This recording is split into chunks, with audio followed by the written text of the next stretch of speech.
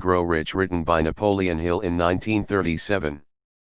This electronic ebook edition, published in 2007 at think-and-grow-rich-ebook.com, is a reproduction of the complete 1937 version, originally published by the Ralston Society and is now in the public domain.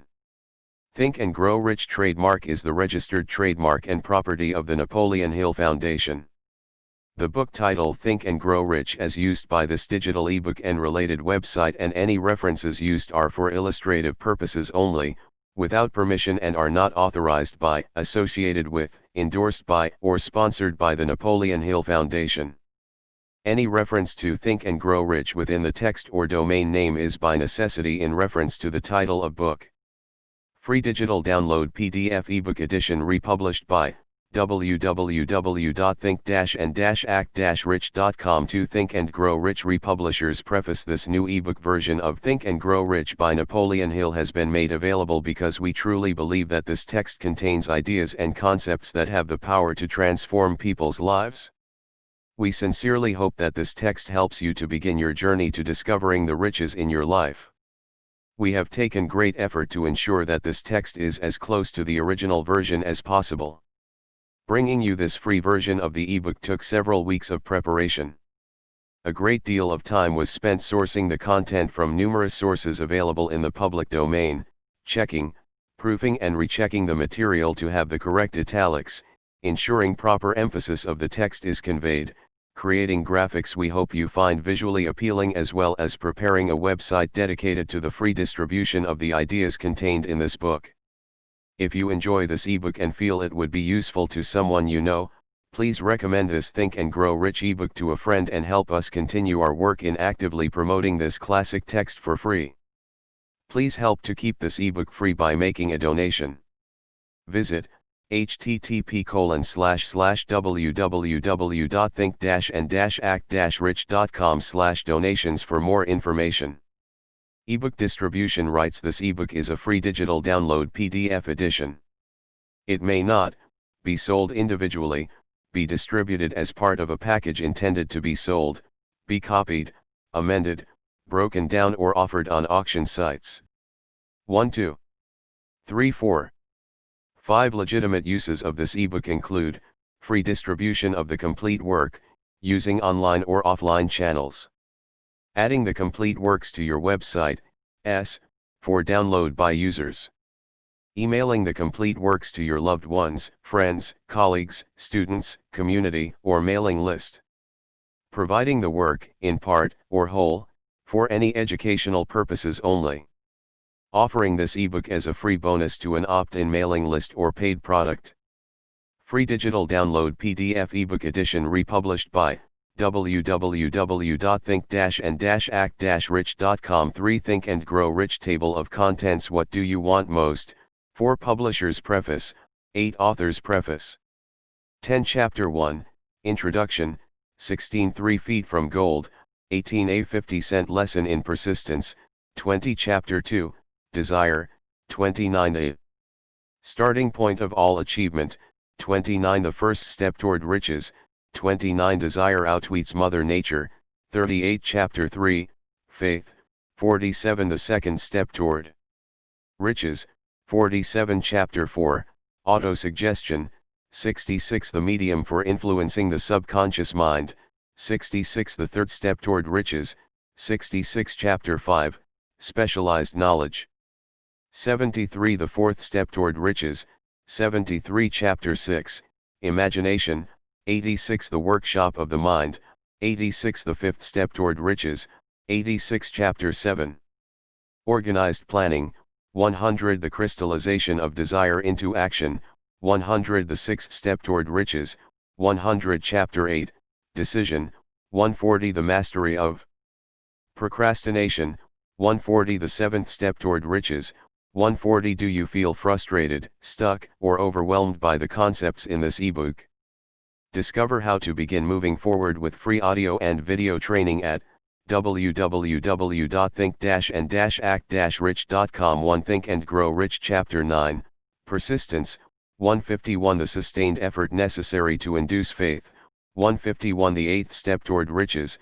151 Chapter 10, Power of the Master Mind, 167 The Driving Force, 167 The Ninth Step Toward Riches, 167 Chapter 11, The Mystery of Sex Transmutation, 174 The Tenth Step Toward Riches, 174 Why Men Seldom Succeed Before 40, 182 Chapter 12, The Subconscious Mind, 194 The Connecting Link, 194 The 11th Step Toward Riches, 194 Chapter 13, The Brain, 201A Broadcasting and Receiving Station for Thought, 201 The 12th Step Toward Riches, 201 Chapter 14, The Sixth Sense, 208 The Door to the Temple of Wisdom, 208 The 13th Step Toward Riches, 208 Chapter 15, How to Outwit the Six Ghosts of Fear, 218 The Six Basic Fears, 219 The Fear of Poverty, 220 Symptoms of the Fear of Poverty, 223 Symptoms of the Fear of Criticism, 228 The Fear of Ill Health, 229 Symptoms of the Fear of Ill Health, 230 The Fear of Loss of Love, 232 Symptoms of the Fear of Loss of Love, 232 The Fear of Old Age, 233 Symptoms of the Fear of Old Age, 233 The Fear of Death, 234 Symptoms of the Fear of Death, 235 Old Man Worry, 236 Do you feel frustrated, stuck, or overwhelmed by the concepts in this ebook? Discover how to begin moving forward with free audio and video training at www.think-and-act-rich.com. To Think and Grow Rich, The Devil's Workshop, 239 The Seventh Basic Evil, 239 How to Protect Yourself Against Negative Influences, 239 Self-Analysis Test Questions, 240 57 Famous Alibis by Old Man Iv, 246 Do you feel frustrated, stuck, or overwhelmed by the concepts in this ebook? Discover how to begin moving forward with free audio and video training at www.think-and-act-rich.com. 3 Think and Grow Rich. What do you want most? Is it money, fame, power, contentment, personality, peace of mind, happiness? The 13 steps to riches described in this book offer the shortest dependable philosophy of individual achievement ever presented for the benefit of the man or woman who is searching for a definite goal in life. Before beginning the book, you will profit greatly if you recognize the fact that the book was not written to entertain. You cannot digest the contents properly in a week or a month. After reading the book thoroughly, Dr. Miller Reese Hutchison, nationally known consulting engineer and longtime associate of Thomas A. Edison, said this is not a novel. It is a textbook on individual achievement that came directly from the experiences of hundreds of America's most successful men. It should be studied, digested, and meditated upon. No more than one chapter should be read in a single night. The reader should underline the sentences which impress him most. Later, he should go back to these marked lines and read them again. A real student will not merely read this book, he will absorb its contents and make them his own. This book should be adopted by all high schools, and no boy or girl should be permitted to graduate without having satisfactorily passed an examination on it. This philosophy will not take the place of the subjects taught in schools, but it will enable one to organize and apply the knowledge acquired, and convert it into useful service and adequate compensation without waste of time. Dr. John R. Turner, Dean of the College of the City of New York, after having read the book, said the very best example of the soundness of this philosophy is your own son, Blair, whose dramatic story you have outlined in the chapter on desire. Dr. Turner had reference to the author's son, who, born without normal hearing capacity, not only avoided becoming a deaf-mute, but actually converted his handicap into a priceless asset by applying the philosophy here described.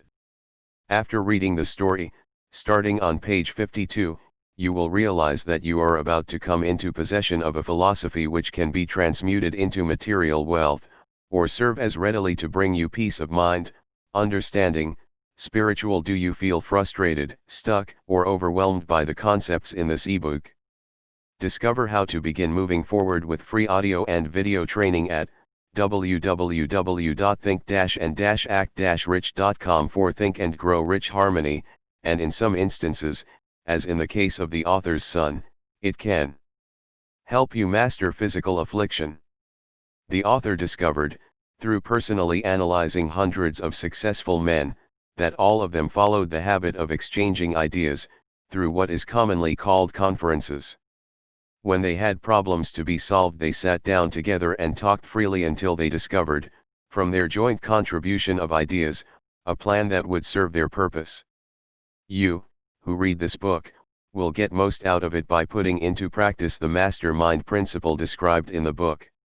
This you can do, as others are doing so successfully, by forming a study club, consisting of any desired number of people who are friendly and harmonious. The club should have a meeting at regular periods, as often as once each week. The procedure should consist of reading one chapter of the book at each meeting, after which the contents of the chapter should be freely discussed by all members. Each member should make notes, putting down all ideas of his own inspired by the discussion. Each member should carefully read and analyze each chapter several days prior to its open reading and joint discussion in the club. The reading at the club should be done by someone who reads well and understands how to put color and feeling into the lines.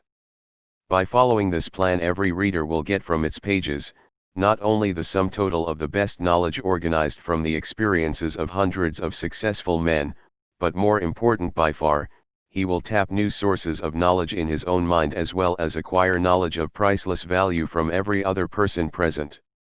If you follow this plan persistently, you will be almost certain to uncover and appropriate the secret formula by which Andrew Carnegie acquired his huge fortune, as referred to in the author's introduction. Tributes to the author from great American leaders. Think and Grow Rich was 25 years in the making. It is Napoleon Hill's newest book, based upon his famous law of success philosophy. His work and writings have been praised by great leaders in finance, education, politics, government.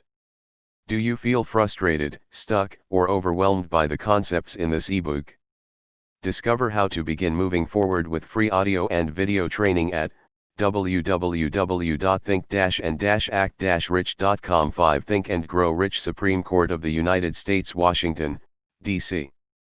Dear Mr. Hill, I have now had an opportunity to finish reading your Law of Success textbooks, and I wish to express my appreciation of the splendid work you have done in the organization of this philosophy. It would be helpful if every politician in the country would assimilate and apply the 17 principles upon which your lessons are based. It contains some very fine material which every leader in every walk of life should understand.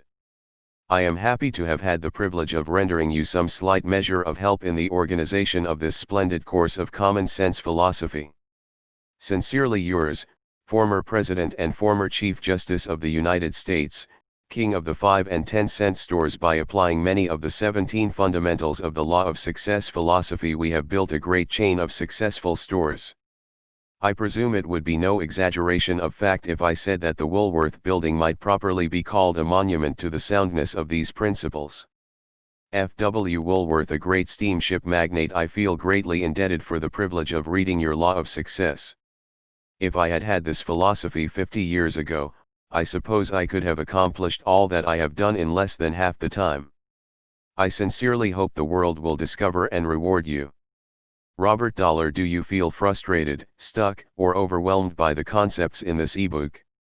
Discover how to begin moving forward with free audio and video training at www.think-and-act-rich.com. 6 Think and Grow Rich. Famous American labor leader. Mastery of the Law of Success philosophy is the equivalent of an insurance policy against failure. Samuel Gompers, a former President of the United States. May I not congratulate you on your persistence? Any man who devotes that much time must of necessity make discoveries of great value to others. I am deeply impressed by your interpretation of the mastermind principles which you have so clearly described. Woodrow Wilson, a merchant prince. I know that your 17 fundamentals of success are sound because I have been applying them in my business for more than 30 years. John Wanamaker, world's largest maker of cameras. I know that you are doing a world of good with your Law of Success. I would not care to set a monetary value on this training because it brings to the student qualities which cannot be measured by money alone. George Eastman, a nationally known business chief. Whatever success I may have attained, I owe, entirely, to the application of your 17 fundamental principles of the law of success. I believe I have the honor of being your first student. W.M. Wrigley, Jr. Do you feel frustrated, stuck, or overwhelmed by the concepts in this ebook? Discover how to begin moving forward with free audio and video training at www.think-and-act-rich.com. 7 Think and Grow Rich. Publishers Preface. This book conveys the experience of more than 500 men of great wealth, who began at scratch, with nothing to give in return for riches except thoughts, ideas, and organized plans. Here you have the entire philosophy of money-making, just as it was organized from the actual achievements of the most successful men known to the American people during the past 50 years. It describes what to do, also, how to do it. It presents complete instructions on how to sell your personal services. It provides you with a perfect system of self-analysis that will readily disclose what has been standing between you and the big money in the past. It describes the famous Andrew Carnegie formula of personal achievement, by which he accumulated hundreds of millions of dollars for himself and made no fewer than a score of millionaires of men to whom he taught his secret. Perhaps you do not need all that is to be found in the book. No one of the 500 men from whose experiences it was written did, but you may need one idea, plan, or suggestion to start you toward your goal. Somewhere in the book you will find this needed stimulus. The book was inspired by Andrew Carnegie, after he had made his millions and retired.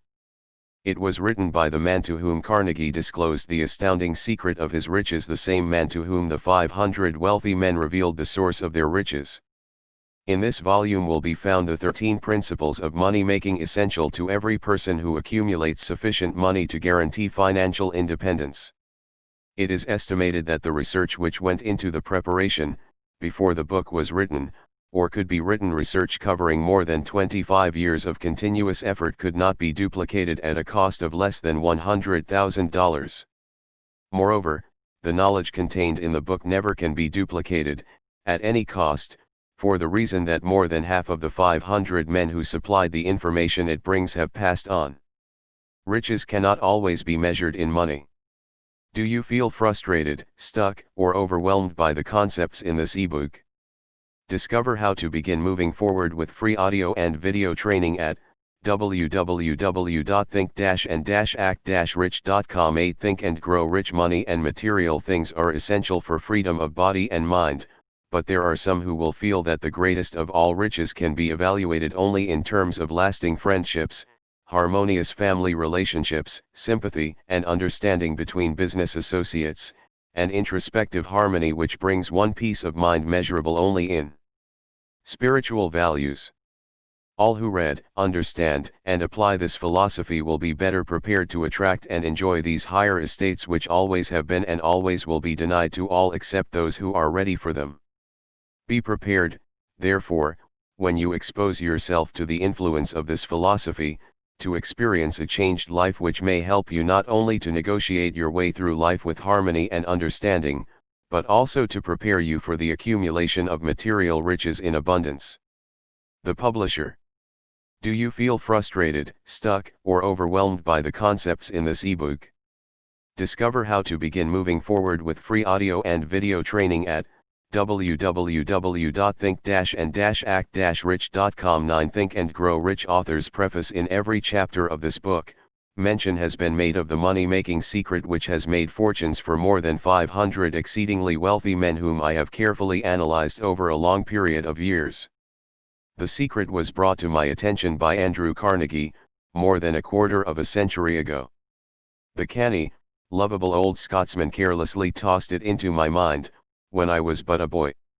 Then he sat back in his chair, with a merry twinkle in his eyes, and watched carefully to see if I had brains enough to understand the full significance of what he had said to me. When he saw that I had grasped the idea, he asked if I would be willing to spend 20 years or more, preparing myself to take it to the world, to men and women who, without the secret, might go through life as failures. I said I would, and with Mr. Carnegie's cooperation, I have kept my promise. This book contains the secret, after having been put to a practical test by thousands of people, in almost every walk of life. It was Mr. Carnegie's idea that the magic formula, which gave him a stupendous fortune, ought to be placed within reach of people who do not have time to investigate how men make money, and it was his hope that I might test and demonstrate the soundness of the formula through the experience of men and women in every calling. He believed the formula should be taught in all public schools and colleges, and expressed the opinion that if it were properly taught it would so revolutionize the entire educational system that the time spent in school could be reduced to less than half. His experience with Charles M. Schwab, and other young men of Mr. Schwab's type, convinced Mr. Carnegie that much of that which is taught in the schools is of no value whatsoever in connection with the business of earning a living or accumulating riches. He had arrived at this decision, because he had taken into his business one young man after another, many of them with but little schooling, and by coaching them in the use of this formula, developed in them rare leadership. Moreover, his coaching made fortunes for every one of them who followed his instructions. In the chapter on faith, you will read the astounding story of the organization of the giant United States Steel Corporation, as it was conceived and carried out by one of the young men through whom Mr. Carnegie proved that. Do you feel frustrated, stuck, or overwhelmed by the concepts in this ebook? Discover how to begin moving forward with free audio and video training at www.think-and-act-rich.com. 10 Think and Grow Rich. His formula will work for all who are ready for it. This single application of the secret, by that young man Charles M. Schwab, made him a huge fortune in both money and opportunity. Roughly speaking, this particular application of the formula was worth $600 million. These facts, and they are facts well known to almost everyone who knew Mr. Carnegie, give you a fair idea of what the reading of this book may bring to you, provided you know what it is that you want. Even before it had undergone 20 years of practical testing, the secret was passed on to more than 100,000 men and women who have used it for their personal benefit, as Mr. Carnegie planned that they should. Some have made fortunes with it. Others have used it successfully in creating harmony in their homes. A clergyman used it so effectively that it brought him an income of upwards of $75,000 a year. Arthur Nash, a Cincinnati tailor, used his near-bankrupt business as a guinea pig on which to test the formula. The business came to life and made a fortune for its owners. It is still thriving, although Mr. Nash has gone. The experiment was so unique that newspapers and magazines gave it more than $1 million worth of laudatory publicity. The secret was passed on to Stuart Austin Weir, of Dallas, Texas. He was ready for it, so ready that he gave up his profession and studied law. Did he succeed? That story is told too. I gave the secret to Jennings Randolph, the day he graduated from college, and he has used it so successfully that he is now serving his third term as a member of Congress, with an excellent opportunity to keep on using it until it carries him to the White House. While serving as advertising manager of the La Salle Extension University, when it was little more than a name, I had the privilege of seeing J.G. Chapline, president of the university, use the formula so effectively that he has since made the La Salle one of the great extension schools of the country. The secret to which I refer has been mentioned no fewer than 100 times, throughout this book. It has not been directly named, for it seems to work more successfully when it is merely uncovered and left in sight, where those who are ready, and searching for it, may pick it up. That is why Mr. Carnegie tossed it to me so quietly, without giving me its specific name. If you are ready to put it to use, you will recognize the secret at least once in every chapter.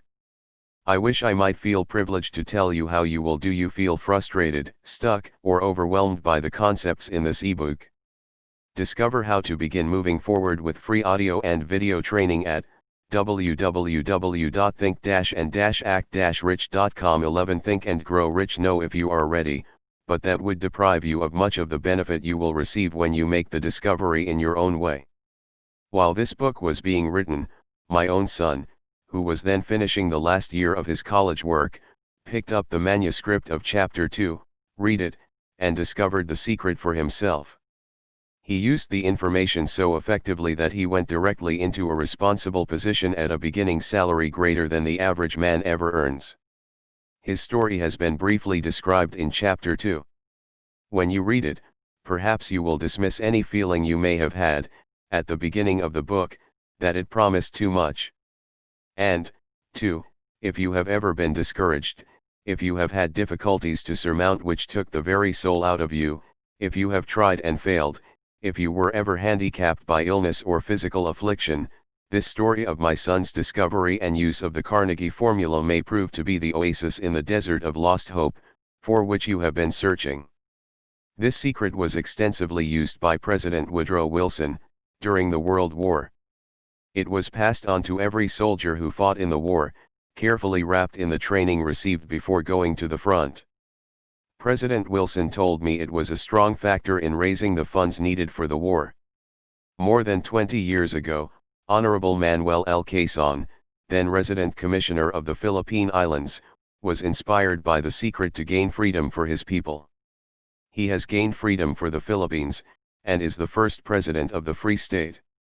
A peculiar thing about this secret is that those who once acquire it and use it, find themselves literally swept onto success, with but little effort, and they never again submit to failure. If you doubt this, study the names of those who have used it, wherever they have been mentioned, check their records for yourself, and be convinced. There is no such thing as something for nothing. The secret to which I refer cannot be had without a price, although the price is far less than its value. It cannot be had at any price by those who are not intentionally searching for it. It cannot be given away, it cannot be purchased for money, for the reason that it comes in two parts. One part is already in possession of those who are ready for it. The secret serves equally well, all who are ready for it. Education has nothing to do with it. Long before I was born, the secret had found its way into the possession of Thomas A. Edison, and he used it so intelligently that do you feel frustrated, stuck, or overwhelmed by the concepts in this ebook? Discover how to begin moving forward with free audio and video training at www.think-and-act-rich.com. 12 Think and Grow Rich became the world's leading inventor, although he had but 3 months of schooling. The secret was passed on to a business associate of Mr. Edison.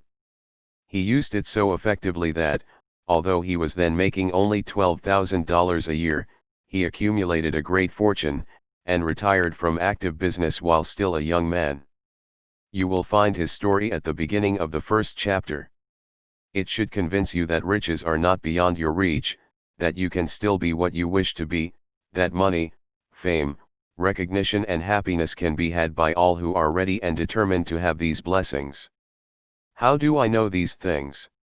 You should have the answer before you finish this book. You may find it in the very first chapter, or on the last page.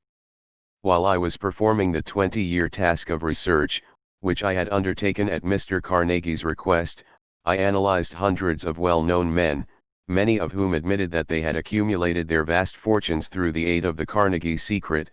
Among these men were Henry Ford, William Wrigley, J.R. John Wanamaker, James J. Hill, George S. Parker, E. M. Statler, Henry L. Doherty, Cyrus H. K. Curtis, George Eastman, Theodore Roosevelt, John W. Davis, Elbert Hubbard, Wilbur Wright, William Jennings Bryan, Dr. Ndid Starr, Jordan J. Ogden Armour, Charles M. Schwab, Harris F. Williams, Dr. Frank Gonzalez, Daniel Willard King, Gillette. Do you feel frustrated, stuck, or overwhelmed by the concepts in this ebook?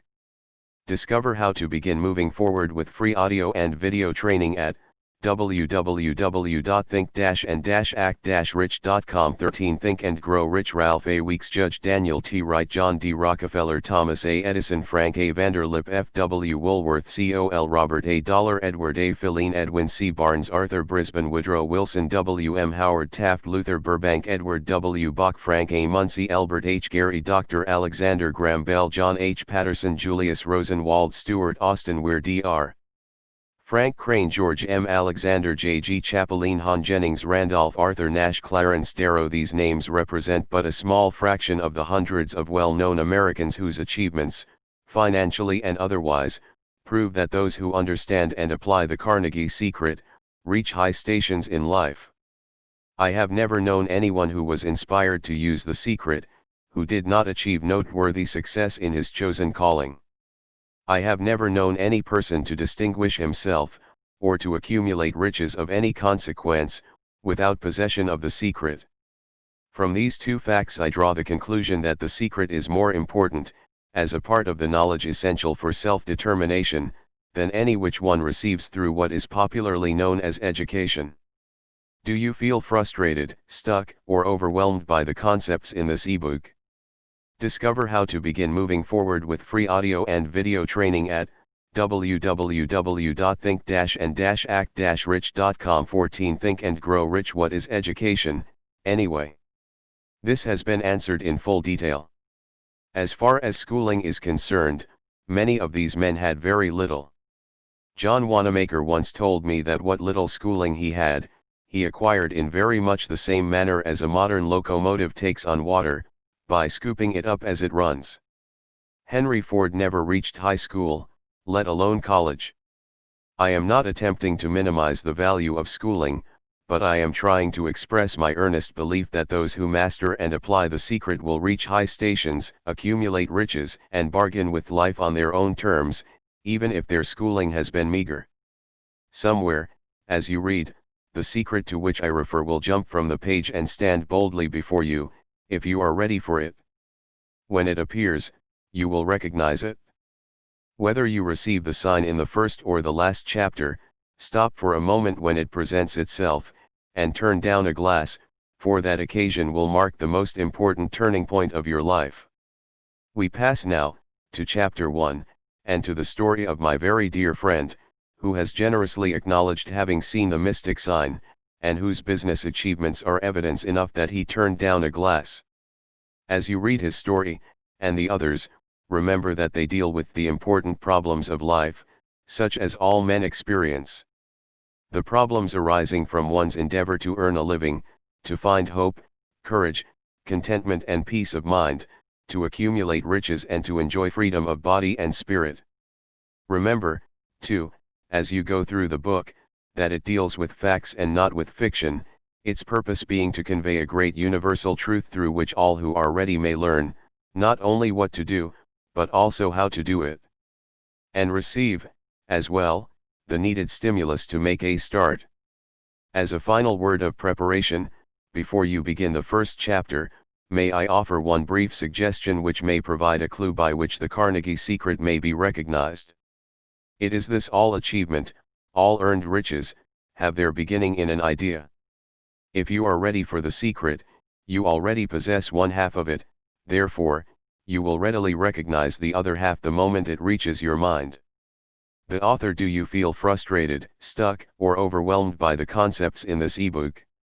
Discover how to begin moving forward with free audio and video training at www.think-and-act-rich.com. 15 Think and Grow Rich. Chapter 1 Introduction. The man who thought his way into partnership with Thomas A. Edison. Truly, thoughts are things, and powerful things at that, when they are mixed with definiteness of purpose, persistence, and a burning desire for their translation into riches, or other material objects. A little more than 30 years ago, Edwin C. Barnes discovered how true it is that men really do think and grow rich. His discovery did not come about at one sitting.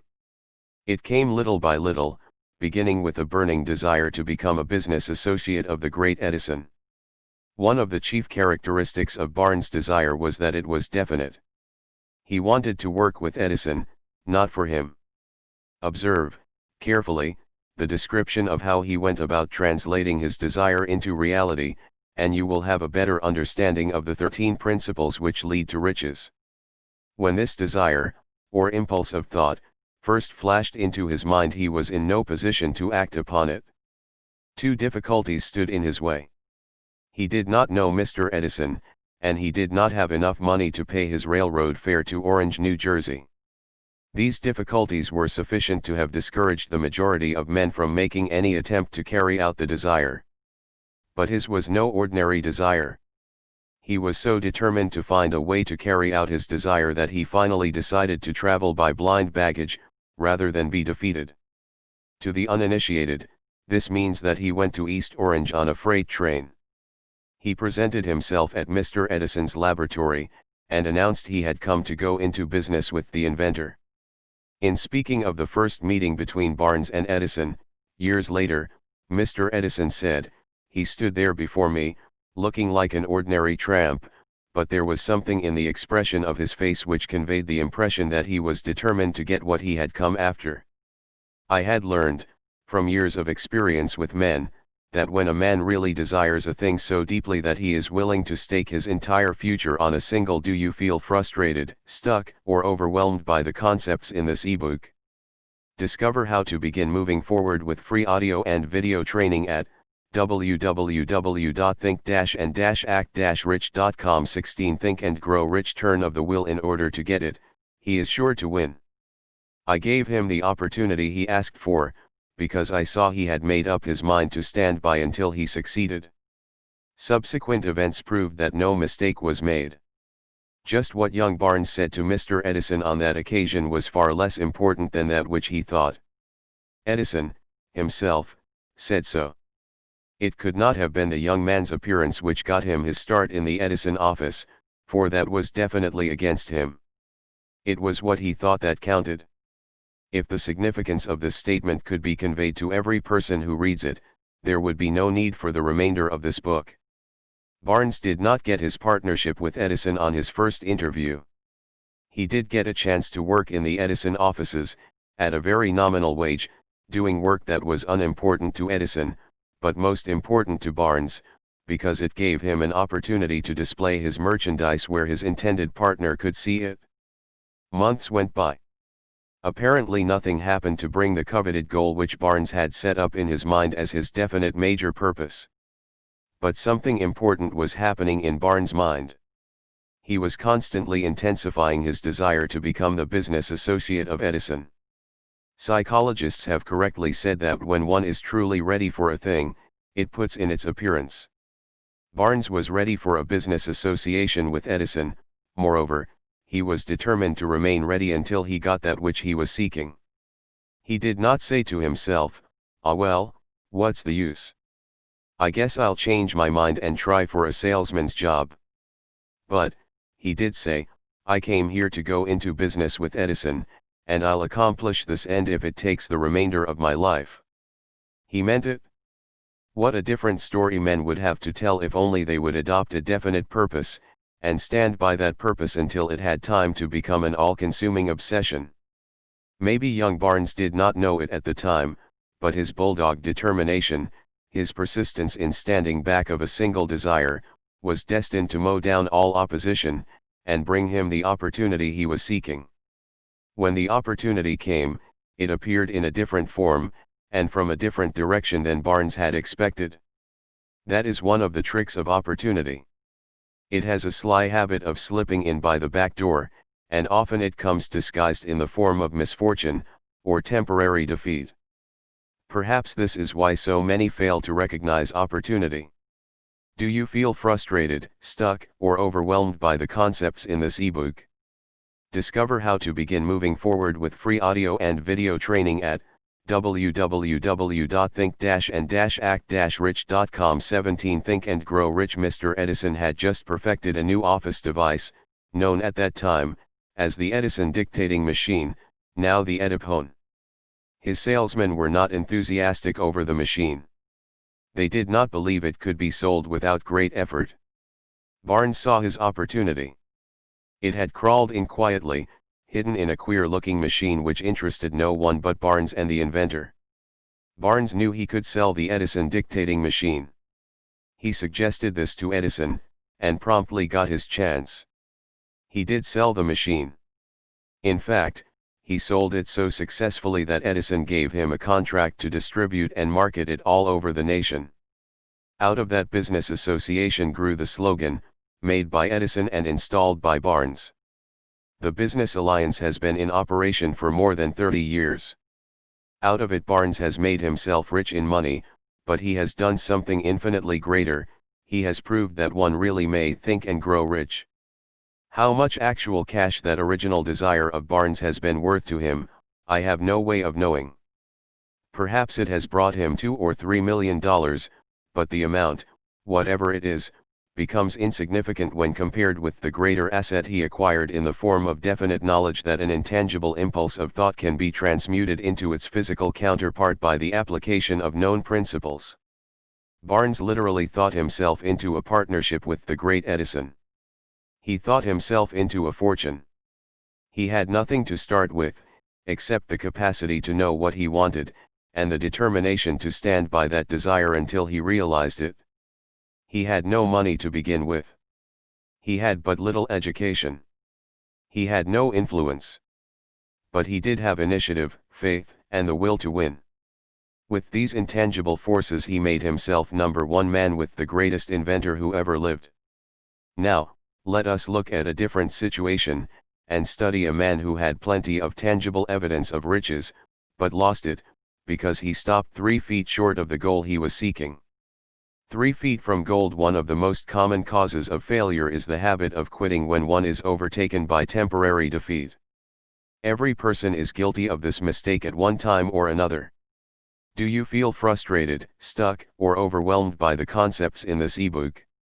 Discover how to begin moving forward with free audio and video training at www.think-and-act-rich.com. 18 Think and Grow Rich. An uncle of R.U. Darby was caught by the gold fever in the gold rush days, and went west to dig and grow rich. He had never heard that more gold has been mined from the brains of men than has ever been taken from the earth. He staked a claim and went to work with pick and shovel. The going was hard, but his lust for gold was definite. After weeks of labor, he was rewarded by the discovery of the shining ore. He needed machinery to bring the ore to the surface. Quietly, he covered up the mine, retraced his footsteps to his home in Williamsburg, Maryland, told his relatives and a few neighbors of the strike. They got together money for the needed machinery, had it shipped. The uncle and Darby went back to work the mine. The first car of ore was mined, and shipped to a smelter. The returns proved they had one of the richest mines in Colorado. A few more cars of that ore would clear the debts. Then would come the big killing in profits. Down went the drills. Up went the hopes of Darby and uncle. Then something happened. The vein of gold ore disappeared. They had come to the end of the rainbow, and the pot of gold was no longer there. They drilled on, desperately trying to pick up the vein again, all to no avail. Finally, they decided to quit. They sold the machinery to a junk man for a few $100s, and took the train back home. Some junk men are dumb, but not this one. He called in a mining engineer to look at the mine and do a little calculating. The engineer advised that the project had failed, because the owners were not familiar with fault lines. His calculations showed that the vein would be found just 3 feet from where the Darbys had stopped drilling.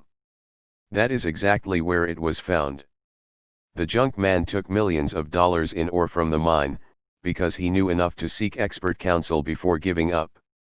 Most of the money which went into the machinery was procured through the efforts of R.U. Darby, who was then a very young man. The money came from his relatives and neighbors, because of their faith in him. He paid back every dollar of it, although he was years in doing so. Long afterward, Mr. Darby recouped his loss many times over, when he made the discovery that desire can be transmuted into gold. The discovery came after he went into the business of selling life insurance. Remembering that he lost a huge fortune, because he stopped 3 feet from gold, Darby profited by the experience in his chosen work, by the simple "Do you feel frustrated, stuck, or overwhelmed by the concepts in this ebook?" Discover how to begin moving forward with free audio and video training at www.think-and-act-rich.com. 19 Think and Grow Rich method of saying to himself, "I stopped 3 feet from gold, but I will never stop because men say no when I ask them to buy insurance." Darby is one of a small group of fewer than 50 men who sell more than $1 million in life insurance annually. He owes his stickability to the lesson he learned from his quitability in the gold mining business. Before success comes in any man's life, he is sure to meet with much temporary defeat, and, perhaps, some failure. When defeat overtakes a man, the easiest and most logical thing to do is to quit. That is exactly what the majority of men do.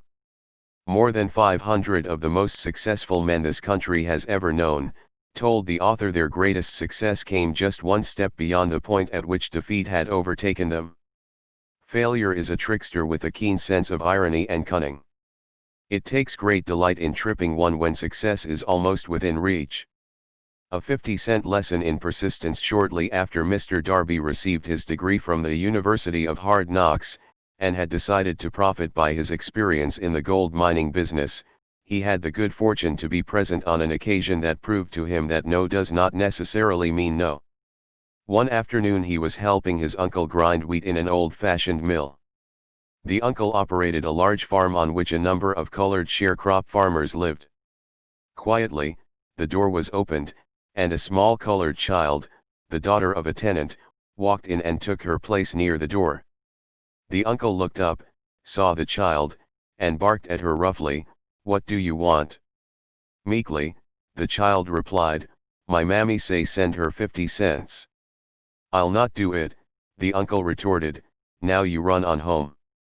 "Yes, sah," the child replied. But she did not move. The uncle went ahead with his work, so busily engaged that he did not pay enough attention to the child to observe that she did not leave. When he looked up and saw her still standing there, he yelled at her, "I told you to go on home. Now go, or I'll take a switch to you." The little girl said yes sah, but she did not budge an inch. Do you feel frustrated, stuck, or overwhelmed by the concepts in this ebook? Discover how to begin moving forward with free audio and video training at www.think-and-act-rich.com. 20 Think and Grow Rich. The uncle dropped a sack of grain he was about to pour into the mill hopper, picked up a barrel stave, and started toward the child with an expression on his face that indicated trouble. Darby held his breath. He was certain he was about to witness a murder. He knew his uncle had a fierce temper. He knew that colored children were not supposed to defy white people in that part of the country. When the uncle reached the spot where the child was standing, she quickly stepped forward one step, looked up into his eyes, and screamed at the top of her shrill voice, "My mammy's gotta have that 50 cents. The uncle stopped, looked at her for a minute, then slowly laid the barrel stave on the floor, put his hand in his pocket, took out $50, and gave it to her. The child took the money and slowly backed toward the door, never taking her eyes off the man whom she had just conquered. After she had gone, the uncle sat down on a box and looked out the window into space for more than 10 minutes. He was pondering, with awe, over the whipping he had just taken.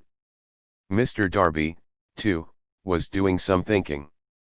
That was the first time in all his experience that he had seen a colored child deliberately master an adult white person. How did she do it? What happened to his uncle that caused him to lose his fierceness and become as docile as a lamb? What strange power did this child use that made her master over her superior? These and other similar questions flashed into Darby's mind, but he did not find the answer until years later, when he told me the story. Strangely, the story of this unusual experience was told to the author in the old mill, on the very spot where the uncle took his whipping. Strangely, too, I had devoted nearly a quarter of a century to the study of the power which enabled an ignorant, illiterate colored child to conquer an intelligent man. As we stood there in that musty old mill, Mr. Darby repeated the story of the unusual conquest, and finished by asking, "What can you make of it? What strange power did that child use, that so completely whipped my uncle?" The answer to his question will be found in the principles described in this book. The answer is full and complete. It contains details and instructions sufficient to enable anyone to understand, and apply the same force which the little child accidentally stumbled upon. Keep your mind alert, and you will observe exactly what strange power came to the rescue of the child. You will catch a glimpse of this power in the next chapter. Somewhere in the book you will find an idea that will quicken your "Do you feel frustrated, stuck, or overwhelmed by the concepts in this ebook?" Discover how to begin moving forward with free audio and video training at www.think-and-act-rich.com 21 Think and Grow Rich Receptive Powers, and place at your command, for your own benefit, this same irresistible power. The awareness of this power may come to you in the first chapter, or it may flash into your mind in some subsequent chapter. It may come in the form of a single idea. Or, it may come in the nature of a plan, or a purpose. Again, it may cause you to go back into your past experiences of failure or defeat, and bring to the surface some lesson by which you can regain all that you lost through defeat. After I had described to Mr. Darby the power unwittingly used by the little colored child, he quickly retraced his 30 years of experience as a life insurance salesman, and frankly acknowledged that his success in that field was due, in no small degree, to the lesson he had learned from the child. Mr. Darby pointed out, every time a prospect tried to bow me out, without buying, I saw that child standing there in the old mill, her big eyes glaring in defiance, and I said to myself, I've gotta make the sale. The better portion of all sales I have made, were made after people had said no. He recalled, too, his mistake in having stopped only 3 feet from gold, but, he said, that experience was a blessing in disguise. It taught me to keep on keeping on, no matter how hard the going may be, a lesson I needed to learn before I could succeed in anything. This story of Mr. Darby and his uncle, the colored child and the gold mine, doubtless will be read by hundreds of men who make their living by selling life insurance, and to all of these, the author wishes to offer the suggestion that Darby owes to these 2 experiences his ability to sell more than $1 million of life insurance every year. Life is strange, and often imponderable. Both the successes and the failures have their roots in simple experiences. Mr. Darby's experiences were commonplace and simple enough, yet they held the answer to his destiny in life, therefore they were as important, to him, as life itself. He profited by these 2 dramatic experiences, because he analyzed them, and found the lesson they taught. But what of the man who has neither the time, nor the inclination to study failure in search of knowledge that may lead to success? Where, and how is he to learn the art of converting defeat into stepping stones to opportunity? In answer to these questions, this book was written. The answer called for a description of 13 principles, but remember, as you read, the answer you may be seeking, to the questions which have caused you to ponder over the strangeness of life, may be found in your own mind. Do you feel frustrated, stuck, or overwhelmed by the concepts in this ebook? Discover how to begin moving forward with free audio and video training at www.think-and-act-rich.com 22 Think and Grow Rich through some idea, plan, or purpose which may spring into your mind as you read. One sound idea is all that one needs to achieve success. The principles described in this book contain the best, and the most practical of all that is known, concerning ways and means of creating useful ideas. Before we go any further in our approach to the description of these principles, we believe you are entitled to receive this important suggestion. When riches begin to come, they come so quickly, in such great abundance, that one wonders where they have been hiding during all those lean years. This is an astounding statement, and all the more so, when we take into consideration the popular belief, that riches come only to those who work hard and long. When you begin to think and grow rich, you will observe that riches begin with a state of mind, with definiteness of purpose, with little or no hard work. You, and every other person, ought to be interested in knowing how to acquire that state of mind which will attract riches. I spent 25 years in research, analyzing more than 25,000 people, because I, too, wanted to know how wealthy men become that way. Without that research, this book could not have been written. Here take notice of a very significant truth, viz., the business depression started in 1929, and continued on to an all-time record of destruction, until sometime after President Roosevelt entered office. Then the depression began to fade into nothingness. Just as an electrician in a theater raises the lights so gradually that darkness is transmuted into light before you realize it, So did the spell of fear in the minds of the people gradually fade away and become faith. Observe very closely, as soon as you master the principles of this philosophy, and begin to follow the instructions for applying those principles, your financial status will begin to improve, and everything you touch will begin to transmute itself into an asset for your benefit. Impossible? Not at all. One of the main weaknesses of mankind is the average man's familiarity with the word impossible. He knows all the rules which will not work. He knows all the things which cannot be done. This book was written for those who seek the rules which have made others successful, and are willing to stake everything on those rules. Do you feel frustrated, stuck, or overwhelmed by the concepts in this ebook? Discover how to begin moving forward with free audio and video training at www.think-and-act-rich.com. 23 Think and Grow Rich. A great many years ago I purchased a fine dictionary. The first thing I did with it was to turn to the word impossible, and neatly clip it out of the book. That would not be an unwise thing for you to do. Success comes to those who become success conscious. Failure comes to those who indifferently allow themselves to become failure conscious. The object of this book is to help all who seek it, to learn the art of changing their minds from failure consciousness to success consciousness. Another weakness found in altogether too many people, is the habit of measuring everything, and everyone, by their own impressions and beliefs. Some who will read this, will believe that no one can think and grow rich. They cannot think in terms of riches, because their thought habits have been steeped in poverty, want, misery, failure, and defeat. These unfortunate people remind me of a prominent Chinese, who came to America to be educated in American ways. He attended the University of Chicago. One day President Harper met this young Oriental on the campus, stopped to chat with him for a few minutes, and asked what had impressed him as being the most noticeable characteristic of the American people. "Why," the Chinaman exclaimed, "the queer slant of your eyes. Your eyes are off slant. What do we say about the Chinese?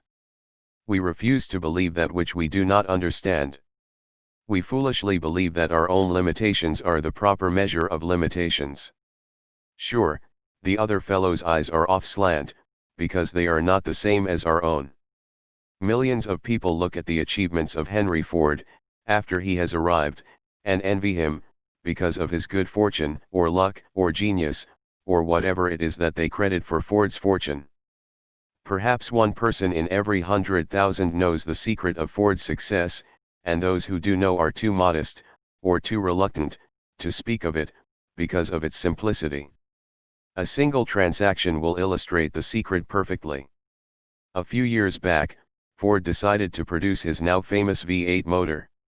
He chose to build an engine with the entire 8 cylinders cast in one block, and instructed his engineers to produce a design for the engine.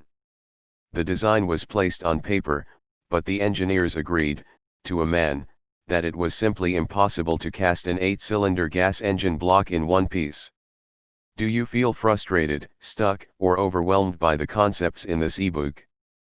Discover how to begin moving forward with free audio and video training at www.think-and-act-rich.com. 24 Think and Grow Rich. Ford said, "Produce it anyway." "But," they replied, "it's impossible." "Go ahead," Ford commanded, "and stay on the job until you succeed, no matter how much time is required." The engineers went ahead. There was nothing else for them to do, if they were to remain on the Ford staff. 6 months went by, nothing happened. Another 6 months passed, and still nothing happened. The engineers tried every conceivable plan to carry out the orders, but the thing seemed out of the question, impossible. At the end of the year Ford checked with his engineers, and again they informed him they had found no way to carry out his orders. "Go right ahead," said Ford, "I want it, and I'll have it." They went ahead, and then, as if by a stroke of magic, the secret was discovered. The Ford determination had won once more. This story may not be described with minute accuracy, but the sum and substance of it is correct. Deduce from it, you who wish to think and grow rich, The secret of the Ford millions, if you can. You'll not have to look very far. Henry Ford is a success, because he understands, and applies the principles of success. One of these is desire, knowing what one wants. Remember this Ford story as you read, and pick out the lines in which the secret of his stupendous achievement have been described. If you can do this, if you can lay your finger on the particular group of principles which made Henry Ford rich, you can equal his achievements in almost any calling for which you are suited. You are the master of your fate, the captain of your soul, because when Henley wrote the prophetic lines, "I am the master of my fate, I am the captain of my soul," he should have informed us that we are the masters of our fate, the captains of our souls, because we have the power to control our thoughts. He should have told us that the ether in which this little earth floats, in which we move and have our being, is a form of energy moving at an inconceivably high rate of vibration, and that the ether is filled with a form of universal power which adapts itself to the nature of the thoughts we hold in. Do you feel frustrated, stuck, or overwhelmed by the concepts in this ebook? Discover how to begin moving forward with free audio and video training at www.think-and-act-rich.com. 25 Think and Grow Rich our minds, and influences us, in natural ways, to transmute our thoughts into their physical equivalent. If the poet had told us of this great truth, we would know why it is that we are the masters of our fate, the captains of our souls. He should have told us, with great emphasis, that this power makes no attempt to discriminate between destructive thoughts and constructive thoughts, that it will urge us to translate into physical reality thoughts of poverty, just as quickly as it will influence us to act upon thoughts of riches. He should have told us, too, that our brains become magnetized with the dominating thoughts which we hold in our minds, and, by means with which no man is familiar, these magnets attract to us the forces, the people, the circumstances of life which harmonize with the nature of our dominating thoughts. He should have told us, that before we can accumulate riches in great abundance, we must magnetize our minds with intense desire for riches, that we must become money conscious until the desire for money drives us to create definite plans for acquiring it. But, being a poet, and not a philosopher, Henley contented himself by stating a great truth in poetic form, leaving those who followed him to interpret the philosophical meaning of his lines. Little by little, the truth has unfolded itself, until it now appears certain that the principles described in this book hold the secret of mastery over our economic fate. We are now ready to examine the first of these principles. Maintain a spirit of open-mindedness, and remember as you read, they are the invention of no one man. The principles were gathered from the life experiences of more than 500 men who actually accumulated riches in huge amounts, men who began in poverty, with but little education, without influence. The principles worked for these men. You can put them to work for your own enduring benefit. You will find it easy, not hard, to do. Before you read the next chapter, I want you to know that it conveys factual information which might easily change your entire financial destiny, as it has so definitely brought changes of stupendous proportions to two people described. I want you to know, also, that the relationship between these two men and myself is such that I could have taken no liberties with the facts, even if I had wished to do so. One of them has been my closest personal friend for almost. Do you feel frustrated, stuck, or overwhelmed by the concepts in this ebook? Discover how to begin moving forward with free audio and video training at www.think-and-act-rich.com. 26 Think and Grow Rich 25 years, the other is my own son.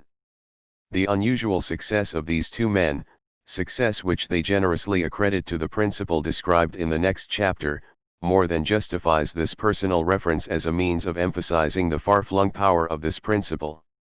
Almost 15 years ago, I delivered the commencement address at Salem College, Salem, West Virginia. I emphasized the principle described in the next chapter, with so much intensity that one of the members of the graduating class definitely appropriated it, and made it a part of his own philosophy. The young man is now a member of Congress, and an important factor in the present administration. Just before this book went to the publisher, he wrote me a letter in which he so clearly stated his opinion of the principle outlined in the next chapter, that I have chosen to publish his letter as an introduction to that chapter. It gives you an idea of the rewards to come. My dear Napoleon, my service as a member of Congress having given me an insight into the problems of men and women, I am writing to offer a suggestion which may become helpful to thousands of worthy people. With apologies, I must state that the suggestion, if acted upon, will mean several years of labor and responsibility for you, but I am enheartened to make the suggestion, because I know your great love for rendering useful service. In 1922, you delivered the commencement address at Salem College, when I was a member of the graduating class. In that address, you planted in my mind an idea which has been responsible for the opportunity one now have to serve the people of my state, and will be responsible, in a very large measure, for whatever success I may have in the future. The suggestion I have in mind is, that you put into a book the sum and substance of the address you delivered at Salem College, and in that way give the people of America an opportunity to profit by your many years of experience and association with the men who, by their greatness, have made America the richest nation on earth. I recall, as though it were yesterday, the marvelous description you gave of the method by which Henry Ford, with but little schooling, without a dollar, with no influential friends, rose to great heights. I made up my mind then, even before you had finished your speech, that I would do you feel frustrated, stuck, or overwhelmed by the concepts in this ebook. Discover how to begin moving forward with free audio and video training at www.think-and-act-rich.com. 27 Think and Grow Rich. Make a place for myself, no matter how many difficulties I had to surmount. Thousands of young people will finish their schooling this year, and within the next few years. Every one of them will be seeking just such a message of practical encouragement as the one I received from you. They will want to know where to turn, what to do, to get started in life. You can tell them, because you have helped to solve the problems of so many, many people. If there is any possible way that you can afford to render so great a service, may I offer the suggestion that you include with every book, one of your personal analysis charts, in order that the purchaser of the book may have the benefit of a complete self-inventory, indicating, as you indicated to me years ago, exactly what is standing in the way of success. Such a service as this, providing the readers of your book with a complete, unbiased picture of their faults and their virtues, would mean to them the difference between success and failure. The service would be priceless.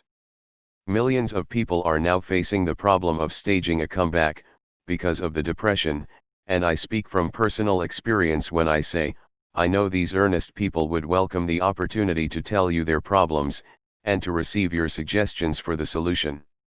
You know the problems of those who face the necessity of beginning all over again. There are thousands of people in America today who would like to know how they can convert ideas into money, people who must start at scratch, without finances, and recoup their losses. If anyone can help them, you can. If you publish the book, I would like to own the first copy that comes from the press, personally autographed by you. With best wishes, believe me, cordially yours, Jennings Randolph. Do you feel frustrated, stuck, or overwhelmed by the concepts in this ebook?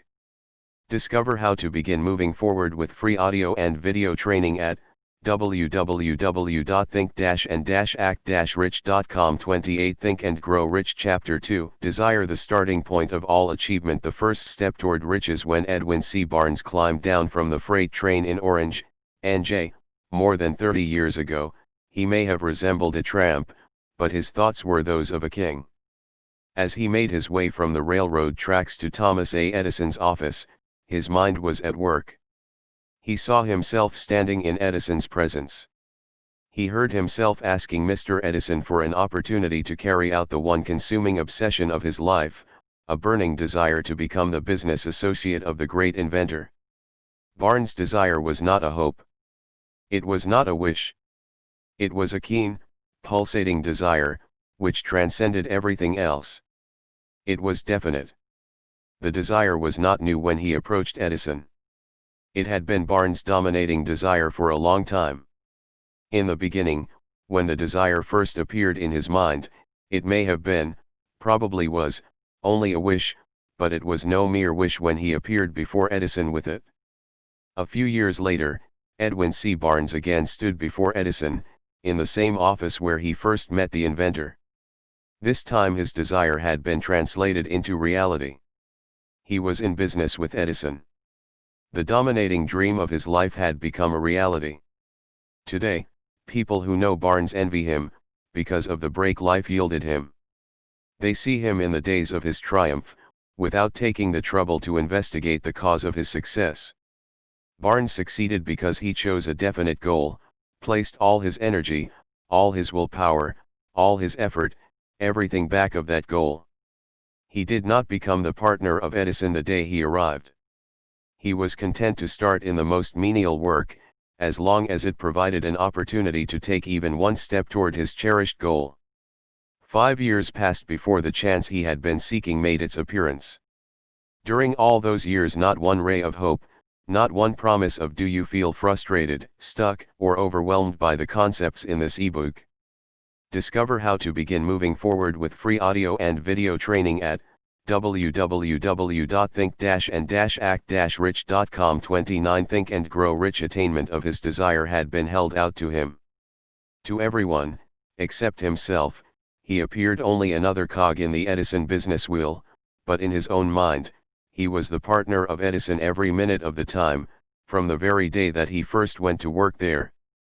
It is a remarkable illustration of the power of a definite desire. Barnes won his goal, because he wanted to be a business associate of Mr. Edison, more than he wanted anything else. He created a plan by which to attain that purpose. But he burned all bridges behind him.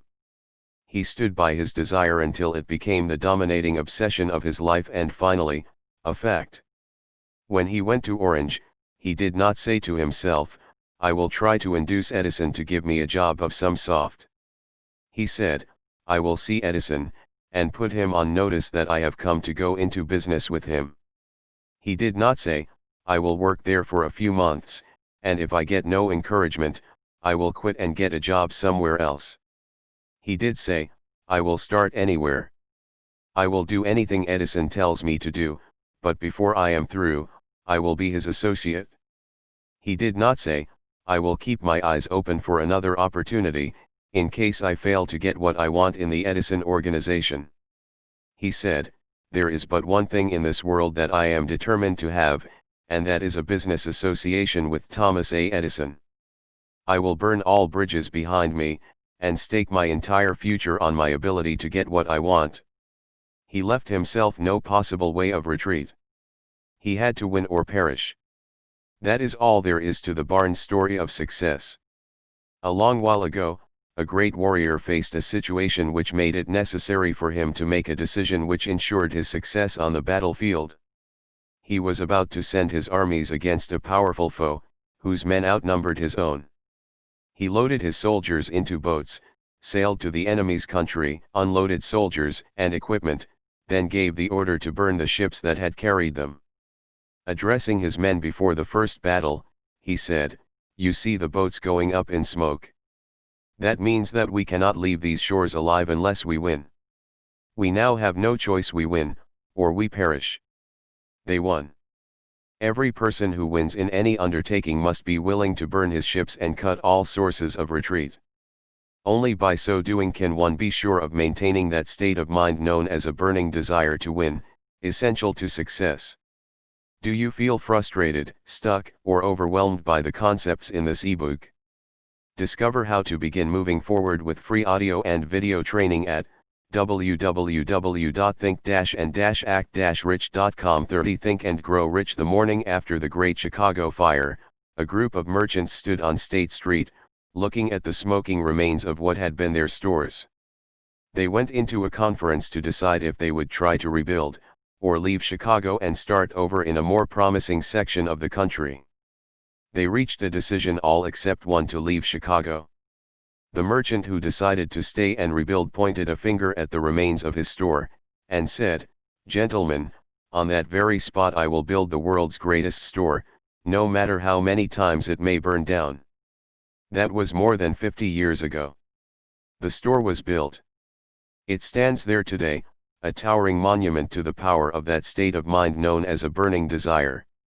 The easy thing for Marshall Field to have done, would have been exactly what his fellow merchants did. When the going was hard, and the future looked dismal, they pulled up and went where the going seemed easier. Mark well this difference between Marshall Field and the other merchants, because it is the same difference which distinguishes Edwin C. Barnes from thousands of other young men who have worked in the Edison organization. It is the same difference which distinguishes practically all who succeed from those who fail. Every human being who reaches the age of understanding of the purpose of money, wishes for it. Wishing will not bring riches. But desiring riches with a state of mind that becomes an obsession, then planning definite ways and means to acquire riches, and backing those plans with persistence which does not recognize failure, will bring riches. The method by which desire for riches can be transmuted into its financial equivalent, consists of 6 definite, practical steps, viz., first, fix in your mind the exact amount of money you desire. It is not sufficient merely to say I want plenty of money. Be definite as to the amount. There is a psychological reason for definiteness which will be described in a subsequent chapter. Second, determine exactly what you intend to give in return for the money you desire. There is no such reality as something for nothing. Third, establish a definite date when you intend to possess the money you desire. Do you feel frustrated, stuck, or overwhelmed by the concepts in this ebook? Discover how to begin moving forward with free audio and video training at www.think-and-act-rich.com. 31 Think and Grow Rich. Fourth, create a definite plan for carrying out your desire, and begin at once, whether you are ready or not, to put this plan into action. Fifth, write out a clear, concise statement of the amount of money you intend to acquire, name the time limit for its acquisition, state what you intend to give in return for the money, and describe clearly the plan through which you intend to accumulate it. Sixth, read your written statement aloud, twice daily, once just before retiring at night, and once after arising in the morning. As you read, see and feel and believe yourself already in possession of the money. It is important that you follow the instructions described in these 6 steps. It is especially important that you observe, and follow the instructions in the 6th paragraph. You may complain that it is impossible for you to see yourself in possession of money before you actually have it. Here is where a burning desire will come to your aid. If you truly desire money so keenly that your desire is an obsession, you will have no difficulty in convincing yourself that you will acquire it. The object is to want money, and to become so determined to have it that you convince yourself you will have it. Only those who become money conscious ever accumulate great riches. Money consciousness means that the mind has become so thoroughly saturated with the desire for money, that one can see oneself already in possession of it. To the uninitiated, who has not been schooled in the working principles of the human mind, these instructions may appear impractical. It may be helpful, to all who fail to recognize the soundness of the 6 steps, to know that the information they convey, was received from Andrew Carnegie, who began as an ordinary laborer in the steel mills, but managed, despite his humble beginning, to make these principles yield him a fortune of considerably more than $100 million. It may be of further help to know that the 6 steps here recommended were carefully scrutinized by the late Thomas A. Edison, who placed his stamp. Do you feel frustrated, stuck, or overwhelmed by the concepts in this ebook? Discover how to begin moving forward with free audio and video training at www.think-and-act-rich.com. 32 Think and Grow Rich. Of approval upon them as being, not only the steps essential for the accumulation of money, but necessary for the attainment of any definite goal. The steps call for no hard labor. They call for no sacrifice. They do not require one to become ridiculous, or credulous. To apply them calls for no great amount of education.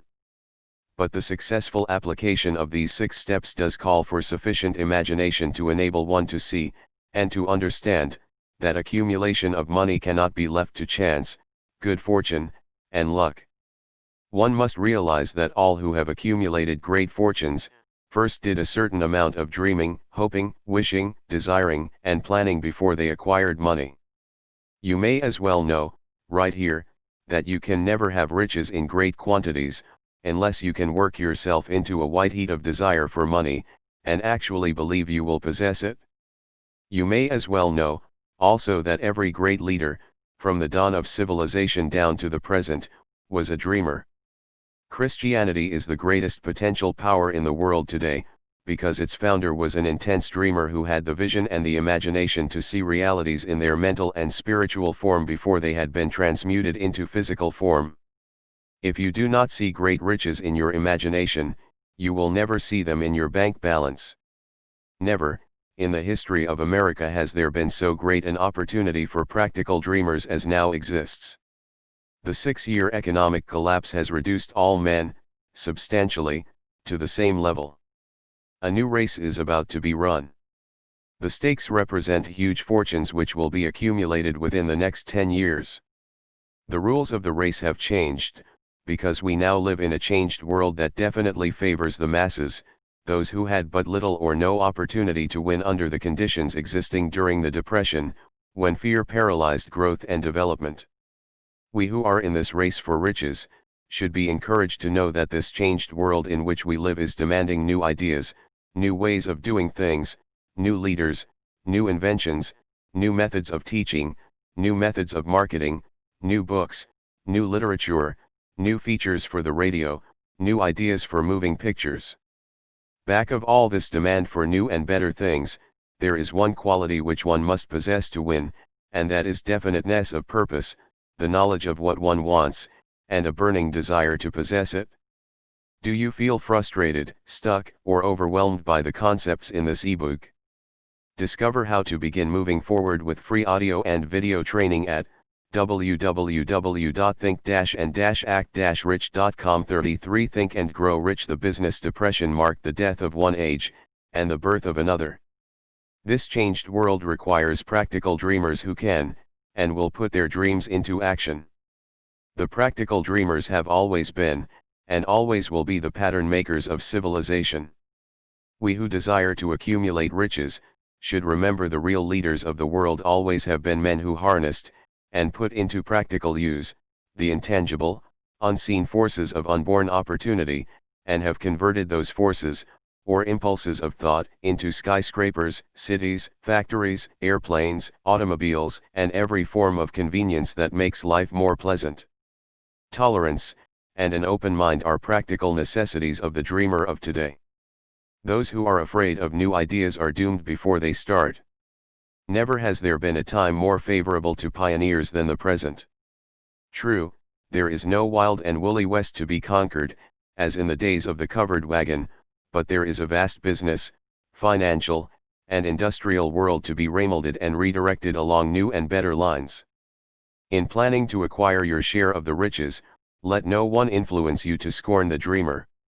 To win the big stakes in this changed world, you must catch the spirit of the great pioneers of the past, whose dreams have given to civilization all that it has of value, the spirit which serves as the lifeblood of our own country, your opportunity and mine, to develop and market our talents. Let us not forget, Columbus dreamed of an unknown world, staked his life on the existence of such a world, and discovered it. Copernicus, the great astronomer, dreamed of a multiplicity of worlds, and revealed them. No one denounced him as impractical after he had triumphed. Instead, the world worshipped at his shrine, thus proving once more that success requires no apologies, failure permits no alibis. If the thing you wish to do is right, and you believe in it, go ahead and do it. Put your dream across, and never mind what they say if you meet with temporary defeat, for they, perhaps, do not know that every failure brings with it the seed of an equivalent success. Henry Ford, poor and uneducated, dreamed of a horseless carriage, went to work with what tools he possessed, without waiting for opportunity to favor him, and now evidence of his dream belts the entire earth. He has put more wheels into operation than any man who ever lived, because he was not afraid to back his dreams. Thomas Edison dreamed of a lamp that could be operated by electricity, began where he stood to put his dream into action, and despite more than 10, do you feel frustrated, stuck, or overwhelmed by the concepts in this ebook? Discover how to begin moving forward with free audio and video training at www.think-and-act-rich.com. 34 Think and Grow Rich. 1,000 failures. He stood by that dream until he made it a physical reality. Practical dreamers do not quit. Whelan dreamed of a chain of cigar stores, transformed his dream into action, and now the United Cigar Stores occupy the best corners in America. Lincoln dreamed of freedom for the black slaves, put his dream into action, and barely missed living to see a united North and South translate his dream into reality.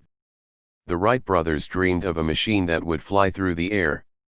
Now one may see evidence all over the world that they dreamed soundly. Marconi dreamed of a system for harnessing the intangible forces of the ether. Evidence that he did not dream in vain may be found in every wireless and radio in the world. Moreover, Marconi's dream brought the humblest cabin and the most stately manor house side by side. It made the people of every nation on earth backdoor neighbors. It gave the President of the United States a medium by which he may talk to all the people of America at one time, and on short notice. It may interest you to know that Marconi's friends had him taken into custody, and examined in a psychopathic hospital, when he announced he had discovered a principle through which he could send messages through the air, without the aid of wires, or other direct physical means of communication. The dreamers of today fare better. The world has become accustomed to new discoveries. Nay, it has shown a willingness to reward the dreamer who gives the world a new idea. The greatest achievement was, at first, and for a time, but a dream. The oak sleeps in the acorn. The bird waits in the egg, and in the highest vision of the soul, a waking angel stirs. Dreams are the seedlings of reality. Awake, arise, and assert yourself, you dreamers of the world. Your star is now in the ascendancy. The world depression brought the opportunity you have been waiting for. It taught people humility, tolerance, and open-mindedness. The world is filled with an abundance of opportunity which the dreamers of the past never knew. A burning desire to be, and to do is the starting point from which the dreamer must take off. Dreams are not born of indifference, laziness, or lack of ambition. The world no longer scoffs at the dreamer, nor calls him impractical. If you think it does, take a trip to Tennessee, and witness what a dreamer president. Do you feel frustrated, stuck, or overwhelmed by the concepts in this ebook? Discover how to begin moving forward with free audio and video training at www.think-and-act-rich.com. 35 Think and Grow Rich has done in the way of harnessing and using the great water power of America. A score of years ago, such a dream would have seemed like madness. You have been disappointed, you have undergone defeat during the Depression, you have felt the great heart within you crushed until it bled. Take courage, for these experiences have tempered the spiritual metal of which you are made. They are assets of incomparable value. Remember, too, that all who succeed in life get off to a bad start, and pass through many heartbreaking struggles before they arrive. The turning point in the lives of those who succeed usually comes at the moment of some crisis, through which they are introduced to their other selves. John Bunyan wrote The Pilgrim's Progress, which is among the finest of all English literature, after he had been confined in prison and sorely punished, because of his views on the subject of religion. O. Henry discovered the genius which slept within his brain, after he had met with great misfortune, and was confined in a prison cell, in Columbus, Ohio.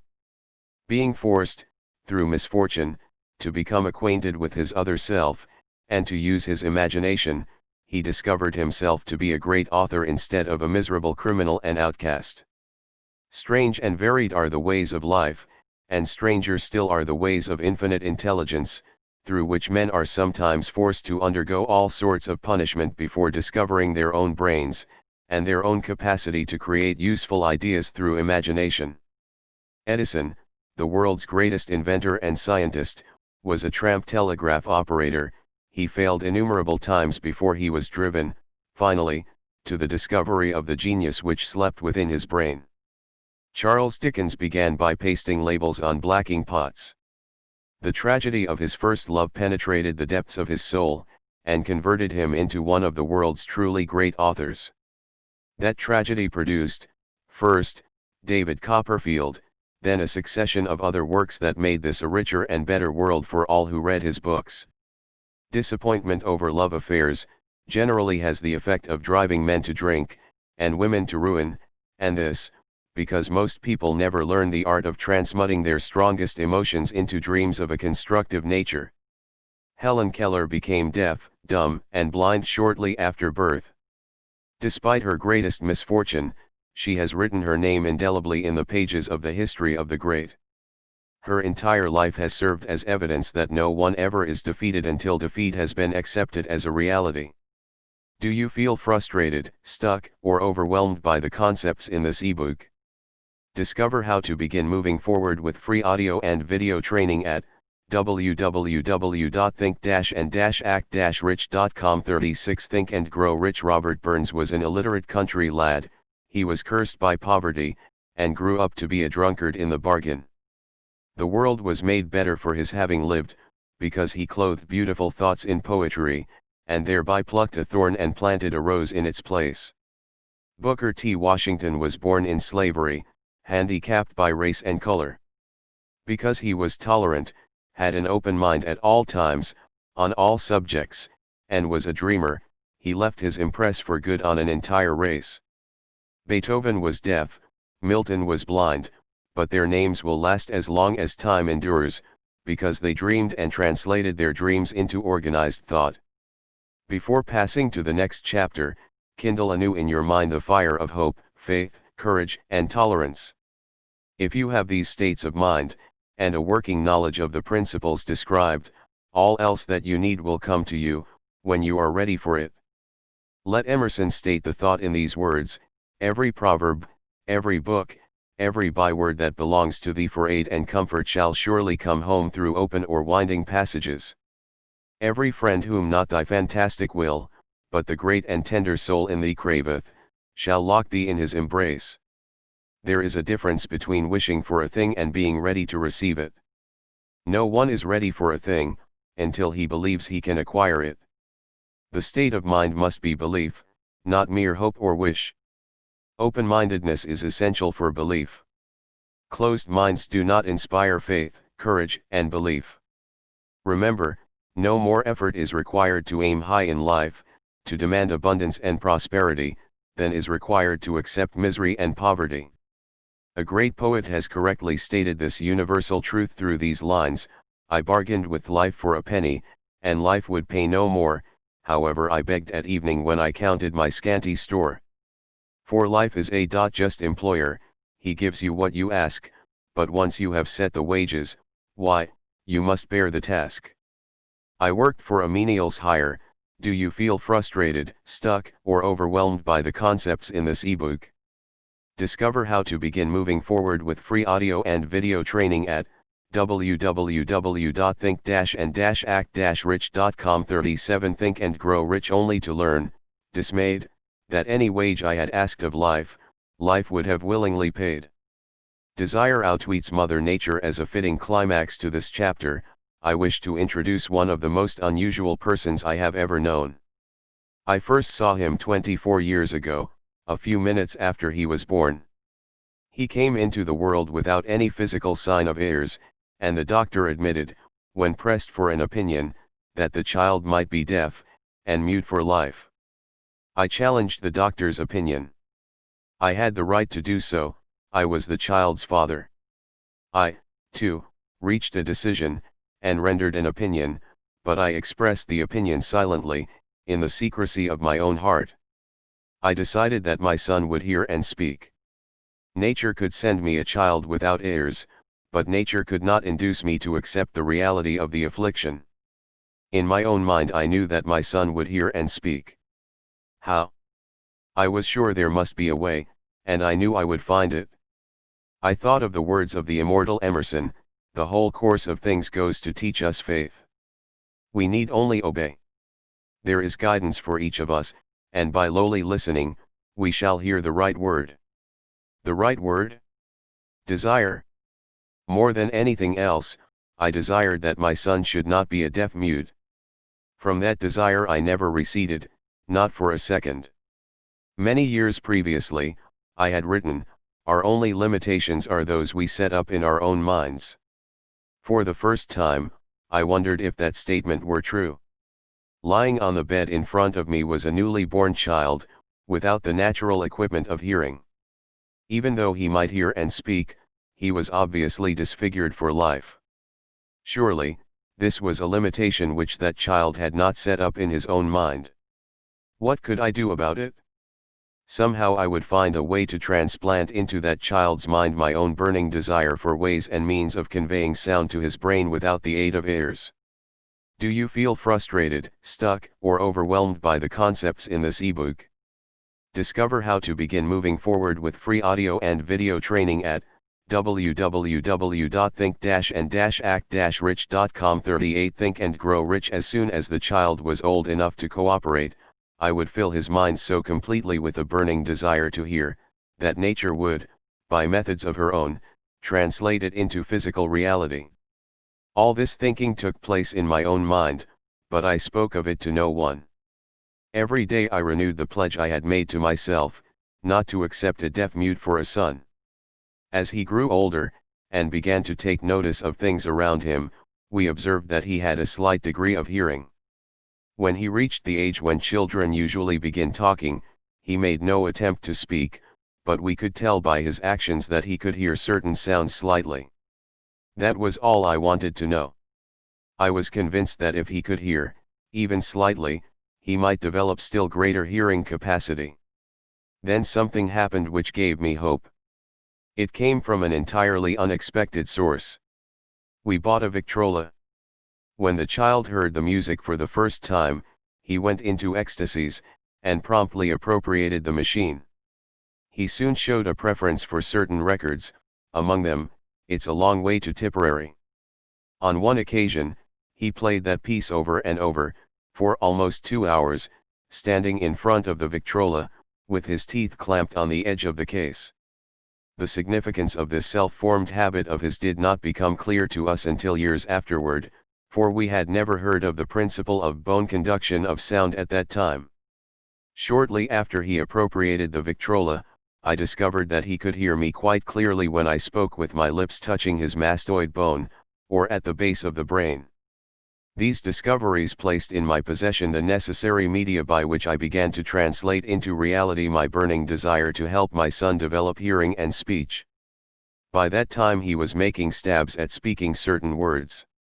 The outlook was far from encouraging, but desire backed by faith knows no such word as impossible.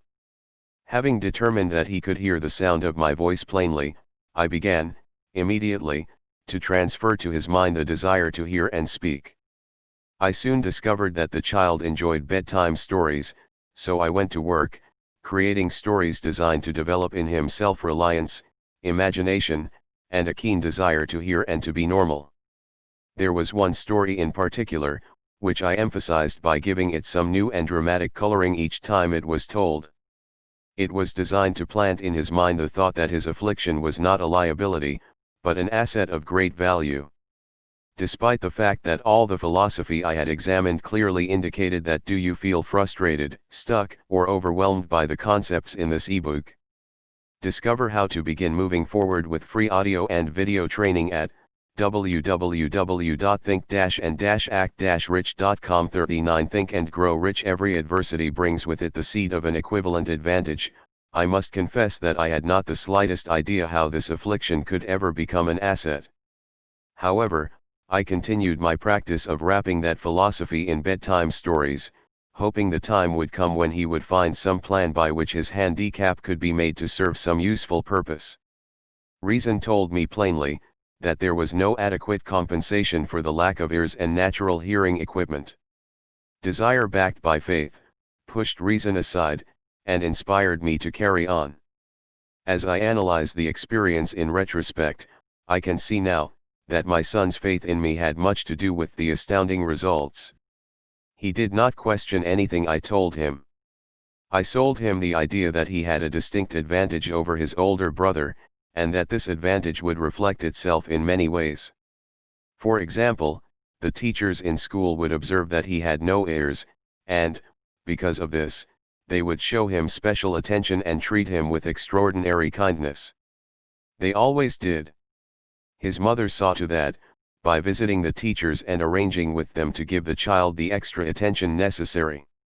I sold him the idea, too, that when he became old enough to sell newspapers, his older brother had already become a newspaper merchant, he would have a big advantage over his brother, for the reason that people would pay him extra money for his wares, because they could see that he was a bright, industrious boy, despite the fact he had no heirs.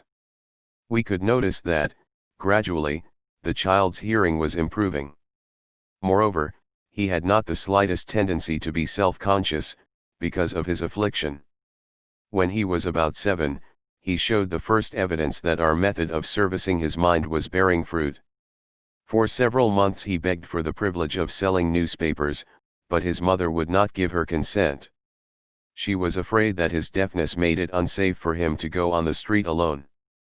Finally, he took matters in his own hands. One afternoon, when he was left at home with the servants, he climbed through the kitchen window, shinnied to the ground, and set out on his own. He borrowed 6 cents in capital from the neighborhood shoemaker, invested it in papers, sold out, reinvested, and kept repeating until late in the evening. After balancing his accounts, and paying back the 6 cents he had borrowed from his banker, he had a net profit of 42 cents. When we got home that night, we found him in bed asleep, with the money tightly clenched in his hand. Do you feel frustrated, stuck, or overwhelmed by the concepts in this ebook? Discover how to begin moving forward with free audio and video training at www.think-and-act-rich.com. 40 Think and Grow Rich. His mother opened his hand, removed the coins, and cried. Of all things, crying over her son's first victory seemed so inappropriate. My reaction was the reverse. I laughed heartily, for I knew that my endeavor to plant in the child's mind an attitude of faith in himself had been successful. His mother saw, in his first business venture, a little deaf boy who had gone out in the streets and risked his life to earn money. I saw a brave, ambitious, self-reliant little businessman whose stock in himself had been increased 100%, because he had gone into business on his own initiative, and had won. The transaction pleased me, because I knew that he had given evidence of a trait of resourcefulness that would go with him all through life. Later events proved this to be true. When his older brother wanted something, he would lie down on the floor, kick his feet in the air, cry for it and get it. When the little deaf boy wanted something, he would plan a way to earn the money, then buy it for himself. He still follows that plan. Truly, my own son has taught me that handicaps can be converted into stepping stones on which one may climb toward some worthy goal, unless they are accepted as obstacles, and used as alibis. The little deaf boy went through the grades, high school, and college without being able to hear his teachers, excepting when they shouted loudly, at close range. He did not go to a school for the deaf. We would not permit him to learn the sign language. We were determined that he should live a normal life, and associate with normal children, and we stood by that decision, although it cost us many heated debates with school officials. While he was in high school, he tried an electrical hearing aid, but it was of no value to him, due, we believed, to a condition that was disclosed when the child was 6, by Dr. J. Gordon Wilson, of Chicago, when he operated on one side of the boy's head, and discovered that there was no sign of natural hearing equipment. During his last week in college, 18 years after the operation, something happened which marked the most important turning point of his life. Through what seemed to be mere chance, he came into possession of another electrical hearing device, which was sent to him on trial. He was slow about testing it, due to his disappointment with a similar device. Finally he picked the instrument up, and more or less carelessly, placed it on his head, hooked up the battery, and lo! As if by a stroke of magic, his lifelong desire for normal hearing became a reality. For the first time in his life he heard. Do you feel frustrated, stuck, or overwhelmed by the concepts in this ebook? Discover how to begin moving forward with free audio and video training at www.think-and-act-rich.com. 41 Think and Grow Rich practically as well as any person with normal hearing. God moves in mysterious ways, his wonders to perform. Overjoyed because of the changed world which had been brought to him through his hearing device, he rushed to the telephone, called his mother, and heard her voice perfectly. The next day he plainly heard the voices of his professors in class, for the first time in his life. Previously he could hear them only when they shouted, at short range. He heard the radio. He heard the talking pictures. For the first time in his life, he could converse freely with other people, without the necessity of their having to speak loudly. Truly, he had come into possession of a changed world. We had refused to accept nature's error, and, by persistent desire, we had induced nature to correct that error, through the only practical means available. Desire had commenced to pay dividends, but the victory was not yet complete. The boy still had to find a definite and practical way to convert his handicap into an equivalent asset. Hardly realizing the significance of what had already been accomplished, but intoxicated with the joy of his newly discovered world of sound, he wrote a letter to the manufacturer of the hearing aid, enthusiastically describing his experience. Something in his letter, something, perhaps which was not written on the lines, but back of them, caused the company to invite him to New York. When B arrived, he was escorted through the factory, and while talking with the chief engineer, telling him about his changed world, a hunch, an idea, or an inspiration, call it what you wish, flashed into his mind. It was this impulse of thought which converted his affliction into an asset, destined to pay dividends in both money and happiness to thousands for all time to come. The sum and substance of that impulse of thought was this: it occurred to him that he might be of help to the millions of deaf-and people who go through life without the benefit of hearing devices, if he could find a way to tell them the story of his changed world. Then and there, he reached a decision to devote the remainder of his life to rendering useful service to the hard of hearing. For an entire month, he carried on an intensive research, during which he analyzed the entire marketing system of the manufacturer of the hearing device, and created ways and means of communicating with the hard of hearing all over the world for the purpose of sharing with them his newly discovered changed world. When this was done, he put in writing a 2-year plan, based upon his findings. When he presented the plan to the company, he was instantly given a position, for the purpose of carrying out his ambition. Do you feel frustrated, stuck, or overwhelmed by the concepts in this ebook? Discover how to begin moving forward with free audio and video training at www.think-and-act-rich.com. 42 Think and Grow Rich. Little did he dream, when he went to work, that he was destined to bring hope and practical relief to thousands of deaf-and people who, without his help, would have been doomed forever to deaf-mutism. Shortly after he became associated with the manufacturer of his hearing aid, he invited me to attend a class conducted by his company, for the purpose of teaching deaf mutes to hear, and to speak. I had never heard of such a form of education, therefore I visited the class, skeptical but hopeful that my time would not be entirely wasted. Here I saw a demonstration which gave me a greatly enlarged vision of what I had done to arouse and keep alive in my son's mind the desire for normal hearing.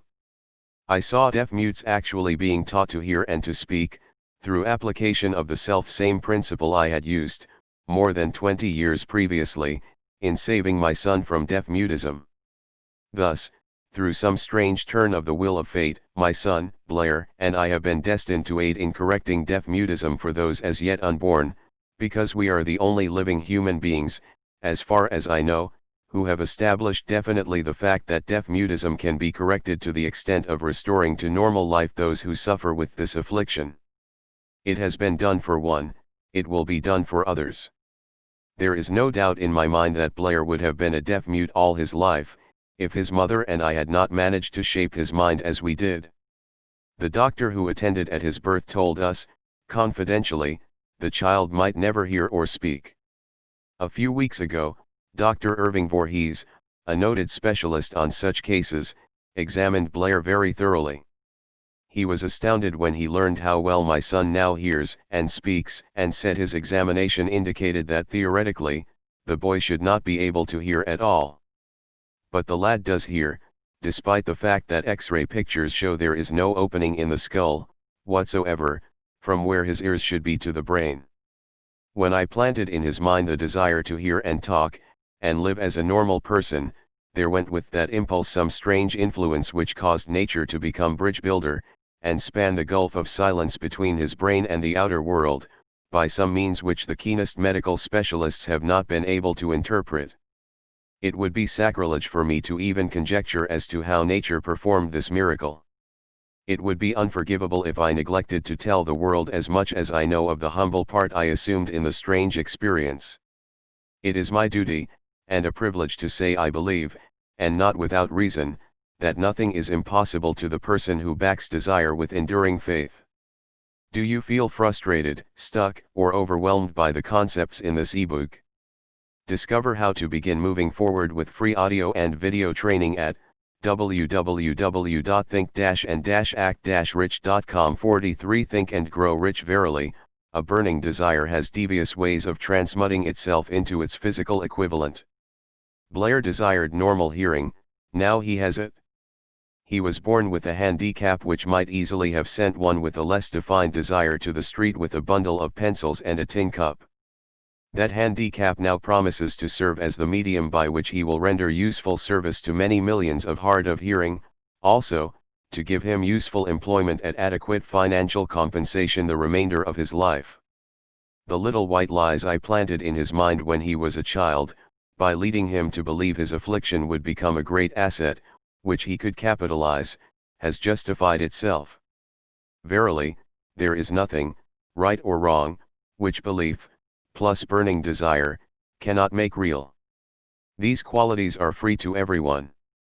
In all my experience in dealing with men and women who had personal problems, I never handled a single case which more definitely demonstrates the power of desire.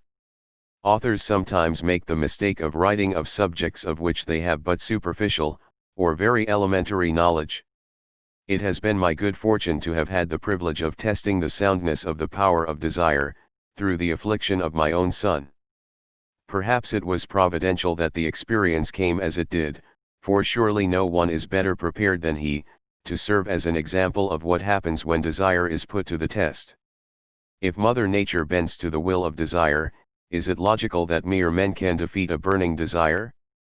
Strange and imponderable is the power of the human mind. We do not understand the method by which it uses every circumstance, every individual, every physical thing within its reach, as a means of transmuting desire into its physical counterpart. Perhaps science will uncover the secret. I planted in my son's mind the desire to hear and to speak as any normal person hears and speaks. That desire has now become a reality. I planted in his mind the desire to convert his greatest handicap into his greatest asset. That desire has been realized. The modus operandi by which this astounding result was achieved is not hard to describe. It consisted of three very definite facts. First, I mixed faith with the desire for normal hearing, which I passed on to my son. Second, I communicated my desire to him in every conceivable way available, through persistent, continuous effort, over a period of years. Third, he believed me. As this chapter was being completed, news came of the death of Madame Schumann-Heink. One short paragraph in the news dispatch gives the clue to this. Do you feel frustrated, stuck, or overwhelmed by the concepts in this ebook? Discover how to begin moving forward with free audio and video training at www.think-and-act-rich.com. 44 Think and Grow Rich. Unusual woman's stupendous success as a singer. I quote the paragraph, because the clue it contains is none other than desire. Early in her career, Madame Schumann-Heink visited the director of the Vienna Court Opera, to have him test her voice. But, he did not test it. After taking one look at the awkward and poorly dressed girl, he exclaimed, none too gently, with such a face, and with no personality at all, how can you ever expect to succeed in opera? My good child, give up the idea. Buy a sewing machine, and go to work. You can never be a singer. Never is a long time. The director of the Vienna Court Opera knew much about the technique of singing. He knew little about the power of desire, when it assumes the proportion of an obsession. If he had known more of that power, he would not have made the mistake of condemning genius without giving it an opportunity. Several years ago, one of my business associates became ill. He became worse as time went on, and finally was taken to the hospital for an operation. Just before he was wheeled into the operating room, I took a look at him, and wondered how anyone as thin and emaciated as he, could possibly go through a major operation successfully. The doctor warned me that there was little if any chance of my ever seeing him alive again. But that was the doctor's opinion. It was not the opinion of the patient. Just before he was wheeled away, he whispered feebly, "Do not be disturbed, Chief, I will be out of here in a few days." The attending nurse looked at me with pity. But the patient did come through safely. After it was all over, his physician said, nothing but his own desire to live saved him. He never would have pulled through if he had not refused to accept the possibility of death. I believe in the power of desire backed by faith, because I have seen this power lift men from lowly beginnings to places of power and wealth. I have seen it rob the grave of its victims. I have seen it serve as the medium by which men staged a comeback after having been defeated in 100 different ways. I have seen it provide my own son with a normal, happy, successful life, despite nature's having sent him into the world without heirs. How can one harness and use the power of desire?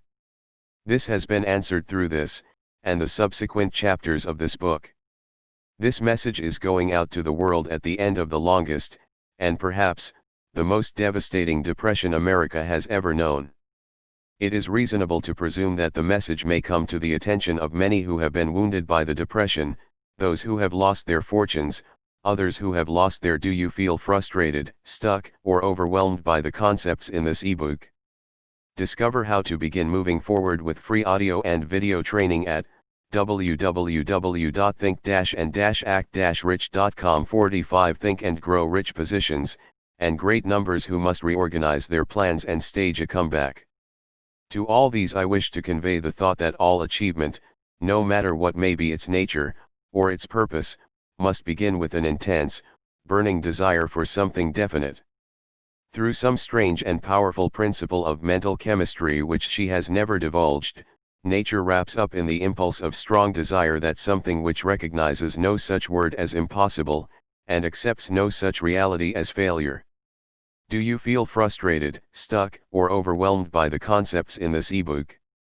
Discover how to begin moving forward with free audio and video training at www.think-and-act-rich.com. 46 Think and Grow Rich Chapter 3 Faith Visualization of, and Belief in Attainment of Desire. The second step toward riches. Faith is the head chemist of the mind.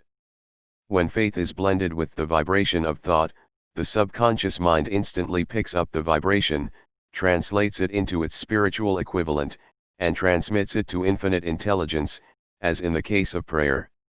The emotions of faith, love, and sex are the most powerful of all the major positive emotions. When the three are blended, they have the effect of coloring the vibration of thought in such a way that it instantly reaches the subconscious mind, where it is changed into its spiritual equivalent, the only form that induces a response from infinite intelligence. Love and faith are psychic, related to the spiritual side of man. Sex is purely biological, and related only to the physical. The mixing, or blending, of these three emotions has the effect of opening a direct line of communication between the finite, thinking mind of man, and infinite intelligence. How to develop faith? There comes, now, A statement which will give a better understanding of the importance the principle of autosuggestion assumes in the transmutation of desire into its physical, or monetary equivalent, namely, faith is a state of mind which may be induced, or created, by affirmation or repeated instructions to the subconscious mind, through the principle of autosuggestion. As an illustration, consider the purpose for which you are, presumably, reading this book. The object is, naturally, to acquire the ability to transmute the intangible thought impulse of desire into its physical counterpart, money. By following the instructions laid down in the chapters on autosuggestion, and the Do You Feel Frustrated, Stuck, or Overwhelmed by the Concepts in this ebook? Discover how to begin moving forward with free audio and video training at www.think-and-act-rich.com. 47 Think and Grow Rich. Subconscious mind. As summarized in the chapter on autosuggestion, you may convince the subconscious mind that you believe you will receive that for which you ask, and it will act upon that belief, which your subconscious mind passes back to you in the form of faith, followed by definite plans for procuring that which you desire. The method by which one develops faith, where it does not already exist, is extremely difficult to describe, almost as difficult, in fact, as it would be to describe the color of red to a blind man who has never seen color, and has nothing with which to compare what you describe to him. Faith is a state of mind which you may develop at will, after you have mastered the 13 principles, because it is a state of mind which develops voluntarily, through application and use of these principles. Repetition of affirmation of orders to your subconscious mind is the only known method of voluntary development of the emotion of faith. Perhaps the meaning may be made clearer through the following explanation as to the way men sometimes become criminals. Stated in the words of a famous criminologist, when men first come into contact with crime, they abhor it. If they remain in contact with crime for a time, they become accustomed to it, and endure it. If they remain in contact with it long enough, they finally embrace it, and become influenced by it. This is the equivalent of saying that any impulse of thought which is repeatedly passed on to the subconscious mind is, finally, accepted and acted upon by the subconscious mind, which proceeds to translate that impulse into its physical equivalent, by the most practical procedure available. In connection with this, consider again the statement, all thoughts which have been emotionalized, given feeling, and mixed with faith, begin immediately to translate themselves into their physical equivalent or counterpart. The emotions, or the feeling portion of thoughts, are the factors which give thoughts vitality, life, and action. The emotions of faith, love, and sex, when mixed with any thought impulse, give it greater action than any of these emotions can do singly. Not only thought impulses which have been mixed with faith, but those which have been mixed with any of the positive emotions, or any of the negative emotions, may reach, and influence the subconscious mind. From this statement, you will understand that the subconscious mind will translate into its physical equivalent, a thought impulse of a negative or do you feel frustrated, stuck, or overwhelmed by the concepts in this ebook. Discover how to begin moving forward with free audio and video training at www.think-and-act-rich.com. 48 Think and Grow Rich. Destructive nature, just as readily as it will act upon thought impulses of a positive or constructive nature. This accounts for the strange phenomenon which so many millions of people experience, referred to as misfortune, or bad luck. There are millions of people who believe themselves doomed to poverty and failure, because of some strange force over which they believe they have no control. They are the creators of their own misfortunes, because of this negative belief, which is picked up by the subconscious mind, and translated into its physical equivalent. This is an appropriate place at which to suggest again that you may benefit, by passing on to your subconscious mind, any desire which you wish translated into its physical, or monetary equivalent, in a state of expectancy or belief that the transmutation will actually take place. Your belief, or faith, is the element which determines the action of your subconscious mind. There is nothing to hinder you from deceiving your subconscious mind when giving it instructions through autosuggestion, as I deceived my son's subconscious mind. To make this deceit more realistic, conduct yourself just as you would, if you were already in possession of the material thing which you are demanding, when you call upon your subconscious mind. The subconscious mind will transmute into its physical equivalent, by the most direct and practical media available, any order which is given to it in a state of belief, or faith that the order will be carried out.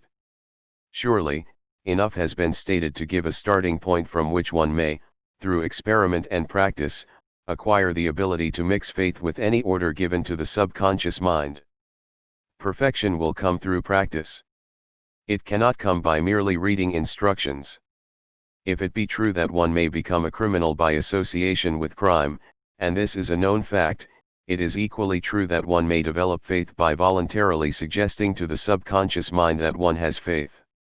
The mind comes, finally, to take on the nature of the influences which dominate it. Understand this truth, and you will know why it is essential for you to encourage the positive emotions as dominating forces of your mind, and discourage and eliminate negative emotions. A mind dominated by positive emotions becomes a favorable abode for the state of mind known as faith. A mind so dominated may, at will, give the subconscious mind instructions, which it will accept and act upon immediately. Do you feel frustrated, stuck, or overwhelmed by the concepts in this ebook? Discover how to begin moving forward with free audio and video training at www.think-and-act-rich.com. 49 Think and Grow Rich. Faith is a state of mind which may be induced by autosuggestion all down the ages.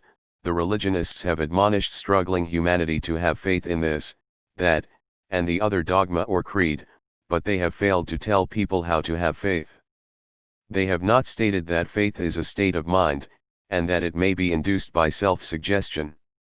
In language which any normal human being can understand, we will describe all that is known about the principle through which faith may be developed, where it does not already exist. Have faith in yourself, faith in the infinite. Before we begin, you should be reminded again that, faith is the eternal elixir which gives life, power, and action to the impulse of thought. The foregoing sentence is worth reading a second time, and a third, and a fourth. It is worth reading aloud. Faith is the starting point of all accumulation of riches. Faith is the basis of all miracles, and all mysteries which cannot be analyzed by the rules of science. Faith is the only known antidote for failure. Faith is the element, the chemical which, when mixed with prayer, gives one direct communication with infinite intelligence. Faith is the element which transforms the ordinary vibration of thought, created by the finite mind of man, into the spiritual equivalent. Faith is the only agency through which the cosmic force of infinite intelligence can be harnessed and used by man. Every one of the foregoing statements is capable of proof. The proof is simple and easily demonstrated. It is wrapped up in the principle of autosuggestion.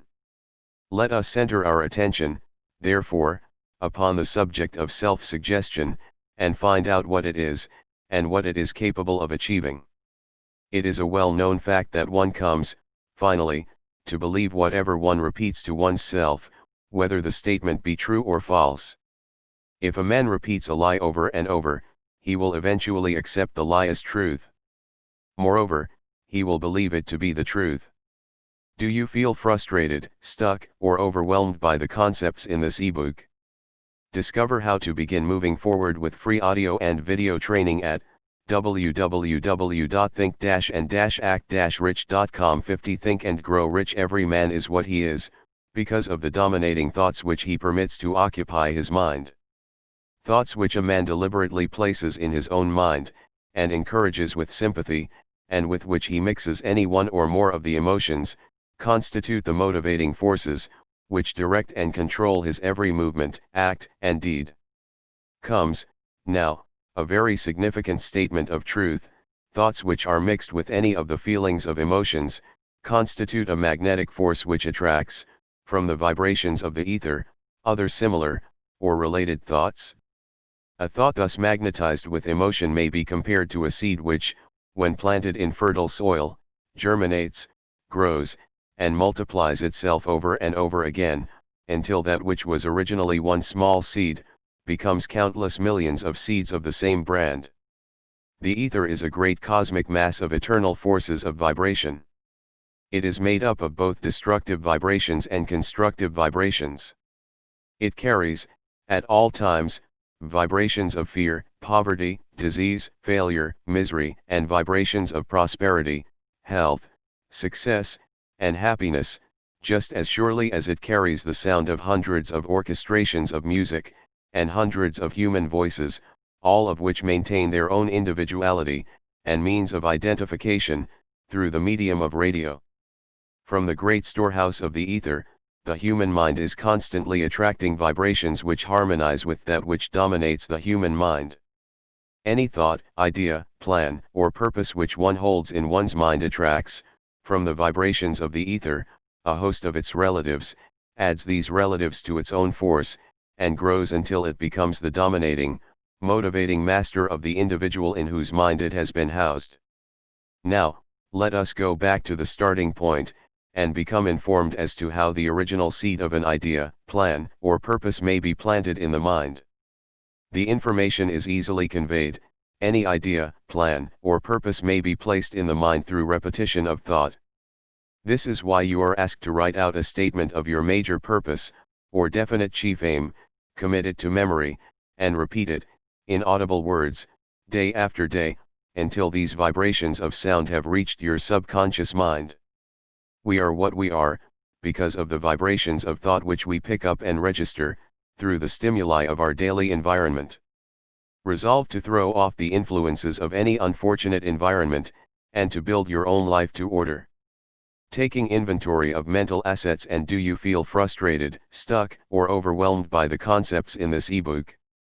Discover how to begin moving forward with free audio and video training at www.think-and-act-rich.com. 51 Think and Grow Rich Liabilities. You will discover that your greatest weakness is lack of self-confidence. This handicap can be surmounted, and timidity translated into courage, through the aid of the principle of autosuggestion. The application of this principle may be made through a simple arrangement of positive thought impulses stated in writing, memorized, and repeated, until they become a part of the working equipment of the subconscious faculty of your mind. Self-confidence formula. First, I know that I have the ability to achieve the object of my definite purpose in life, therefore, I demand of myself persistent, continuous action toward its attainment, and I here and now promise to render such action. Second, I realize the dominating thoughts of my mind will eventually reproduce themselves in outward, physical action, and gradually transform themselves into physical reality. Therefore, I will concentrate my thoughts for 30 minutes daily, upon the task of thinking of the person I intend to become, thereby creating in my mind a clear mental picture of that person. Third, I know through the principle of autosuggestion, any desire that I persistently hold in my mind will eventually seek expression through some practical means of attaining the object back of it. Therefore, I will devote 10 minutes daily to demanding of myself the development of self-confidence. Fourth, I have clearly written down a description of my definite chief aim in life, and I will never stop trying, until I shall have developed sufficient self-confidence for its attainment. Fifth, I fully realize that no wealth or position can long endure, unless built upon truth and justice. Therefore, I will engage in no transaction which does not benefit all whom it affects. I will succeed by attracting to myself the forces I wish to use, and the cooperation of other people. I will induce others to serve me, because of my willingness to serve others. I will eliminate hatred. Do you feel frustrated, stuck, or overwhelmed by the concepts in this ebook? Discover how to begin moving forward with free audio and video training at www.think-and-act-rich.com. 52 Think and Grow Rich. Envy, jealousy, selfishness, and cynicism, by developing love for all humanity, because I know that a negative attitude toward others can never bring me success. I will cause others to believe in me, because I will believe in them, and in myself. I will sign my name to this formula, commit it to memory, and repeat it aloud once a day, with full faith that it will gradually influence my thoughts and actions so that I will become a self-reliant and successful person. Back of this formula is a law of nature which no man has yet been able to explain. It has baffled the scientists of all ages. The psychologists have named this law autosuggestion, and let it go at that. The name by which one calls this law is of little importance. The important fact about it is it works for the glory and success of mankind, if it is used constructively. On the other hand, if used destructively, it will destroy just as readily. In this statement may be found a very significant truth, namely, that those who go down in defeat, and end their lives in poverty, misery, and distress, do so because of negative application of the principle of autosuggestion. The cause may be found in the fact that all impulses of thought have a tendency to clothe themselves in their physical equivalent. The subconscious mind, the chemical laboratory in which all thought impulses are combined, and made ready for translation into physical reality, makes no distinction between constructive and destructive thought impulses. It works with the material we feed it, through our thought impulses. The subconscious mind will translate into reality a thought driven by fear just as readily as it will translate into reality a thought driven by courage, or faith. The pages of medical history are rich with illustrations of cases of suggestive suicide. A man may commit suicide through negative suggestion, just as effectively as by any other means. In a Midwestern city, a man by the name of Joseph Grant, a bank official, borrowed a large sum of the bank's money, without the consent of the directors. He lost the money through gambling. One afternoon, the bank examiner came and began to check the accounts. Grant left the bank, took a room in a local hotel, and when they found him, 3 days later, he was lying in bed, wailing and moaning, repeating over and over these words, "My God, this will kill me. I cannot stand the disgrace." Do you feel frustrated, stuck, or overwhelmed by the concepts in this ebook? Discover how to begin moving forward with free audio and video training at www.think-and-act-rich.com. 53 Think and Grow Rich. A short time he was dead. The doctors pronounced the case one of mental suicide. Just as electricity will turn the wheels of industry, and render useful service if used constructively, or snuff out life if wrongly used, so will the law of autosuggestion lead you to peace and prosperity, or down into the valley of misery, failure, and death, according to your degree of understanding and application of it. If you fill your mind with fear, doubt, and unbelief in your ability to connect with, and use the forces of infinite intelligence, the law of autosuggestion will take the spirit of unbelief and use it as a pattern by which your subconscious mind will translate it into its physical equivalent. This statement is as true as the statement that 2 and 2 are 4. Like the wind which carries one ship east, and another west, the law of autosuggestion will lift you up or pull you down, according to the way you set your sails of thought. The law of autosuggestion, through which any person may rise to altitudes of achievement which stagger the imagination, is well described in the following verse: if you think you are beaten, you are; if you think you dare not, you don't; if you like to win, but you think you can't, it is almost certain you won't. If you think you'll lose, you're lost, for out of the world we find, success begins with a fellow's will. It's all in the state of mind. If you think you are outclassed, you are. You've got to think high to rise, you've got to be sure of yourself before you can ever win a prize. Life's battles don't always go to the stronger or faster man. Do you feel frustrated, stuck, or overwhelmed by the concepts in this ebook? Discover how to begin moving forward with free audio and video training at www.think-and-act-rich.com. 54 Think and Grow Rich. But soon or late the man who wins is the man who thinks he can. Observe the words which have been emphasized, and you will catch the deep meaning which the poet had in mind. Somewhere in your makeup, perhaps in the cells of your brain, there lies sleeping the seed of achievement which, if aroused and put into action, would carry you to heights, such as you may never have hoped to attain. Just as a master musician may cause the most beautiful strains of music to pour forth from the strings of a violin, So may you arouse the genius which lies asleep in your brain, and cause it to drive you upward to whatever goal you may wish to achieve. Abraham Lincoln was a failure at everything he tried, until he was well past the age of 40. He was a Mr. Nobody from nowhere, until a great experience came into his life, aroused the sleeping genius within his heart and brain, and gave the world one of its really great men. That experience was mixed with the emotions of sorrow and love. It came to him through Anne Rutledge, the only woman whom he ever truly loved. It is a known fact that the emotion of love is closely akin to the state of mind known as faith, and this for the reason that love comes very near to translating one's thought impulses into their spiritual equivalent. During his work of research, the author discovered, from the analysis of the life work and achievements of hundreds of men of outstanding accomplishment, that there was the influence of a woman's love back of nearly every one of them.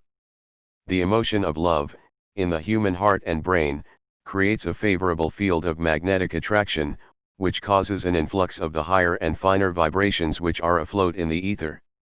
If you wish evidence of the power of faith, study the achievements of men and women who have employed it. At the head of the list comes the Nazarene. Christianity is the greatest single force which influences the minds of men. The basis of Christianity is faith, no matter how many people may have perverted, or misinterpreted the meaning of this great force, and no matter how many dogmas and creeds have been created in its name, which do not reflect its tenets. The sum and substance of the teachings and the achievements of Christ, which may have been interpreted as miracles, were nothing more nor less than faith. If there are any such phenomena as miracles, they are produced only do you feel frustrated, stuck, or overwhelmed by the concepts in this ebook. Discover how to begin moving forward with free audio and video training at www.think-and-act-rich.com. 55 Think and Grow Rich through the state of mind known as faith. Some teachers of religion, and many who call themselves Christians, neither understand nor practice faith. Let us consider the power of faith, as it is now being demonstrated, by a man who is well known to all of civilization, Mahatma Gandhi, of India. In this man the world has one of the most astounding examples known to civilization, of the possibilities of faith. Gandhi wields more potential power than any man living at this time, and this, despite the fact that he has none of the orthodox tools of power, such as money, battleships, soldiers, and materials of warfare. Gandhi has no money, he has no home, he does not own a suit of clothes, but he does have power. How does he come by that power? He created it out of his understanding of the principle of faith, and through his ability to transplant that faith into the minds of 200 million people. Gandhi has accomplished, through the influence of faith, that which the strongest military power on earth could not, and never will accomplish through soldiers and military equipment. He has accomplished the astounding feat of influencing 200 million minds to coalesce and move in unison, as a single mind. What other force on earth, except faith, could do as much? There will come a day when employees as well as employers will discover the possibilities of faith. That day is dawning. The whole world has had ample opportunity, during the recent business depression, to witness what the lack of faith will do to business. Surely, civilization has produced a sufficient number of intelligent human beings to make use of this great lesson which the depression has taught the world. During this depression, the world had evidence in abundance that widespread fear will paralyze the wheels of industry and business. Out of this experience will arise leaders in business and industry who will profit by the example which Gandhi has set for the world, and they will apply to business the same tactics which he has used in building the greatest following known in the history of the world. These leaders will come from the rank and file of the unknown men, who now labor in the steel plants, the coal mines, the automobile factories, and in the small towns and cities of America. Business is due for a reform, make no mistake about this. The methods of the past, based upon economic combinations of force and fear, will be supplanted by the better principles of faith and cooperation. Men who labor will receive more than daily wages, they will receive dividends from the do you feel frustrated, stuck, or overwhelmed by the concepts in this ebook. Discover how to begin moving forward with free audio and video training at www.think-and-act-rich.com. 56 Think and Grow Rich Business, the same as those who supply the capital for business, but, first they must give more to their employers, and stop this bickering and bargaining by force, at the expense of the public. They must earn the right to dividends. Moreover, and this is the most important thing of all, they will be led by leaders who will understand and apply the principles employed by Mahatma Gandhi. Only in this way may leaders get from their followers the spirit of full cooperation which constitutes power in its highest and most enduring form. This stupendous machine age in which we live, and from which we are just emerging, has taken the soul out of men. Its leaders have driven men as though they were pieces of cold machinery. They were forced to do so by the employees who have bargained, at the expense of all concerned, to get and not to give. The watchword of the future will be human happiness and contentment, and when this state of mind shall have been attained, the production will take care of itself, more effectively than anything that has ever been accomplished where men did not, and could not mix faith and individual interest with their labor. Because of the need for faith and cooperation in operating business and industry, it will be both interesting and profitable to analyze an event which provides an excellent understanding of the method by which industrialists and businessmen accumulate great fortunes, by giving before they try to get. The event chosen for this illustration dates back to 1900, when the United States Steel Corporation was being formed.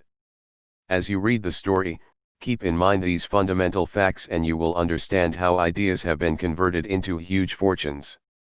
First, the huge United States Steel Corporation was born in the mind of Charles M. Schwab, in the form of an idea he created through his imagination. Second, he mixed faith with his idea. Third, he formulated a plan for the transformation of his idea into physical and financial reality.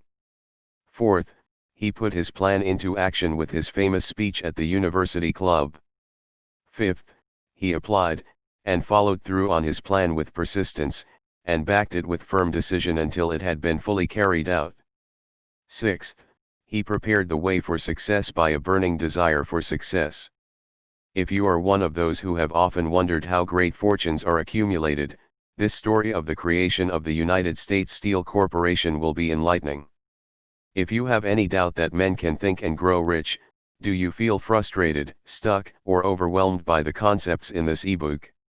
Discover how to begin moving forward with free audio and video training at www.think-and-act-rich.com. 57 Think and Grow Rich. The story should dispel that doubt, because you can plainly see in the story of the United States Steel, the application of a major portion of the 13 principles described in this book. This astounding description of the power of an idea was dramatically told by John Lowell, in the New York World Telegram, with whose courtesy it is here reprinted. A pretty after-dinner speech for $1 billion when, on the evening of December 12, 1900, some 80 of the nation's financial nobility gathered in the banquet hall of the University Club on Fifth Avenue to do honor to a young man from out of the West.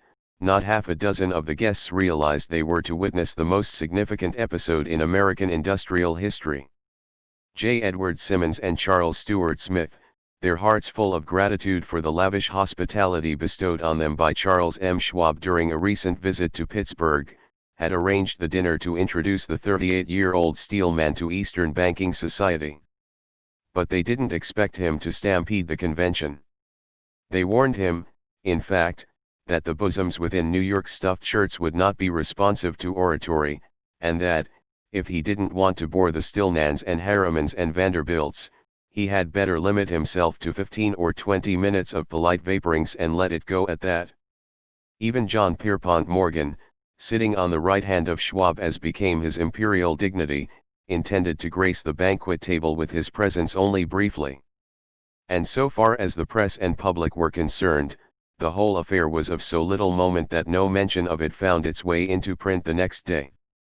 So the two hosts and their distinguished guests ate their way through the usual 7 or 8 courses. There was little conversation, and what there was of it was restrained.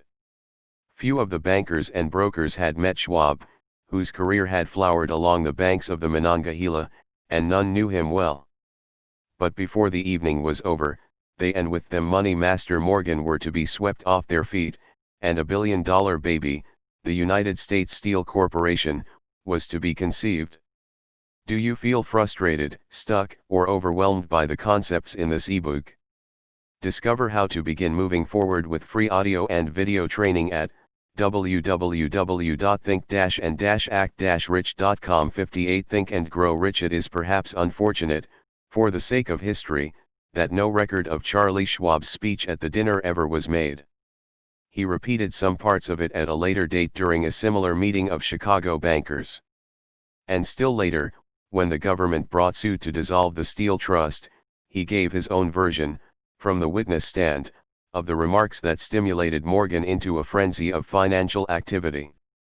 It is probable, however, that it was a homely speech, somewhat ungrammatical, for the niceties of language never bothered Schwab, full of epigram and threaded with wit. But aside from that, it had a galvanic force and effect upon the 5 billions of estimated capital that was represented by the diners. After it was over and the gathering was still under its spell, although Schwab had talked for 90 minutes, Morgan led the orator to a recessed window where, dangling their legs from the high, uncomfortable seat, they talked for an hour more. The magic of the Schwab personality had been turned on, full force, but what was more important and lasting was the full-fledged, clear-cut program he laid down for the aggrandizement of steel. Many other men had tried to interest Morgan in slapping together a steel trust after the pattern of the biscuit, wire and hoop, sugar, rubber, whiskey, oil or chewing gum combinations. John W. Gates, the gambler, had urged it, but Morgan distrusted him. The Moore boys, Bill and Jim, Chicago stock jobbers who had glued together a match trust and a cracker corporation, had urged it and failed. Albert H. Gary, the sanctimonious country lawyer, wanted to foster it, but he wasn't big enough to be impressive. Until Schwab's eloquence took J.P. Morgan to the heights from which he could visualize the solid results of the most daring financial undertaking ever conceived, the project was regarded as a delirious dream of easy money crackpots. The financial magnetism that began, a generation ago, to attract thousands of small and sometimes inefficiently managed companies into large and competition-crushing combinations, had become operative in the steel world through the devices of that jovial business pirate, John W. Gates. Gates already had formed the American Steel and Wire Company out of a chain of small concerns, and together with Morgan had created the Federal Steel Company. The National Tube and American Bridge Companies were two more Morgan concerns, and the Moore brothers had forsaken the match and cookie business to form the American Group Tin Plate, Steel Hoop, Sheet Steel, and the National Steel Company. Do you feel frustrated, stuck, or overwhelmed by the concepts in this ebook? Discover how to begin moving forward with free audio and video training at www.think-and-act-rich.com. 59 Think and Grow Rich. But by the side of Andrew Carnegie's gigantic vertical trust, a trust owned and operated by 53 partners, those other combinations were picayune. They might combine to their heart's content, but the whole lot of them couldn't make a dent in the Carnegie organization, and Morgan knew it. The eccentric old Scot knew it, too. From the magnificent heights of Skibo Castle he had viewed, first with amusement and then with resentment, the attempts of Morgan's smaller companies to cut into his business. When the attempts became too bold, Carnegie's temper was translated into anger and retaliation. He decided to duplicate every mill owned by his rivals. Hitherto, he hadn't been interested in wire, pipe, hoops, or sheet. Instead, he was content to sell such companies the raw steel and let them work it into whatever shape they wanted. Now, with Schwab as his chief and able lieutenant, he planned to drive his enemies to the wall. So it was that in the speech of Charles M. Schwab, Morgan saw the answer to his problem of combination. A trust without Carnegie, giant of them all, would be no trust at all, a plum pudding, as one writer said, without the plums. Schwab's speech on the night of December 12, 1900, undoubtedly carried the inference, though not the pledge, that the vast Carnegie enterprise could be brought under the Morgan tent. He talked of the world future for steel, of reorganization for efficiency, of specialization, of the scrapping of unsuccessful mills and concentration of effort on the flourishing properties, of economies in the ore traffic, of economies in overhead and administrative departments, of capturing foreign markets. More than that, he told the buccaneers among them wherein lay the errors of their customary piracy. Their purposes, he inferred, bad been to create monopolies, raise prices, and pay themselves fat dividends out of privilege. Schwab condemned the system in his heartiest manner. The short-sightedness of such a policy, he told his hearers, lay in the fact that it restricted the market in an era when everything cried for expansion. By cheapening the cost of steel, he argued, an ever-expanding market would be created, more uses for steel would be devised, and a goodly portion of the world trade could be captured. Actually, though he did not know it, Schwab was an apostle of modern mass production. So the dinner at the University Club came to an end. Morgan went home, to think about Schwab's rosy predictions. Schwab went back to Pittsburgh to run the steel business for Andrew Carnegie, while Gary and the rest went back to their stock tickers, to fiddle around in anticipation of the next move. Do you feel frustrated, stuck, or overwhelmed by the concepts in this ebook? Discover how to begin moving forward with free audio and video training at www.think-and-act-rich.com. 60 Think and Grow Rich. It was not long coming. It took Morgan about 1 week to digest the feast of reason Schwab had placed before him. When he had assured himself that no financial indigestion was to result, he sent for Schwab and found that young man rather coy. Mr. Carnegie, Schwab indicated, might not like it if he found his trusted company president had been flirting with the Emperor of Wall Street, the street upon which Carnegie was resolved never to tread. Then it was suggested by John W. Gates, the go-between, that if Schwab happened to be in the Bellevue Hotel in Philadelphia, J.P. Morgan might also happen to be there. When Schwab arrived, however, Morgan was inconveniently ill at his New York home, and so, on the elder man's pressing invitation, Schwab went to New York and presented himself at the door of the financier's library. Now certain economic historians have professed the belief that from the beginning to the end of the drama, the stage was set by Andrew Carnegie, that the dinner to Schwab, the famous speech, the Sunday night conference between Schwab and the Money King, were events arranged by the canny Scot. The truth is exactly the opposite. When Schwab was called in to consummate the deal, he didn't even know whether the little boss, as Andrew was called, would so much as listen to an offer to sell, particularly to a group of men whom Andrew regarded as being endowed with something less than holiness. But Schwab did take into the conference with him, in his own handwriting, 6 sheets of copperplate figures, representing to his mind the physical worth and the potential earning capacity of every steel company he regarded as an essential star in the new metal firmament. 4 men pondered over these figures all night. The chief, of course, was Morgan, steadfast in his belief in the divine right of money. With him was his aristocratic partner, Robert Bacon, a scholar and a gentleman.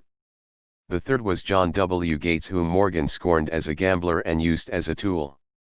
The fourth was Schwab, who knew more about the processes of making and selling steel than any whole group of men then living. Throughout that conference, the Pittsburghers' figures were never questioned. If he said a company was worth so much, then it was worth that much and no more. He was insistent, too, upon including in the combination only those concerns he nominated. He had conceived a corporation in which there would be no duplication, not even to satisfy the greed of friends who wanted to unload their companies upon the broad Morgan shoulders. Thus he left out, by design, a number of the larger concerns upon which the walruses and carpenters of Wall Street had cast hungry eyes. Do you feel frustrated, stuck, or overwhelmed by the concepts in this ebook? Discover how to begin moving forward with free audio and video training at www.think-and-act-rich.com. 61 Think and Grow Rich. When dawn came, Morgan rose and straightened his back. Only one question remained. Do you think you can persuade Andrew Carnegie to sell? He asked. I can try, said Schwab. If you can get him to sell, "I will undertake the matter," said Morgan. So far so good. But would Carnegie sell? How much would he demand? Schwab thought about $320 million. What would he take payment in? Common or preferred stocks? Bonds?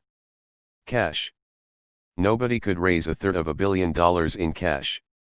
There was a golf game in January on the frost-cracking heath of the St. Andrew's Links in Westchester, with Andrew bundled up in sweaters against the cold, and Charlie talking volubly, as usual, to keep his spirits up. But no word of business was mentioned until the pair sat down in the cozy warmth of the Carnegie cottage hard by. Then, with the same persuasiveness that had hypnotized 80 millionaires at the University Club, Schwab poured out the glittering promises of retirement in comfort, of untold millions to satisfy the old man's social caprices. Carnegie capitulated, wrote a figure on a slip of paper, handed it to Schwab and said, "All right, that's what we'll sell for." The figure was approximately $400 million, and was reached by taking the $320 million mentioned by Schwab as a basic figure, and adding to it $80 million to represent the increased capital value over the previous 2 years. Later, on the deck of a transatlantic liner, the Scotsman said ruefully to Morgan, "I wish I had asked you for $100 million more." "If you had asked for it, you'd have gotten it," Morgan told him cheerfully. There was an uproar, of course. A British correspondent cabled that the foreign steel world was appalled by the gigantic combination. President Hadley, of Yale, declared that unless trusts were regulated, the country might expect an emperor in Washington within the next 25 years. But that able stock manipulator, Keene, went at his work of shoving the new stock at the public so vigorously that all the excess water, estimated by some at nearly $600,000,000,000, was absorbed in a twinkling. So Carnegie had his millions, and the Morgan Syndicate had $62 million for all its trouble, and all the boys, from Gates to Gary, had their millions. Do you feel frustrated, stuck, or overwhelmed by the concepts in this ebook? Discover how to begin moving forward with free audio and video training at www.think-and-act-rich.com. 62 Think and Grow Rich. The 38-year-old Schwab had his reward. He was made president of the new corporation and remained in control until 1930. The dramatic story of big business, which you have just finished, was included in this book, because it is a perfect illustration of the method by which desire can be transmuted into its physical equivalent. I imagine some readers will question the statement that a mere, intangible desire can be converted into its physical equivalent. Doubtless some will say, you cannot convert nothing into something. The answer is in the story of United States Steel. That giant organization was created in the mind of one man. The plan by which the organization was provided with the steel mills that gave it financial stability was created in the mind of the same man. His faith, his desire, his imagination, his persistence were the real ingredients that went into United States Steel. The steel mills and mechanical equipment acquired by the corporation, after it had been brought into legal existence, were incidental, but careful analysis will disclose the fact that the appraised value of the properties acquired by the corporation increased in value by an estimated $600 million, by the mere transaction which consolidated them under one management. In other words, Charles M. Schwab's idea, plus the faith with which he conveyed it to the minds of J.P. Morgan and the others, was marketed for a profit of approximately $600 million. Not an insignificant sum for a single idea. What happened to some of the men who took their share of the millions of dollars of profit made by this transaction, is a matter with which we are not now concerned. The important feature of the astounding achievement is that it serves as unquestionable evidence of the soundness of the philosophy described in this book, because this philosophy was the warp and the woof of the entire transaction. Moreover, the practicability of the philosophy has been established by the fact that the United States Steel Corporation prospered, and became one of the richest and most powerful corporations in America, employing thousands of people, developing new uses for steel, and opening new markets, thus proving that the $600 million in profit which the Schwab idea produced was earned. Riches begin in the form of thought. Do you feel frustrated, stuck, or overwhelmed by the concepts in this ebook? Discover how to begin moving forward with free audio and video training at www.think-and-act-rich.com. 63 Think and Grow Rich. The amount is limited only by the person in whose mind the thought is put into motion. Faith removes limitations. Remember this when you are ready to bargain with life for whatever it is that you ask as your price for having passed this way.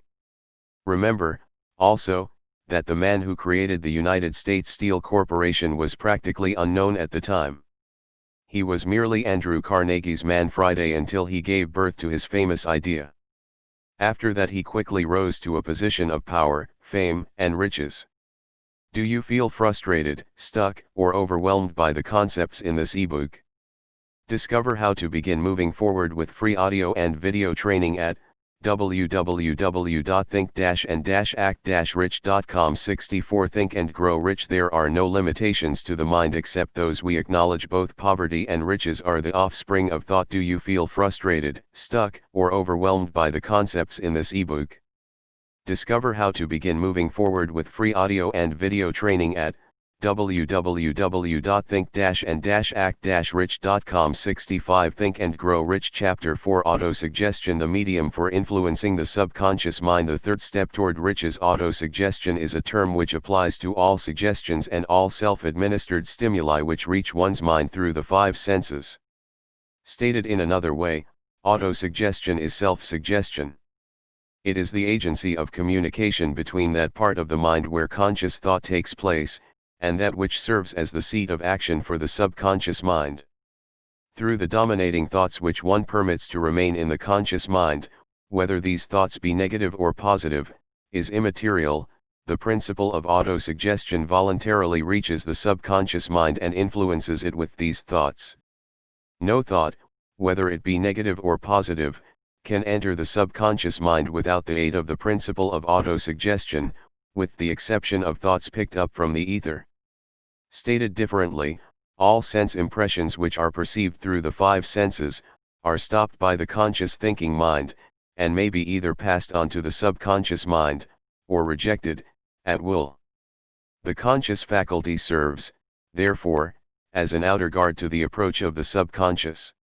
Nature has so built man that he has absolute control over the material which reaches his subconscious mind, through his five senses, although this is not meant to be construed as a statement that man always exercises this control.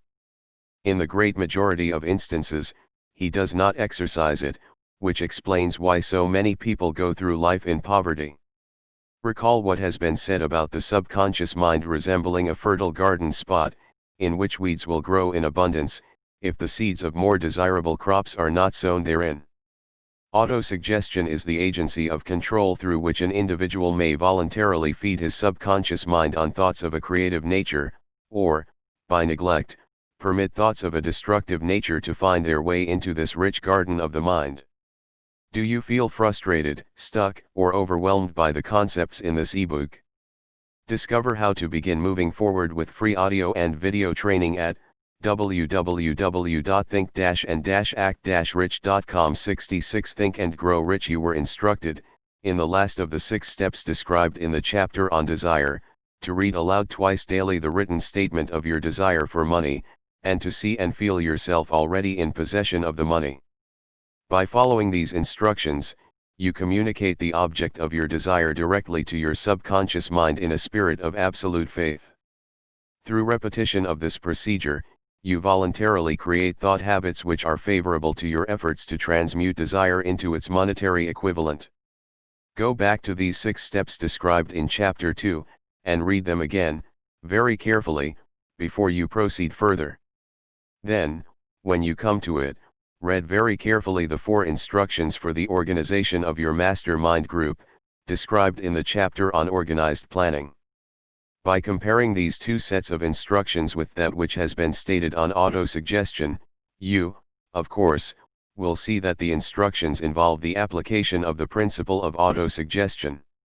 Remember, therefore, When reading aloud the statement of your desire, through which you are endeavoring to develop a money consciousness, that the mere reading of the words is of no consequence unless you mix emotion, or feeling with your words. If you repeat 1,000,000 times the famous Émile Coué formula, day by day, in every way, I am getting better and better, without mixing emotion and faith with your words, you will experience no desirable results. Your subconscious mind recognizes and acts upon only thoughts which have been well mixed with emotion or feeling. This is a fact of such importance as to warrant repetition in practically every chapter, because the lack of understanding of this is the main reason the majority of people who try to apply the principle of autosuggestion get no desirable results. Plain, unemotional words do not influence the subconscious mind. You will get no appreciable results until you learn to reach your subconscious mind with thoughts, or spoken words which have been well emotionalized with belief. Do not become discouraged, if you cannot control and direct your emotions the first time you try to do so. Remember, there is no such possibility as something for nothing. Ability to reach and influence your subconscious mind has its price, and you must pay that price. You cannot cheat, even if you desire to do so.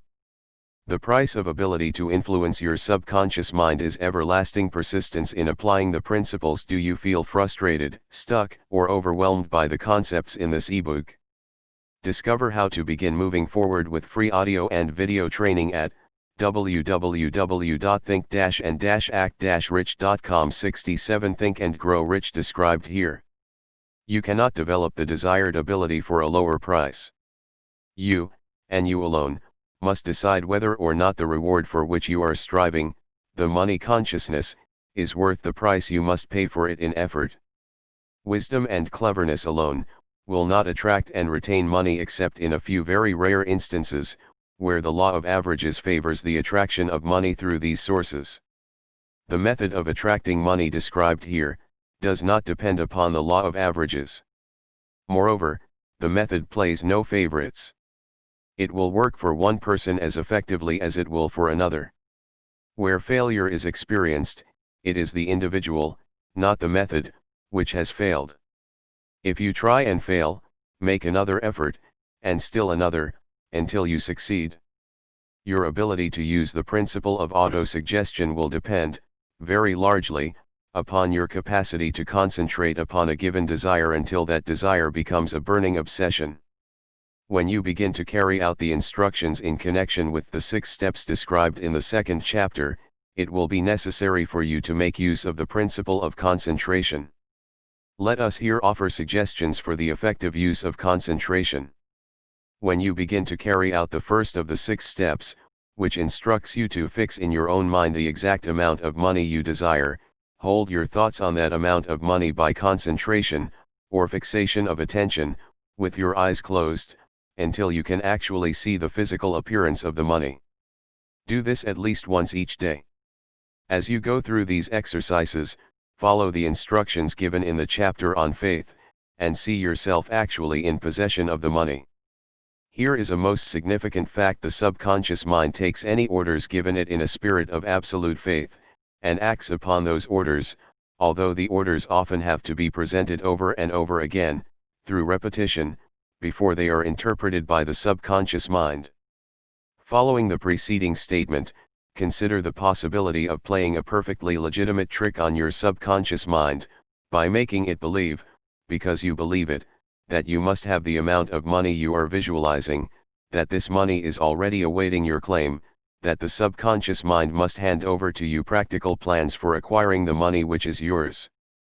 Hand over the thought suggested in the preceding paragraph to your imagination, and see what your imagination can, or will do, to create. Do you feel frustrated, stuck, or overwhelmed by the concepts in this ebook? Discover how to begin moving forward with free audio and video training at www.think-and-act-rich.com. 68 Think and Grow Rich Practical Plans for the Accumulation of Money Through Transmutation of Your Desire. Do not wait for a definite plan, through which you intend to exchange services or merchandise in return for the money you are visualizing, but begin at once to see yourself in possession of the money, demanding and expecting meanwhile, that your subconscious mind will hand over the plan, or plans you need. Be on the alert for these plans, and when they appear, put them into action immediately. When the plans appear, they will probably flash into your mind through the sixth sense, in the form of an inspiration. This inspiration may be considered a direct telegram, or message from infinite intelligence. Treat it with respect, and act upon it as soon as you receive it. Failure to do this will be fatal to your success. In the fourth of the 6 steps, you were instructed to create a definite plan for carrying out your desire, and begin at once to put this plan into action. You should follow this instruction in the manner described in the preceding paragraph. Do not trust to your reason when creating your plan for accumulating money through the transmutation of desire. Your reason is faulty. Moreover, your reasoning faculty may be lazy, and, if you depend entirely upon it to serve you, it may disappoint you. When visualizing the money you intend to accumulate, with closed eyes, see yourself rendering the service, or delivering the merchandise you intend to give in return for this money. This is important. Summary of instructions: the fact that you are reading this book is an indication that you earnestly seek knowledge. It is also an indication that you are a student of this subject. If you are only a student, there is a chance that you may learn much that you did not know, but you will learn only by assuming an attitude of humility. If you choose to follow some of the instructions but neglect, or refuse to follow others, you will fail. To get satisfactory results, you must follow all instructions in a spirit of faith. The instructions given in connection with the 6 steps in the 2nd chapter will now be summarized, and blended with the principles covered by this chapter, as follows. Do you feel frustrated, stuck, or overwhelmed by the concepts in this ebook? Discover how to begin moving forward with free audio and video training at www.think-and-act-rich.com. 69 Think and Grow Rich first. Go into some quiet spot, preferably in bed at night, where you will not be disturbed or interrupted. Close your eyes, and repeat aloud, so you may hear your own words, the written statement of the amount of money you intend to accumulate, the time limit for its accumulation, and a description of the service or merchandise you intend to give in return for the money. As you carry out these instructions, see yourself already in possession of the money. For example, suppose that you intend to accumulate $50,000 by the 1st of January, 5 years hence, that you intend to give personal services in return for the money, in the capacity of a salesman. Your written statement of your purpose should be similar to the following: by the 1st day of January, 19, I will have in my possession $50,000, which will come to me in various amounts from time to time during the interim. In return for this money I will give the most efficient service of which I am capable, rendering the fullest possible quantity, and the best possible quality of service in the capacity of salesman of. Describe the service or merchandise you intend to sell.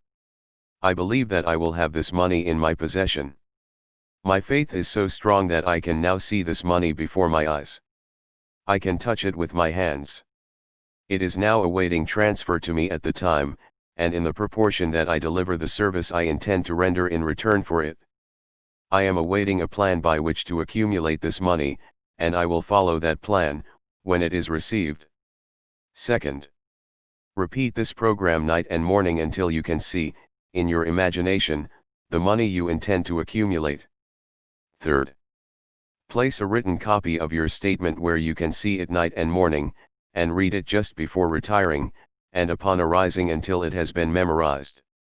Remember, as you carry out these instructions, that you are applying the principle of auto-suggestion, for the purpose of giving orders to your subconscious mind. Remember, also, that your subconscious mind will act. Do you feel frustrated, stuck, or overwhelmed by the concepts in this ebook? Discover how to begin moving forward with free audio and video training at www.think-and-act-rich.com. 70 Think and Grow Rich only upon instructions which are emotionalized, and handed over to it with feeling. Faith is the strongest, and most productive of the emotions. Follow the instructions given in the chapter on faith. These instructions may, at first, seem abstract. Do not let this disturb you. Follow the instructions, no matter how abstract or impractical they may, at first, appear to be.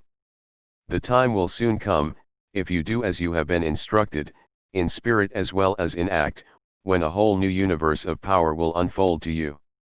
Skepticism, in connection with all new ideas, is characteristic of all human beings. But if you follow the instructions outlined, your skepticism will soon be replaced by belief, and this, in turn, will soon become crystallized into absolute faith. Then you will have arrived at the point where you may truly say, I am the master of my fate, I am the captain of my soul. Many philosophers have made the statement, that man is the master of his own earthly destiny, but most of them have failed to say why he is the master. The reason that man may be the master of his own earthly status, and especially his financial status, is thoroughly explained in this chapter. Man may become the master of himself, and of his environment, because he has the power to influence his own subconscious mind, and through it, gain the cooperation of infinite intelligence. You are now reading the chapter which represents the keystone to the arch of this philosophy. The instructions contained in this chapter must be understood and applied with persistence, if you succeed in transmuting desire into money.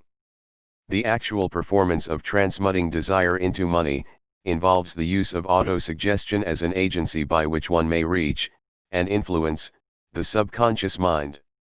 The other principles are simply tools with which to apply autosuggestion. Keep this thought in mind, and you will, at all times, be conscious of the important part the principle of autosuggestion is to play in your efforts to accumulate money through the methods described in this book. Carry out these instructions as though you were a small child. Inject into your efforts something of the faith of a child. The author has been most careful to see that no impractical instructions were included, because of his sincere desire to be helpful. After you have read the entire book, come back to this chapter, and follow in spirit, and in action, this instruction. Read the entire chapter aloud once every night, until you become thoroughly convinced that the principle of do you feel frustrated, stuck, or overwhelmed by the concepts in this ebook. Discover how to begin moving forward with free audio and video training at www.think-and-act-rich.com. 71 Think and Grow Rich Autosuggestion is sound, that it will accomplish for you all that has been claimed for it. As you read, underscore with a pencil every sentence which impresses you favorably. Follow the foregoing instruction to the letter, and it will open the way for a complete understanding and mastery of the principles of success. Do you feel frustrated, stuck, or overwhelmed by the concepts in this ebook? Discover how to begin moving forward with free audio and video training at www.think-and-act-rich.com. 72 Think and Grow Rich Chapter 5 Specialized Knowledge Personal Experiences or Observations. The fourth step toward riches. There are two kinds of knowledge. One is general, the other is specialized.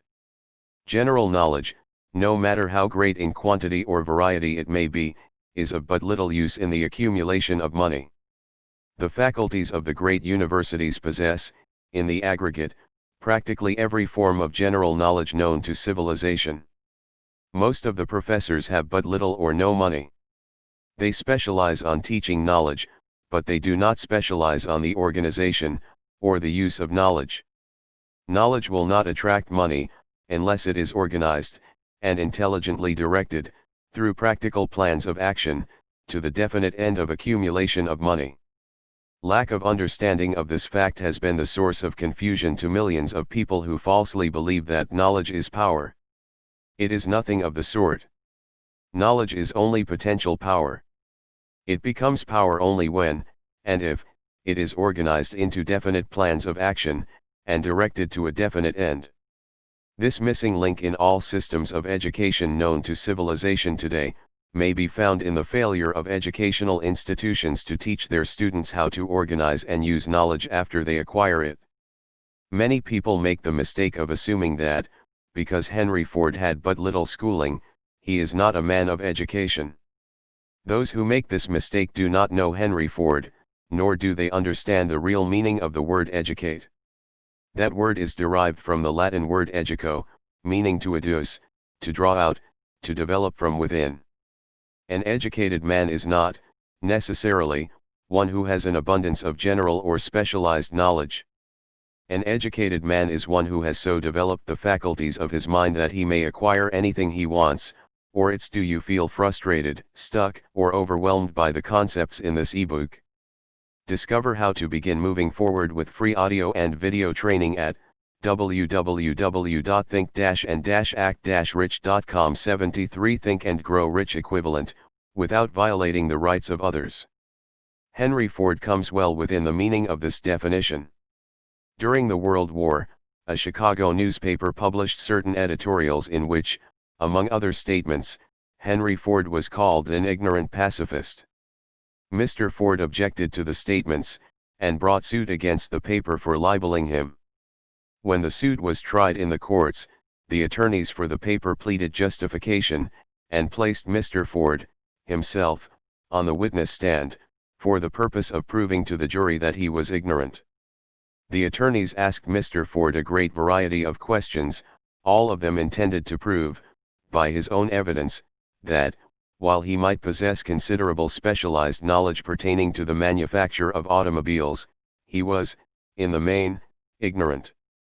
Mr. Ford was plied with such questions as the following: who was Benedict Arnold, and how many soldiers did the British send over to America to put down the rebellion of 1776? In answer to the last question, Mr. Ford replied, "I do not know the exact number of soldiers the British sent over, but I have heard that it was a considerably larger number than ever went back." Finally, Mr. Ford became tired of this line of questioning, and in reply to a particularly offensive question, he leaned over, pointed his finger at the lawyer who had asked the question, and said, "If I should really want to answer the foolish question you have just asked, or any of the other questions you have been asking me, let me remind you that I have a row of electric push buttons on my desk, and by pushing the right button, I can summon to my aid men who can answer any question I desire to ask concerning the business to which I am devoting most of my efforts. Now, will you kindly tell me, why I should clutter up my mind with general knowledge, for the purpose of being able to answer questions, when I have men around me who can supply any knowledge I require?" There certainly was good logic to that reply. That answer floored the lawyer. Every person in the courtroom realized it was the answer, not of an ignorant man, but of a man of education. Any man is educated who knows where to get knowledge when he needs it, and how to organize that knowledge into definite plans of action. Through the assistance of his mastermind group, Henry Ford had at his command all the specialized knowledge he needed to enable him to become one of the wealthiest men in America. It was not essential that he have this knowledge in his own mind. Surely no person who has sufficient inclination and intelligence to read a book of this nature can possibly miss the significance of this illustration. Do you feel frustrated, stuck, or overwhelmed by the concepts in this ebook? Discover how to begin moving forward with free audio and video training at www.think-and-act-rich.com. 74 Think and Grow Rich. Before you can be sure of your ability to transmute desire into its monetary equivalent, you will require specialized knowledge of the service, merchandise, or profession which you intend to offer in return for fortune. Perhaps you may need much more specialized knowledge than you have the ability or the inclination to acquire, and if this should be true, you may bridge your weakness through the aid of your mastermind group. Andrew Carnegie stated that he, personally, knew nothing about the technical end of the steel business. Moreover, he did not particularly care to know anything about it. The specialized knowledge which he required for the manufacture and marketing of steel, he found available through the individual units of his mastermind group. The accumulation of great fortunes calls for power, and power is acquired through highly organized and intelligently directed specialized knowledge, but that knowledge does not, necessarily, have to be in the possession of the man who accumulates the fortune. The preceding paragraph should give hope and encouragement to the man with ambition to accumulate a fortune, who has not possessed himself of the necessary education to supply such specialized knowledge as he may require. Men sometimes go through life suffering from inferiority complexes, because they are not men of education. The man who can organize and direct a mastermind group of men who possess knowledge useful in the accumulation of money, is just as much a man of education as any man in the group. Remember this: if you suffer from a feeling of inferiority, because your schooling has been limited. Thomas A. Edison had only 3 months of schooling during his entire life. He did not lack education, neither did he die poor. Henry Ford had less than a 6th grade schooling, but he has managed to do pretty well by himself, financially. Specialized knowledge is among the most plentiful, and the cheapest forms of service which may be had. If you doubt this, consult the payroll of any university. It pays to know how to purchase knowledge first of all, decide the sort of specialized knowledge you require, and the purpose for which it is needed. To a large extent, your major purpose in life, the goal toward which you are working, will help determine what knowledge you do. You feel frustrated, stuck, or overwhelmed by the concepts in this ebook? Discover how to begin moving forward with free audio and video training at www.think-and-act-rich.com. 75 Think and Grow Rich Need. With this question settled, your next move requires that you have accurate information concerning dependable sources of knowledge. The more important of these are: A. One's own experience and education; B. Experience and education available through cooperation of others, mastermind alliance; C. Colleges and universities; D. Public libraries, through books and periodicals in which may be found all the knowledge organized by civilization; E. Special training courses, through night schools and home study schools in particular. As knowledge is acquired, it must be organized and put into use, for a definite purpose, through practical plans. Knowledge has no value except that which can be gained from its application toward some worthy end. This is one reason why college degrees are not valued more highly. They represent nothing but miscellaneous knowledge. If you contemplate taking additional schooling, first determine the purpose for which you want the knowledge you are seeking, then learn where this particular sort of knowledge can be obtained, from reliable sources. Successful men, in all callings, never stop acquiring specialized knowledge related to their major purpose, business, or profession. Those who are not successful usually make the mistake of believing that the knowledge acquiring period ends when one finishes school. The truth is that schooling does but little more than to put one in the way of learning how to acquire practical knowledge. With this changed world, which began at the end of the economic collapse, came also astounding changes in educational requirements. The order of the day is specialization. This truth was emphasized by Robert P. Moore, Secretary of Appointments of Columbia University. Specialists most particularly sought after by employing companies are candidates who have specialized in some field. Business school graduates with training in. Do you feel frustrated, stuck, or overwhelmed by the concepts in this ebook? Discover how to begin moving forward with free audio and video training at www.think-and-act-rich.com. 76 Think and Grow Rich. Accounting and statistics, engineers of all varieties, journalists, architects, chemists, and also outstanding leaders and activity men of the senior class. The man who has been active on the campus, whose personality is such that he gets along with all kinds of people, and who has done an adequate job with his studies has a most decided edge over the strictly academic student. Some of these, because of their all-around qualifications, have received several offers of positions, a few of them as many as 6. In departing from the conception that the straight A student was invariably the one to get the choice of the better jobs, Mr. Moore said that most companies look not only to academic records but to activity records and personalities of the students.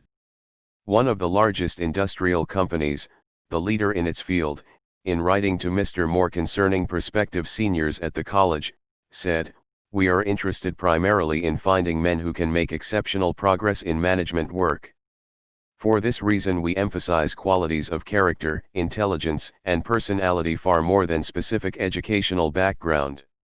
Apprenticeship proposing a system of apprenticing students in offices, stores, and industrial occupations during the summer vacation, Mr. Moore asserts that after the first 2 or 3 years of college, every student should be asked to choose a definite future course and to call a halt if he has been merely pleasantly drifting without purpose through an unspecialized academic curriculum.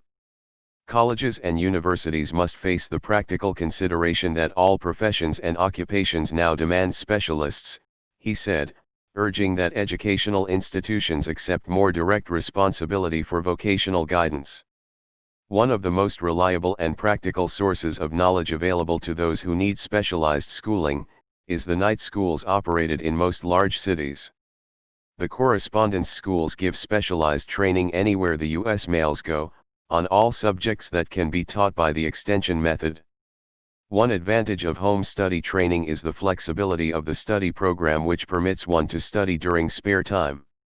Another stupendous advantage of home study training, if the school is carefully chosen, is the fact that most courses offered by home study schools carry with them generous privileges of "Do you feel frustrated, stuck, or overwhelmed by the concepts in this ebook?" Discover how to begin moving forward with free audio and video training at www.think-and-act-rich.com. 77 Think and Grow Rich consultation, which can be of priceless value to those needing specialized knowledge. No matter where you live, you can share the benefits. Anything acquired without effort, and without cost, is generally unappreciated, often discredited. Perhaps this is why we get so little from our marvelous opportunity in public schools. The self-discipline one receives from a definite program of specialized study makes up to some extent for the wasted opportunity when knowledge was available without cost. Correspondence schools are highly organized business institutions. Their tuition fees are so low that they are forced to insist upon prompt payments. Being asked to pay, whether the student makes good grades or poor, has the effect of causing one to follow through with the course when he would otherwise drop it. The correspondence schools have not stressed this point sufficiently, for the truth is that their collection departments constitute the very finest sort of training on decision, promptness, action, and the habit of finishing that which one begins. I learned this from experience, more than 25 years ago. I enrolled for a home study course in advertising. After completing 8 or 10 lessons I stopped studying, but the school did not stop sending me bills.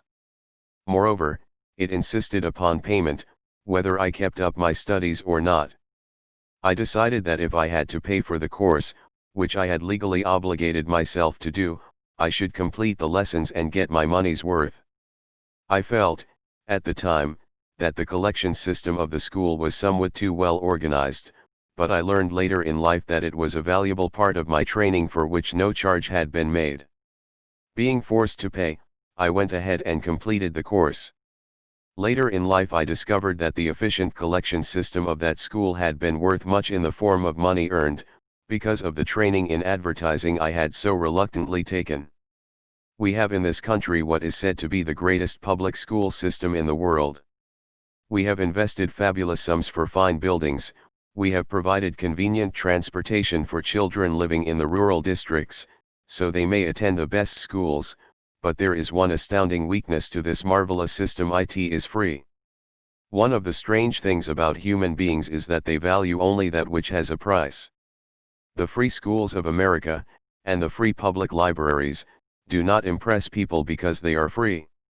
This is the major reason why so many people find it necessary to acquire additional training after they quit school and go low work. It is also one of the major reasons why employers give greater consideration to employees who "Do you feel frustrated, stuck, or overwhelmed by the concepts in this ebook?" Discover how to begin moving forward with free audio and video training at www.think-and-act-rich.com. 78 Think and Grow Rich take-home study courses. They have learned, from experience, that any person who has the ambition to give up a part of his spare time to studying at home has in him those qualities which make for leadership. This recognition is not a charitable gesture, it is sound business judgment upon the part of the employers. There is one weakness in people for which there is no remedy. It is the universal weakness of lack of ambition. Persons, especially salaried people, who schedule their spare time to provide for home study, seldom remain at the bottom very long. Their action opens the way for the upward climb, removes many obstacles from their path, and gains the friendly interest of those who have the power to put them in the way of opportunity. The home study method of training is especially suited to the needs of employed people who find, after leaving school, that they must acquire additional specialized knowledge, but cannot spare the time to go back to school. The changed economic conditions prevailing since the Depression have made it necessary for thousands of people to find additional, or new sources of income. For the majority of these, the solution to their problem may be found only by acquiring specialized knowledge. Many will be forced to change their occupations entirely. When a merchant finds that a certain line of merchandise is not selling, he usually supplants it with another that is in demand. The person whose business is that of marketing personal services must also be an efficient merchant. If his services do not bring adequate returns in one occupation, he must change to another, where broader opportunities are available. Stuart Austin Weir prepared himself as a construction engineer and followed this line of work until the Depression limited his market to where it did not give him the income he required. He took inventory of himself, decided to change his profession to law, went back to school and took special courses by which he prepared himself as a corporation lawyer. Despite the fact the Depression had not ended, he completed his training, passed the bar examination, and quickly built a lucrative law practice in Dallas, Texas. In fact, he is turning away clients. Just to keep the record straight, and to anticipate the alibis of those who will say, "I couldn't go to school because I have a family to support," or "I'm too old," I will add the information that Mr. Weir was past 40, and married when he went back to school. Moreover, by carefully selecting highly specialized courses, in colleges best prepared to teach the subjects chosen, Mr. Weir, do you feel frustrated, stuck, or overwhelmed by the concepts in this ebook? Discover how to begin moving forward with free audio and video training at www.think-and-act-rich.com. 79 Think and Grow Rich completed in 2 years the work for which the majority of law students require 4 years. It pays to know how to purchase knowledge. The person who stops studying merely because he has finished school is forever hopelessly doomed to mediocrity, no matter what may be his calling.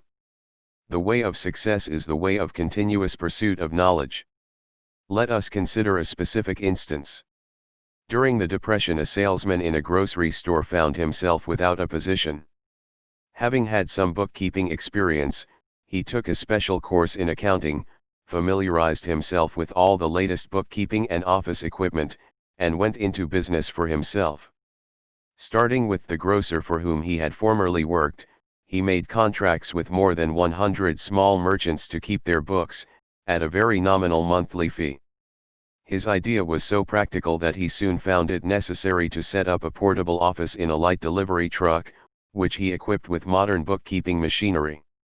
He now has a fleet of these bookkeeping offices on wheels and employs a large staff of assistants, thus providing small merchants with accounting service equal to the best that money can buy, at very nominal cost.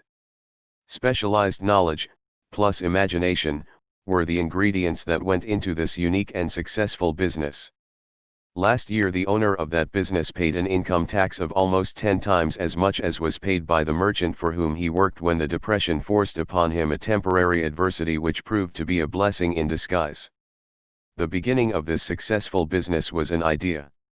Inasmuch as I had the privilege of supplying the unemployed salesman with that idea, I now assume the further privilege of suggesting another idea which has within it the possibility of even greater income. Also the possibility of rendering useful service to thousands of people who badly need that service. The idea was suggested by the salesman who gave up selling and went into the business of keeping books on a wholesale basis. When the plan was suggested as a solution of his unemployment problem, he quickly exclaimed, "I like the idea, but I would not know how to turn it into cash." In other words, he complained he would not know how to market his bookkeeping knowledge after he acquired it. So, that brought up another problem which had to be solved.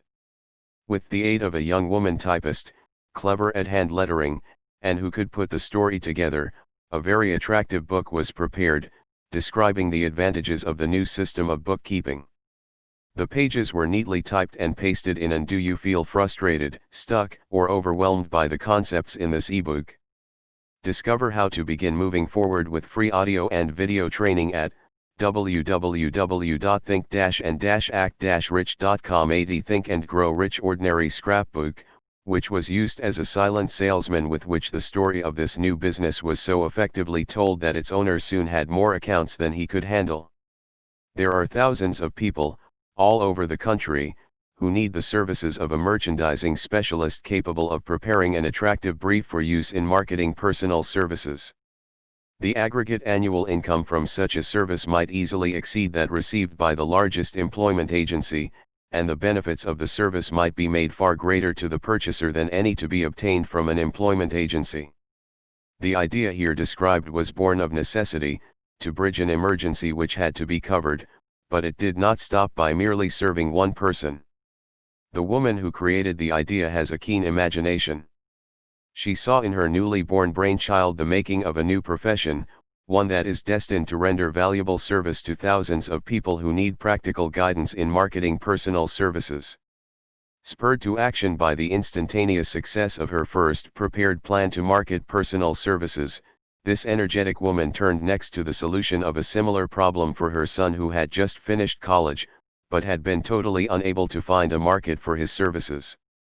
The plan she originated for his use was the finest specimen of merchandising of personal services I have ever seen. When the plan book had been completed, it contained nearly 50 pages of beautifully typed, properly organized information, telling the story of her son's native ability, schooling, personal experiences, and a great variety of other information too extensive for description. The plan book also contained a complete description of the position her son desired, together with a marvelous word picture of the exact plan he would use in filling the position. The preparation of the plan book required several weeks' labor, during which time its creator sent her son to the public library almost daily, to procure data needed in selling his services to best advantage. She sent him, also, to all the competitors of his prospective employer, and gathered from them vital information concerning their business methods which was of great value in the formation of the plan he intended to use in filling the position he sought. When the plan had been finished, it contained more than half a dozen very fine suggestions for the use and benefit of the prospective employer. The suggestions were put into use by the company. Do you feel frustrated, stuck, or overwhelmed by the concepts in this ebook? Discover how to begin moving forward with free audio and video training at www.think-and-act-rich.com. 81 Think and Grow Rich. One may be inclined to ask, why go to all this trouble to secure a job? The answer is straight to the point. Also it is dramatic, because it deals with a subject which assumes the proportion of a tragedy with millions of men and women whose sole source of income is personal services. The answer is, doing a thing well never is trouble. The plan prepared by this woman for the benefit of her son, helped him get the job for which he applied, at the first interview, at a salary fixed by himself. Moreover, and this, too, is important, the position did not require the young man to start at the bottom. He began as a junior executive, at an executive's salary. Why go to all this trouble, do you ask? Well, for one thing, the planned presentation of this young man's application for a position clipped off no less than 10 years of time he would have required to get to where he began, had he started at the bottom and worked his way up. This idea of starting at the bottom and working one's way up may appear to be sound, but the major objection to it is this: too many of those who begin at the bottom never manage to lift their heads high enough to be seen by opportunity, so they remain at the bottom. It should be remembered, also, that the outlook from the bottom is not so very bright or encouraging. It has a tendency to kill off ambition. We call it getting into a rut, which means that we accept our fate because we form the habit of daily routine, a habit that finally becomes so strong we cease to try to throw it off. And that is another reason why it pays to start 1 or 2 steps above the bottom.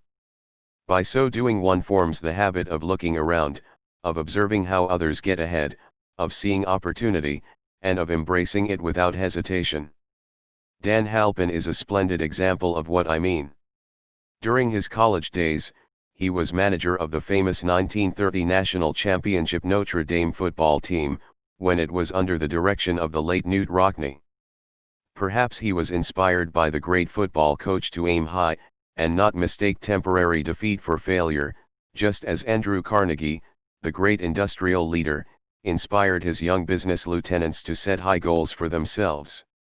At any rate, young Halpin finished college at a mighty unfavorable time, when the Depression had made jobs scarce, so, after a fling at investment banking and motion pictures, he took the first opening with a potential future he could find selling electrical hearing aids on a commission. Do you feel frustrated, stuck, or overwhelmed by the concepts in this ebook? Discover how to begin moving forward with free audio and video training at www.think-and-act-rich.com. 82 Think and Grow Rich Basis. Anyone could start in that sort of job, and Halpin knew it, but it was enough to open the door of opportunity to him. For almost 2 years, he continued in a job not to his liking, and he would never have risen above that job if he had not done something about his dissatisfaction. He aimed, first, at the job of assistant sales manager of his company, and got the job. That one step upward placed him high enough above the crowd to enable him to see still greater opportunity. Also, it placed him where opportunity could see him. He made such a fine record selling hearing aids, that A.M. Andrews, chairman of the board of the Dictograph Products Company, a business competitor of the company for which Halpin worked, wanted to know something about that man Dan Halpin, who was taking big sales away from the long-established Dictograph Company. He sent for Halpin. When the interview was over, Halpin was the new sales manager, in charge of the Acousticon division. Then, to test young Halpin's mettle, Mr. Andrews went away to Florida for 3 months, leaving him to sink or swim in his new job. He did not sink. Knute Rockne's spirit of all the world loves a winner, and has no time for a loser inspired him to put so much into his job that he was recently elected vice president of the company, and general manager of the Acousticon and Silent Radio division, a job which most men would be proud to earn through 10 years of loyal effort. Halpin turned the trick in little more than 6 months. It is difficult to say whether Mr. Andrews or Mr. Halpin is more deserving of eulogy, for the reason that both showed evidence of having an abundance of that very rare quality known as imagination. Mr. Andrews deserves credit for seeing, in young Halpin, a go-getter of the highest order.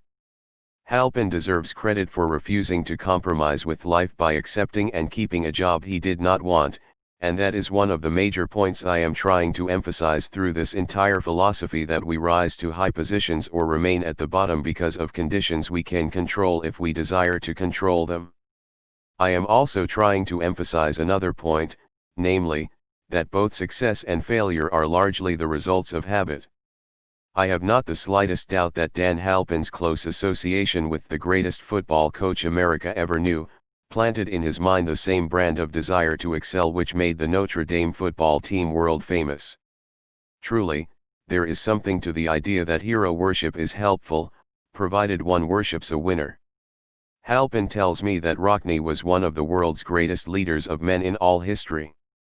Do you feel frustrated, stuck, or overwhelmed by the concepts in this ebook? Discover how to begin moving forward with free audio and video training at www.think-and-act-rich.com. 83 Think and Grow Rich. My belief in the theory that business associations are vital factors, both in failure and in success, was recently demonstrated, when my son Blair was negotiating with Dan Halpin for a position. Mr. Halpin offered him a beginning salary of about one-half what he could have gotten from a rival company. I brought parental pressure to bear, and induced him to accept the place with Mr. Halpin, because I believe that close association with one who refuses to compromise with circumstances he does not like, is an asset that can never be measured in terms of money. The bottom is a monotonous, dreary, unprofitable place for any person. That is why I have taken the time to describe how lowly beginnings may be circumvented by proper planning. Also, that is why so much space has been devoted to a description of this new profession, created by a woman who was inspired to do a fine job of planning because she wanted her son to have a favorable break. With the changed conditions ushered in by the world economic collapse, came also the need for newer and better ways of marketing personal services. It is hard to determine why someone had not previously discovered this stupendous need, in view of the fact that more money changes hands in return for personal services than for any other purpose. The sum paid out monthly, to people who work for wages and salaries, is so huge that it runs into hundreds of millions, and the annual distribution amounts to billions. Perhaps some will find, in the idea here briefly described, the nucleus of the riches they desire. Ideas with much less merit have been the seedlings from which great fortunes have grown. Woolworth's 5 and 10 cent store idea, for example, had far less merit, but it piled up a fortune for its creator. Those seeing opportunity lurking in this suggestion will find valuable aid in the chapter on organized planning. Incidentally, an efficient merchandiser of personal services would find a growing demand for his services wherever there are men and women who seek better markets for their services. By applying the mastermind principle, a few people with suitable talent could form an alliance and have a paying business very quickly. One would need to be a fair writer, with a flair for advertising and selling, one handy at typing and hand lettering, and one should be a first-class business getter who would let the world know about the service. If one person possessed all these abilities, he might carry on the business alone, until it outgrew him. The woman who prepared the personal service sales plan for her son now receives requests from all parts of the country for her cooperation in Do you feel frustrated, stuck, or overwhelmed by the concepts in this ebook? Discover how to begin moving forward with free audio and video training at www.think-and-act-rich.com. 84 Think and Grow Rich, preparing similar plans for others who desire to market their personal services for more money. She has a staff of expert typists, artists, and writers who have the ability to dramatize the case history so effectively that one's personal services can be marketed for much more money than the prevailing wages for similar services. She is so confident of her ability that she accepts, as the major portion of her fee, a percentage of the increased pay she helps her clients to earn. It must not be supposed that her plan merely consists of clever salesmanship by which she helps men and women to demand and receive more money for the same services they formerly sold for less pay. She looks after the interests of the purchaser as well as the seller of personal services, and so prepares her plans that the employer receives full value for the additional money he pays. The method by which she accomplishes this astonishing result is a professional secret which she discloses to no one excepting her own clients. If you have the imagination, and seek a more profitable outlet for your personal services, this suggestion may be the stimulus for which you have been searching. The idea is capable of yielding an income far greater than that of the average doctor, lawyer, or engineer whose education required several years in college. The idea is saleable to those seeking new positions, in practically all positions calling for managerial or executive ability, and those desiring rearrangement of incomes in their present positions. There is no fixed price for sound ideas. Back of all ideas is specialized knowledge. Unfortunately, for those who do not find riches in abundance, specialized knowledge is more abundant and more easily acquired than ideas. Because of this very truth, there is a universal demand and an ever-increasing opportunity for the person capable of helping men and women to sell their personal services advantageously. Capability means imagination, the one quality needed to combine specialized knowledge with ideas, in the form of organized plans designed to yield riches. If you have imagination, this chapter may present you with an idea sufficient to serve as the beginning of the riches you desire. Remember, the idea is the main thing. Specialized knowledge may be found just around the corner, any corner. Do you feel frustrated, stuck, or overwhelmed by the concepts in this ebook? Discover how to begin moving forward with free audio and video training at www.think-and-act-rich.com. 85 Think and Grow Rich, Chapter 6, Imagination, the workshop of the mind. The fifth step toward riches. The imagination is literally the workshop wherein are fashioned all plans created by man. The impulse, the desire, is given shape, form, and action through the aid of the imaginative faculty of the mind. It has been said that man can create anything which he can imagine. Of all the ages of civilization, this is the most favorable for the development of the imagination, because it is an age of rapid change. On every hand one may contact stimuli which develop the imagination. Through the aid of his imaginative faculty, man has discovered, and harnessed, more of nature's forces during the past 50 years than during the entire history of the human race, previous to that time. He has conquered the air so completely, that the birds are a poor match for him in flying. He has harnessed the ether, and made it serve as a means of instantaneous communication with any part of the world. He has analyzed, and weighed the sun at a distance of millions of miles, and has determined, through the aid of imagination, the elements of which it consists. He has discovered that his own brain is both a broadcasting, and a receiving station for the vibration of thought, and he is beginning now to learn how to make practical use of this discovery. He has increased the speed of locomotion, until he may now travel at a speed of more than 300 miles an hour. The time will soon come when a man may breakfast in New York, and lunch in San Francisco. Man's only limitation, within reason, lies in his development and use of his imagination. He has not yet reached the apex of development in the use of his imaginative faculty. He has merely discovered that he has an imagination, and has commenced to use it in a very elementary way. Two forms of imagination. Do you feel frustrated, stuck, or overwhelmed by the concepts in this ebook? Discover how to begin moving forward with free audio and video training at www.think-and-act-rich.com. 86 Think and Grow Rich. The imaginative faculty functions in two forms. One is known as synthetic imagination, and the other as creative imagination.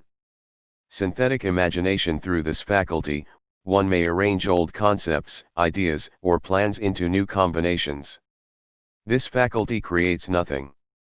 It merely works with the material of experience, education, and observation with which it is fed. It is the faculty used most by the inventor, with the exception of the who draws upon the creative imagination, when he cannot solve his problem through synthetic imagination. Creative imagination. Through the faculty of creative imagination, the finite mind of man has direct communication with infinite intelligence. It is the faculty through which hunches and inspirations are received. It is by this faculty that all basic, or new ideas are handed over to man. It is through this faculty that thought vibrations from the minds of others are received. It is through this faculty that one individual may tune in, or communicate with the subconscious minds of other men. The creative imagination works automatically, in the manner described in subsequent pages. This faculty functions only when the conscious mind is vibrating at an exceedingly rapid rate, as for example, when the conscious mind is stimulated through the emotion of a strong desire. The creative faculty becomes more alert, more receptive to vibrations from the sources mentioned, in proportion to its development through use.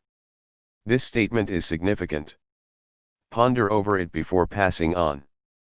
Keep in mind as you follow these principles, that the entire story of how one may convert desire into money cannot be told in one statement. The story will be complete, only when one has mastered, assimilated, and begun to make use of all the principles. The great leaders of business, industry, finance, and the great artists, musicians, poets, and writers became great, because they developed the faculty of creative imagination. Both the synthetic and creative faculties of imagination become more alert with use, just as any muscle or organ of the body develops through use. Desire is only a thought, an impulse. It is nebulous and ephemeral. It is abstract, and of no value, until it has been transformed into its physical counterpart. While the synthetic imagination is the one which will be used most frequently, in the process of transforming the impulse of desire into money, do you feel frustrated, stuck, or overwhelmed by the concepts in this ebook? Discover how to begin moving forward with free audio and video training at www.think-and-act-rich.com. 87 Think and Grow Rich. You must keep in mind the fact that you may face circumstances and situations which demand use of the creative imagination as well. Your imaginative faculty may have become weak through inaction. It can be revived and made alert through use. This faculty does not die, though it may become quiescent through lack of use. Center your attention, for the time being, on the development of the synthetic imagination, because this is the faculty which you will use more often in the process of converting desire into money. Transformation of the intangible impulse, of desire, into the tangible reality, of money, calls for the use of a plan, or plans. These plans must be formed with the aid of the imagination, and mainly, with the synthetic faculty. Read the entire book through, then come back to this chapter, and begin at once to put your imagination to work on the building of a plan, or plans, for the transformation of your desire into money. Detailed instructions for the building of plans have been given in almost every chapter. Carry out the instructions best suited to your needs, reduce your plan to writing, if you have not already done so. The moment you complete this, you will have definitely given concrete form to the intangible desire. Read the preceding sentence once more. Read it aloud, very slowly, and as you do so, remember that the moment you reduce the statement of your desire, and a plan for its realization, to writing, you have actually taken the first of a series of steps, which will enable you to convert the thought into its physical counterpart. The earth on which you live, you, yourself, and every other material thing are the result of evolutionary change, through which microscopic bits of matter have been organized and arranged in an orderly fashion. Moreover, and this statement is of stupendous importance, this earth, every one of the billions of individual cells of your body, and every atom of matter, began as an intangible form of energy. Desire is thought impulse. Thought impulses are forms of energy. When you begin with the thought impulse, desire, to accumulate money, you are drafting into your service the same stuff that nature used in creating this earth, and every material form in the universe, including the body and brain in which the thought impulses function. As far as science has been able to determine, the entire universe consists of but two elements, matter and energy. Do you feel frustrated, stuck, or overwhelmed by the concepts in this ebook? Discover how to begin moving forward with free audio and video training at www.think-and-act-rich.com. 88 Think and Grow Rich. Through the combination of energy and matter, has been created everything perceptible to man, from the largest star which floats in the heavens, down to, and including man, himself. You are now engaged in the task of trying to profit by nature's method. You are, sincerely and earnestly, we hope, trying to adapt yourself to nature's laws, by endeavoring to convert desire into its physical or monetary equivalent. You can do it. It has been done before. You can build a fortune through the aid of laws which are immutable. But, first, you must become familiar with these laws, and learn to use them. Through repetition, and by approaching the description of these principles from every conceivable angle, the author hopes to reveal to you the secret through which every great fortune has been accumulated. Strange and paradoxical as it may seem, the secret is not a secret.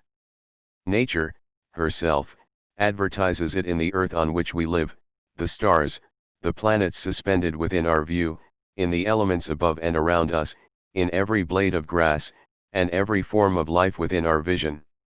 Nature advertises the secret in the terms of biology, in the conversion of a tiny cell, so small that it may be lost on the point of a pin, into the human being now reading this line.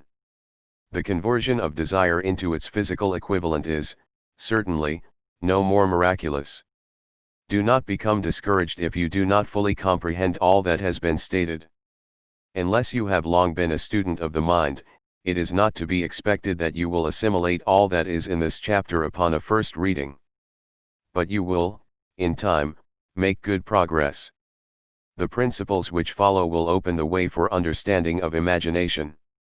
Assimilate that which you understand, as you read this philosophy for the first time, then, when you reread and study it, you will discover that something has happened to clarify it, and give you a broader understanding of the whole. Above all, Do not stop, nor hesitate in your study of these principles until you have read the book at least 3 times, 495-96. Then, you will not want to stop. How to make practical use of imagination. Ideas are the beginning points of all fortunes. Ideas are products of the imagination. Let us examine a few well-known ideas which have yielded huge. Do you feel frustrated, stuck, or overwhelmed by the concepts in this ebook? Discover how to begin moving forward with free audio and video training at www.think-and-act-rich.com. 89 Think and Grow Rich Fortunes, with the hope that these illustrations will convey definite information concerning the method by which imagination may be used in accumulating riches.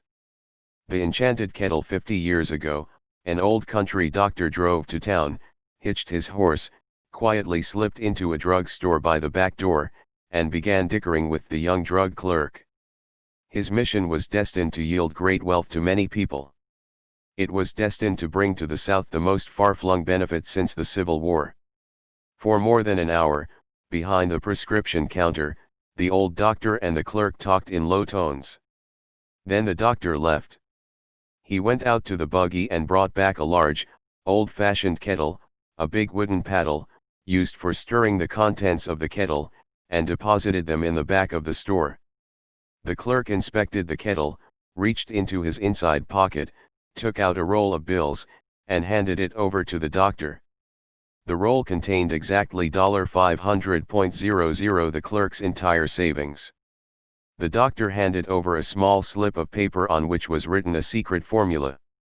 The words on that small slip of paper were worth a king's ransom. But not to the doctor.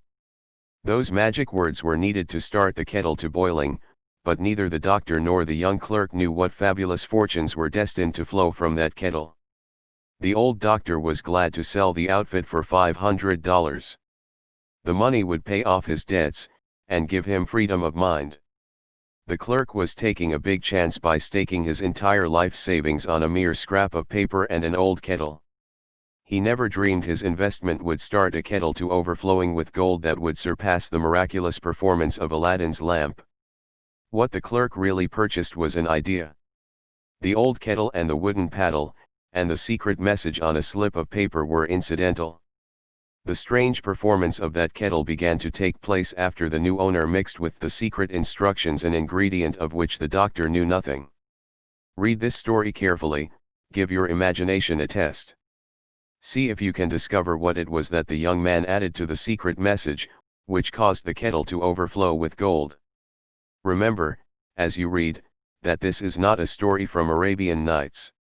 Here you have a story of facts, stranger than fiction, facts which began in the form of an idea.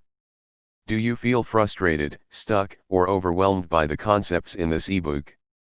Discover how to begin moving forward with free audio and video training at www.think-and-act-rich.com. 90 Think and Grow Rich. Let us take a look at the vast fortunes of gold this idea has produced.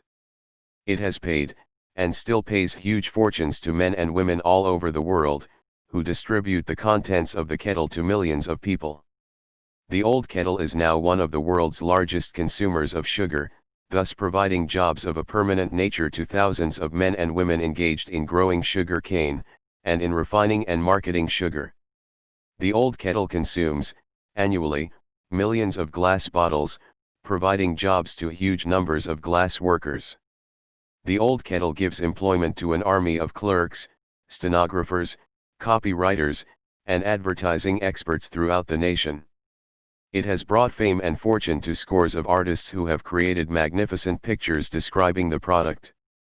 The old kettle has converted a small southern city into the business capital of the South, where it now benefits, directly, or indirectly, every business and practically every resident of the city. The influence of this idea now benefits every civilized country in the world, pouring out a continuous stream of gold to all who touch it. Gold from the kettle built and maintains one of the most prominent colleges of the South, where thousands of young people receive the training essential for success. The old kettle has done other marvelous things.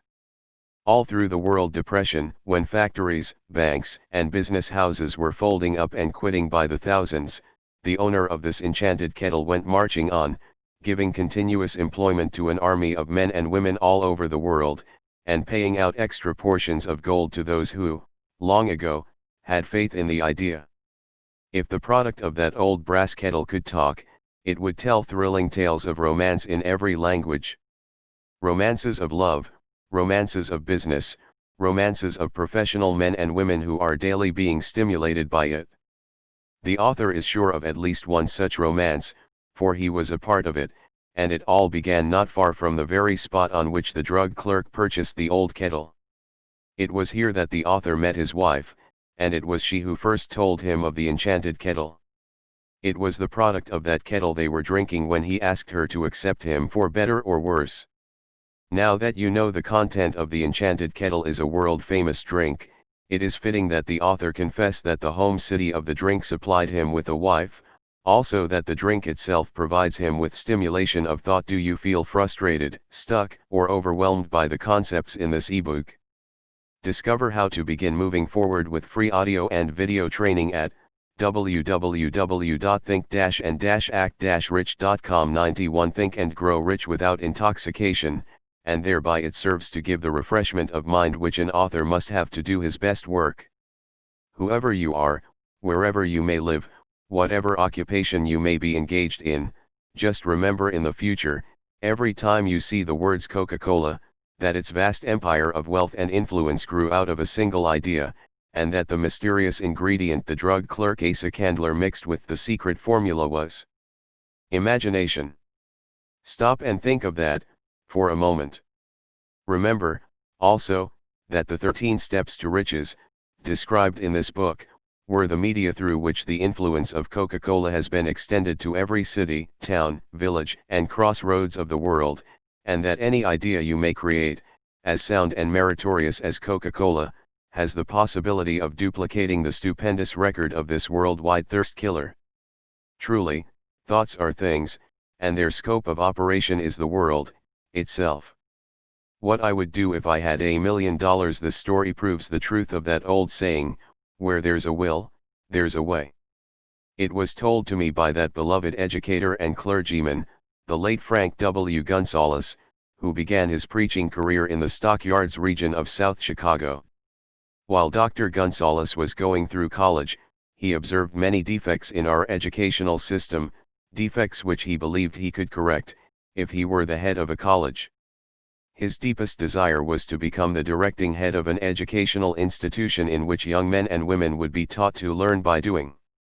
He made up his mind to organize a new college in which he could carry out his ideas, without being handicapped by orthodox methods of education. He needed $1 million to put the project across. Where was he to lay his hands on so large a sum of money? That was the question that absorbed most of this ambitious young preacher's thought. But he couldn't seem to make any progress. Every night he took that thought to bed with him. He got up with it in the morning. He took it with him everywhere he went. He turned it over and over in his mind until it became a consuming obsession with him. $1 million is a lot of money. He recognized that fact, but he also recognized the truth that the only limitation is that which one sets up in one's own mind. Do you feel frustrated, stuck, or overwhelmed by the concepts in this ebook? Discover how to begin moving forward with free audio and video training at www.think-and-act-rich.com. 92 Think and Grow Rich. Being a philosopher as well as a preacher, Dr. Gonzalez recognized, as do all who succeed in life, that definiteness of purpose is the starting point from which one must begin. He recognized, too, that definiteness of purpose takes on animation, life, and power when backed by a burning desire to translate that purpose into its material equivalent. He knew all these great truths, yet he did not know where, or how to lay his hands on $1 million. The natural procedure would have been to give up and quit, by saying, "Ah well, my idea is a good one, but I cannot do anything with it, because I never can procure the necessary $1 million. That is exactly what the majority of people would have said, but it is not what Dr. Gonzalez said. What he said, and what he did are so important that I now introduce him, and let him speak for himself. One Saturday afternoon I sat in my room thinking of ways and means of raising the money to carry out my plans. For nearly 2 years, I had been thinking, but I had done nothing but think. The time had come for action. I made up my mind, then and there, that I would get the necessary $1 million within a week. How? I was not concerned about that. The main thing of importance was the decision to get the money within a specified time, and I want to tell you that the moment I reached a definite decision to get the money within a specified time, a strange feeling of assurance came over me, such as I had never before experienced. Something inside me seemed to say, "Why didn't you reach that decision a long time ago? The money was waiting for you all the time." Things began to happen in a hurry. I called the newspapers and announced I would preach a sermon the following morning, entitled, "What I Would Do If I Had $1 Million." I went to work on the sermon immediately, but I must tell you, frankly, the task was not difficult, because I had been preparing that sermon for almost 2 years. The spirit back of it was a part of me. Long before midnight I had finished writing the sermon. I went to bed and slept with a feeling of confidence, for I could see myself already in possession of the $1 million. Next morning I arose early, went into the bathroom, read the sermon, then knelt on my knees and asked that my sermon might come to the attention of someone who would supply the needed money. Do you feel frustrated, stuck, or overwhelmed by the concepts in this ebook? Discover how to begin moving forward with free audio and video training at www.think-and-act-rich.com. 93 Think and Grow Rich. While I was praying, I again had that feeling of assurance that the money would be forthcoming. In my excitement, I walked out without my sermon, and did not discover the oversight until I was in my pulpit and about ready to begin delivering it.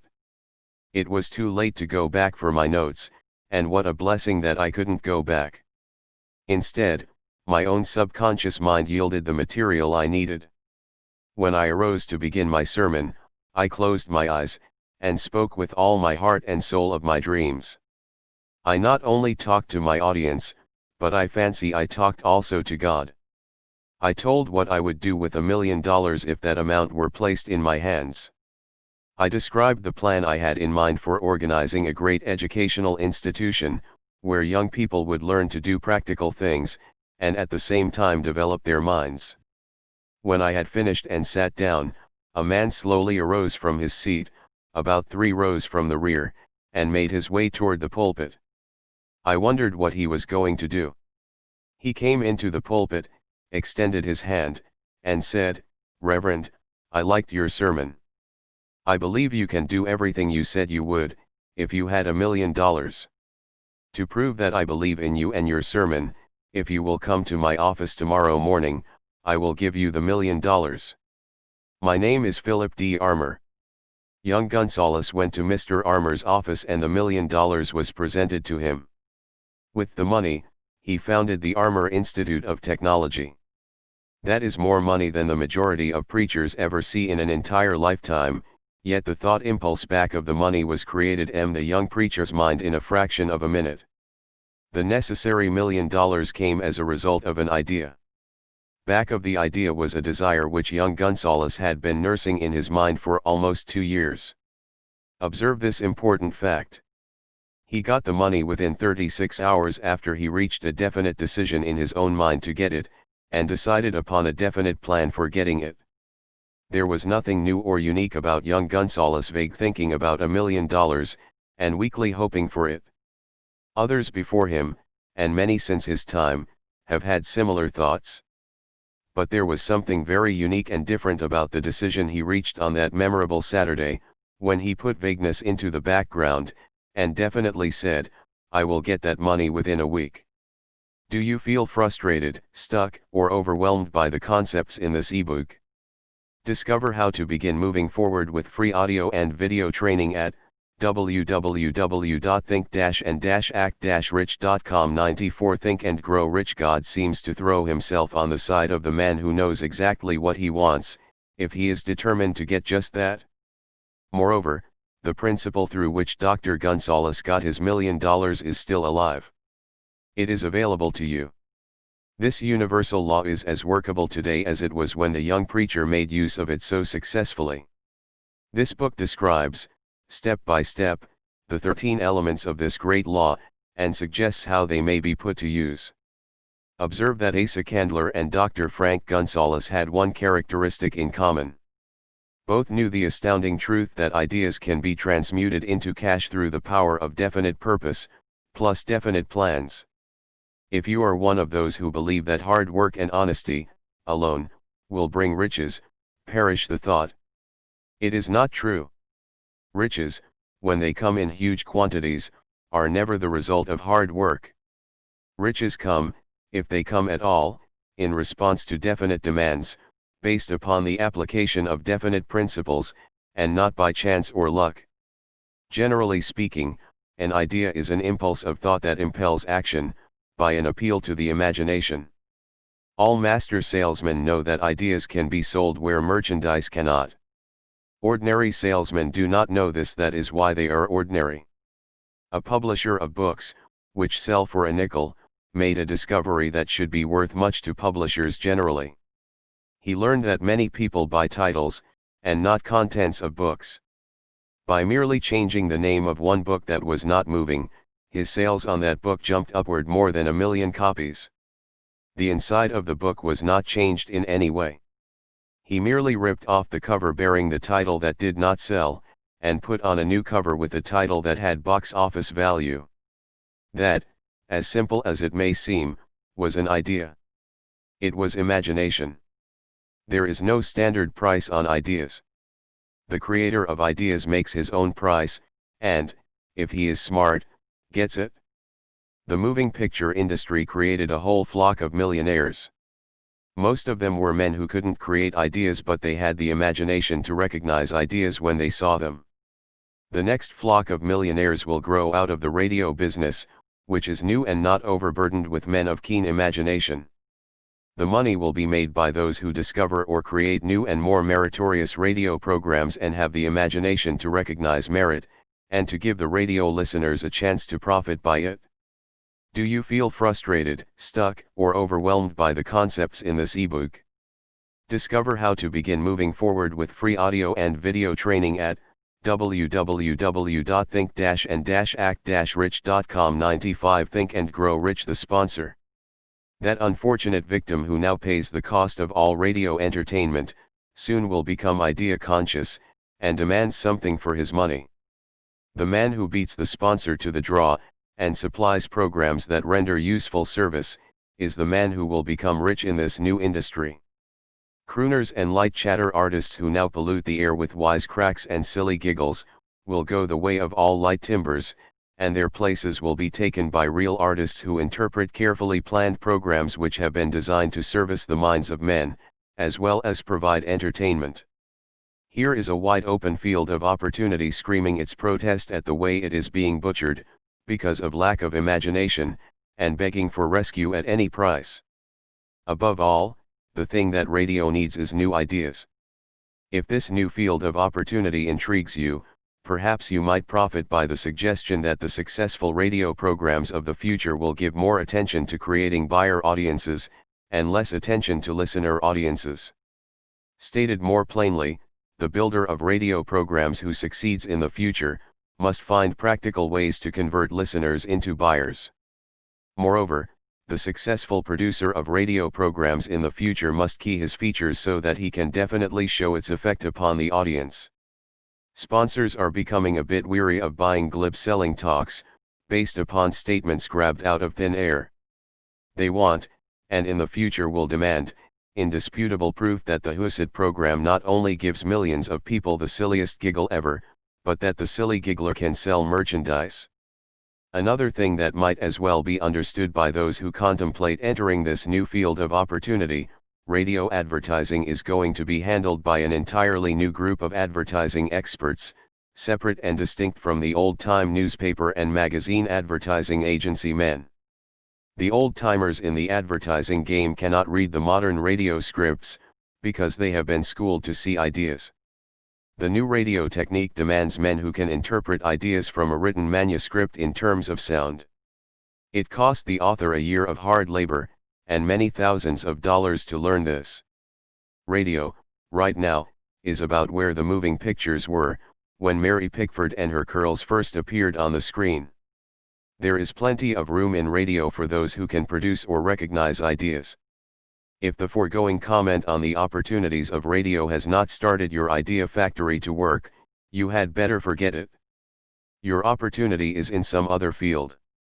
If the comment intrigued you in the slightest degree, then go further into it, and you may find the one idea you need to round out your career. Do you feel frustrated, stuck, or overwhelmed by the concepts in this ebook? Discover how to begin moving forward with free audio and video training at www.think-and-act-rich.com. 96 Think and Grow Rich. Never let it discourage you if you have no experience in radio. Andrew Carnegie knew very little about making steel. I have Carnegie's own word for this, but he made practical use of two of the principles described in this book, and made the steel business yield him a fortune. The story of practically every great fortune starts with the day when a creator of ideas and a seller of ideas got together and worked in harmony. Carnegie surrounded himself with men who could do all that he could not do. Men who created ideas, and men who put ideas into operation, and made himself and the others fabulously rich. Millions of people go through life hoping for favorable breaks. Perhaps a favorable break can get one an opportunity, but the safest plan is not to depend upon luck. It was a favorable break that gave me the biggest opportunity of my life, but 25 years of determined effort had to be devoted to that opportunity before it became an asset. The break consisted of my good fortune in meeting and gaining the cooperation of Andrew Carnegie. On that occasion, Carnegie planted in my mind the idea of organizing the principles of achievement into a philosophy of success. Thousands of people have profited by the discoveries made in the 25 years of research, and several fortunes have been accumulated through the application of the philosophy. The beginning was simple. It was an idea which anyone might have developed. The favorable break came through Carnegie, but what about the determination, definiteness of purpose, and the desire to attain the goal, and the persistent effort of 25 years? It was no ordinary desire that survived disappointment, discouragement, temporary defeat, criticism, and the constant reminding of waste of time. It was a burning desire. An obsession. When the idea was first planted in my mind by Mr. Carnegie, it was coaxed, nursed, and enticed to remain alive. Gradually, the idea became a giant under its own power, and it coaxed, nursed, and drove me. Ideas are like that. First you give life and action and guidance to ideas, then they take on power of their own and sweep aside all opposition. Ideas are intangible forces, but they have more power than the physical brains that give birth to them. They have the power to live on, after the brain that creates them has returned to dust. For example, take the power of Christianity. That began with a simple idea, born in the brain of Christ. Its chief tenet was, do unto others as you would have others do unto you. Christ has gone back to the do you feel frustrated, stuck, or overwhelmed by the concepts in this ebook? Discover how to begin moving forward with free audio and video training at www.think-and-act-rich.com. 97 Think and Grow Rich. Source from whence he came, but his idea goes marching on. Someday, it may grow up, and come into its own, then it will have fulfilled Christ's deepest desire. The idea has been developing only 2,000 years. Give it time. Do you feel frustrated, stuck, or overwhelmed by the concepts in this ebook? Discover how to begin moving forward with free audio and video training at www.think-and-act-rich.com. 98 Think and Grow Rich. Success requires no explanations. Failure permits no alibis. Do you feel frustrated, stuck, or overwhelmed by the concepts in this ebook? Discover how to begin moving forward with free audio and video training at www.think-and-act-rich.com. 99 Think and Grow Rich. Chapter 7 Organized Planning. The crystallization of desire into action. The sixth step toward riches. You have learned that everything man creates or acquires, begins in the form of desire. That desire is taken on the first lap of its journey, from the abstract to the concrete, into the workshop of the imagination, where plans for its transition are created and organized. In Chapter 2, you were instructed to take 6 definite, practical steps, as your first move in translating the desire for money into its monetary equivalent. One of these steps is the formation of a definite, practical plan, or plans, through which this transformation may be made. You will now be instructed how to build plans which will be practical, viz. A. Ally yourself with a group of as many people as you may need for the creation and carrying out of your plan, or plans for the accumulation of money, making use of the mastermind principle described in a later chapter. Compliance with this instruction is absolutely essential. Do not neglect it. B. Before forming your mastermind alliance, decide what advantages and benefits you may offer the individual members of your group in return for their cooperation. No one will work indefinitely without some form of compensation. No intelligent person will either request or expect another to work without adequate compensation, although this may not always be in the form of money. C. Arrange to meet with the members of your mastermind group at least twice a week, and more often if possible, until you have jointly perfected the necessary plan, or plans for the accumulation of money. Do you feel frustrated, stuck, or overwhelmed by the concepts in this ebook? Discover how to begin moving forward with free audio and video training at www.think-and-act-rich.com. 100 Think and Grow Rich. D. Maintain perfect harmony between yourself and every member of your mastermind group. If you fail to carry out this instruction to the letter, you may expect to meet with failure. The mastermind principle cannot obtain where perfect harmony does not prevail. Keep in mind these facts first. You are engaged in an undertaking of major importance to you. To be sure of success, you must have plans which are faultless. Second, you must have the advantage of the experience, education, native ability, and imagination of other minds.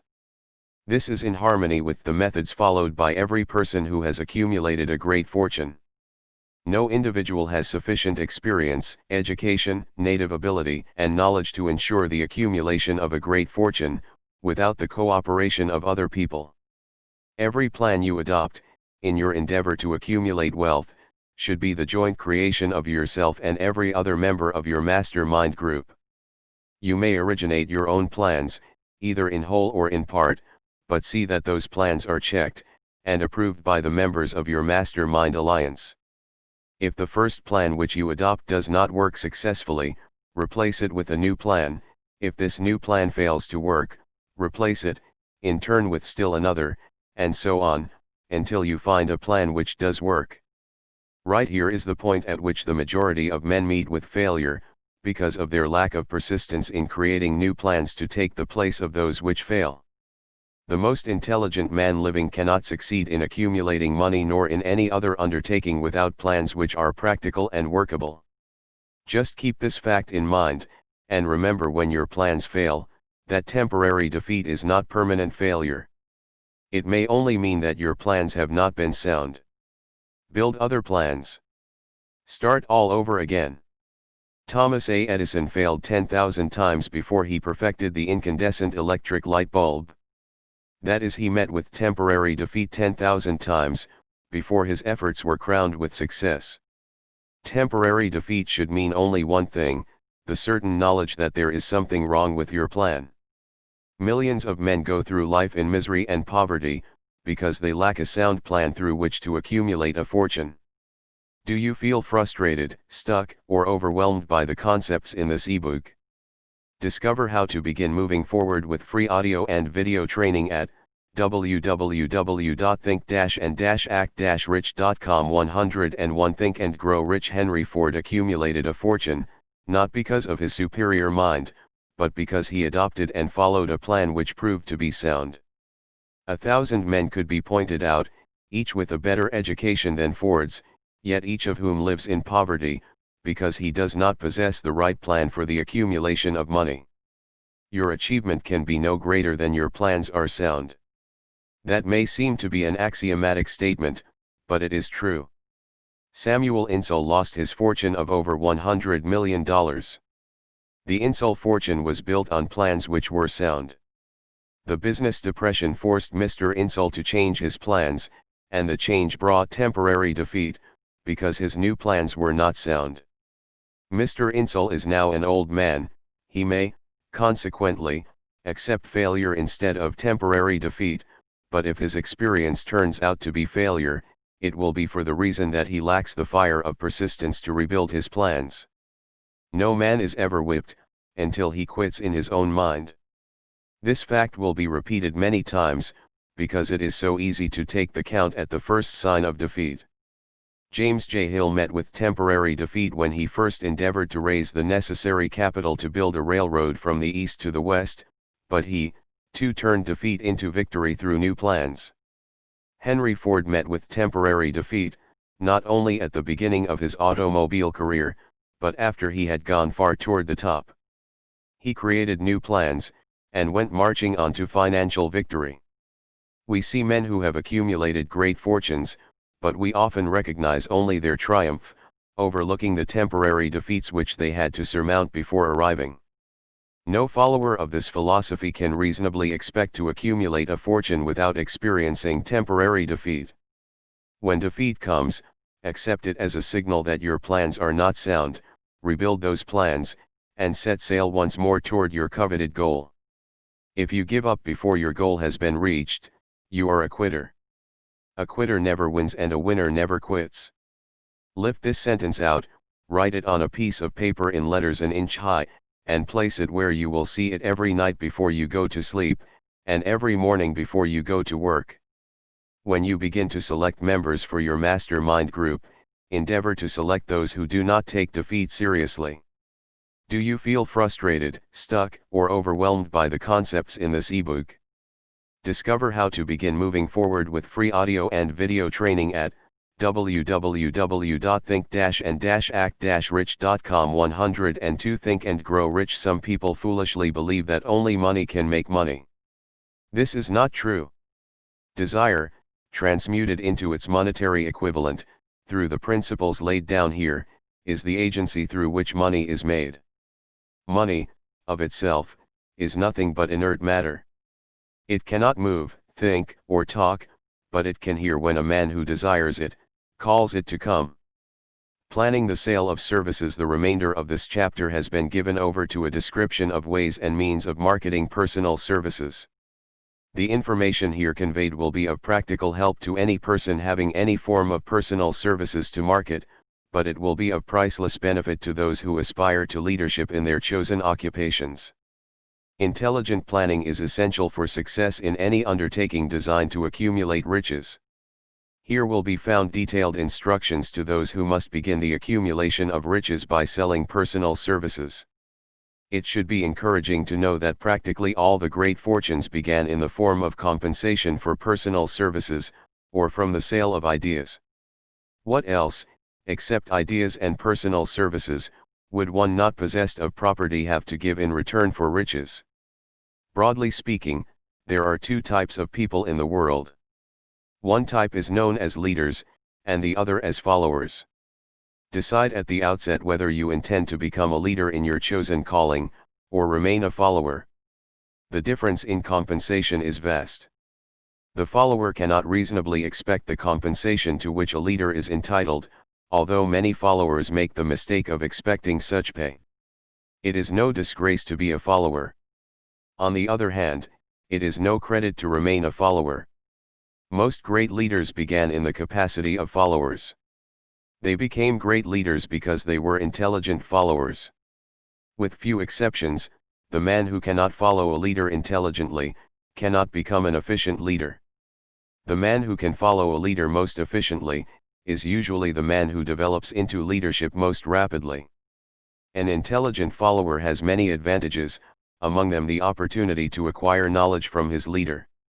The major attributes of leadership. Do you feel frustrated, stuck, or overwhelmed by the concepts in this ebook? Discover how to begin moving forward with free audio and video training at www.think-and-act-rich.com 103 Think and Grow Rich. The following are important factors of leadership. 1. Unwavering courage based upon knowledge of self, and of one's occupation.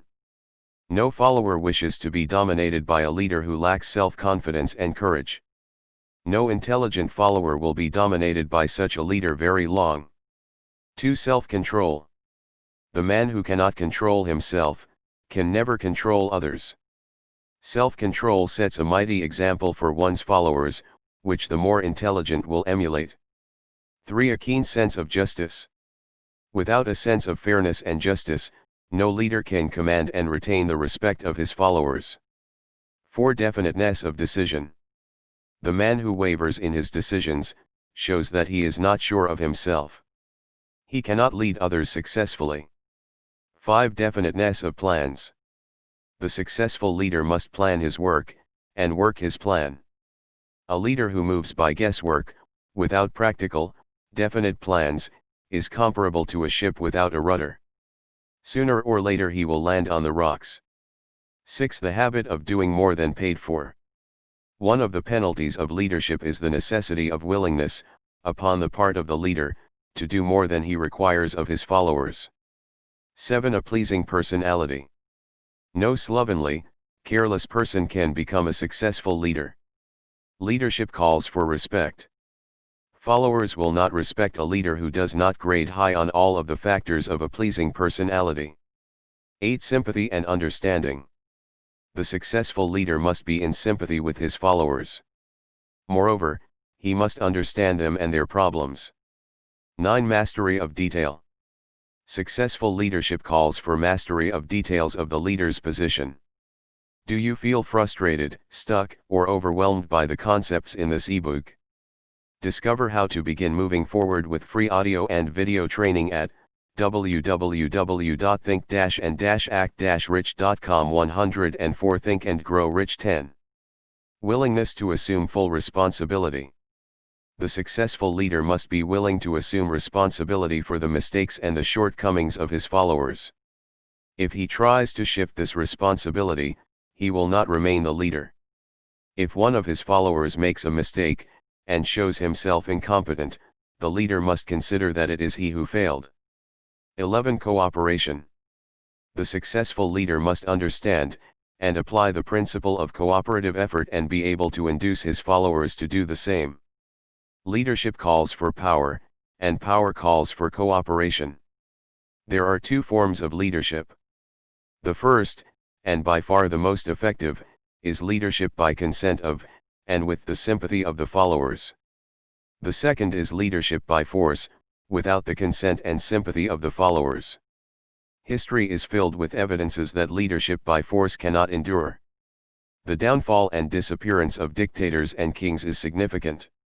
It means that people will not follow forced leadership indefinitely. The world has just entered a new era of relationship between leaders and followers, which very clearly calls for new leaders, and a new brand of leadership in business and industry.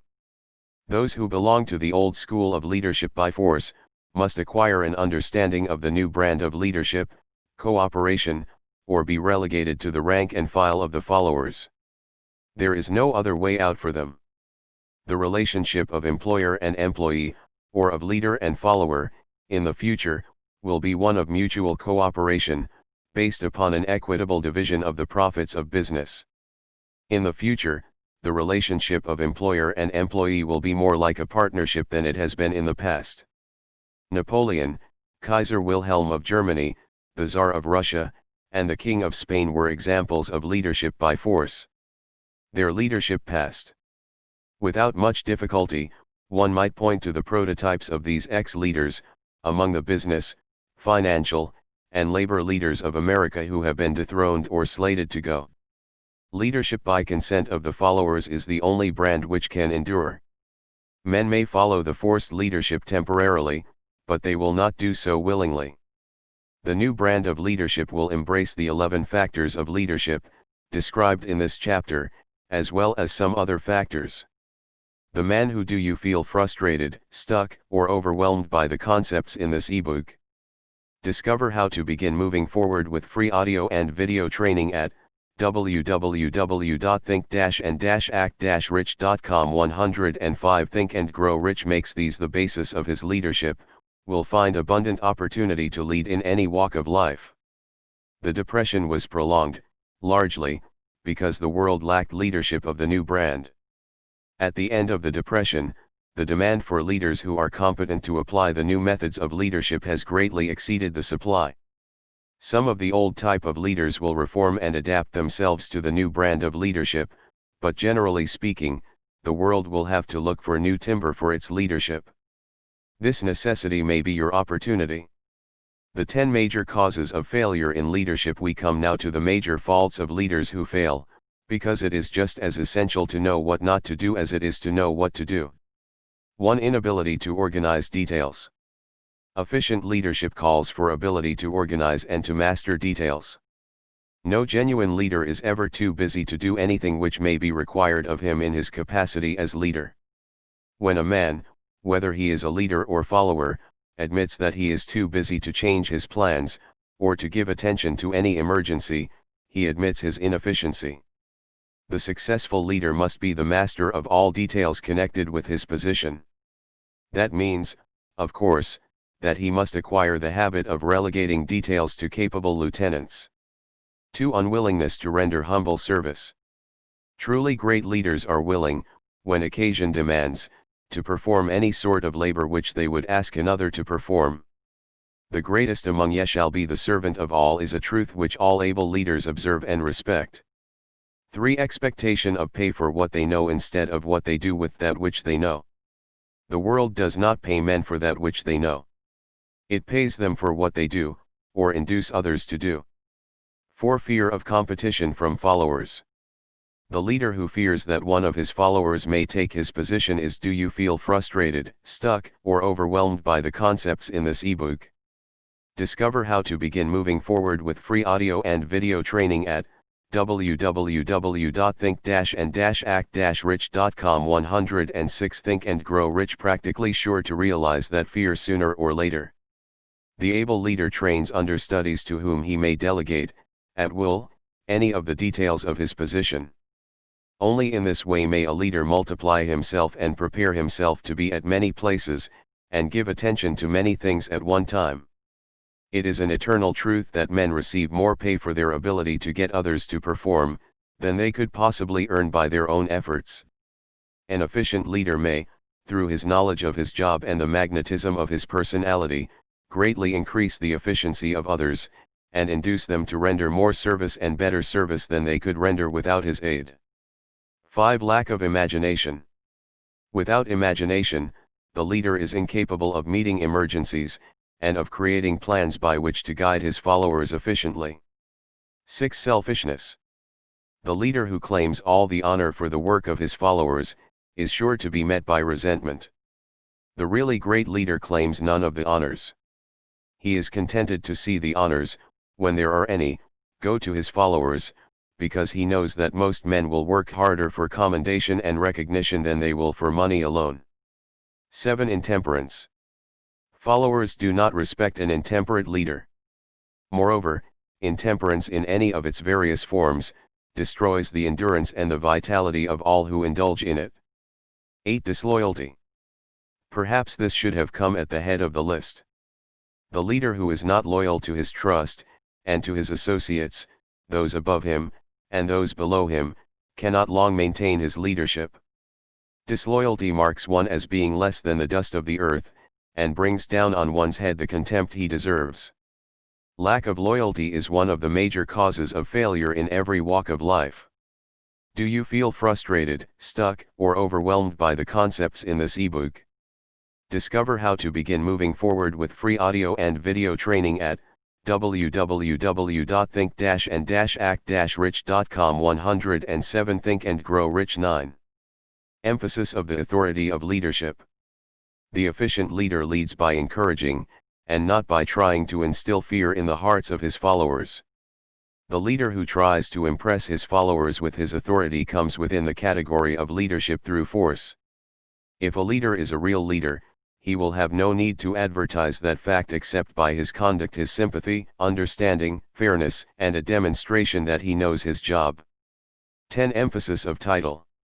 The competent leader requires no title to give him the respect of his followers. The man who makes too much over his title generally has little else to emphasize. The doors to the office of the real leader are open to all who wish to enter, and his working quarters are free from formality or ostentation. These are among the more common of the causes of failure in leadership. Any one of these faults is sufficient to induce failure. Study the list carefully if you aspire to leadership, and make sure that you are free of these faults. Some fertile fields in which new leadership will be required. Before leaving this chapter, your attention is called to a few of the fertile fields in which there has been a decline of leadership, and in which the new type of leader may find an abundance of opportunity. First, in the field of politics there is a most insistent demand for new leaders, a demand which indicates nothing less than an emergency. The majority of politicians have, seemingly, become high-grade, legalized racketeers. They have increased taxes and debauched the machinery of industry and business until the people can no longer stand the burden. Second, the banking business is undergoing a reform. The leaders in this field have almost entirely lost the confidence of the do you feel frustrated, stuck, or overwhelmed by the concepts in this ebook? Discover how to begin moving forward with free audio and video training at www.think-and-act-rich.com. 108 Think and Grow Rich Public. Already the bankers have sensed the need of reform, and they have begun it. Third, industry calls for new leaders. The old type of leaders thought and moved in terms of dividends instead of thinking and moving in terms of human equations. The future leader in industry, to endure, must regard himself as a quasi-public official whose duty it is to manage his trust in such a way that it will work hardship on no individual, or group of individuals. Exploitation of working men is a thing of the past. Let the man who aspires to leadership in the field of business, industry, and labor remember this. Fourth, the religious leader of the future will be forced to give more attention to the temporal needs of his followers, in the solution of their economic and personal problems of the present, and less attention to the dead past, and the yet unborn future. Fifth, in the professions of law, medicine, and education, a new brand of leadership, and to some extent, new leaders will become a necessity. This is especially true in the field of education. The leader in that field must, in the future, find ways and means of teaching people how to apply the knowledge they receive in school. He must deal more with practice and less with theory. Sixth, new leaders will be required in the field of journalism. Newspapers of the future, to be conducted successfully, must be divorced from special privilege and relieved from the subsidy of advertising. They must cease to be organs of propaganda for the interests which patronize their advertising columns. The type of newspaper which publishes scandal and lewd pictures will eventually go the way of all forces which debauch the human mind. These are but a few of the fields in which opportunities for new leaders and a new brand of leadership are now available. The world is undergoing a do you feel frustrated, stuck, or overwhelmed by the concepts in this ebook? Discover how to begin moving forward with free audio and video training at www.think-and-act-rich.com. 109 Think and Grow Rich Rapid Change. This means that the media through which the changes in human habits are promoted, must be adapted to the changes. The media here described, are the ones which, more than any others, determine the trend of civilization. When and how to apply for a position. The information described here is the net result of many years of experience during which thousands of men and women were helped to market their services effectively. It can, therefore, be relied upon as sound and practical. Media through which services may be marketed. Experience has proved that the following media offer the most direct and effective methods of bringing the buyer and seller of personal services together. 1. Employment bureaus. Care must be taken to select only reputable bureaus, the management of which can show adequate records of achievement of satisfactory results. There are comparatively few such bureaus. 2. Advertising in newspapers, trade journals, magazines, and radio. Classified advertising may usually be relied upon to produce satisfactory results in the case of those who apply for clerical or ordinary salaried positions. Display advertising is more desirable in the case of those who seek executive connections, the copy to appear in the section of the paper which is most apt to come to the attention of the class of employer being sought.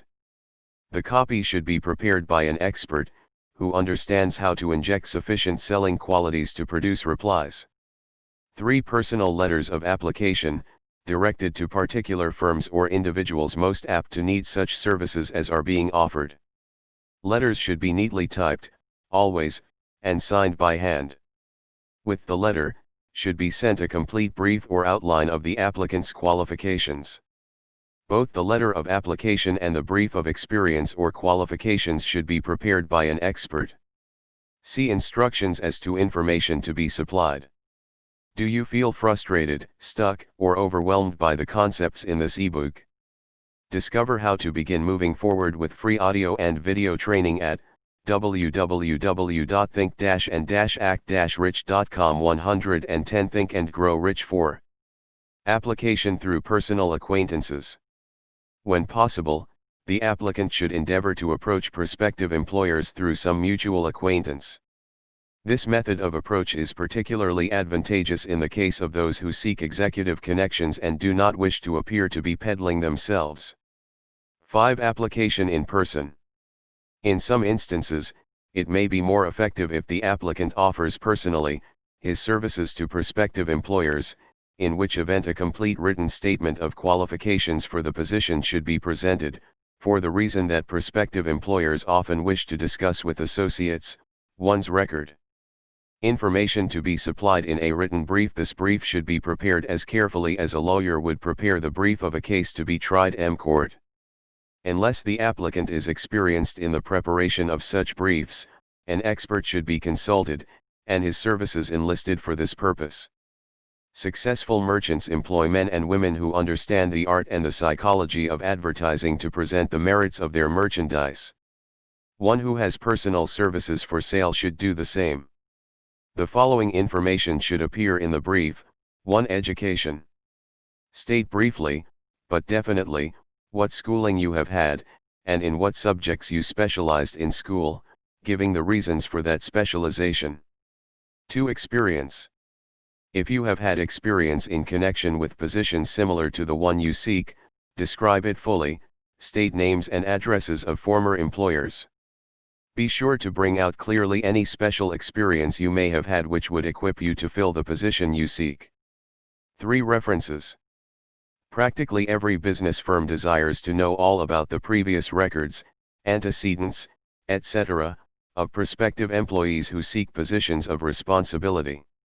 Attach to your brief photostatic copies of letters from A. Former employers. B. Teachers under whom you studied. Do you feel frustrated, stuck, or overwhelmed by the concepts in this ebook? Discover how to begin moving forward with free audio and video training at www.think-and-act-rich.com. 111 Think and Grow Rich. See prominent people whose judgment may be relied upon. 4. Photograph of self. Attach to your brief a recent, unmounted photograph of yourself. 5. Apply for a specific position. Avoid application for a position without describing exactly what particular position you seek. Never apply for just a position. That indicates you lack specialized qualifications. 6. State your qualifications for the particular position for which you apply. Give full details as to the reason you believe you are qualified for the particular position you seek. This is the application. It will determine, more than anything else, what consideration you receive. 7. Offer to go to work on probation. In the majority of instances, if you are determined to have the position for which you apply, it will be most effective if you offer to work for a week, or a month, or for a sufficient length of time to enable your prospective employer to judge your value without pay. This may appear to be a radical suggestion, but experience has proved that it seldom fails to win at least a trial. If you are sure of your qualifications, a trial is all you need. Incidentally, Such an offer indicates that you have confidence in your ability to fill the position you seek. It is most convincing. If your offer is accepted, and you make good, more than likely you will be paid for your probation period. Make clear the fact that your offer is based upon, A. Your confidence in your ability to fill the position. B. Your confidence in your prospective employer's decision to employ you after trial. C. Your determination to have the position you seek. 8. Knowledge of your prospective employer's business. Before applying for a position, do sufficient research in connection with the business to familiarize yourself thoroughly with that business, and indicate in your brief the knowledge you have acquired in this field. This will be impressive, as it will indicate that you have imagination, and a real interest in the position you seek. Do you feel frustrated, stuck, or overwhelmed by the concepts in this ebook? Discover how to begin moving forward with free audio and video training at www.think-and-act-rich.com. 112 Think and Grow Rich. Remember that it is not the lawyer who knows the most law, but the one who best prepares his case, who wins. If your case is properly prepared and presented, your victory will have been more than half won at the outset. Do not be afraid of making your brief too long. Employers are just as much interested in purchasing the services of well-qualified applicants as you are in securing employment. In fact, the success of most successful employers is due, in the main, to their ability to select well-qualified lieutenants. They want all the information available. Remember another thing: neatness in the preparation of your brief will indicate that you are a painstaking person. I have helped to prepare briefs for clients which were so striking and out of the ordinary that they resulted in the employment of the applicant without a personal interview. When your brief has been completed, have it neatly bound by an experienced binder, and lettered by an artist, or printer similar to the following: Brief of the qualifications of Robert K. Smith applying for the position of private secretary to the president of the blank company incorporated. Change names each time brief is shown. This personal touch is sure to command attention. Have your brief neatly typed or mimeographed on the finest paper you can obtain, and bound with a heavy paper of the book cover variety, the binder to be changed, and the proper firm name to be inserted if it is to be shown to more than one company. Your photograph should be pasted on one of the pages of your brief. Follow these instructions to the letter, improving upon them wherever your imagination suggests. Successful salesmen groom themselves with care. They understand that first impressions are lasting. Your brief is your salesman. Give it a good suit of clothes, so it will stand out in bold contrast to anything your prospective employer ever saw, in the way of an application for a position. If the position you seek is worth having, it is worth going after with care. Moreover, if you sell yourself to an employer in a manner that impresses him with your individuality, you probably will receive more money for your services from the very start, than you would if you applied for employment in the usual conventional way. Do you feel frustrated, stuck, or overwhelmed by the concepts in this ebook? Discover how to begin moving forward with free audio and video training at www.think-and-act-rich.com. 113 Think and Grow Rich. If you seek employment through an advertising agency, or an employment agency, have the agent use copies of your brief in marketing your services. This will help to gain preference for you, both with the agent, and the prospective employers. How to get the exact position you desire. Everyone enjoys doing the kind of work for which he is best suited. An artist loves to work with paints, a craftsman with his hands, a writer loves to write. Those with less definite talents have their preferences for certain fields of business and industry. If America does anything well, it offers a full range of occupations: tilling the soil, manufacturing, marketing, and the professions. First, decide exactly what kind of a job you want. If the job doesn't already exist, perhaps you can create it. Second, choose the company, or individual for whom you wish to work. Third, study your prospective employer, as to policies, personnel, and chances of advancement. Fourth, by analysis of yourself, your talents and capabilities, figure what you can offer, and plan ways and means of giving advantages, services, developments, ideas that you believe you can successfully deliver. Fifth, forget about a job. Forget whether or not there is an opening. Forget the usual routine of "have you got a job for me?" Concentrate on what you can give. Sixth, once you have your plan in mind, arrange with an experienced writer to put it on paper in neat form, and in full detail.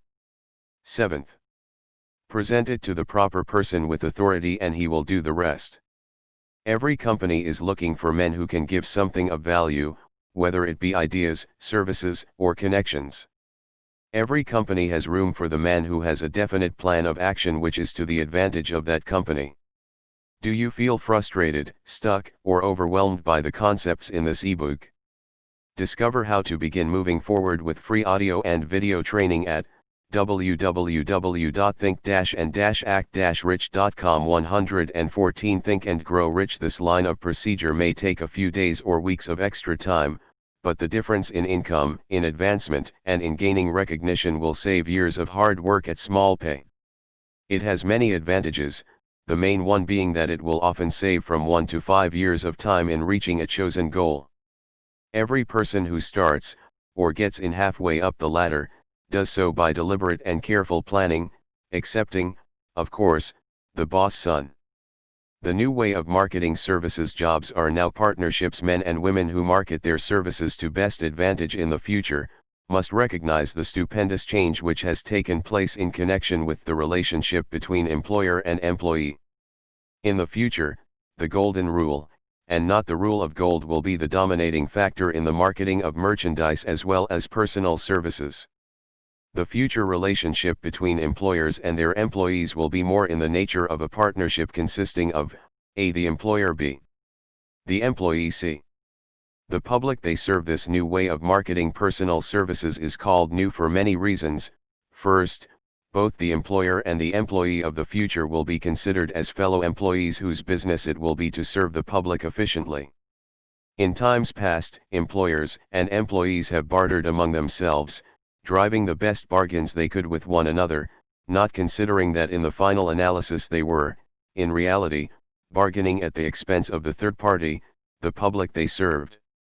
The Depression served as a mighty protest from an injured public, whose rights had been trampled upon in every direction by those who were clamoring for individual advantages and profits.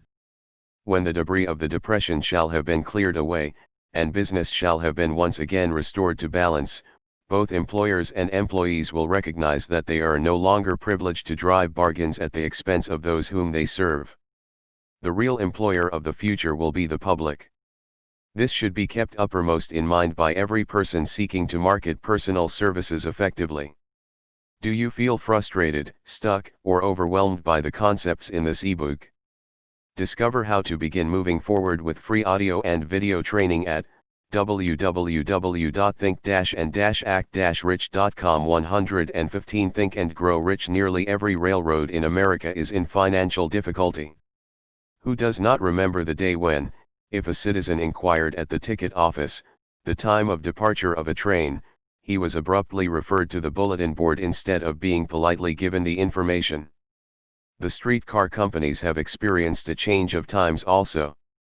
There was a time not so very long ago when streetcar conductors took pride in giving argument to passengers. Many of the streetcar tracks have been removed and passengers ride on a bus, whose driver is the last word in politeness. All over the country streetcar tracks are rusting from abandonment, or have been taken up.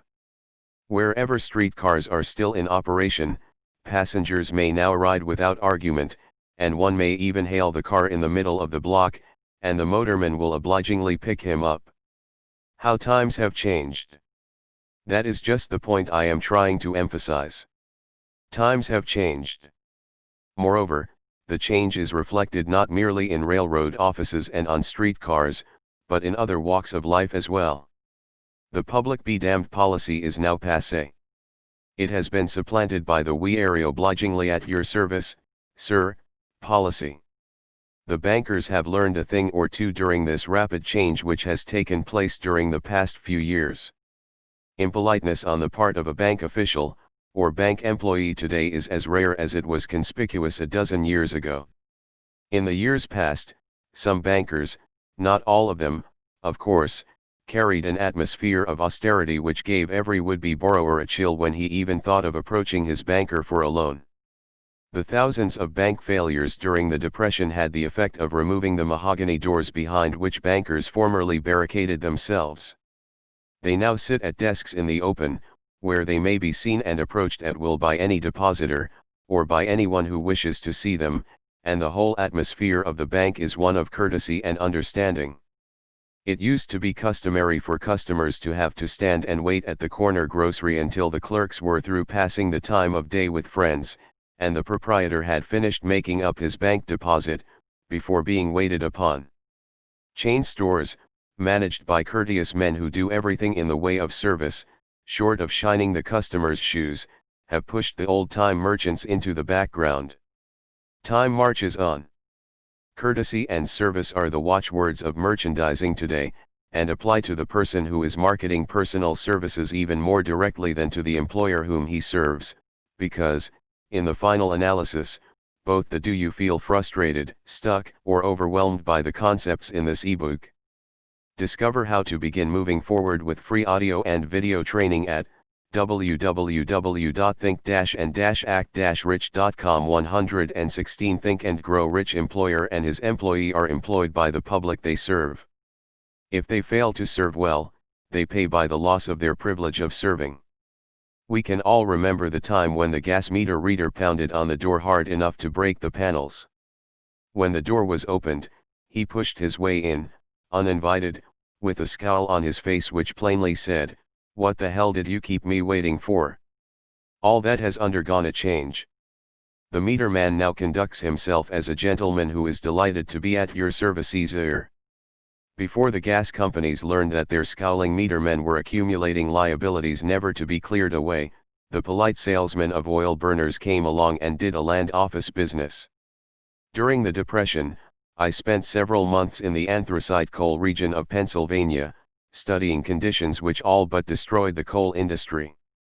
Among several very significant discoveries, was the fact that greed on the part of operators and their employees was the chief cause of the loss of business for the operators, and loss of jobs for the miners. Through the pressure of a group of overzealous labor leaders, representing the employees, and the greed for profits on the part of the operators, the anthracite business suddenly dwindled. The coal operators and their employees drove sharp bargains with one another, adding the cost of the bargaining to the price of the coal, until, finally, they discovered they had built up a wonderful business for the manufacturers of oil-burning outfits and the producers of crude oil. The wages of sin is death. Many have read this in the Bible, but few have discovered its meaning. Now, and for several years, the entire world has been listening by force, to a sermon which might well be called "Whatsoever a man soweth, that shall he also reap." Nothing as widespread and effective as the Depression could possibly be just a coincidence. Behind the Depression was a cause. Nothing ever happens without a cause. In the main, the cause of the Depression is traceable directly to the worldwide habit of trying to reap without sowing. This should not be mistaken to mean that the Depression represents a crop which the world is being forced to reap without having sown. The trouble is that the world sowed the wrong sort of seed. Any farmer knows he cannot sow the seed of thistles, and reap a harvest of grain. Beginning at the outbreak of the World War, the people of the world began to sow the seed of service inadequate in both quality and quantity. Nearly everyone was engaged in the pastime of trying to get without giving. Do you feel frustrated, stuck, or overwhelmed by the concepts in this ebook? Discover how to begin moving forward with free audio and video training at www.think-and-act-rich.com. 117 Think and Grow Rich. These illustrations are brought to the attention of those who have personal services to market, to show that we are where we are, and what we are, because of our own conduct. If there is a principle of cause and effect, which controls business, finance, and transportation, this same principle controls individuals and determines their economic status. What is your QQS rating? The causes of success in marketing services effectively and permanently have been clearly described. Unless those causes are studied, analyzed, understood and applied, no man can market his services effectively and permanently. Every person must be his own salesman of personal services. The quality and the quantity of service rendered, and the spirit in which it is rendered, determine to a large extent the price and the duration of employment. To market personal services effectively, which means a permanent market, at a satisfactory price, under pleasant conditions, one must adopt and follow the QQS formula, which means that quality, plus quantity, plus the proper spirit of cooperation, equals perfect salesmanship of service. Remember the QQS formula, but do more apply it as a habit. Let us analyze the formula to make sure we understand exactly what it means. 1. Quality of service shall be construed to mean the performance of every detail, in connection with your position, in the most efficient manner possible, with the object of greater efficiency always in mind. 2. Quantity of service shall be understood to mean the habit of rendering all the service of which you are capable, at all times, with the purpose of increasing the amount of service rendered as greater skill is developed through practice and experience. Emphasis is again placed on the word habit. 3. Spirit of service shall be construed to mean the habit of agreeable, harmonious conduct which will induce cooperation from associates and fellow employees. Adequacy of quality and quantity of service is not sufficient to maintain a permanent market for your services. The conduct, or the spirit in which you deliver service, is a strong determining factor in connection with both the price you receive, and the duration of employment. Do you feel frustrated, stuck, or overwhelmed by the concepts in this ebook?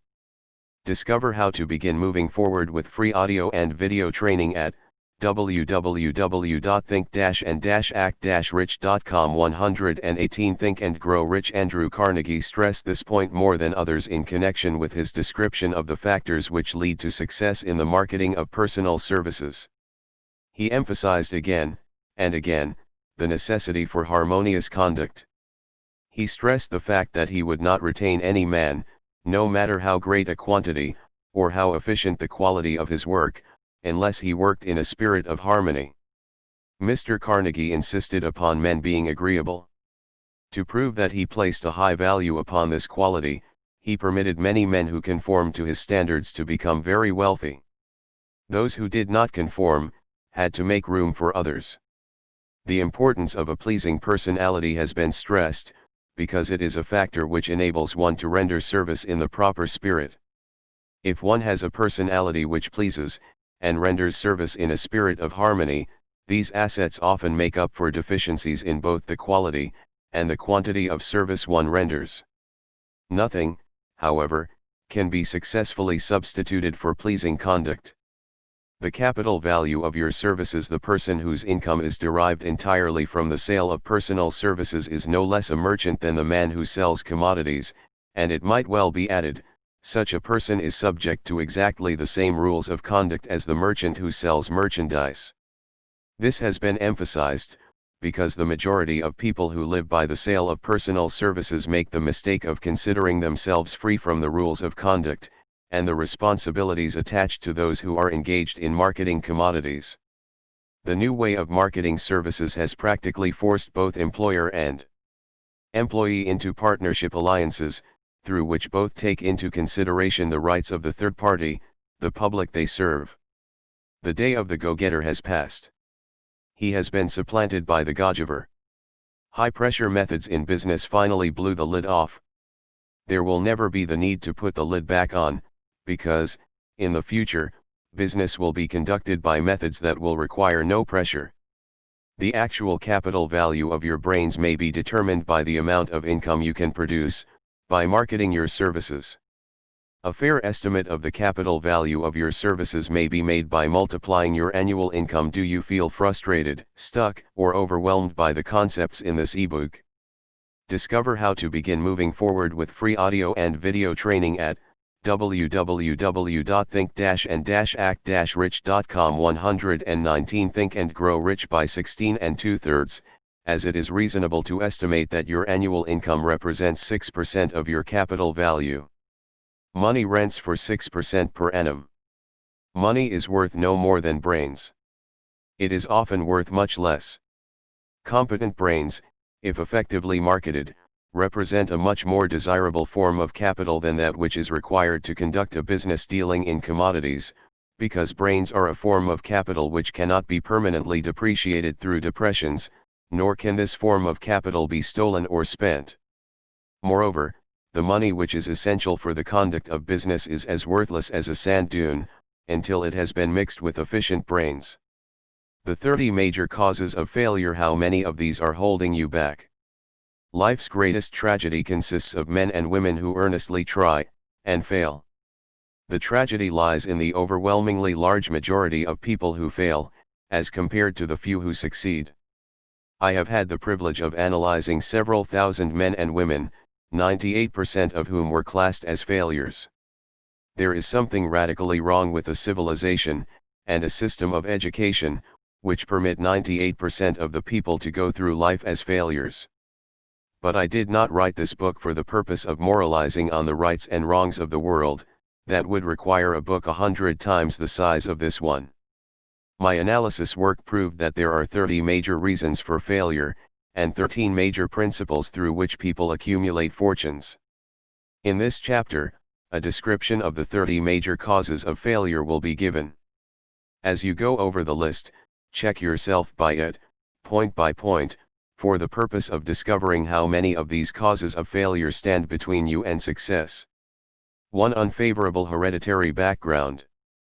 There is but little, if anything, which can be done for people who are born with a deficiency in brain power. This philosophy offers but one method of bridging this weakness through the aid of the master mind. Observe with profit, however, that this is the only one of the 30 causes of failure which may not be easily corrected by any individual. Do you feel frustrated, stuck, or overwhelmed by the concepts in this ebook?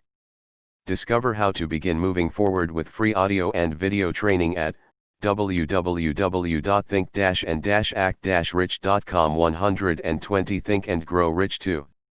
Lack of a well-defined purpose in life. There is no hope of success for the person who does not have a central purpose, or definite goal at which to aim. 98 out of every 100 of those whom I have analyzed, had no such aim. Perhaps this was the 3. Lack of ambition to aim above mediocrity. We offer no hope for the person who is so indifferent as not to want to get ahead in life, and who is not willing to pay the price. 4. Insufficient education. This is a handicap which may be overcome with comparative ease. Experience has proven that the best educated people are often those who are known as self-made, or self-educated. It takes more than a college degree to make one a person of education. Any person who is educated is one who has learned to get whatever he wants in life without violating the rights of others. Education consists, not so much of knowledge, but of knowledge effectively and persistently applied. Men are paid, not merely for what they know, but more particularly for what they do with that which they know. 5. Lack of self-discipline. Discipline comes through self-control. This means that one must control all negative qualities. Before you can control conditions, you must first control yourself. Self-mastery is the hardest job you will ever tackle. If you do not conquer self, you will be conquered by self. You may see at one and the same time both your best friend and your greatest enemy, by stepping in front of a mirror. 6. Ill health. No person may enjoy outstanding success without good health. Many of the causes of ill health are subject to mastery and control. These, in the main are, a. Overeating of foods not conducive to health. B. Wrong habits of thought, giving expression to negatives. C. Wrong use of, and overindulgence in sex. D. Lack of proper physical exercise. E. An inadequate supply of fresh air, due to improper breathing. Do you feel frustrated, stuck, or overwhelmed by the concepts in this ebook? Discover how to begin moving forward with free audio and video training at www.think-and-act-rich.com. 121 Think and Grow Rich 7.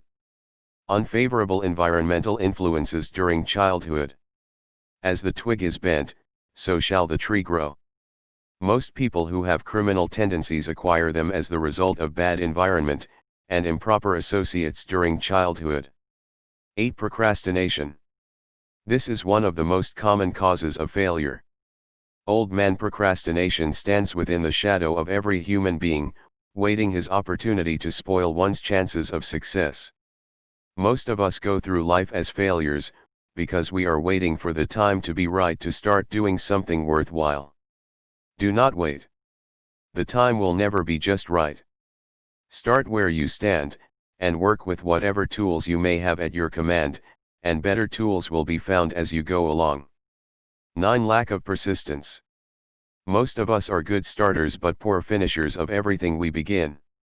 Moreover, people are prone to give up at the first signs of defeat. There is no substitute for persistence. The person who makes persistence his watchword, discovers that old man failure finally becomes tired, and makes his departure. Failure cannot cope with persistence. 10. Negative personality. There is no hope of success for the person who repels people through a negative personality. Success comes through the application of power, and power is attained through the cooperative efforts of other people. A negative personality will not induce cooperation. 11. Lack of controlled sexual urge. Sex energy is the most powerful of all the stimuli which move people into action. Because it is the most powerful of the emotions, it must be controlled, through transmutation, and converted into other channels. 12. Uncontrolled desire for something for nothing. The gambling instinct drives millions of people to failure.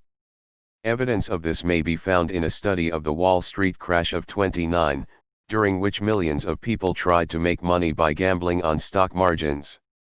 Do you feel frustrated, stuck, or overwhelmed by the concepts in this ebook? Discover how to begin moving forward with free audio and video training at www.think-and-act-rich.com. 122. Think and Grow Rich. 13. Lack of a well-defined power of decision. Men who succeed reach decisions promptly, and change them, if at all, very slowly. Men who fail, reach decisions, if at all, very slowly, and change them frequently, and quickly. Indecision and procrastination are twin brothers. Where one is found, the other may usually be found also. Kill off this pair before they completely hogtie you to the treadmill of failure. 14. One or more of the 6 basic fears. These fears have been analyzed for you in a later chapter. They must be mastered before you can market your services effectively. 15. Wrong selection of a mate in marriage. This a most common cause of failure. The relationship of marriage brings people intimately into contact. Unless this relationship is harmonious, failure is likely to follow. Moreover, it will be a form of failure that is marked by misery and unhappiness, destroying all signs of ambition. 16. Overcaution. The person who takes no chances, generally has to take whatever is left when others are through choosing. Overcaution is as bad as undercaution. Both are extremes to be guarded against. Life itself is filled with the element of chance. 17. Wrong selection of associates in business. This is one of the most common causes of failure in business. In marketing personal services, one should use great care to select an employer who will be an inspiration, and who is, himself, intelligent and successful. We emulate those with whom we associate most closely. Pick an employer who is worth emulating. 18. Superstition and prejudice. Superstition is a form of fear. It is also a sign of ignorance. Men who succeed keep open minds and are afraid of nothing. 19. Wrong selection of a vocation. No man can succeed in a line of endeavor which he does not like. The most essential step in the marketing of personal services is that of selecting an occupation into which you can throw yourself wholeheartedly. Do you feel frustrated, stuck, or overwhelmed by the concepts in this ebook? Discover how to begin moving forward with free audio and video training at www.think-and-act-rich.com 123 Think and Grow Rich 20. Lack of concentration of effort. The jack of all trades seldom is good at any. Concentrate all of your efforts on one definite chief aim. 21 The habit of indiscriminate spending. The spendthrift cannot succeed, mainly because he stands eternally in fear of poverty. Form the habit of systematic saving by putting aside a definite percentage of your income. Money in the bank gives one a very safe foundation of courage when bargaining for the sale of personal services. Without money, one must take what one is offered, and be glad to get it. 22 Lack of enthusiasm. Without enthusiasm one cannot be convincing. Moreover, enthusiasm is contagious, and the person who has it, under control, is generally welcome in any group of people. 23 Intolerance. The person with a closed MMD on any subject seldom gets ahead. Intolerance means that one has stopped acquiring knowledge. The most damaging forms of intolerance are those connected with religious, racial, and political differences of opinion. 24 Intemperance. The most damaging forms of intemperance are connected with eating, strong drink, and sexual activities. Overindulgence in any of these is fatal to success. 25 Inability to cooperate with others. More people lose their positions and their big opportunities in life, because of this fault, than for all other reasons combined. It is a fault which no well-informed businessman, or leader will tolerate. 26 Possession of power that was not acquired through self-effort. Sons and daughters of wealthy men, and others who inherit money which they did not earn. Power in the hands of one who did not acquire it gradually, is often fatal to success. Quick riches are more dangerous than poverty. 27 Intentional dishonesty. There is no substitute for honesty. One may be temporarily dishonest by force of circumstances over which one has no control, without permanent damage. But, there is no hope for the person who is dishonest by choice. Sooner or later, his deeds will catch up with him, and he will pay by loss of reputation, and perhaps even loss of liberty. Do you feel frustrated, stuck, or overwhelmed by the concepts in this ebook? Discover how to begin moving forward with free audio and video training at www.think-and-act-rich.com 124 Think and Grow Rich 28. Egotism and vanity. These qualities serve as red lights which warn others to keep away. They are fatal to success. 29 Guessing instead of thinking. Most people are too indifferent or lazy to acquire facts with which to think accurately. They prefer to act on opinions created by guesswork or snap judgments. 30 Lack of capital. This is a common cause of failure among those who start out in business for the first time, without sufficient reserve of capital to absorb the shock of their mistakes, and to carry them over until they have established a reputation. 31 Under this, name any particular cause of failure from which you have suffered that has not been included in the foregoing list. In these 30 major causes of failure is found a description of the tragedy of life, which obtains for practically every person who tries and fails. It will be helpful if you can induce someone who knows you well to go over this list with you, and help to analyze you by the 30 causes of failure. It may be beneficial if you try this alone. Most people cannot see themselves as others see them. You may be one who cannot. The oldest of admonitions is, man, know thyself. If you market merchandise successfully, you must know the merchandise. The same is true in marketing personal services. You should know all of your weaknesses in order that you may either bridge them or eliminate them entirely. You should know your strength in order that you may call attention to it when selling your services. You can know yourself only through accurate analysis. The folly of ignorance in connection with self was displayed by a young man who applied to the manager of a well-known business for a position. He made a very good impression until the manager asked him what salary he expected. He replied that he had no fixed sum in mind, lack of a definite aim. The manager then said, "We will pay you all you are worth, alter we try you out for a week." "I will not accept it," The applicant replied, "Because I am getting more than that where I am now employed."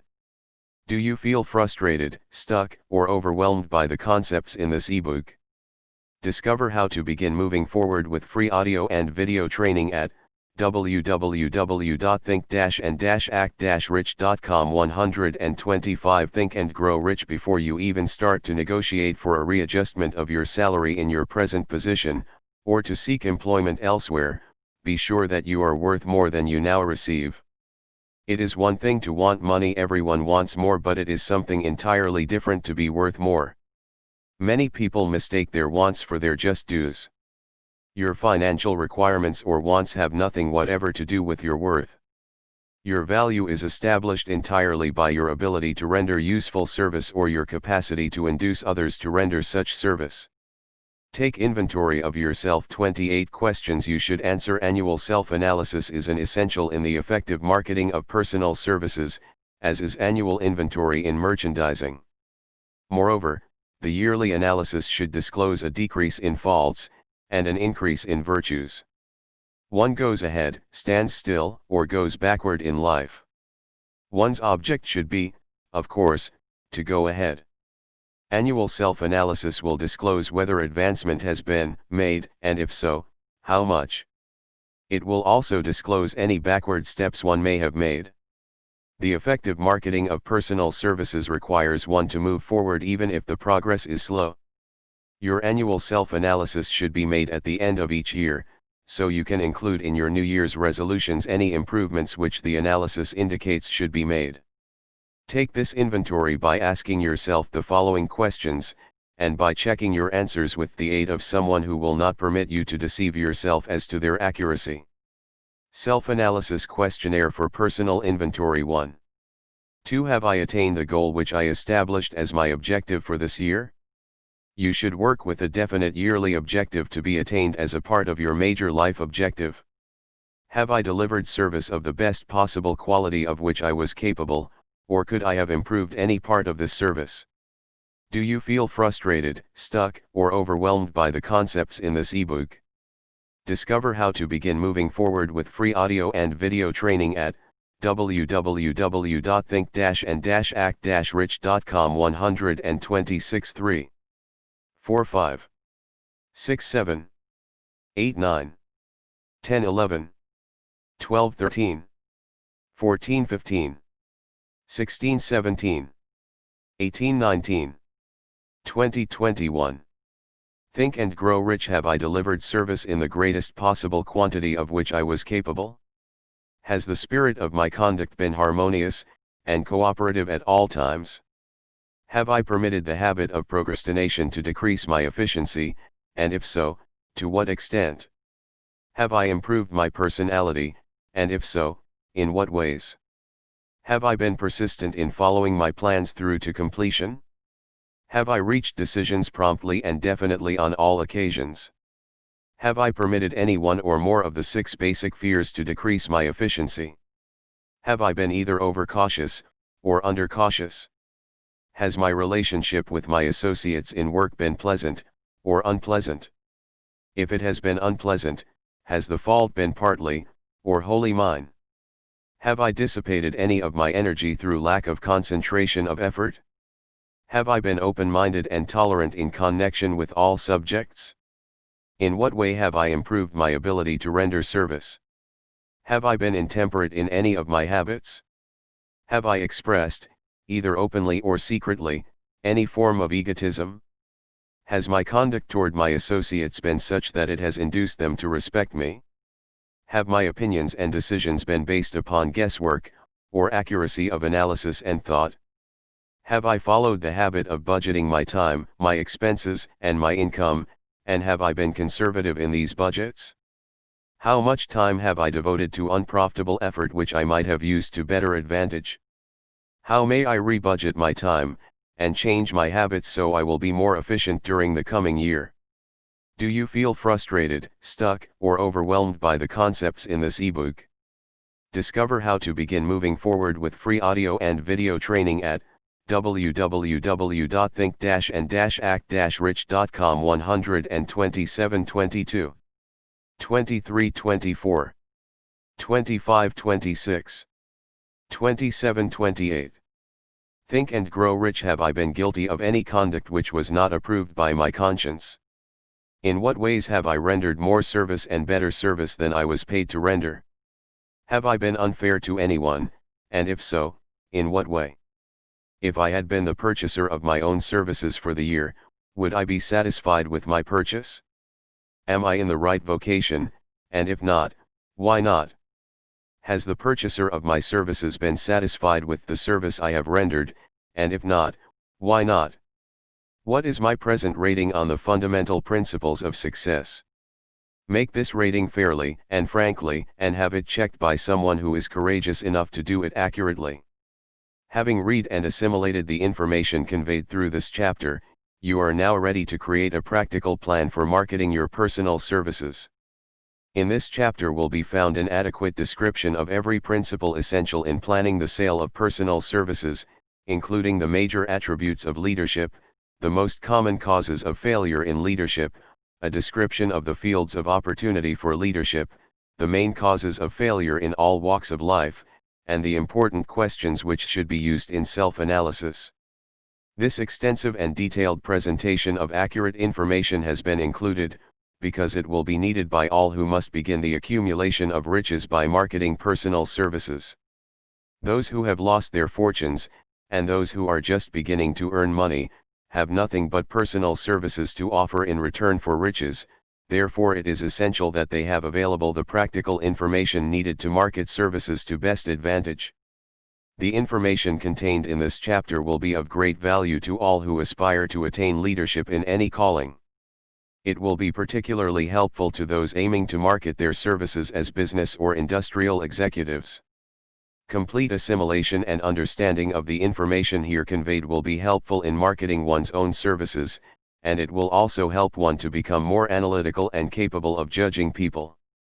The information will be priceless to personnel directors, employment managers, and other executives charged with the selection of employees, and the maintenance of efficient organizations. If you doubt this statement, test its soundness by do you feel frustrated, stuck, or overwhelmed by the concepts in this ebook? Discover how to begin moving forward with free audio and video training at www.think-and-act-rich.com. 128 Think and Grow Rich. Answering in writing the 28 self-analysis questions. That might be both interesting and profitable, even though you do not doubt the soundness of the statement. Where and how one may find opportunities to accumulate riches. Now that we have analyzed the principles by which riches may be accumulated, we naturally ask, where may one find favorable opportunities to apply these principles? Very well, let us take inventory and see what the United States of America offer the person seeking riches, great or small. To begin with, let us remember, all of us, that we live in a country where every law-abiding citizen enjoys freedom of thought and freedom of deed unequaled anywhere in the world. Most of us have never taken inventory of the advantages of this freedom. We have never compared our unlimited freedom with the curtailed freedom in other countries. Here we have freedom of thought, freedom in the choice and enjoyment of education, freedom in religion, freedom in politics, freedom in the choice of a business, profession, or occupation, freedom to accumulate and own without molestation, all the property we can accumulate, freedom to choose our place of residence, freedom in marriage, freedom through equal opportunity to all races, freedom of travel from one state to another, freedom in our choice of foods, and freedom to aim for any station in life for which we have prepared ourselves, even for the presidency of the United States. We have other forms of freedom, but this list will give a bird's-eye view of the most important, which constitute opportunity of the highest order. This advantage of freedom is all the more conspicuous because the United States is the only country guaranteeing to every citizen, whether native-born or naturalized, so broad and varied a list of freedom. Next, let us recount some of the blessings which our widespread freedom has placed within our hands. Take the average American family for example, meaning, the family of average income, and sum up the benefits available to every member of the family, in this land of opportunity and plenty. Do you feel frustrated, stuck, or overwhelmed by the concepts in this ebook? Discover how to begin moving forward with free audio and video training at www.think-and-act-rich.com. 129 Think and Grow Rich. A food. Next to freedom of thought and deed comes food, clothing, and shelter, the three basic necessities of life. Because of our universal freedom, the average American family has available, at its very door, the choicest selection of food to be found anywhere in the world, and at prices within its financial range. A family of two, living in the heart of Times Square district of New York City, far removed from the source of production of foods, took careful inventory of the cost of a simple breakfast, with this astonishing result: articles of food, cost at the breakfast table: grapefruit juice, from Florida. 02 rippled wheat breakfast food, Kansas farm. 02 tea, from China. 02 bananas, from South America. 0.021 half toasted bread, from Kansas farm. 0.01 fresh country eggs, from Utah. 0.7 sugar, from Cuba, or Utah. 0.01 half butter and cream, from New England. 0.3 grand total. 20. It is not very difficult to obtain food in a country where two people can have breakfast consisting of all they want or need for a dime apiece. Observe that this simple breakfast was gathered, by some strange form of magic, from China, South America, Utah, Kansas, and the New England states, and delivered on the breakfast table, ready for consumption, in the very heart of the most crowded city in America, at a cost well within the means of the most humble laborer. The cost included all federal, state and city taxes. Here is a fact the politicians did not mention when they were crying out to the voters to throw their opponents out of office because the people were being taxed to death. B. Shelter. This family lives in a comfortable apartment, heated by steam, lighted with electricity, with gas for cooking, all for $65 a month. In a smaller city, or a more sparsely settled part of New York City, the same apartment could be had for as low as $20 a month. Do you feel frustrated, stuck, or overwhelmed by the concepts in this ebook? Discover how to begin moving forward with free audio and video training at www.think-and-act-rich.com. 130 Think and Grow Rich. The toast they had for breakfast in the food estimate was toasted on an electric toaster, which cost but a few dollars. The apartment is cleaned with a vacuum sweeper that is run by electricity. Hot and cold water is available, at all times, in the kitchen and the bathroom. The food is kept cool in a refrigerator that is run by electricity. The wife curls her hair, washes her clothes and irons them with easily operated electrical equipment, on power obtained by sticking a plug in the wall. The husband shaves with an electric shaver, and they receive entertainment from all over the world, 24 hours a day, if they want it, without cost, by merely turning the dial of their radio. There are other conveniences in this apartment, but the foregoing list will give a fair idea of some of the concrete evidences of the freedom we, of America, enjoy. And this is neither political nor economic propaganda. See clothing.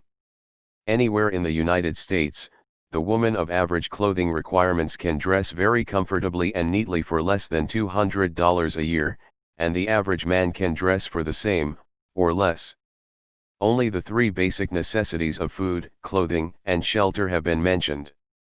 The average American citizen has other privileges and advantages available in return for modest effort, not exceeding 8 hours per day of labor.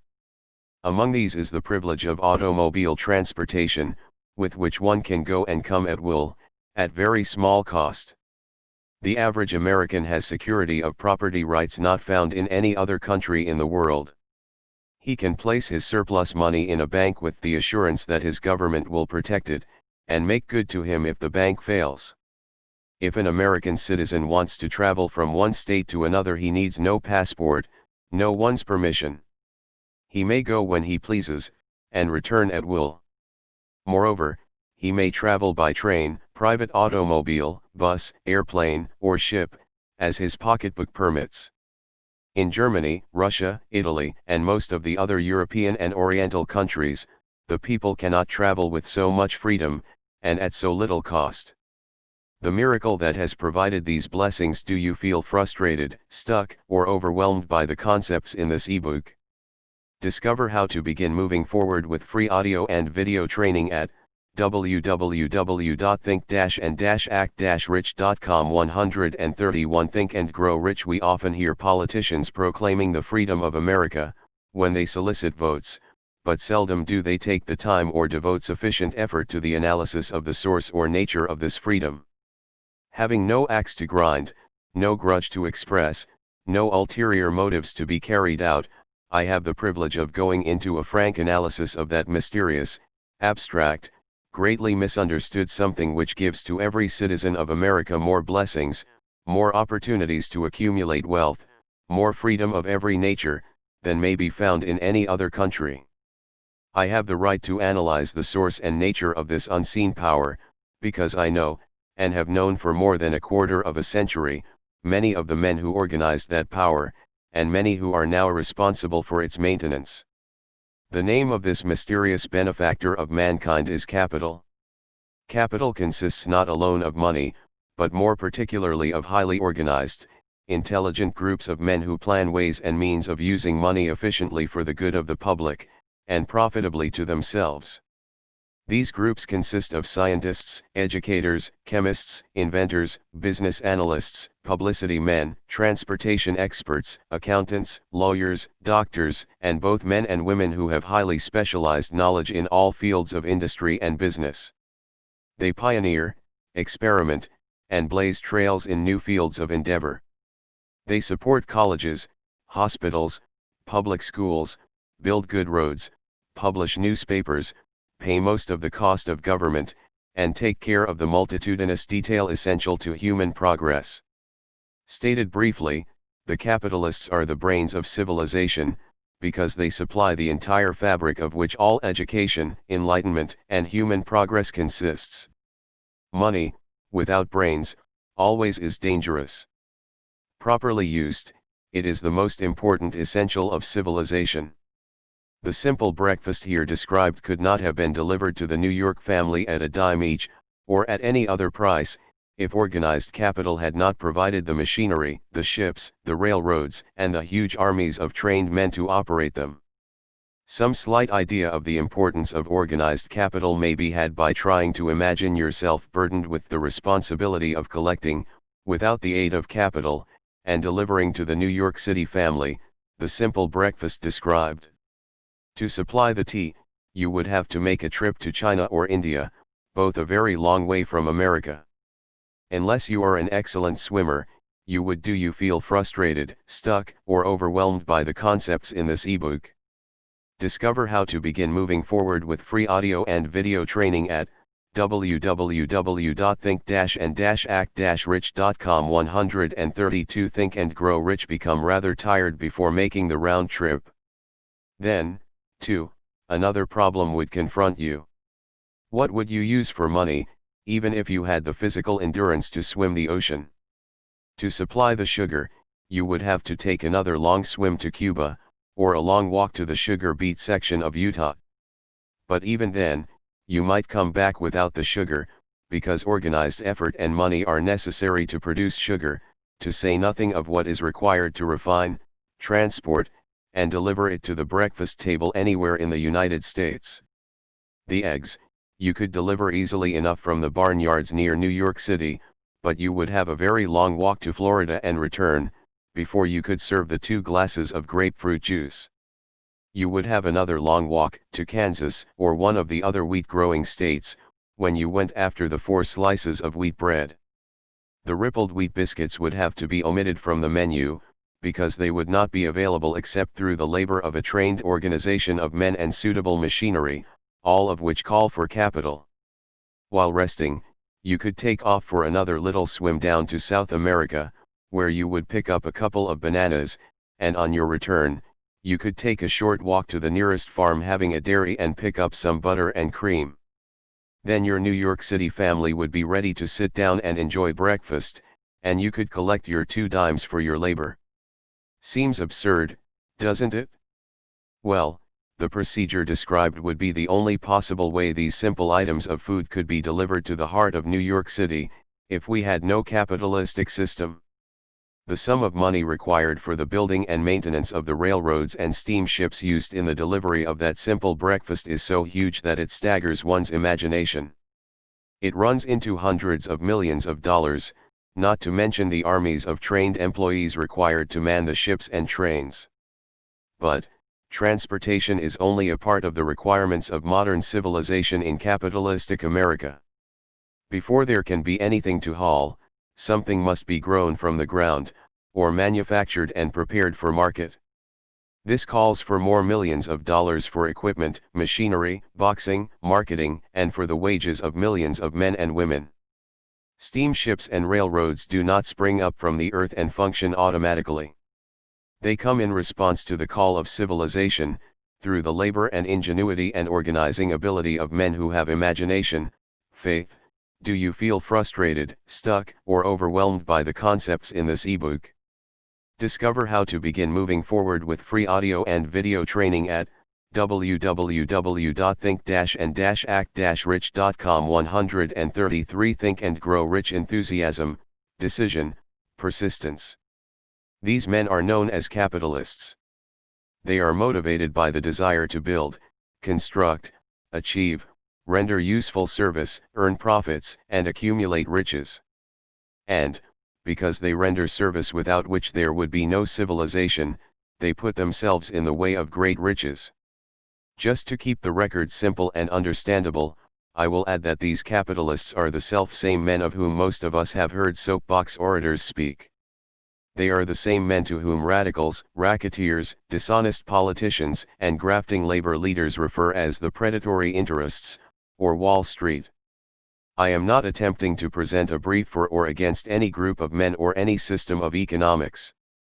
I am not attempting to condemn collective bargaining when I refer to grafting labor leaders, nor do I aim to give a clean bill of health to all individuals known as capitalists. The purpose of this book, a purpose to which I have faithfully devoted over a quarter of a century, is to present to all who want the knowledge, the most dependable philosophy through which individuals may accumulate riches in whatever amounts they desire. I have here analyzed the economic advantages of the capitalistic system for the twofold purpose of showing, one, that all who seek riches must recognize and adapt themselves to the system that controls all approaches to fortunes, large or small, and two, to present the side of the picture opposite to that being shown by politicians and demagogues who deliberately becloud the issues they bring up, by referring to organized capital as if it were something poisonous. This is a capitalistic country. It was developed through the use of capital, and we who claim the right to partake of the blessings of freedom and opportunity, we who seek to accumulate riches here, may as well know that neither riches nor opportunity would be available to us if organized capital had not provided these benefits. For more than 20 years it has been a somewhat popular and growing pastime for radicals, self-seeking politicians, racketeers, crooked labor leaders, and on occasion religious leaders, to take potshots at Wall Street, the money changers, and big business. Do you feel frustrated, stuck, or overwhelmed by the concepts in this ebook?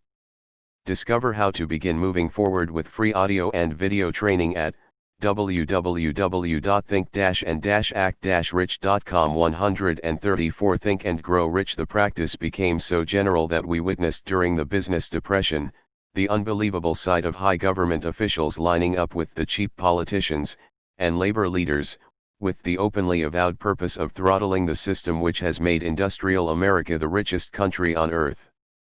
The lineup was so general and so well organized that it prolonged the worst depression America has ever known. It cost millions of men their jobs, because those jobs were inseparably a part of the industrial and capitalistic system which form the very backbone of the nation. During this unusual alliance of government officials and self-seeking individuals who were endeavoring to profit by declaring open season on the American system of industry, a certain type of labor leader joined forces with the politicians and offered to deliver voters in return for legislation designed to permit men to take riches away from industry by organized force of numbers, instead of the better method of giving a fair day's work for a fair day's pay. Millions of men and women throughout the nation are still engaged in this popular pastime of trying to get without giving. Some of them are lined up with labor unions, where they demand shorter hours and more pay. Others do not take the trouble to work at all. They demand government relief and are getting it. Their idea of their rights of freedom was demonstrated in New York City, where violent complaint was registered with the postmaster, by a group of relief beneficiaries, because the postman awakened them at 7:30 a.m. to deliver government relief checks. They demanded that the time of delivery be set up to 10:00 o'clock. If you are one of those who believe that riches can be accumulated by the mere act of men who organize themselves into groups and demand more pay for less service, if you are one of those who demand government relief without early morning disturbance when the money is delivered to you, if you are one of those who believe in trading their votes to politicians in return for the passing of laws which permit the raiding of the public treasury, you may rest securely on your belief, with certain knowledge that no one will disturb you, because this is a free country where every man may think as he pleases, where nearly everybody can live with but little effort, where many may live well without doing any work whatsoever. However, you should know the full truth concerning this freedom of which so many people boast, and so few understand. As great as it is, as far as it do you feel frustrated, stuck, or overwhelmed by the concepts in this ebook. Discover how to begin moving forward with free audio and video training at www.think-and-act-rich.com. 135 Think and Grow Rich reaches as many privileges as it provides. It does not, and cannot bring riches without effort. There is but one dependable method of accumulating, and legally holding riches, and that is by rendering useful service. No system has ever been created by which men can legally acquire riches through mere force of numbers, or without giving in return an equivalent value of one form or another. There is a principle known as the law of economics. This is more than a theory. It is a law no man can beat. Mark well the name of the principle, and remember it, because it is far more powerful than all the politicians and political machines. It is above and beyond the control of all the labor unions. It cannot be swayed, nor influenced, nor bribed by racketeers or self-appointed leaders in any calling. Moreover, it has an all-seeing eye, and a perfect system of bookkeeping, in which it keeps an accurate account of the transactions of every human being engaged in the business of trying to get without giving. Sooner or later its auditors come around, look over the records of individuals both great and small, and demand an accounting. Wall Street, big business, capital predatory interests, or whatever name you choose to give the system which has given us American freedom, represents a group of men who understand, respect, and adapt themselves to this powerful law of economics. Their financial continuation depends upon their respecting the law. Most people living in America like this country, its capitalistic system and all.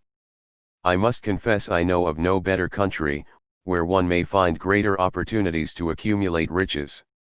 Judging by their acts and deeds, there are some in this country who do not like it. That, of course, is their privilege. If they do not like this country, its capitalistic system, its boundless opportunities, they have the privilege of clearing out. Always there are other countries, such as Germany, Russia, and Italy, where one may try one's hand at enjoying freedom, and accumulating riches providing one is not too particular. America provides all the freedom and all the opportunity to accumulate riches that any honest person may require. When one goes hunting for game, one selects hunting grounds where game is plentiful. When seeking riches, the same rule would naturally obtain.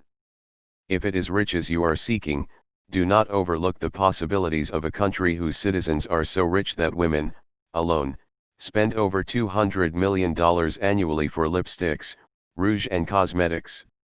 Think twice, you who are. Do you feel frustrated, stuck, or overwhelmed by the concepts in this ebook?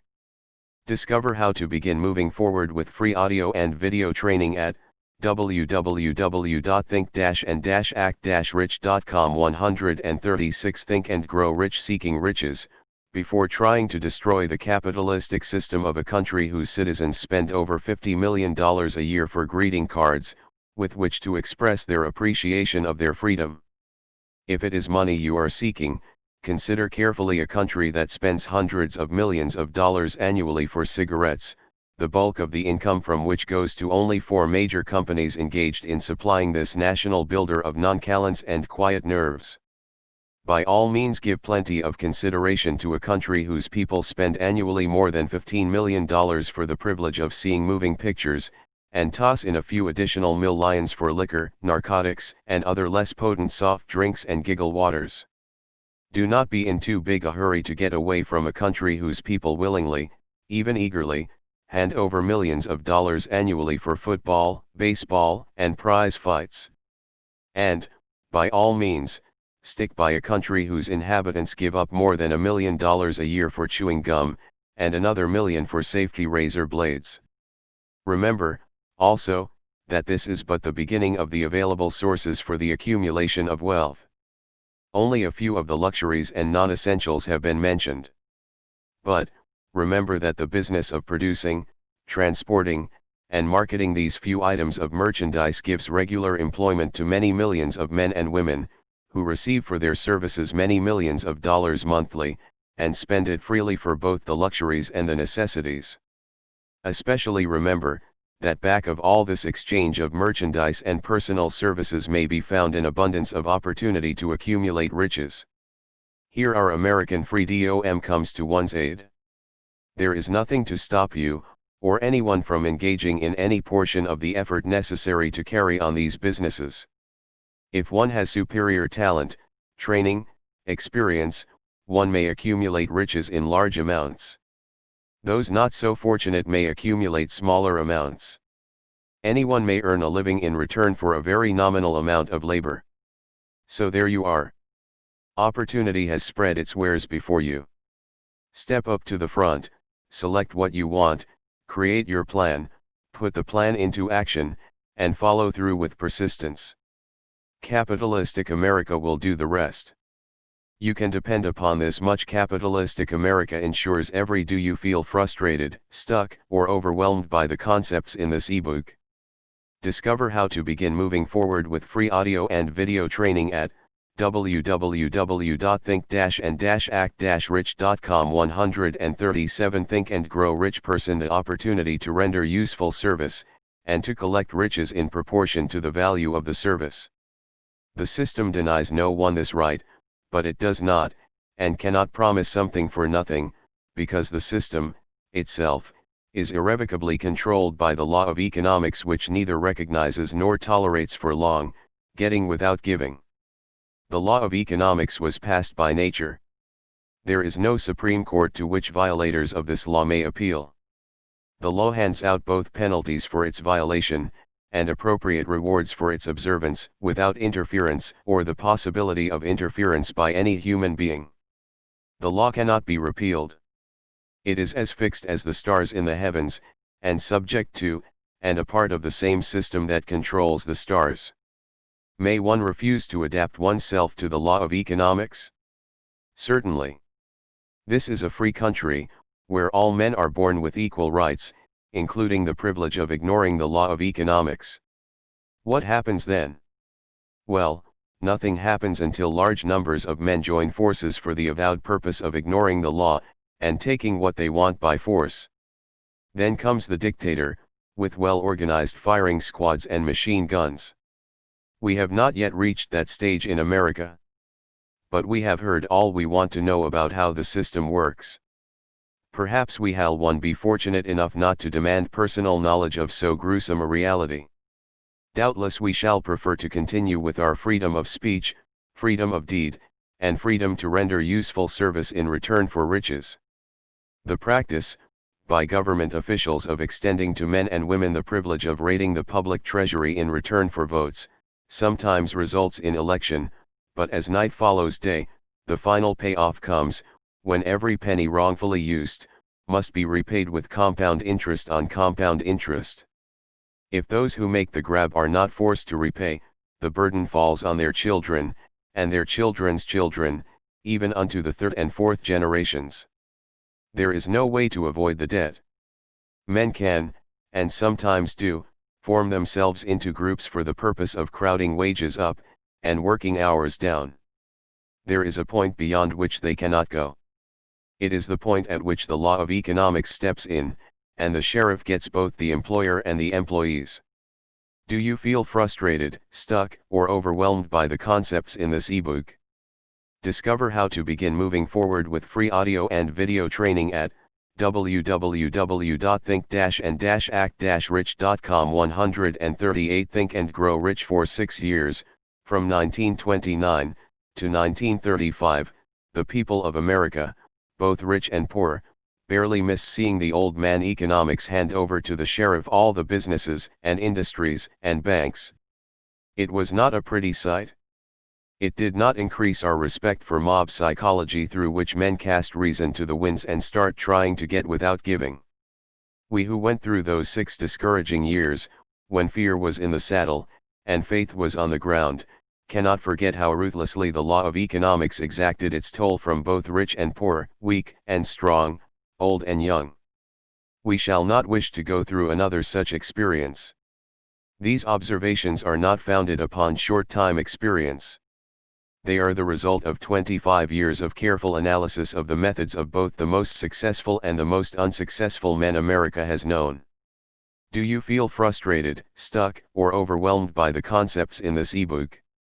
Discover how to begin moving forward with free audio and video training at www.think-and-act-rich.com. 139 Think and Grow Rich. Chapter 8 Decision: The Mastery of Procrastination. The 7th Step Toward Riches. Accurate analysis of over 25,000 men and women who had experienced failure disclosed the fact that lack of decision was near the head of the list of the 30 major causes of failure.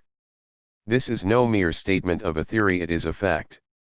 Procrastination, the opposite of decision, is a common enemy which practically every man must conquer. You will have an opportunity to test your capacity to reach quick and definite decisions when you finish reading this book, and are ready to begin putting into action the principles which it describes. Analysis of several hundred people who had accumulated fortunes well beyond the $1 million mark disclosed the fact that every one of them had the habit of reaching decisions promptly, and of changing these decisions slowly, if and when they were changed.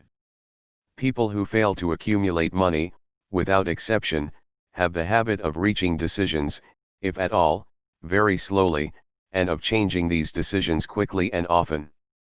One of Henry Ford's most outstanding qualities is his habit of reaching decisions quickly and definitely, and changing them slowly. This quality is so pronounced in Mr. Ford, that it has given him the reputation of being obstinate. It was this quality which prompted Mr. Ford to continue to manufacture his famous Model T, the world's ugliest car, when all of his advisors, and many of the purchasers of the car, were urging him to change it. Perhaps, Mr. Ford delayed too long in making the change, but the other side of the story is, that Mr. Ford's firmness of decision yielded a huge fortune, before the change in model became necessary. There is but little doubt that Mr. Ford's habit of definiteness of decision assumes the proportion of obstinacy, but this quality is preferable to slowness in reaching decisions and quickness in changing them. Do you feel frustrated, stuck, or overwhelmed by the concepts in this ebook? Discover how to begin moving forward with free audio and video training at www.think-and-act-rich.com. 140 Think and Grow Rich. The majority of people who fail to accumulate money sufficient for their needs are, generally, easily influenced by the opinions of others. They permit the newspapers and the gossiping neighbors to do their thinking for them. Opinions are the cheapest commodities on earth. Everyone has a flock of opinions ready to be wished upon anyone who will accept them. If you are influenced by opinions when you reach decisions, you will not succeed in any undertaking, much less in that of transmuting your own desire into money. If you are influenced by the opinions of others, you will have no desire of your own. Keep your own counsel, when you begin to put into practice the principles described here, by reaching your own decisions and following them. Take no one into your confidence, except the members of your mastermind group, and be very sure in your selection of this group, that you choose only those who will be in complete sympathy and harmony with your purpose.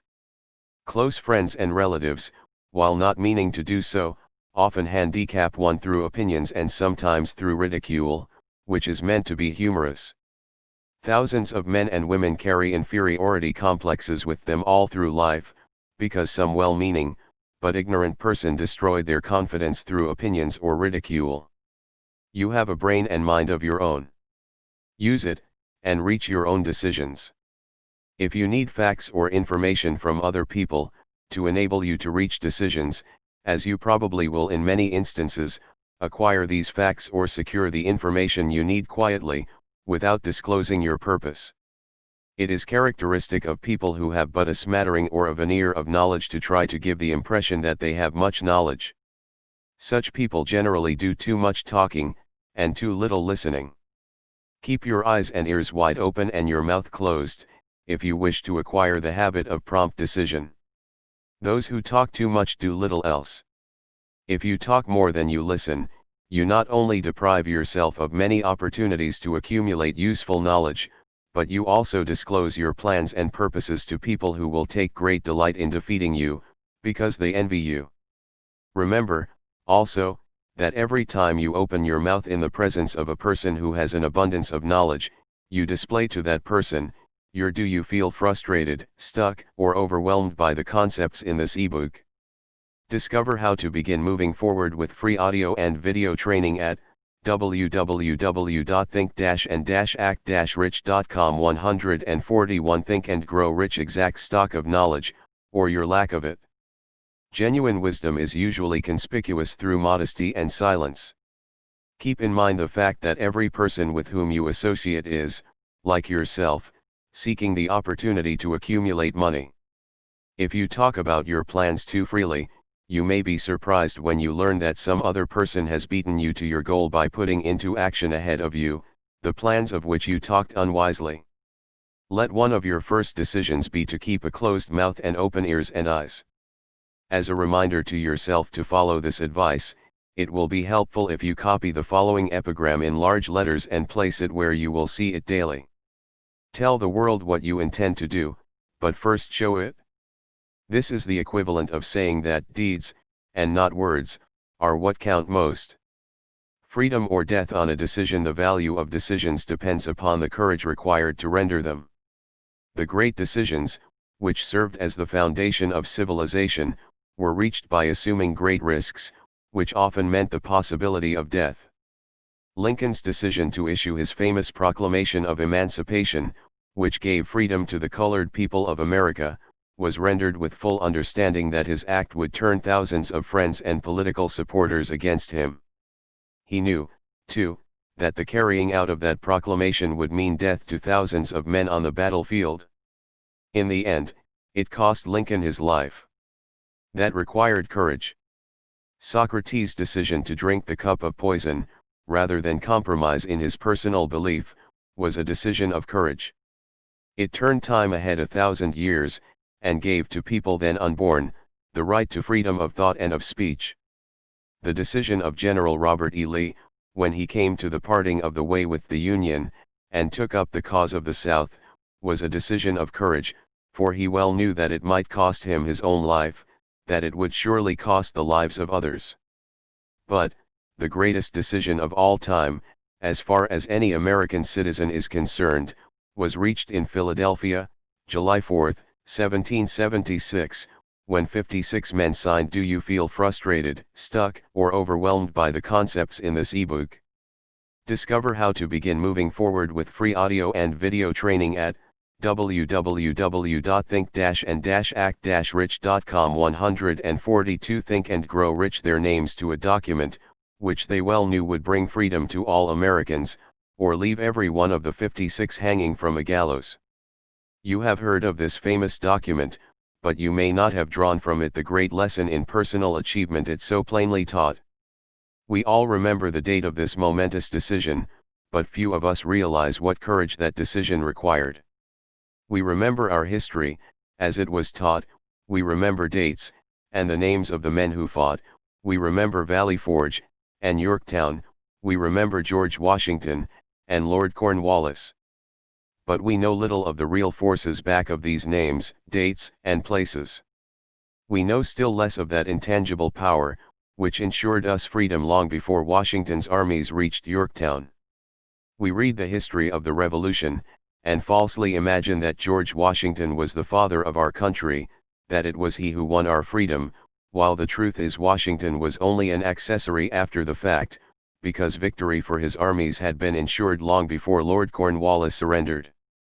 This is not intended to rob Washington of any of the glory he so richly merited. Its purpose, rather, is to give greater attention to the astounding power that was the real cause of his victory. It is nothing short of tragedy that the writers of history have missed, entirely, even the slightest reference to the irresistible power, which gave birth and freedom to the nation destined to set up new standards of independence for all the peoples of the earth. I say it is a tragedy, because it is the self-same power which must be used by every individual who surmounts the difficulties of life, and forces life to pay the price asked. Let us briefly review the events which gave birth to this power. The story begins with an incident in Boston, March 5, 1770. British soldiers were patrolling the streets, by their presence, openly threatening the citizens. The colonists resented armed men marching in their midst. They began to express their resentment openly, hurling stones as well as epithets, at the marching soldiers, until the commanding officer gave orders, "Fix bayonets. Charge." The battle was on. It resulted in the death and injury of many. The incident aroused such resentment that the Provincial Assembly, made up of prominent colonists, called a meeting for the purpose of taking definite action. Two of the members of that assembly were, John Hancock, and Samuel Adams, long live their names. They spoke up courageously, and declared that a move must be made to eject all British soldiers from Boston. Do you feel frustrated, stuck, or overwhelmed by the concepts in this ebook? Discover how to begin moving forward with free audio and video training at www.think-and-act-rich.com. 143 Think and Grow Rich. Remember, this edition, in the minds of two men, might properly be called the beginning of the freedom which we, of the United States, now enjoy. Remember, too, that the decision of these two men called for faith and courage, because it was dangerous. Before the assembly adjourned, Samuel Adams was appointed to call on the governor of the province, Hutchinson, and demand the withdrawal of the British troops. The request was granted, the troops were removed from Boston, but the incident was not closed. It had caused a situation destined to change the entire trend of civilization. Strange, is it not, how the great changes, such as the American Revolution, and the World War, often have their beginnings in circumstances which seem unimportant? It is interesting, also, to observe that these important changes usually begin in the form of a definite decision in the minds of a relatively small number of people.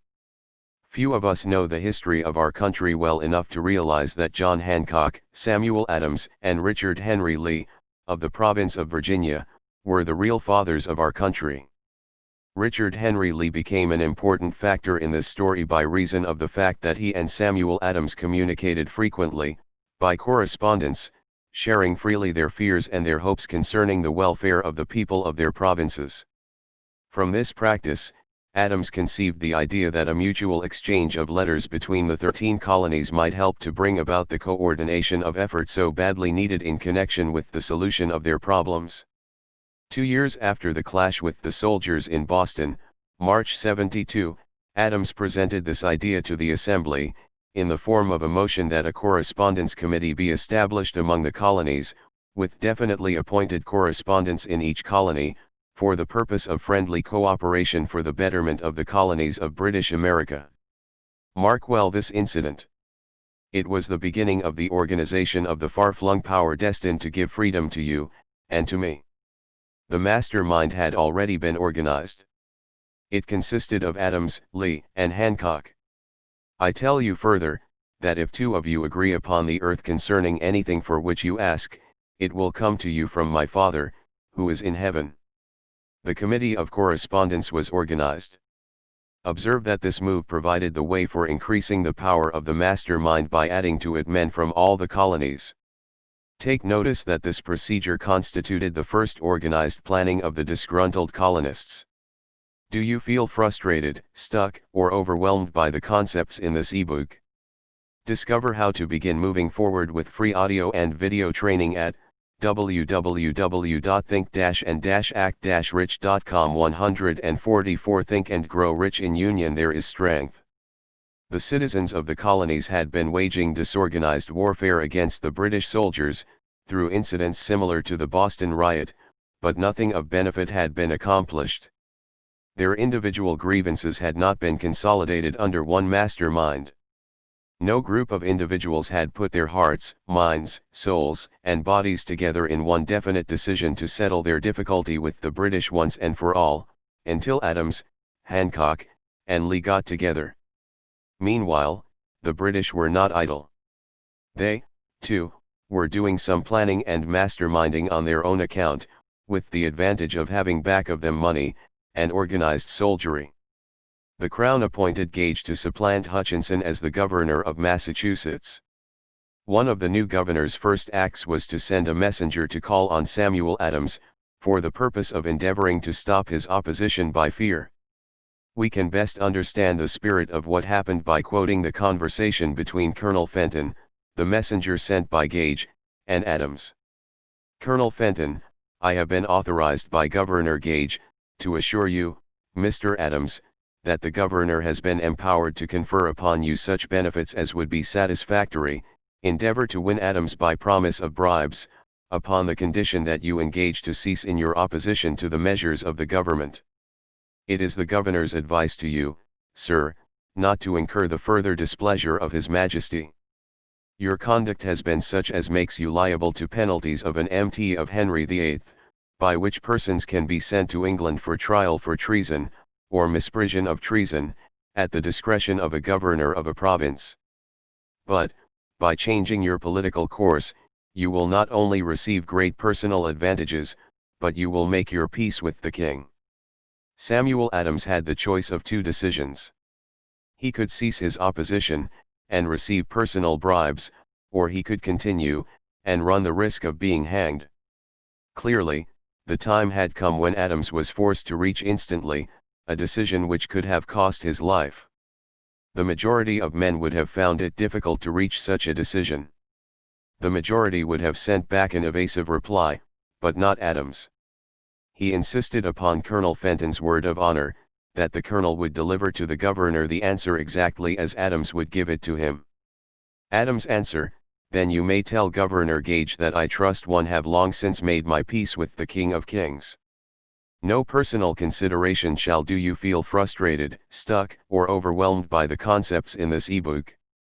Discover how to begin moving forward with free audio and video training at www.think-and-act-rich.com. 145 Think and Grow Rich. Induce me to abandon the righteous cause of my country.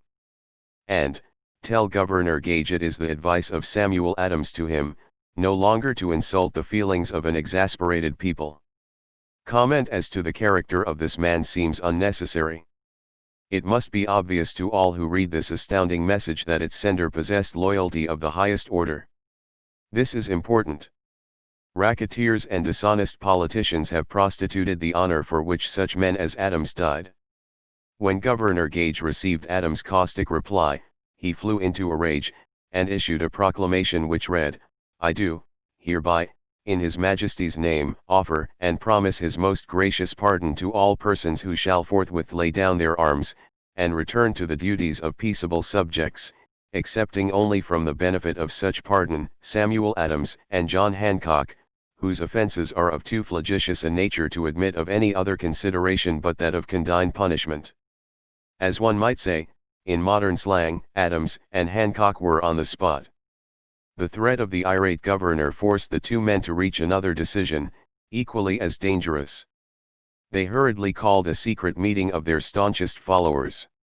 Here the mastermind began to take on momentum. After the meeting had been called to order, Adams locked the door, placed the key in his pocket, and informed all present that it was imperative that a Congress of the colonists be organized, and that no man should leave the room until the decision for such a Congress had been reached. Great excitement followed. Some weighed the possible consequences of such radicalism. Old man fear. Some expressed grave doubt as to the wisdom of so definite a decision in defiance of the crown.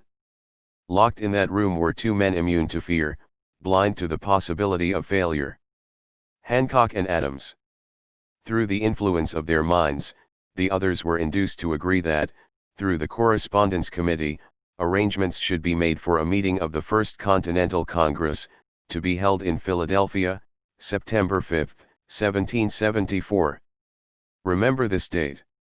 It is more important than July 4, 1776. If there had been no decision to hold a Continental Congress, there could have been no signing of the Declaration of Independence.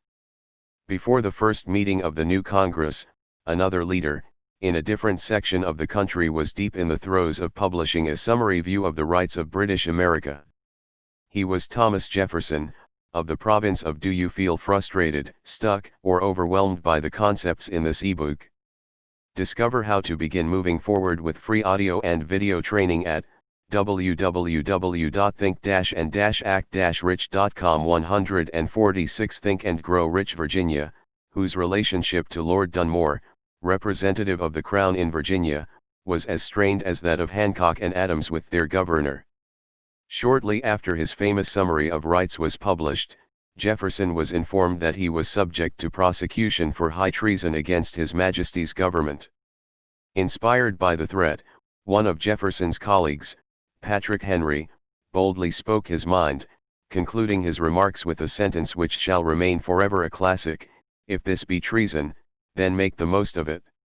It was such men as these who, without power, without authority, without military strength, without money, sat in solemn consideration of the destiny of the colonies, beginning at the opening of the First Continental Congress, and continuing at intervals for 2 years until on June 7, 1776, Richard Henry Lee arose, addressed the chair, and to the startled assembly made this motion: "Gentlemen, I make the motion that these united colonies are, and of right ought to be free and independent states. That they be absolved from all allegiance to the British Crown, and that all political connection between them and the state of Great Britain is, and ought to be totally dissolved." Lee's astounding motion was discussed fervently, and at such length that he began to lose patience. Finally, after days of argument, he again took the floor, and declared, in a clear, firm voice, "Mr. President, we have discussed this issue for days. It is the only course for us to follow. Why, then, sir, do we longer delay? Why still deliberate? Let this happy day give birth to an American Republic. Let her arise, not to devastate and to conquer, but to re-establish the reign of peace, and of law. The eyes of Europe are fixed upon us. She demands of us a living example of freedom, that may exhibit a contrast, in the felicity of the citizen, to the ever-increasing tyranny." Before his motion was finally voted upon, Lee was called back to Virginia, because of serious family illness, but before leaving, he placed his cause in the hands of his friend, Thomas Jefferson, who promised to fight until favorable action was taken. Shortly thereafter the President of the Congress, Hancock, appointed Jefferson as chairman of a committee to draw up a Declaration of Independence. Long and hard the committee labored, on a document which would mean, when accepted by the Congress, that every man who signed it, would be signing his own death warrant, should the colonies lose in the fight with Great Britain, which was sure to follow. The document was drawn, and on June 28, the original draft was read before the Congress. For several days it was discussed, altered, and made ready. Do you feel frustrated, stuck, or overwhelmed by the concepts in this ebook? Discover how to begin moving forward with free audio and video training at www.think-and-act-rich.com. 147 Think and Grow Rich. On July 4, 1776, Thomas Jefferson stood before the assembly, and fearlessly read the most momentous decision ever placed upon paper. When in the course of human events it is necessary for one people to dissolve the political bands which have connected them with another, and to assume, among the powers of the earth, the separate and equal station to which the laws of nature, and of nature's God entitle them, a decent respect to the opinions of mankind requires that they should declare the causes which impel them to the separation.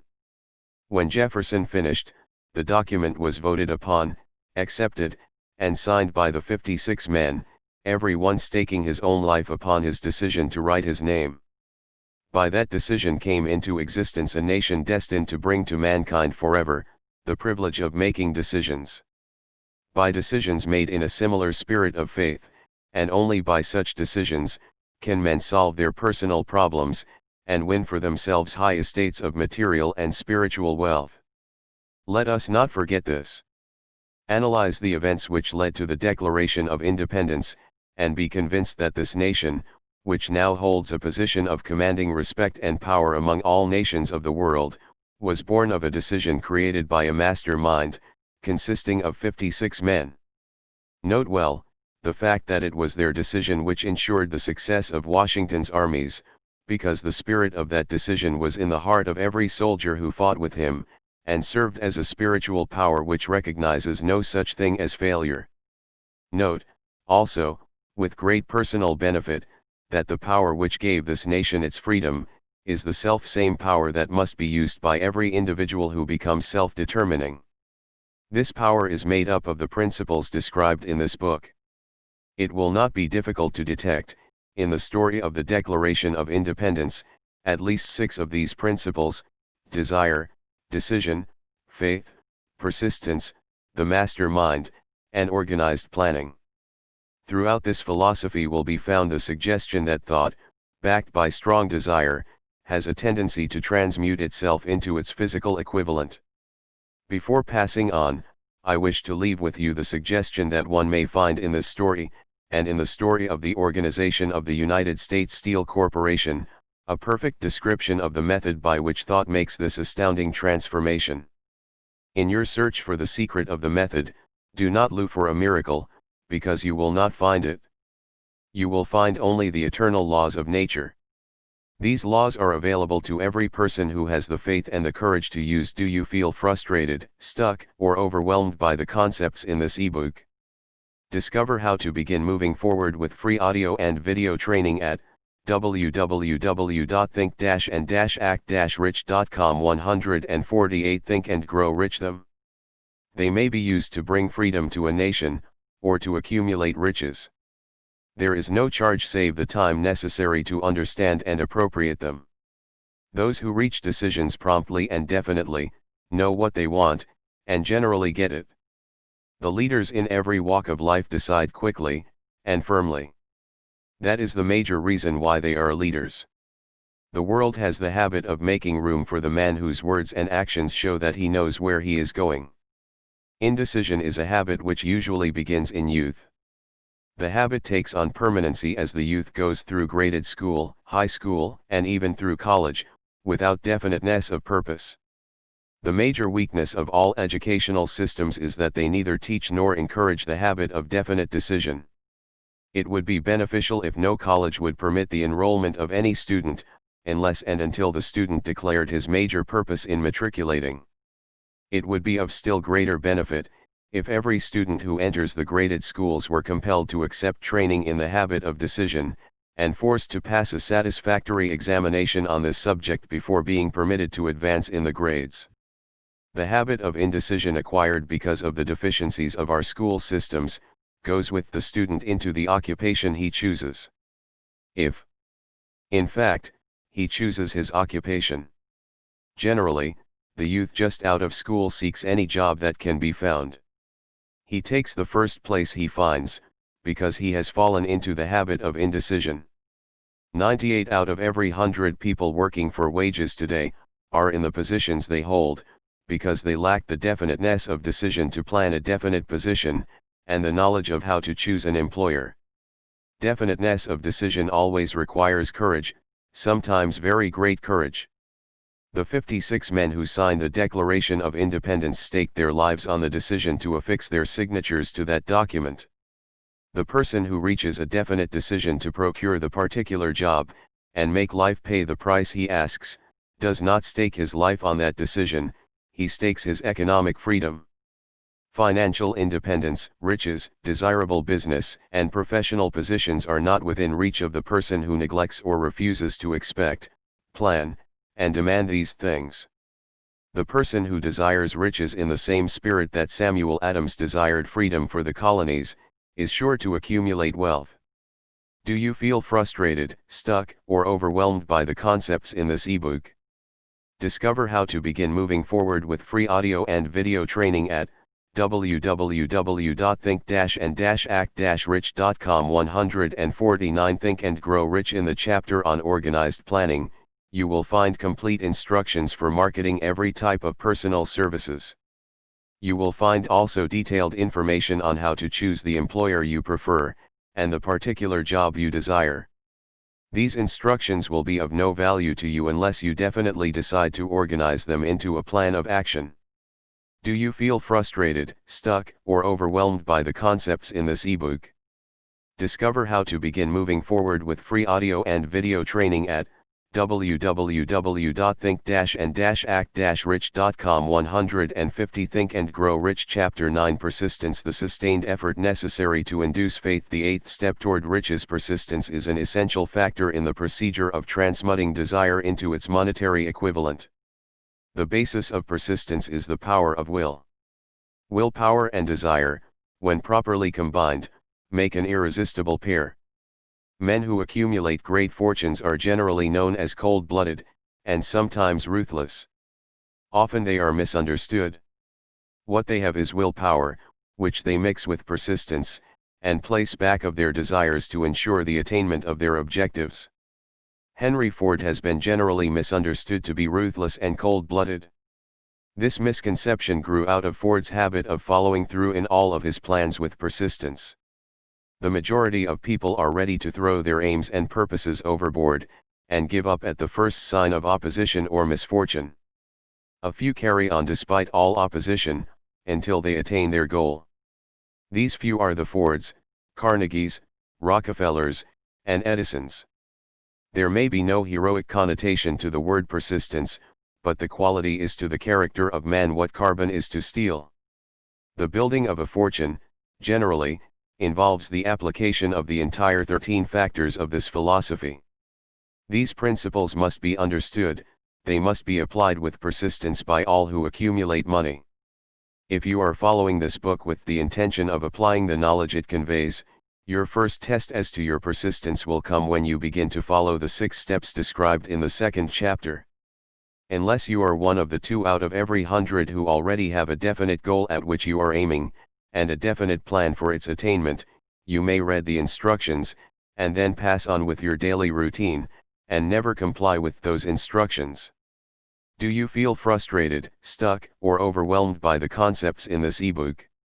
Discover how to begin moving forward with free audio and video training at www.think-and-act-rich.com. 151 Think and Grow Rich. The author is checking you up at this point, because lack of persistence is one of the major causes of failure. Moreover, experience with thousands of people has proved that lack of persistence is a weakness common to the majority of men. It is a weakness which may be overcome by effort. The ease with which lack of persistence may be conquered will depend entirely upon the intensity of one's desire. The starting point of all achievement is desire. Keep this constantly in mind. Weak desires bring weak results, just as a small amount of fire makes a small amount of heat. If you find yourself lacking in persistence, this weakness may be remedied by building a stronger fire under your desires.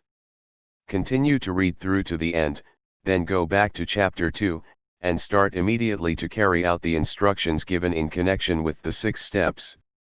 The eagerness with which you follow these instructions will indicate clearly how much or how little you really desire to accumulate money.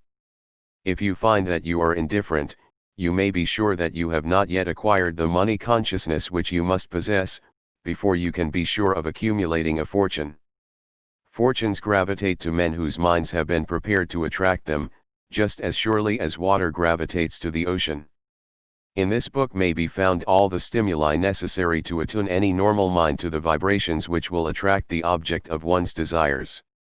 If you find you are weak in persistence, Center your attention upon the instructions contained in the chapter on power, surround yourself with a mastermind group, and through the cooperative efforts of the members of this group, you can develop persistence.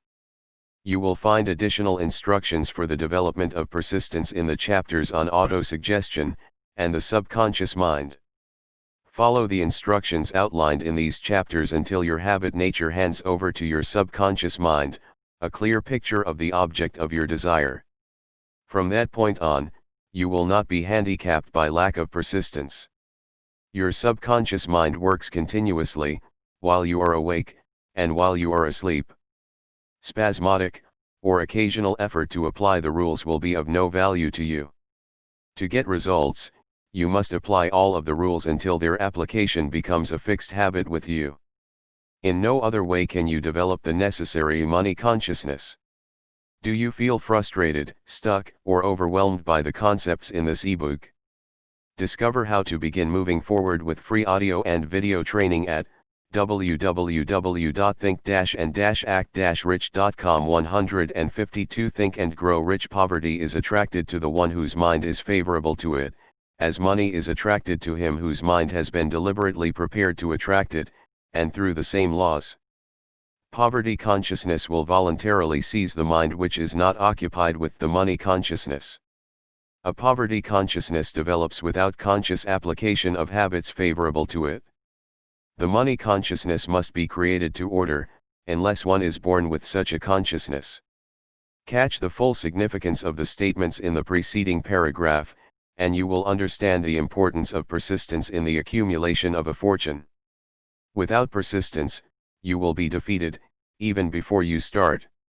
With persistence you will win. If you have ever experienced a nightmare, you will realize the value of persistence. You are lying in bed, half awake, with a feeling that you are about to smother. You are unable to turn over, or to move a muscle. You realize that you must begin to regain control over your muscles. Through persistent effort of willpower, you finally manage to move the fingers of one hand. By continuing to move your fingers, you extend your control to the muscles of one arm, until you can lift it. Then you gain control of the other arm in the same manner. You finally gain control over the muscles of one leg, and then extend it to the other leg. Then with one supreme effort of will you regain complete control over your muscular system, and snap out of your nightmare. The trick has been turned step by step. You may find it necessary to snap out of your mental inertia, through a similar procedure, moving slowly at first, then increasing your speed, until you gain complete control over your will. Be persistent no matter how slowly you may, at first, have to move. With persistence will come success.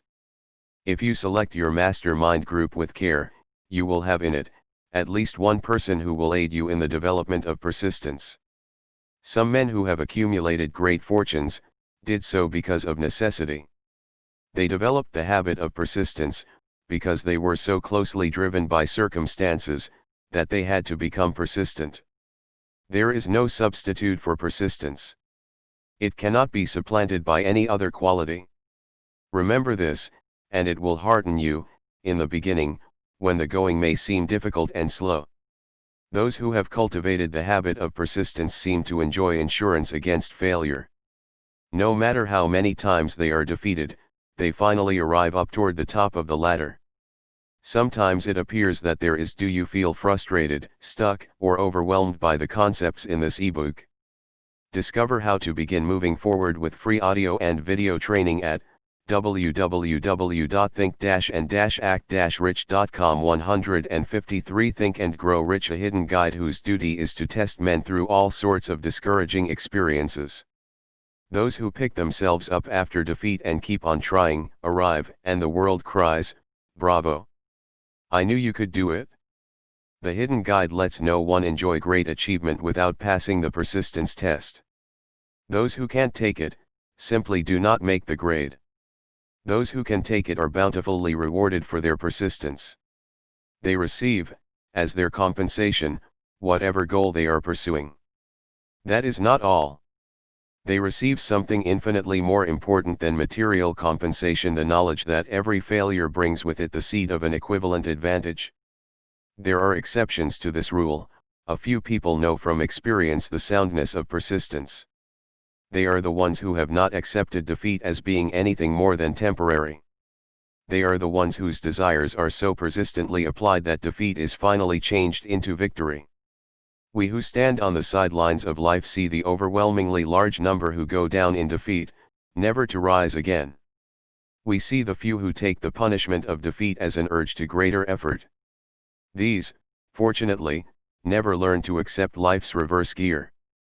But what we do not see, what most of us never suspect of existing, is the silent but irresistible power which comes to the rescue of those who fight on in the face of discouragement. If we speak of this power at all, we call it persistence, and let it go at that. One thing we all know: if one does not possess persistence, one does not achieve noteworthy success in any calling. As these lines are being written, I look up from my work, and see before me, less than a block away, the great mysterious Broadway, the graveyard of dead hopes, and the front porch of opportunity. From all over the world people have come to Broadway, seeking fame, fortune, power, love, or whatever it is that human beings call success. Once in a great while someone steps out from the long procession of seekers, and the world hears that another person has mastered Broadway. But Broadway is not easily nor quickly conquered. She acknowledges talent, recognizes genius, pays off in money, only after one has refused to quit. Then we know he has discovered the secret of how to conquer Broadway. The secret is always inseparably attached to one word: persistence. The secret is told in the struggle of Fannie Hurst, whose persistence conquered the Great White Way. She came to New York in 1915, to convert writing into riches. The conversion did not come quickly, but it came. For 4 years Miss Hurst learned about the sidewalks of New York from first. Do you feel frustrated, stuck, or overwhelmed by the concepts in this ebook? Discover how to begin moving forward with free audio and video training at www.think-and-act-rich.com. 154 Think and Grow Rich Hand Experience. She spent her days laboring, and her nights hoping. When hope grew dim, she did not say, "All right Broadway, you win." She said, "Very well, Broadway, you may whip some, but not me. I'm going to force you to give up." One publisher, the Saturday Evening Post, sent her 36 rejection slips, before she broke the ice and got a story across. The average writer, like the average in other walks of life, would have given up the job when the first rejection slip came. She pounded the pavements for 4 years to the tune of the publisher's no, because she was determined to win. Then came the payoff. The spell had been broken, the unseen guide had tested Fannie Hurst, and she could take it. From that time on publishers made a beaten path to her door. Money came so fast she hardly had time to count it. Then the moving picture men discovered her, and money came not in small change, but in floods. The moving picture rights to her latest novel, Great Laughter, brought $100,000, said to be the highest price ever paid for a story before publication. Her royalties from the sale of the book probably will run much more. Briefly, you have a description of what persistence is capable of achieving. Fannie Hurst is no exception. Wherever men and women accumulate great riches, you may be sure they first acquired persistence.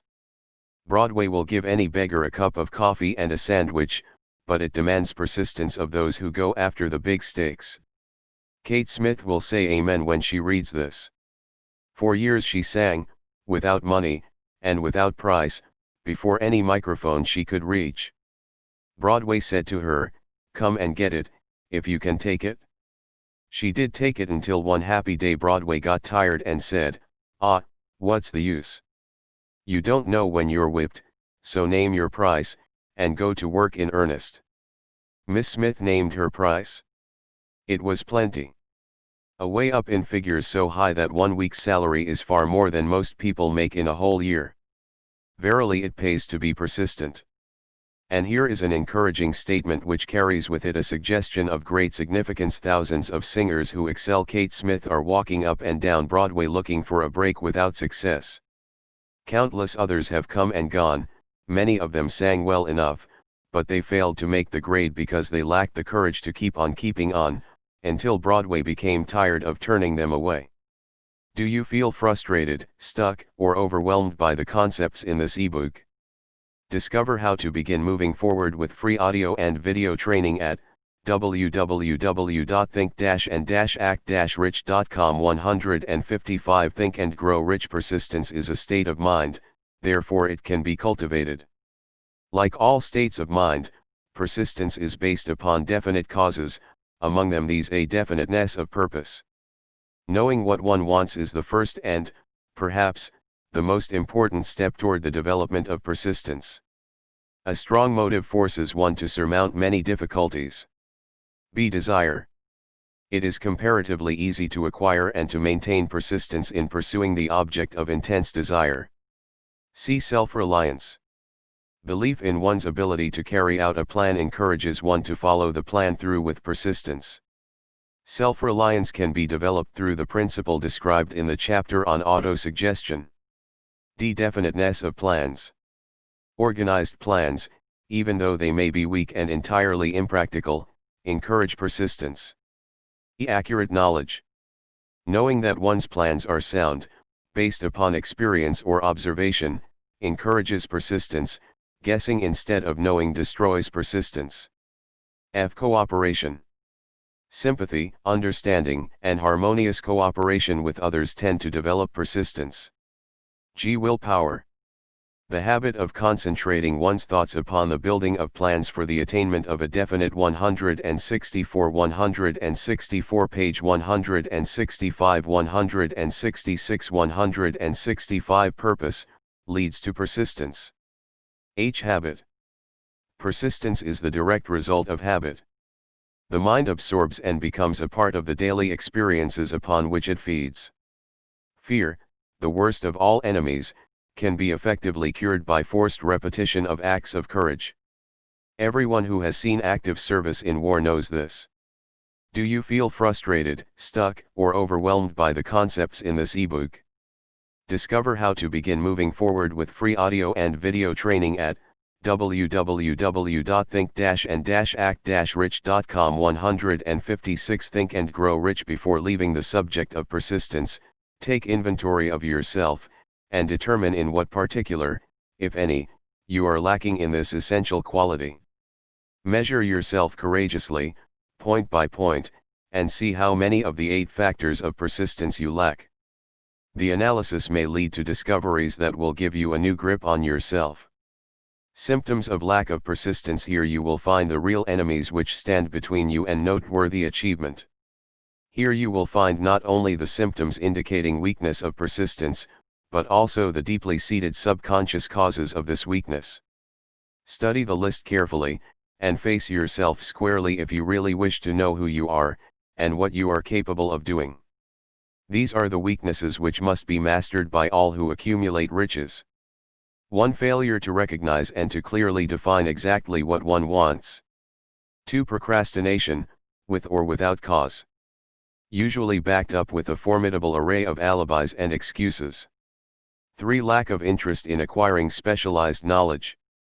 4. Indecision, the habit of passing the buck on all occasions, instead of facing issues squarely.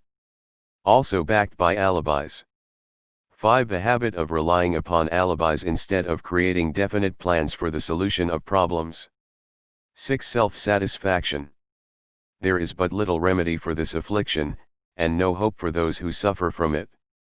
7. Indifference, usually reflected in one's readiness to compromise on all occasions, rather than meet opposition and fight it. 8. The habit of blaming others for one's mistakes, and accepting unfavorable circumstances as being unavoidable.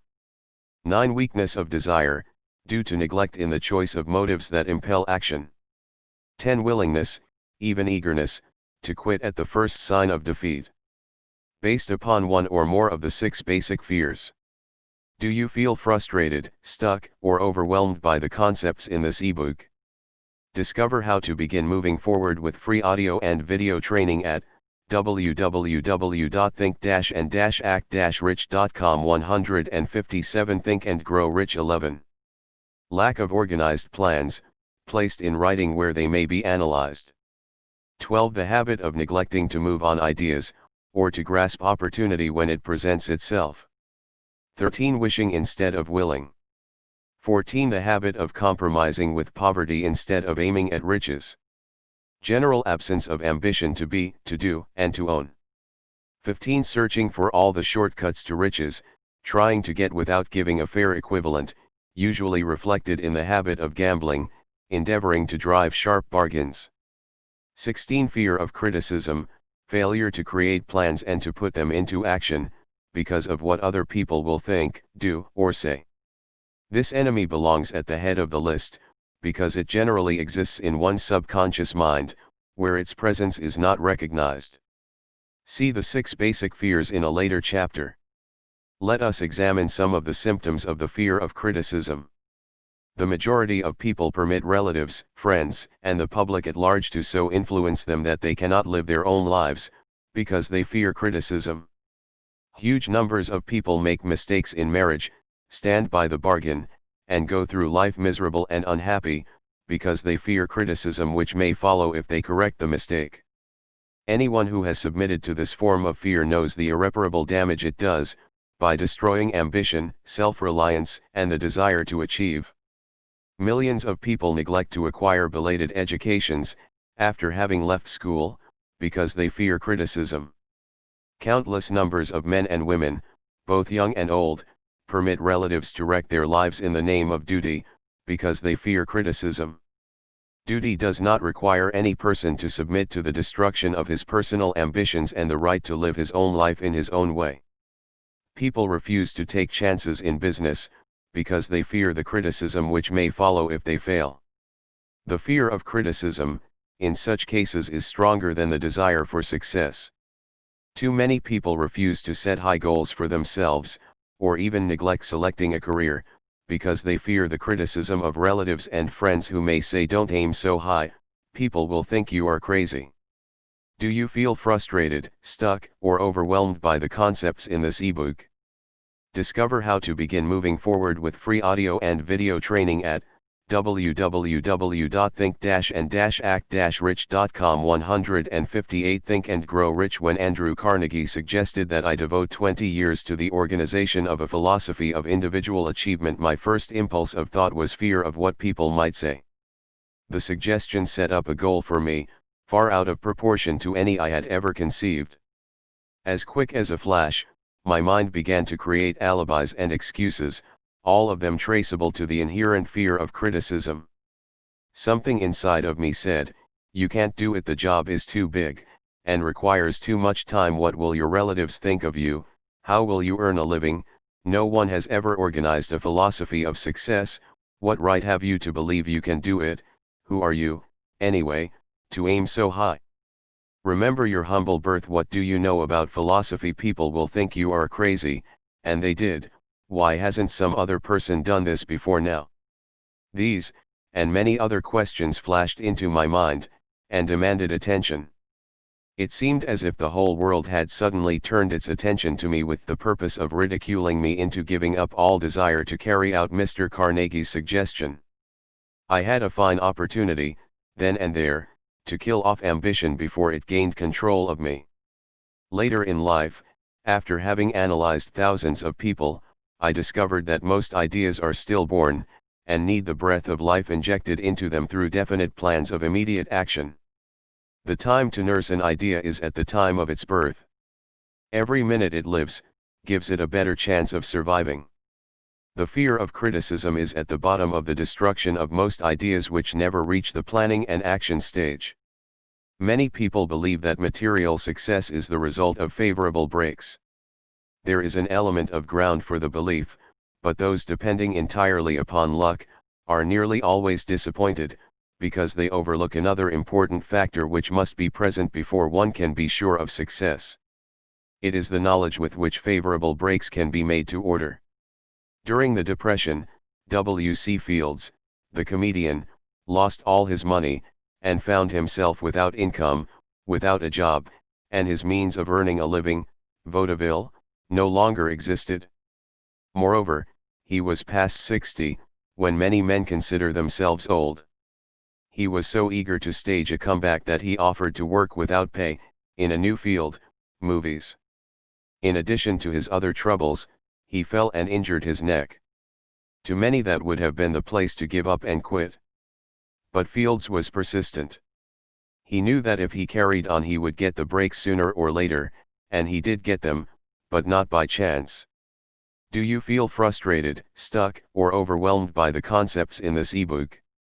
Discover how to begin moving forward with free audio and video training at www.think-and-act-rich.com. 159 Think and Grow Rich. Marie Dressler found herself down and out, with her money gone, with no job, when she was about 60.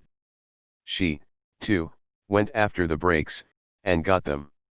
Her persistence brought an astounding triumph late in life, long beyond the age when most men and women are done with ambition to achieve.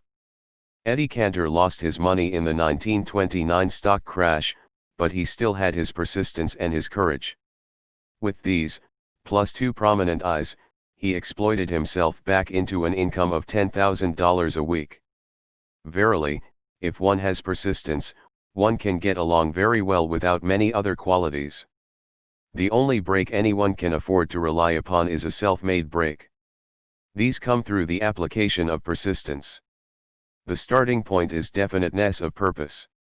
Examine the first 100 people you meet, ask them what they want most in life, and 98 of them will not be able to tell you. If you press them for an answer, some will say security, many will say money, a few will say happiness, others will say fame and power, and still others will say social recognition, ease in living, ability to sing, dance, or write, but none of them will be able to define these terms, or give the slightest indication of a plan by which they hope to attain these vaguely expressed wishes. Riches do not respond to wishes. They respond only to definite plans, backed by definite desires, through constant persistence. How to develop persistence? There are 4 simple steps which lead to the habit of persistence. They call for no great amount of intelligence, no particular amount of education, and but little time or effort. The necessary steps are 1. A definite purpose backed by burning desire for its fulfillment. 2. A definite plan, expressed in continuous action. 3. A mind closed tightly against all negative and discouraging influences, including negative suggestions of relatives, friends, and acquaintances. 4. A friendly alliance with one or more persons who will encourage one to follow through with both plan and purpose. Do you feel frustrated, stuck, or overwhelmed by the concepts in this ebook? Discover how to begin moving forward with free audio and video training at www.think-and-act-rich.com. 160 Think and Grow Rich. These 4 steps are essential for success in all walks of life. The entire purpose of the 13 principles of this philosophy is to enable one to take these 4 steps as a matter of habit. These are the steps by which one may control one's economic destiny. They are the steps that lead to freedom and independence of thought. They are the steps that lead to riches, in small or great quantities. They lead the way to power, fame, and worldly recognition. They are the 4 steps which guarantee favorable breaks.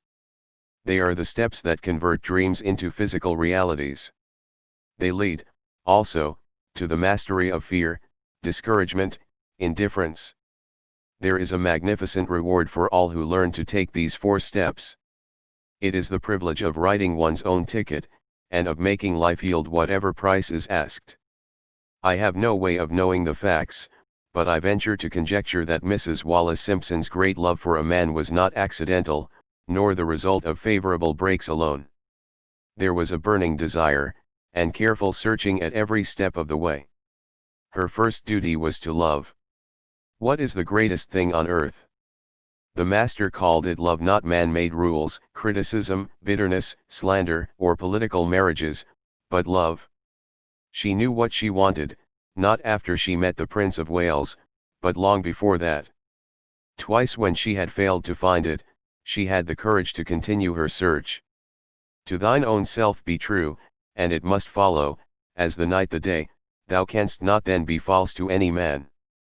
Her rise from obscurity was of the slow, progressive, persistent order, but it was sure.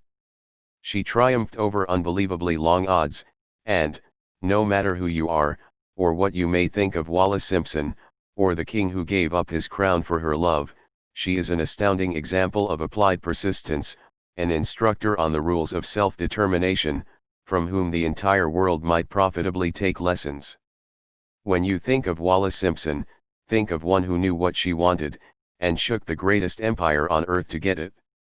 Women who complain that this is a man's world, that women do not have an equal chance to win, owe it to themselves to study carefully the life of this unusual woman, who, at an age do you feel frustrated, stuck, or overwhelmed by the concepts in this ebook? Discover how to begin moving forward with free audio and video training at www.think-and-act-rich.com. 161 Think and Grow Rich, which most women consider old, captured the affections of the most desirable bachelor in the entire world. And what of King Edward? What lesson may we learn from his part in the world's greatest drama of recent times? Did he pay too high a price for the affections of the woman of his choice? Surely no one but he can give the correct answer. The rest of us can only conjecture. This much we know: the king came into the world without his own consent. He was born to great riches, without requesting them. He was persistently sought in marriage. Politicians and statesmen throughout Europe tossed dowagers and princesses at his feet.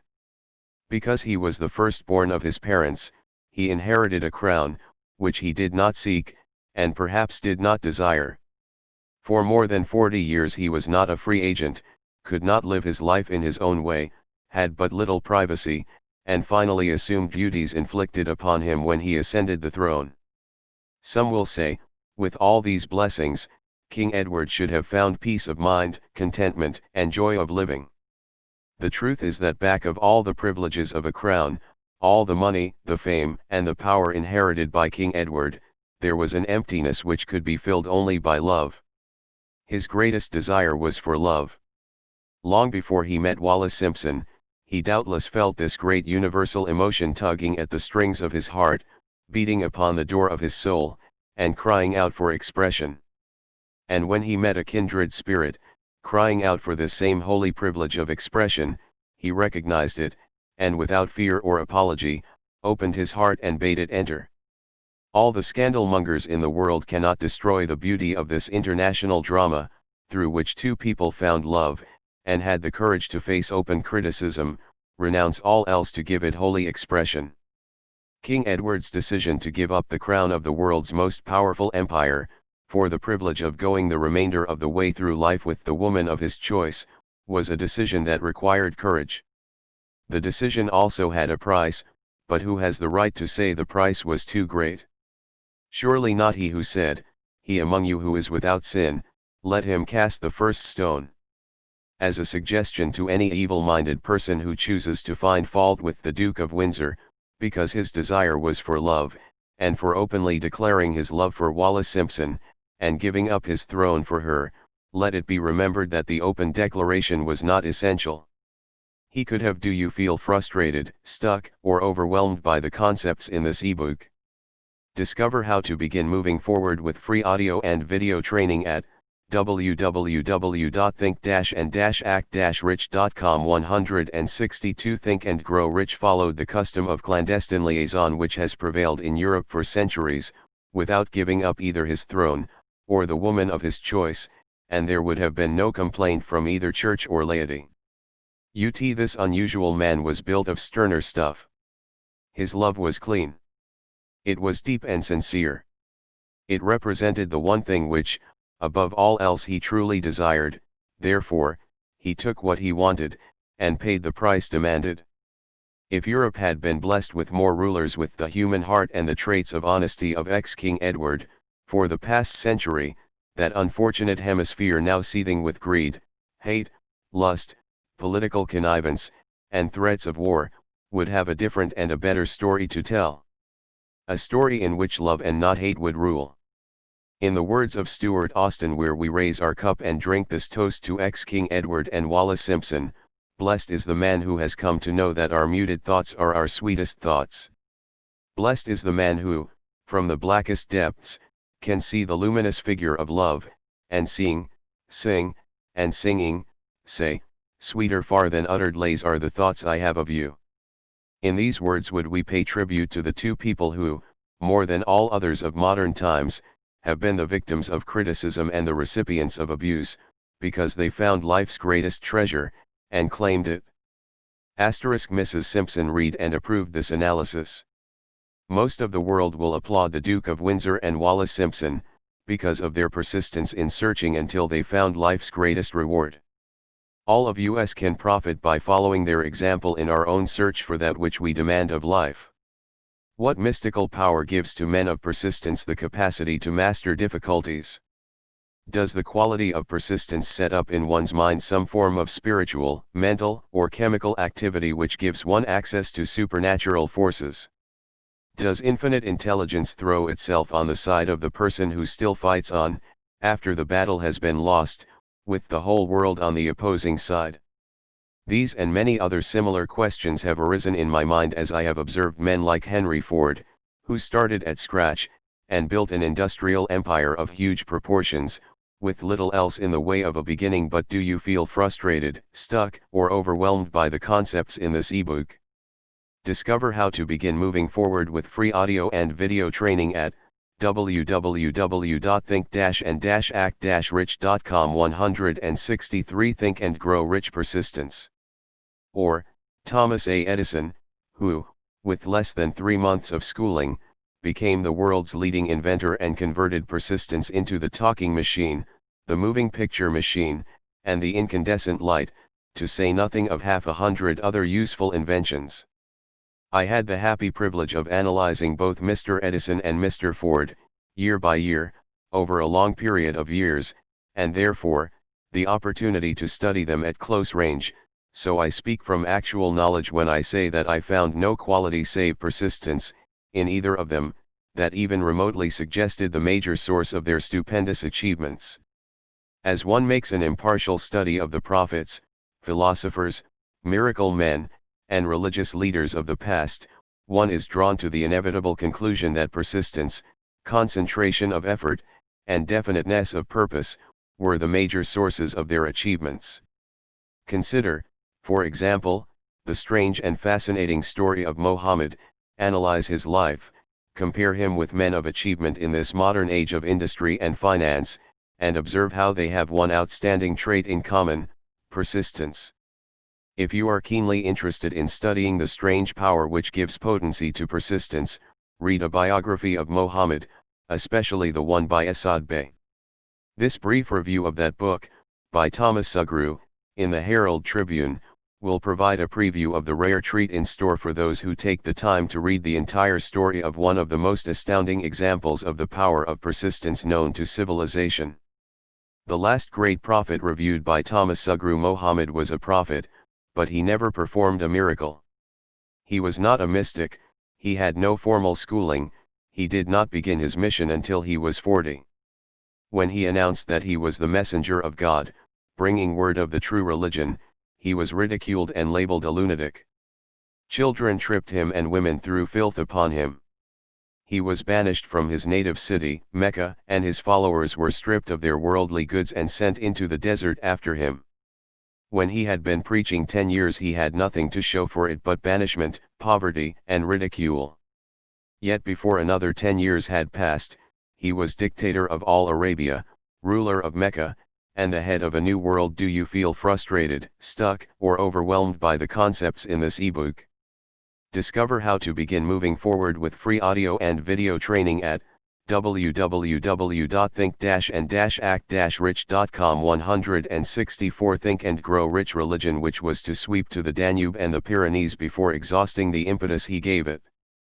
That impetus was threefold: the power of words, the efficacy of prayer, and man's kinship with God. His career never made sense. Mohammed was born to impoverished members of a leading family of Mecca. Because Mecca, the crossroads of the world, home of the magic stone called the Kaaba, great city of trade and the center of trade routes, was unsanitary. Its children were sent to be raised in the desert by Bedouins.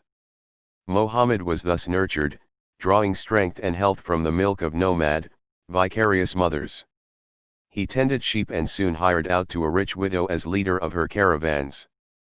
He traveled to all parts of the Eastern world, talked with many men of diverse beliefs and observed the decline of Christianity into warring sects. When he was 28, Khadija, the widow, looked upon him with favor, and married him. Her father would have objected to such a marriage, so she got him drunk and held him up while he gave the paternal blessing. For the next 12 years Mohammed lived as a rich and respected and very shrewd trader. Then he took to wandering in the desert, and one day he returned with the first verse of the Quran and told Khadija that the archangel Gabriel had appeared to him and said that he was to be the messenger of God. The Quran, the revealed word of God, was the closest thing to a miracle in Mohammed's life. He had not been a poet, he had no gift of words. Yet the verses of the Quran, as he received them and recited them to the faithful, were better than any verses which the professional poets of the tribes could produce. This, to the Arabs, was a miracle. To them the gift of words was the greatest gift, the poet was all-powerful. In addition, the Quran said that all men were equal before God, that the world should be a democratic state Islam. It was this political heresy, plus Mohammed's desire to destroy all the 360 idols in the courtyard of the Kaaba, which brought about his banishment. The idols brought the desert tribes to Mecca, and that meant trade. So the businessmen of Mecca, the capitalists, of which he had been one, set upon Mohammed. Then he retreated to the desert and demanded sovereignty over the world. The rise of Islam began. Out of the desert came a flame which would not be extinguished, a democratic army fighting as a unit and prepared to die without wincing. Mohammed had invited the Jews and Christians to join him, for he was not building a new religion. He was calling all who believed in one God to join in a single faith. If the Jews and Christians had accepted his invitation, Islam would have conquered the world. They didn't. They would not even. Do you feel frustrated, stuck, or overwhelmed by the concepts in this ebook? Discover how to begin moving forward with free audio and video training at www.think-and-act-rich.com. 165 Think and Grow Rich. Accept Mohammed's innovation of humane warfare. When the armies of the Prophet entered Jerusalem, not a single person was killed because of his faith. When the Crusaders entered the city, centuries later, not a Muslim man, woman, or child was spared. But the Christians did accept one Muslim idea, the place of learning, the university. Do you feel frustrated, stuck, or overwhelmed by the concepts in this ebook? Discover how to begin moving forward with free audio and video training at www.think-and-act-rich.com. 166 Think and Grow Rich. Chapter 10 Power of the Mastermind. The driving force. The ninth step toward riches. Power is essential for success in the accumulation of money. Plans are inert and useless, without sufficient power to translate them into action. This chapter will describe the method by which an individual may attain and apply power. Power may be defined as organized and intelligently directed knowledge. Power, as the term is here used, refers to organized effort, sufficient to enable an individual to transmute desire into its monetary equivalent. Organized effort is produced through the coordination of effort of two or more people, who work toward a definite end, in a spirit of harmony. Power is required for the accumulation of money. Power is necessary for the retention of money after it has been accumulated. Let us ascertain how power may be acquired. If power is organized knowledge, let us examine the sources of knowledge, infinite intelligence. This source of knowledge may be contacted through the procedure described in another chapter, with the aid of creative imagination. Accumulated experience. The accumulated experience of man, or that portion of it which has been organized and recorded, may be found in any well-equipped public library. An important part of this accumulated experience is taught in public schools and colleges, where it has been classified and organized. See experiment and research. In the field of science, and in practically every other walk of life, men are gathering, classifying, and organizing new facts daily. This is the source to do you feel frustrated, stuck, or overwhelmed by the concepts in this ebook. Discover how to begin moving forward with free audio and video training at www.think-and-act-rich.com. 167 Think and Grow Rich. Which one must turn when knowledge is not available through accumulated experience? Here, too, the creative imagination must often be used. Knowledge may be acquired from any of the foregoing sources. It may be converted into power by organizing it into definite plans and by expressing those plans in terms of action. Examination of the three major sources of knowledge will readily disclose the difficulty an individual would have, if he depended upon his efforts alone, in assembling knowledge and expressing it through definite plans in terms of action. If his plans are comprehensive, and if they contemplate large proportions, he must, generally, induce others to cooperate with him, before he can inject into them the necessary element of power. Gaining power through the mastermind. The mastermind may be defined as coordination of knowledge and effort, in a spirit of harmony, between two or more people, for the attainment of a definite purpose. No individual may have great power without availing himself of the mastermind. In a preceding chapter, instructions were given for the creation of plans for the purpose of translating desire into its monetary equivalent. If you carry out these instructions with persistence and intelligence, and use discrimination in the selection of your mastermind group, your objective will have been halfway reached, even before you begin to recognize it. So you may better understand the intangible potentialities of power available to you, through a properly chosen mastermind group, we will here explain the two characteristics of the mastermind principle, one of which is economic in nature, and the other psychic. The economic feature is obvious. Economic advantages may be created by any person who surrounds himself with the advice, counsel, and personal cooperation of a group of men who are willing to lend him wholehearted aid, in a spirit of perfect harmony. This form of cooperative alliance has been the basis of nearly every great fortune. Your understanding of this great truth may definitely determine your financial status. The psychic phase of the mastermind principle is much more abstract, much more difficult to comprehend, because it has reference to the spiritual forces with which the human race, as a whole, is not well acquainted. You feel frustrated, stuck, or overwhelmed by the concepts in this ebook. Discover how to begin moving forward with free audio and video training at www.think-and-act-rich.com. 168 Think and Grow Rich. Catch a significant suggestion from this statement: no two minds ever come together without, thereby, creating a third, invisible, intangible force which may be likened to a third mind. Keep in mind the fact that there are only two known elements in the whole universe, energy and matter. It is a well-known fact that matter may be broken down into units of molecules, atoms, and electrons. There are units of matter which may be isolated, separated, and analyzed. Likewise, there are units of energy. The human mind is a form of energy, a part of it being spiritual in nature. When the minds of two people are coordinated in a spirit of harmony, the spiritual units of energy of each mind form an affinity, which constitutes the psychic phase of the mastermind. The mastermind principle, or rather the economic feature of it, was first called to my attention by Andrew Carnegie, over 25 years ago. Discovery of this principle was responsible for the choice of my life's work. Mr. Carnegie's mastermind group consisted of a staff of approximately 50 men, with whom he surrounded himself, for the definite purpose of manufacturing and marketing steel. He attributed his entire fortune to the power he accumulated through this mastermind.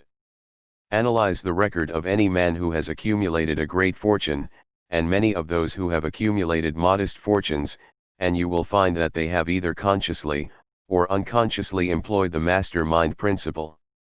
Great power can be accumulated through no other principle. Energy is nature's universal set of building blocks, out of which she constructs every material thing in the universe, including man and every form of animal and vegetable life. Through a process which only nature completely understands, she translates energy into matter.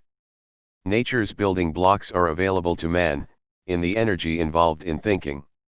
Man's brain may be compared to an electric battery. It absorbs energy from the ether, which permeates every atom of matter, and fills the entire universe. It is a well-known fact that a group of electric batteries will provide more energy than a single battery. It is also a well-known fact that an individual battery will provide energy in proportion to the number and capacity of the cells it contains. Do you feel frustrated, stuck, or overwhelmed by the concepts in this ebook?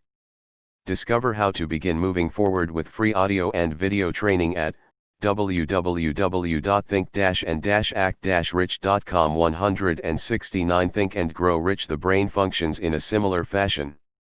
This accounts for the fact that some brains are more efficient than others, and leads to this significant statement: a group of brains coordinated, or connected, in a spirit of harmony, will provide more thought energy than a single brain, just as a group of electric batteries will provide more energy than a single battery. Through this metaphor, it becomes immediately obvious that the mastermind principle holds the secret of the power wielded by men who surround themselves with other men of brains. There follows, now, another statement which will lead still nearer to an understanding of the psychic phase of the mastermind principle. When a group of individual brains are coordinated and function in harmony, the increased energy created through that alliance becomes available to every individual brain in the group. It is a well-known fact that Henry Ford began his business career under the handicap of poverty, illiteracy, and ignorance. It is an equally well-known fact that, within the inconceivably short period of 10 years, Mr. Ford mastered these three handicaps, and that within 25 years he made himself one of the richest men in America. Connect with this fact the additional knowledge that Mr. Ford's most rapid strides became noticeable, from the time he became a personal friend of Thomas A. Edison, and you will begin to understand what the influence of one mind upon another can accomplish. Go a step farther, and consider the fact that Mr. Ford's most outstanding achievements began from the time that he formed the acquaintances of Harvey Firestone, John Burroughs, and Luther Burbank, each a man of great brain capacity, and you will have further evidence that power may be produced through friendly alliance of minds. There is little if any doubt that Henry Ford is one of the best informed men in the business and industrial world. The question of his wealth needs no discussion. Analyze Mr. Ford's intimate personal friends, some of whom have already been mentioned, and you will be prepared to understand the following statement: men take on the nature and the habits and the power of thought of those with whom they associate in a spirit of sympathy and harmony. Henry Ford whipped poverty, illiteracy, and ignorance by allying himself with great minds, whose vibrations of thought he absorbed into his own mind. Through his association with Edison, Burbank, Burroughs, and Firestone, Mr. Ford added to his own brain power the sum and substance of the intelligence, experience, knowledge, and spiritual forces of these four men. Moreover, do you feel frustrated, stuck, or overwhelmed by the concepts in this ebook? Discover how to begin moving forward with free audio and video training at www.think-and-act-rich.com. 170 Think and Grow Rich. Appropriated and made use of the mastermind principle through the methods of procedure described in this book. This principle is available to you. We have already mentioned Mahatma Gandhi. Perhaps the majority of those who have heard of Gandhi look upon him as merely an eccentric little man, who goes around without formal wearing apparel, and makes trouble for the British government. In reality, Gandhi is not eccentric, but he is the most powerful man now living. Estimated by the number of his followers and their faith in their leader. Moreover, he is probably the most powerful man who has ever lived. His power is passive, but it is real. Let us study the method by which he attained his stupendous power. It may be explained in a few words. He came by power through inducing over 200 million people to coordinate, with mind and body, in a spirit of harmony, for a definite purpose.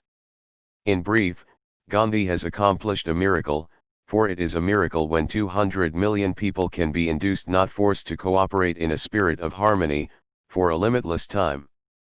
If you doubt that this is a miracle, try to induce any two people to cooperate in a spirit of harmony for any length of time. Every man who manages a business knows what a difficult matter it is to get employees to work together in a spirit even remotely resembling harmony. The list of the chief sources from which power may be attained is, as you have seen, headed by infinite intelligence. When two or more people coordinate in a spirit of harmony, and work toward a definite objective, they place themselves in position, through that alliance, to absorb power directly from the great universal storehouse of infinite intelligence. This is the greatest of all sources of power. It is the source to which the genius turns. It is the source to which every great leader turns, whether he may be conscious of the fact or not. The other two major sources from which the knowledge, necessary for the accumulation of power, may be obtained are no more reliable than the five senses of man. The senses are not always reliable. Infinite intelligence does not err. In subsequent chapters, the methods by which infinite intelligence may be most readily contacted will be adequately described. This is not a course on religion. No fundamental principle described in this book should be interpreted as being intended to interfere either directly, or do you feel frustrated, stuck, or overwhelmed by the concepts in this ebook? Discover how to begin moving forward with free audio and video training at www.think-and-act-rich.com. 171 Think and Grow Rich Indirectly, with any man's religious habits. This book has been confined, exclusively, to instructing the reader how to transmute the definite purpose of desire for money, into its monetary equivalent. Read, think, and meditate as you read. Soon, the entire subject will unfold, and you will see it in perspective. You are now seeing the detail of the individual chapters. Money is as shy and elusive as the old-time maiden. It must be wooed and won by methods not unlike those used by a determined lover, in pursuit of the girl of his choice. And, coincidental as it is, the power used in the wooing of money is not greatly different from that used in wooing a maiden. That power, when successfully used in the pursuit of money, must be mixed with faith. It must be mixed with desire. It must be mixed with persistence. It must be applied through a plan, and that plan must be set into action. When money comes in quantities known as the big money, it flows to the one who accumulates it, as easily as water flows downhill. There exists a great unseen stream of power, which may be compared to a river, except that one side flows in one direction, carrying all who get into that side of the stream, onward and upward to wealth, and the other side flows in the opposite direction, carrying all who are unfortunate enough to get into it, and not able to extricate themselves from it, downward to misery and poverty. Every man who has accumulated a great fortune, has recognized the existence of this stream of life. It consists of one's thinking process. The positive emotions of thought form the side of the stream which carries one to fortune. The negative emotions form the side which carries one down to poverty. This carries a thought of stupendous importance to the person who is following this book with the object of accumulating a fortune. If you are in the side of the stream of power which leads to poverty, this may serve as an oar, by which you may propel yourself over into the other side of the stream.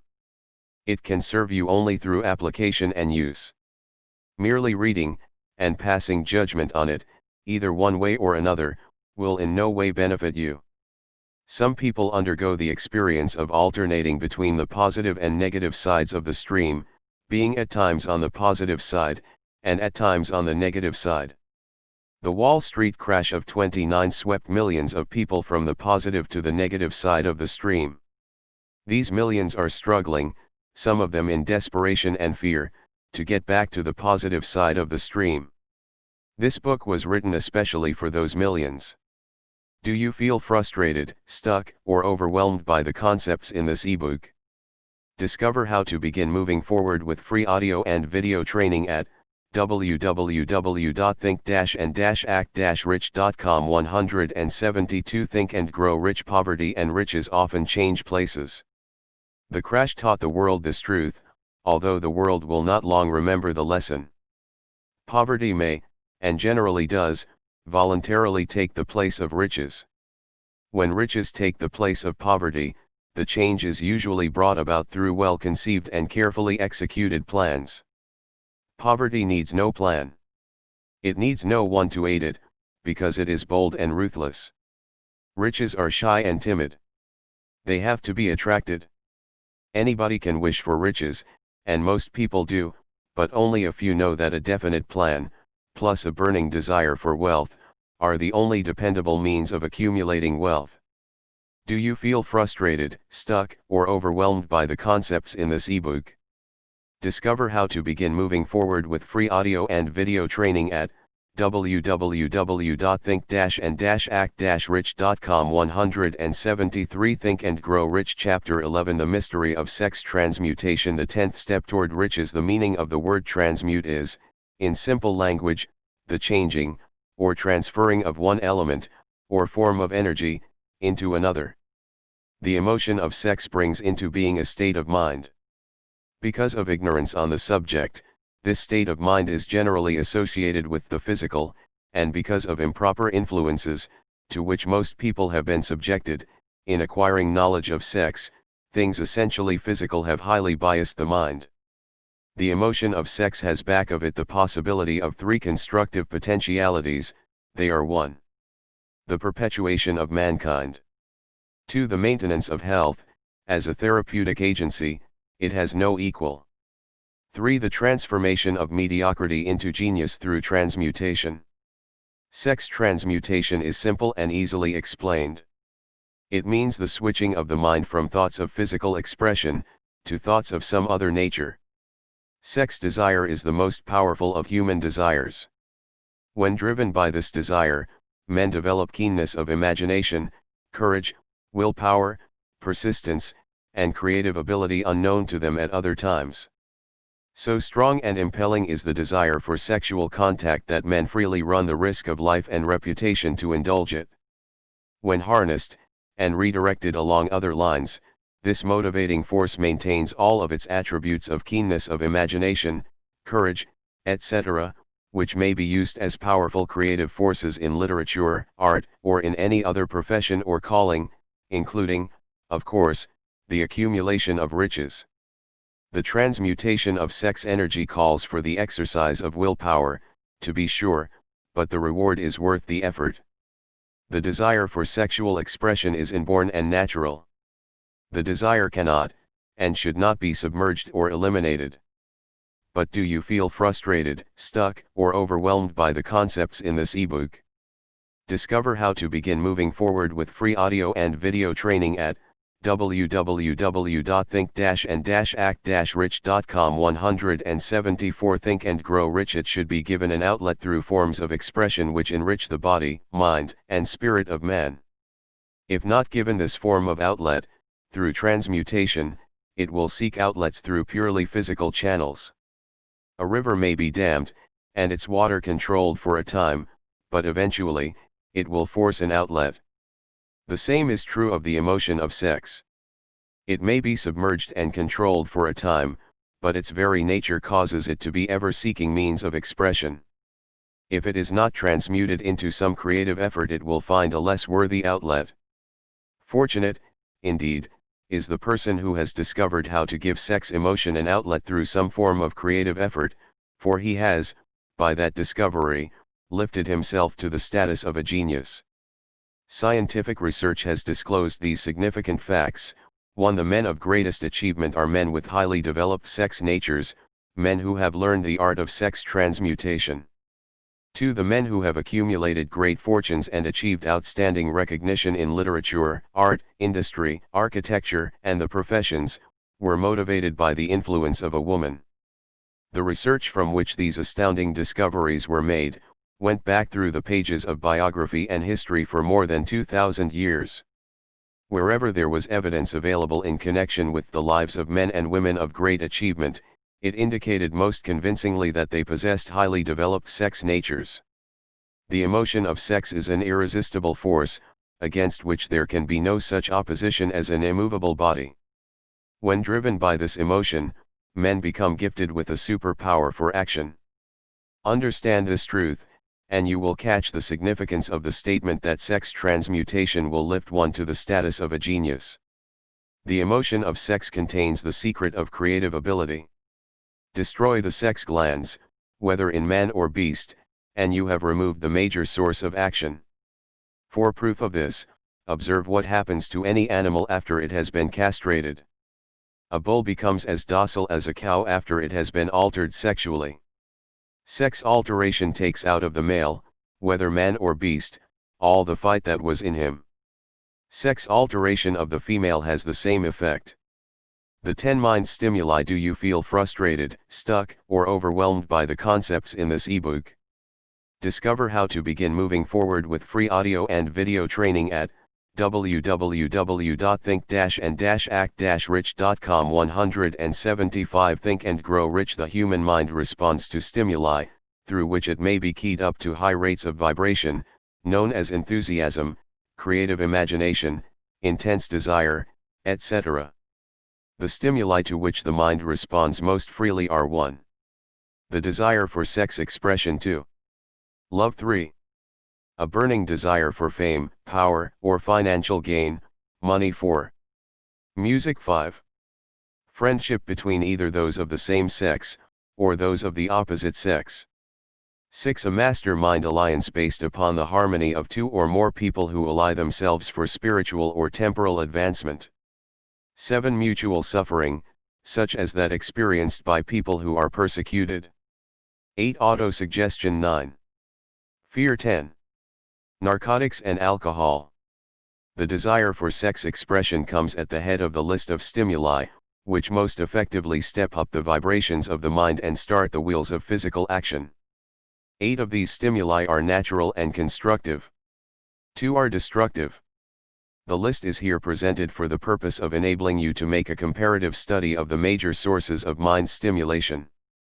From this study, it will be readily seen that the emotion of sex is, by great odds, the most intense and powerful of all mind stimuli. This comparison is necessary as a foundation for proof of the statement that transmutation of sex energy may lift one to the status of a genius. Let us find out what constitutes a genius. Some wiseacre has said that a genius is a man who wears long hair, eats queer food, lives alone, and serves as a target for the joke makers. A better definition of a genius is, a man who has discovered how to increase the vibrations of thought to the point where he can freely communicate with sources of knowledge not available through the ordinary rate of vibration of thought. The person who thinks will want to ask some questions concerning this definition of genius. The first question will be, how may one communicate with? Do you feel frustrated, stuck, or overwhelmed by the concepts in this ebook? Discover how to begin moving forward with free audio and video training at www.think-and-act-rich.com. 176 Think and Grow Rich. Sources of knowledge which are not available through the ordinary rate of vibration of thought. The next question will be, are there known sources of knowledge which are available only to genii, and if so, what are these sources, and exactly how may they be reached? We shall offer proof of the soundness of some of the more important statements made in this book, or at least we shall offer evidence through which you may secure your own proof through experimentation, and in doing so, we shall answer both of these questions. Genius is developed through the sixth sense. The reality of a sixth sense has been fairly well established. This sixth sense is creative imagination. The faculty of creative imagination is one which the majority of people never use during an entire lifetime, and if used at all, it usually happens by mere accident. A relatively small number of people use, with deliberation and purpose aforethought, the faculty of creative imagination. Those who use this faculty voluntarily, and with understanding of its functions, are genii. The faculty of creative imagination is the direct link between the finite mind of man and infinite intelligence. All so-called revelations, referred to in the realm of religion, and all discoveries of basic or new principles in the field of invention, take place through the faculty of creative imagination. When ideas or concepts flash into one's mind, through what is popularly called a hunch, they come from one or more of the following sources: 1. Infinite intelligence. 2. One subconscious mind, wherein is stored every sense impression and thought impulse which ever reached the brain through any of the 5 senses. 3. From the mind of some other person who has just released the thought, or picture of the idea or concept, through conscious thought. Or 4. From the other person's subconscious storehouse. Do you feel frustrated, stuck, or overwhelmed by the concepts in this ebook? Discover how to begin moving forward with free audio and video training at www.think-and-act-rich.com. 177 Think and Grow Rich. There are no other known sources from which inspired ideas or hunches may be received. The creative imagination functions best when the mind is vibrating, due to some form of mind stimulation, at an exceedingly high rate. That is, when the mind is functioning at a rate of vibration higher than that of ordinary, normal thought. When brain action has been stimulated, through one or more of the 10 mind stimulants, it has the effect of lifting the individual far above the horizon of ordinary thought, and permits him to envision distance, scope, and quality of thoughts not available on the lower plane, such as that occupied while one is engaged in the solution of the problems of business and professional routine. When lifted to this higher level of thought, through any form of mind stimulation, an individual occupies, relatively, the same position as one who has ascended in an airplane to a height from which he may see over and beyond the horizon line which limits his vision, while on the ground. Moreover, while on this higher level of thought, the individual is not hampered or bound by any of the stimuli which circumscribe and limit his vision while wrestling with the problems of gaining the 3 basic necessities of food, clothing, and shelter. He is in a world of thought in which the ordinary, workaday thoughts have been as effectively removed as are the hills and valleys and other limitations of physical vision, when he rises in an airplane. While on this exalted plane of thought, the creative faculty of the mind is given freedom for action. The way has been cleared for the 6th sense to function. It becomes receptive to ideas which could not reach the individual under any other circumstances. The 6th sense is the faculty which marks the difference between a genius and an ordinary individual. The creative faculty becomes more alert and receptive to vibrations, originating outside the individual's subconscious mind, the more this faculty is used, and the more the individual relies upon it, and makes demands upon it for thought impulses. This faculty can be cultivated and developed only through use.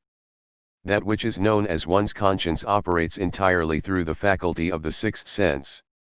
The great artists, writers, musicians, and poets become great, because they acquire the habit of relying upon the still small voice which speaks from within, through the faculty of creative imagination. It is a fact well known to people who have keen imaginations that their best ideas come through so-called hunches. Do you feel frustrated, stuck, or overwhelmed by the concepts in this ebook? Discover how to begin moving forward with free audio and video training at www.think-and-act-rich.com. 178 Think and Grow Rich. There is a great orator who does not attain to greatness, until he closes his eyes and begins to rely entirely upon the faculty of creative imagination. When asked why he closed his eyes just before the climaxes of his oratory, he replied, "I do it, because, then I speak through ideas which come to me from within." One of America's most successful and best-known financiers followed the habit of closing his eyes for 2 or 3 minutes before making a decision. When asked why he did this, he replied, "With my eyes closed, I am able to draw upon a source of superior intelligence." The late Dr. Elmer R. Gates, of Chevy Chase, Maryland, created more than 200 useful patents, many of them basic, through the process of cultivating and using the creative faculty. His method is both significant and interesting to one interested in attaining to the status of genius, in which category Dr. Gates, unquestionably belonged. Dr. Gates was one of the really great, though less publicized scientists of the world. In his laboratory, he had what he called his personal communication room. It was practically soundproof, and so arranged that all light could be shut out. It was equipped with a small table, on which he kept a pad of writing paper. In front of the table, on the wall, was an electric push button, which controlled the lights. When Dr. Gates desired to draw upon the forces available to him through his creative imagination, he would go into this room, seat himself at the table, shut off the lights, and concentrate upon the known factors of the invention on which he was working, remaining in that position until ideas began to flash into his mind in connection with the unknown factors of the invention. On one occasion, ideas came through so fast that he was forced to write for almost 3 hours. When the thoughts stopped flowing, and he examined his notes, he found they contained a minute description of principles which bade not a parallel among the known data of the scientific world. Moreover, the answer to his problem was intelligently presented in those notes. In this manner Dr. Gates completed over 200 patents, which had been begun, but not completed, by half-baked brains. Evidence of the truth of this statement is in the United States Patent Office. Dr. Gates earned his living by sitting for ideas for individuals and corporations. Some of the largest corporations in America paid him substantial fees, by the hour, for sitting for ideas. The reasoning faculty is often faulty, because it is largely guided by one's accumulated experience. Not all knowledge, which one accumulates through. Do you feel frustrated, stuck, or overwhelmed by the concepts in this ebook? Discover how to begin moving forward with free audio and video training at www.think-and-act-rich.com. 179 Think and Grow Rich experience is accurate. Ideas received through the creative faculty are much more reliable, for the reason that they come from sources more reliable than any which are available to the reasoning faculty of the mind. The major difference between the genius and the ordinary crank inventor may be found in the fact that the genius works through his faculty of creative imagination, while the crank knows nothing of this faculty. The scientific inventor, such as Mr. Edison, and Dr. Gates, makes use of both the synthetic and the creative faculties of imagination. For example, the scientific inventor, or genius, begins an invention by organizing and combining the known ideas, or principles accumulated through experience, through the synthetic faculty, the reasoning faculty. If he finds this accumulated knowledge to be insufficient for the completion of his invention, he then draws upon the sources of knowledge available to him through his creative faculty. The method by which he does this varies with the individual, but this is the sum and substance of his procedure. 1. He stimulates his mind so that it vibrates on a high earthen average plane, using one or more of the 10 mind stimulants or some other stimulant of his choice. 2. He concentrates upon the known factors, the finished part, of his invention, and creates in his mind a perfect picture of unknown factors, the unfinished part, of his invention. He holds this picture in mind until it has been taken over by the subconscious mind, then relaxes by clearing his mind of all thought, and waits for his answer to flash into his mind. Sometimes the results are both definite and immediate. At other times, the results are negative, depending upon the state of development of the sixth sense, or creative faculty. Mr. Edison tried out more than 10,000 different combinations of ideas through the synthetic faculty of his imagination before he tuned in through the creative faculty, and got the answer which perfected the incandescent light. His experience was similar when he produced the talking machine. There is plenty of reliable evidence that the faculty of creative imagination exists. This evidence is available through accurate analysis of men who have become leaders in their respective callings, without having had extensive educations. Lincoln was a notable example of a great leader who achieved greatness, through the discovery, and use of his faculty of creative imagination. Do you feel frustrated, stuck, or overwhelmed by the concepts in this ebook?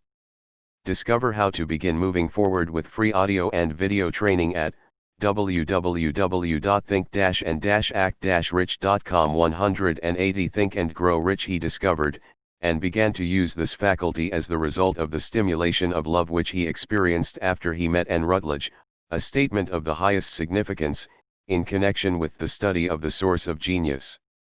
The pages of history are filled with the records of great leaders whose achievements may be traced directly to the influence of women who aroused the creative faculties of their minds, through the stimulation of sex desire. Napoleon Bonaparte was one of these. When inspired by his first wife, Josephine, he was irresistible and invincible. When his better judgment or reasoning faculty prompted him to put Josephine aside, he began to decline. His defeat and Saint Helena were not far distant. If good taste would permit, we might easily mention scores of men, well known to the American people, who climbed to great heights of achievement under the stimulating influence of their wives, only to drop back to destruction after money and power went to their heads, and they put aside the old wife for a new one. Napoleon was not the only man to discover that sex influence, from the right source, is more powerful than any substitute of expediency, which may be created by mere reason. The human mind responds to stimulation.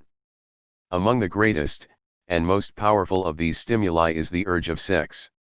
When harnessed and transmuted, this driving force is capable of lifting men into that higher sphere of thought which enables them to master the sources of worry and petty annoyance which beset their pathway on the lower plane.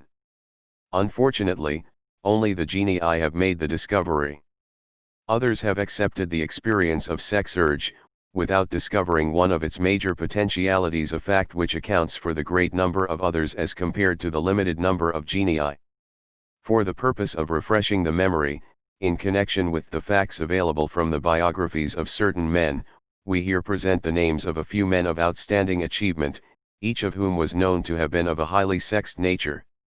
The genius which was theirs, undoubtedly found its source of power in transmuted sex energy. George Washington, Napoleon Bonaparte, William Shakespeare, Abraham Lincoln, Ralph Waldo Emerson. Do you feel frustrated, stuck, or overwhelmed by the concepts in this ebook? Discover how to begin moving forward with free audio and video training at www.think-and-act-rich.com. 181 Think and Grow Rich. Robert Burns, Thomas Jefferson, Elbert Hubbard, Albert H. Gary, Oscar Wilde, Woodrow Wilson, John H. Patterson, Andrew Jackson, Enrico Caruso. Your own knowledge of biography will enable you to add to this list. Find, if you can, a single man, in all history of civilization, who achieved outstanding success in any calling, who was not driven by a well-developed sex nature. If you do not wish to rely upon biographies of men not now living, take inventory of those whom you know to be men of great achievement, and see if you can find one among them who is not highly sexed. Sex energy is the creative energy of all genii. There never has been, and never will be, a great leader, builder, or artist lacking in this driving force of sex. Surely no one will misunderstand these statements to mean that all who are highly sexed are genii. Man attains to the status of a genius only when, and if, he stimulates his mind so that it draws upon the forces available, through the creative faculty of the imagination. Chief among the stimuli with which the stepping up of the vibrations may be produced is sex energy. The mere possession of this energy is not sufficient to produce a genius. The energy must be transmuted from desire for physical contact, into some other form of desire and action, before it will lift one to the status of a genius. Far from becoming genii, because of great sex desires, the majority of men lower themselves, through misunderstanding and misuse of this great force, to the status of the lower animals. Why men seldom succeed before 40? I discovered, from the analysis of over 25,000 people, that men who succeed in an outstanding way, seldom do so before the age of 40, and more often they do not strike their real pace until they are well beyond the age of 50. Do you feel frustrated, stuck, or overwhelmed by the concepts in this ebook? Discover how to begin moving forward with free audio and video training at www.think-and-act-rich.com. 182 Think and Grow Rich. This fact was so astounding that it prompted me to go into the study of its cause most carefully, carrying the investigation over a period of more than 12 years. This study disclosed the fact that the major reason why the majority of men who succeed do not begin to do so before the age of 40 to 50, is their tendency to dissipate their energies through overindulgence in physical expression of the emotion of sex. The majority of men never learn that the urge of sex has other possibilities, which far transcend in importance, that of mere physical expression. The majority of those who make this discovery, do so after having wasted many years at a period when the sex energy is at its height, prior to the age of 45 to 50. This usually is followed by noteworthy achievement. The lives of many men up to, and sometimes well past the age of 40, reflect a continued dissipation of energies, which could have been more profitably turned into better channels. Their finer and more powerful emotions are sown wildly to the four winds. Out of this habit of the male, grew the term, sowing his wild oats. The desire for sexual expression is by far the strongest and most impelling of all the human emotions, and for this very reason this desire, when harnessed and transmuted into action, other than that of physical expression, may raise one to the status of a genius. One of America's most able businessmen frankly admitted that his attractive secretary was responsible for most of the plans he created. He admitted that her presence lifted him to heights of creative imagination, such as he could experience under no other stimulus. One of the most successful men in America owes most of his success to the influence of a very charming young woman, who has served as his source of inspiration for more than 12 years. Everyone knows the man to whom this reference is made, but not everyone knows the real source of his achievements. History is not lacking in examples of men who attained to the status of genii, as the result of the use of artificial mind stimulants in the form of alcohol and narcotics. Edgar Allan Poe wrote The Raven while under the influence of liquor, dreaming dreams that mortal never dared to dream before. James Whitcomb Riley did his best writing while under the influence of alcohol. Perhaps it was thus he saw the ordered intermingling of the real and the dream, the mill above the river, and the mist above the stream. Robert Burns wrote best. Do you feel frustrated, stuck, or overwhelmed by the concepts in this ebook? Discover how to begin moving forward with free audio and video training at www.think-and-act-rich.com. 183 Think and Grow Rich when intoxicated. 4 Auld Lang Syne, my dear, we'll take a cup of kindness yet. 4 Auld Lang Syne. But let it be remembered that many such men have destroyed themselves in the end. Nature has prepared her own potions with which men may safely stimulate their minds so they vibrate on a plane that enables them to tune into fine and rare thoughts which come from no man knows where. No satisfactory substitute for nature's stimulants has ever been found. It is a fact well known to psychologists that there is a very close relationship between sex desires and spiritual urges, a fact which accounts for the peculiar behavior of people who participate in the orgies known as religious revivals, common among the primitive types. The world is ruled, and the destiny of civilization is established, by the human emotions. People are influenced in their actions, not by reason so much as by feelings. The creative faculty of the mind is set into action entirely by emotions, and not by cold reason. The most powerful of all human emotions is that of sex. There are other mind stimulants, some of which have been listed, but no one of them, nor all of them combined, can equal the driving power of sex. A mind stimulant is any influence which will either temporarily, or permanently, increase the vibrations of thought. The 10 major stimulants, described, are those most commonly resorted to. Through these sources one may commune with infinite intelligence, or enter, at will, the storehouse of the subconscious mind, either one's own, or that of another person, a procedure which is all there is of genius. A teacher, who has trained and directed the efforts of more than 30,000 salespeople, made the astounding discovery that highly sexed men are the most efficient salesmen. The explanation is, that the factor of personality known as personal magnetism is nothing more nor less than sex energy. Highly sexed people always have a plentiful supply of magnetism. Through cultivation and understanding, this vital force may be drawn upon and used to great advantage in the relationships between people. This energy may be communicated to others through the following media. 1. The handshake. The touch of the hand indicates, instantly, the presence of magnetism, or the lack of it. 2. The tone of voice. Magnetism, or sex energy, is the factor with which the voice may be colored, or made musical and charming. Do you feel frustrated, stuck, or overwhelmed by the concepts in this ebook? Discover how to begin moving forward with free audio and video training at www.think-and-act-rich.com. 184 Think and Grow Rich 3 Posture and carriage of the body. Highly sexed people move briskly, and with grace and ease. 4. The vibrations of thought. Highly sexed people mix the emotion of sex with their thoughts, or may do so at will, and in that way, may influence those around them. 5. Body adornment. People who are highly sexed are usually very careful about their personal appearance. They usually select clothing of a style becoming to their personality, physique, complexion, etc. When employing salesmen, the more capable sales manager looks for the quality of personal magnetism as the first requirement of a salesman. People who lack sex energy will never become enthusiastic nor inspire others with enthusiasm, and enthusiasm is one of the most important requisites in salesmanship, no matter what one is selling.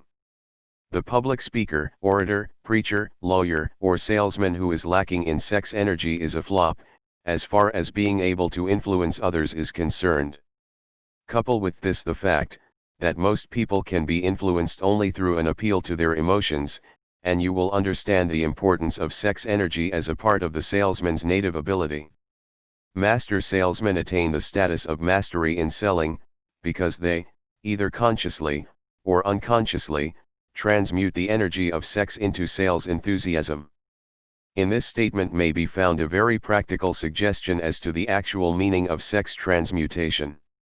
The salesman who knows how to take his mind off the subject of sex, and direct it in sales effort with as much enthusiasm and determination as he would apply to its original purpose, has acquired the art of sex transmutation, whether he knows it or not.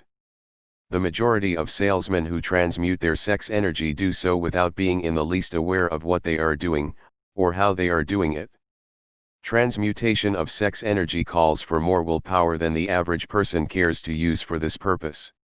Those who find it difficult to summon willpower sufficient for transmutation, may gradually acquire this ability. Though this requires willpower, the reward for the practice is more than worth the effort. The entire subject of sex is one with which the majority of people appear to be unpardonably ignorant.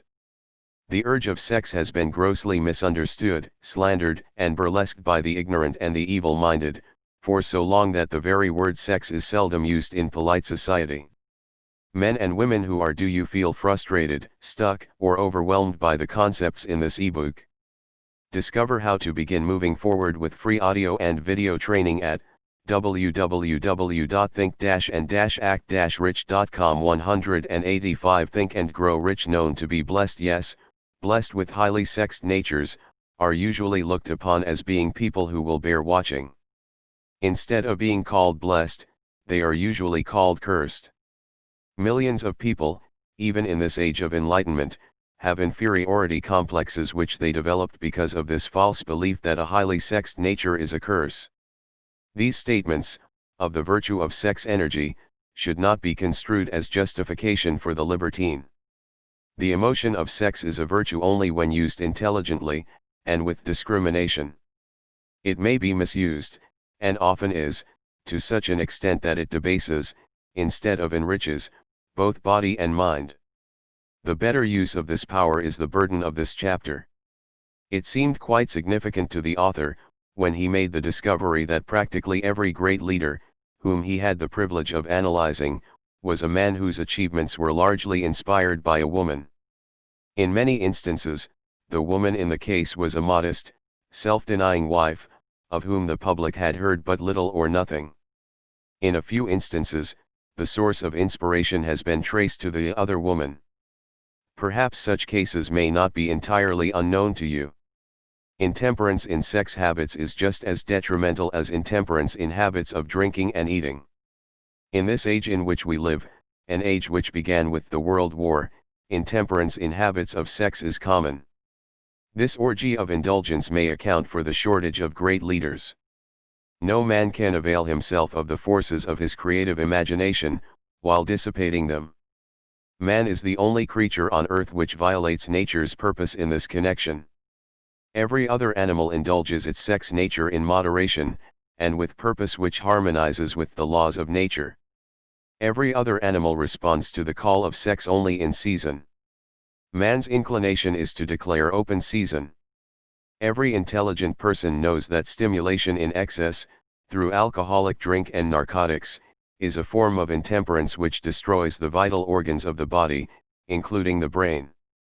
Not every person knows, however, that overindulgence in sex expression may become a habit as destructive and as detrimental to creative effort as narcotics or liquor. A sex madman is not essentially different than a dope madman. Both have lost control over their faculties of reason and willpower. Sexual overindulgence may not only destroy reason and willpower, but it may also lead to either temporary, or permanent insanity. Many cases of hypochondria, imaginary illness, grow out of habits developed in ignorance of the true function of sex. Do you feel frustrated, stuck, or overwhelmed by the concepts in this ebook?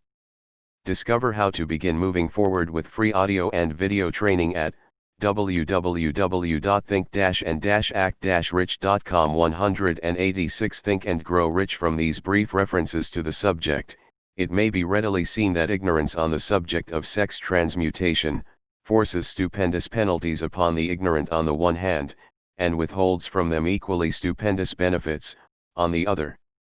Widespread ignorance on the subject of sex is due to the fact that the subject has been surrounded with mystery and beclouded by dark silence. The conspiracy of mystery and silence has had the same effect upon the minds of young people that the psychology of prohibition had.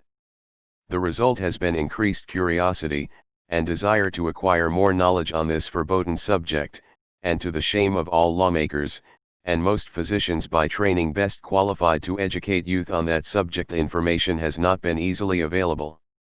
Seldom does an individual enter upon highly creative effort in any field of endeavor before the age of 40. The average man reaches the period of his greatest capacity to create between 40 and 60. These statements are based upon analysis of thousands of men and women who have been carefully observed. They should be encouraging to those who fail to arrive before the age of 40, and to those who become frightened at the approach of old age, around the 40-year mark. The years between 40 and 50 are, as a rule, the most fruitful. Man should approach this age, not with fear and trembling, but with hope and eager anticipation.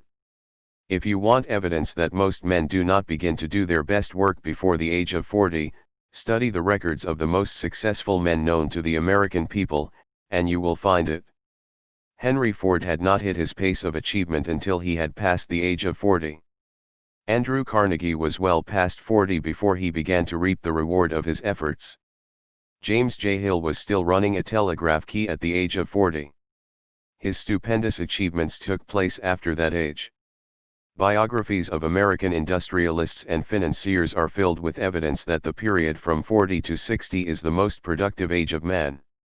Between the ages of 30 and 40, man begins to learn, if he ever learns, the art of sex transmutation. This discovery is generally accidental, and more often than otherwise, the man who makes it is totally unconscious of his discovery. He may observe that his powers of achievement have increased around the age of 35 to 40, but in most cases, he is not familiar with the cause of this change, that nature begins to harmonize the emotions of love. And do you feel frustrated, stuck, or overwhelmed by the concepts in this ebook? Discover how to begin moving forward with free audio and video training at www.think-and-act-rich.com. 187 Think and Grow Rich. Sex in the individual, between the ages of 30 and 40, so that he may draw upon these great forces, and apply them jointly as stimuli to action. Sex, alone, is a mighty urge to action, but its forces are like a cyclone, they are often uncontrollable. When the emotion of love begins to mix itself with the emotion of sex, the result is calmness of purpose, poise, accuracy of judgment, and balance. What person, who has attained to the age of 40, is so unfortunate as to be unable to analyze these statements, and to corroborate them by his own experience? When driven by his desire to please a woman, based solely upon the emotion of sex, a man may be, and usually is, capable of great achievement, but his actions may be disorganized, distorted, and totally destructive. When driven by his desire to please a woman, based upon the motive of sex alone, a man may steal, cheat, and even commit murder. But when the emotion of love is mixed with the emotion of sex, that same man will guide his actions with more sanity, balance, and reason. Criminologists have discovered that the most hardened criminals can be reformed through the influence of a woman's love. There is no record of a criminal having been reformed solely through the sex influence. These facts are well known, but their cause is not. Reformation comes, if at all, through the heart, or the emotional side of man, not through his head, or reasoning side. Reformation means a change of heart. It does not mean a change of head. A man may, because of reason, make certain changes in his personal conduct to avoid the consequences of undesirable effects, but genuine reformation comes only through a change of heart, through a desire to change. Love, romance, and sex are all emotions capable of driving men to heights of superachievement. Love is the emotion which serves as a safety valve, and ensures balance, poise, and constructive effort. When combined, these three emotions may lift one to an altitude of a genius. There are genii, however, who know but little of the emotion of love. Most of them may be found engaged in some form of action which is destructive, or at least, not based upon justice and fairness toward others. If good taste would permit, a dozen genii could be named in the field of industry and finance, who ride ruthlessly over the rights of their fellow men. They seem totally lacking in conscience. The reader can easily supply his own list of such men. The emotions are states of mind. Nature has provided man with a chemistry of the mind which operates in a manner similar to the principles of chemistry of matter. It is a well-known fact that, through the aid of chemistry of do you feel frustrated, stuck, or overwhelmed by the concepts in this ebook? Discover how to begin moving forward with free audio and video training at www.think-and-act-rich.com. 188 Think and Grow Rich Matter. A chemist may create a deadly poison by mixing certain elements, none of which are in themselves harmful in the right proportions. The emotions may, likewise, be combined so as to create a deadly poison. The emotions of sex and jealousy, when mixed, may turn a person into an insane beast. The presence of any one or more of the destructive emotions in the human mind, through the chemistry of the mind, sets up a poison which may destroy one's sense of justice and fairness. In extreme cases, the presence of any combination of these emotions in the mind may destroy one's reason. The road to genius consists of the development, control, and use of sex, love, and romance. Briefly, the process may be stated as follows: encourage the presence of these emotions as the dominating thoughts in one's mind, and discourage the presence of all the destructive emotions. The mind is a creature of habit. It thrives upon the dominating thoughts fed it. Through the faculty of willpower, one may discourage the presence of any emotion, and encourage the presence of any other. Control of the mind, through the power of will, is not difficult. Control comes from persistence, and habit. The secret of control lies in understanding the process of transmutation. When any negative emotion presents itself in one's mind, it can be transmuted into a positive, or constructive emotion, by the simple procedure of changing one's thoughts. There is no other road to genius than through voluntary self-effort. A man may attain to great heights of financial or business achievement, solely by the driving force of sex energy, but history is filled with evidence that he may, and usually does, carry with him certain traits of character which rob him of the ability to either hold, or enjoy his fortune. This is worthy of analysis, thought, and meditation, for it states a truth, the knowledge of which may be helpful to women as well as men. Ignorance of this has cost thousands of people their privilege of happiness, even though they possessed riches. The emotions of love and sex leave their unmistakable marks upon the features. Moreover, these signs are so visible, that all who wish may read them. The man who is driven by the storm of passion, based upon sex desires alone, plainly advertises that fact to the entire world, by the expression of his eyes, and the lines of his face. The emotion of love, when mixed with the emotion of sex, softens, modifies, and beautifies the facial expression. No character analyst is needed to tell you this, you may observe it for yourself. Do you feel frustrated, stuck, or overwhelmed by the concepts in this ebook? Discover how to begin moving forward with free audio and video training at www.think-and-act-rich.com. 189 Think and Grow Rich. The emotion of love brings out, and develops, the artistic and the aesthetic nature of man. It leaves its impress upon one's very soul, even after the fire has been subdued by time and circumstance. Memories of love never pass. They linger, guide, and influence long after the source of stimulation has faded.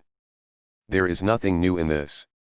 Every person, who has been moved by genuine love, knows that it leaves enduring traces upon the human heart. The effect of love endures, because love is spiritual in nature. The man who cannot be stimulated to great heights of achievement by love, is hopeless, he is dead, though he may seem to live. Even the memories of love are sufficient to lift one to a higher plane of creative effort. The major force of love may spend itself and pass away, like a fire which has burned itself out, but it leaves behind indelible marks as evidence that it passed that way. Its departure often prepares the human heart for a still greater love. Go back into your yesterdays, at times, and bathe your mind in the beautiful memories of past love. It will soften the influence of the present worries and annoyances. It will give you a source of escape from the unpleasant realities of life, and maybe, who knows, your mind will yield to you, during this temporary retreat into the world of fantasy, ideas, or plans which may change the entire financial or spiritual status of your life. If you believe yourself unfortunate, because you have loved and lost, perish the thought. One who has loved truly, can never lose entirely. Love is whimsical and temperamental.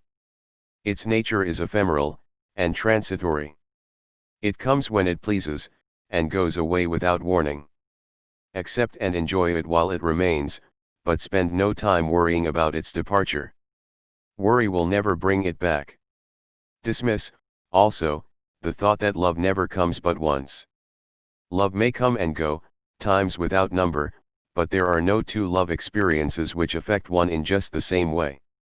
There may be, and there usually is, one love experience which leaves a deeper imprint on the heart than all the others, but all love experiences are beneficial, except to the person who becomes resentful and cynical when love makes its departure. There should be no disappointment over love, and there would be none if people understood the difference between the emotions of love and sex. The major difference is that love is spiritual, while sex is biological. No experience, which touches the human heart with a spiritual force, can possibly be harmful, except through ignorance, or jealousy. Do you feel frustrated, stuck, or overwhelmed by the concepts in this ebook? Discover how to begin moving forward with free audio and video training at www.think-and-act-rich.com. 190 Think and Grow Rich. Love is, without question, life's greatest experience. It brings one into communion with infinite intelligence. When mixed with the emotions of romance and sex, it may lead one far up the ladder of creative effort. The emotions of love, sex, and romance are sides of the eternal triangle of achievement-building genius. Nature creates genii through no other force. Love is an emotion with many sides, shades, and colors. The love which one feels for parents, or children is quite different from that which one feels for one's sweetheart. The one is mixed with the emotion of sex, while the other is not. The love which one feels in true friendship is not the same as that felt for one's sweetheart, parents, or children, but it, too, is a form of love. Then, there is the emotion of love for things inanimate, such as the love of nature's handiwork. But the most intense and burning of all these various kinds of love, is that experienced in the blending of the emotions of love and sex. Marriages, not blessed with the eternal affinity of love, properly balanced and proportioned, with sex, cannot be happy ones and seldom endure. Love, alone, will not bring happiness in marriage, nor will sex alone. When these two beautiful emotions are blended, marriage may bring about a state of mind, closest to the spiritual that one may ever know on this earthly plane. When the emotion of romance is added to those of love and sex, the obstructions between the finite mind of man and infinite intelligence are removed. Then a genius has been born. What a different story is this, than those usually associated with the emotion of sex. Here is an interpretation of the emotion which lifts it out of the commonplace, and makes of it potter's clay in the hands of God, from which he fashions all that is beautiful and inspiring. It is an interpretation which would, when properly understood, bring harmony out of the chaos which exists in too many marriages.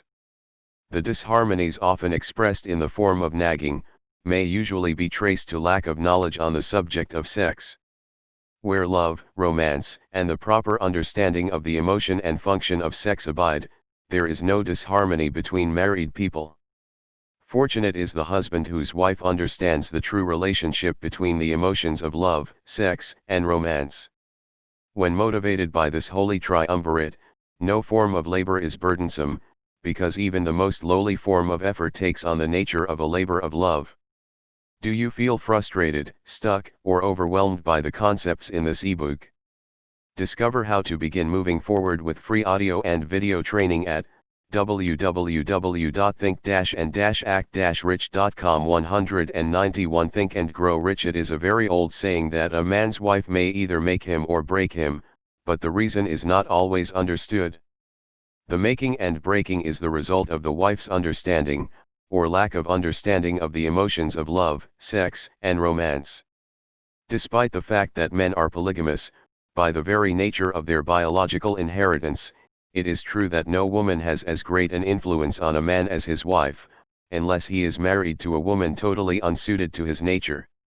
If a woman permits her husband to lose interest in her, and become more interested in other women, it is usually because of her ignorance, or indifference toward the subjects of sex, love, and romance. This statement presupposes, of course, that genuine love once existed between a man and his wife. The facts are equally applicable to a man who permits his wife's interest in him to die. Married people often bicker over a multitude of trivialities. If these are analyzed accurately, the real cause of the trouble will often be found to be indifference, or ignorance on these subjects. Man's greatest motivating force is his desire to please woman. The hunter who excelled during prehistoric days, before the dawn of civilization, did so, because of his desire to appear great in the eyes of woman. Man's nature has not changed in this respect. The hunter of today brings home no skins of wild animals, but he indicates his desire for her favor by supplying fine clothes, motor cars, and wealth. Man has the same desire to please woman that he had before the dawn of civilization. The only thing that has changed, is his method of pleasing. Men who accumulate large fortunes, and attain to great heights of power and fame, do so, mainly, to satisfy their desire to please women. Take women out of their lives, and great wealth would be useless to most men. It is this inherent desire of man to please woman, which gives woman the power to make or break a man. The woman who understands man's nature and tactfully caters to it, need have no fear of competition from other women. Men may be giants with indomitable willpower when dealing with other men, but they are easily managed by the women of their choice. Most men will not admit that they are easily influenced by the women they prefer, because it is in the nature of the male to want to be recognized as the stronger of the species. Moreover, the intelligent woman recognizes this manly trait and very wisely makes no issue of it. Some men know that they are being influenced by the women of their choice, their wives, sweethearts, mothers, or sisters, but they tactfully refrain. Do you feel frustrated, stuck, or overwhelmed by the concepts in this ebook? Discover how to begin moving forward with free audio and video training at www.think-and-act-rich.com. 192 Think and Grow Rich. From rebelling against the influence because they are intelligent enough to know that no man is happy or complete without the modifying influence of the right woman. The man who does not recognize this important truth deprives himself of the power which has done more to help men achieve success than all other forces combined. Do you feel frustrated, stuck, or overwhelmed by the concepts in this ebook? Discover how to begin moving forward with free audio and video training at www.think-and-act-rich.com. 193 Think and Grow Rich Chapter 12 The Subconscious Mind. The connecting link. The 11th step toward riches. The subconscious mind consists of a field of consciousness, in which every impulse of thought that reaches the objective mind through any of the five senses, is classified and recorded, and from which thoughts may be recalled or withdrawn as letters may be taken from a filing cabinet. It receives, and files, sense impressions or thoughts, regardless of their nature. You may voluntarily plant in your subconscious mind any plan, thought, or purpose which you desire to translate into its physical or monetary equivalent. The subconscious acts first on the dominating desires which have been mixed with emotional feeling, such as faith. Consider this in connection with the instructions given in the chapter on desire, for taking the 6 steps there outlined, and the instructions given in the chapter on the building and execution of plans, and you will understand the importance of the thought conveyed. The subconscious mind works day and night. Through a method of procedure, unknown to man, the subconscious mind draws upon the forces of infinite intelligence for the power with which it voluntarily transmutes one's desires into their physical equivalent, making use, always, of the most practical media by which this end may be accomplished. You cannot entirely control your subconscious mind, but you can voluntarily hand over to it any plan, desire, or purpose which you wish transformed into concrete form. Read, again, Instructions for Using the Subconscious Mind, in the chapter on autosuggestion. There is plenty of evidence to support the belief that the subconscious mind is the connecting link between the finite mind of man and infinite intelligence. It is the intermediary through which one may draw upon the forces of infinite intelligence at will. It, alone, contains the secret process by which mental impulses are modified and changed into their spiritual equivalent. Do you feel frustrated, stuck, or overwhelmed by the concepts in this ebook?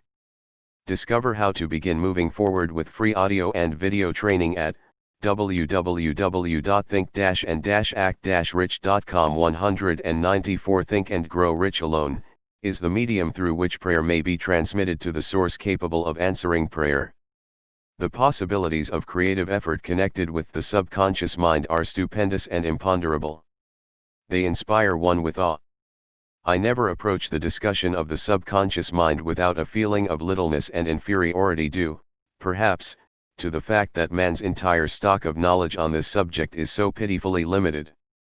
The very fact that the subconscious mind is the medium of communication between the thinking mind of man and infinite intelligence is, of itself, a thought which almost paralyzes one's reason.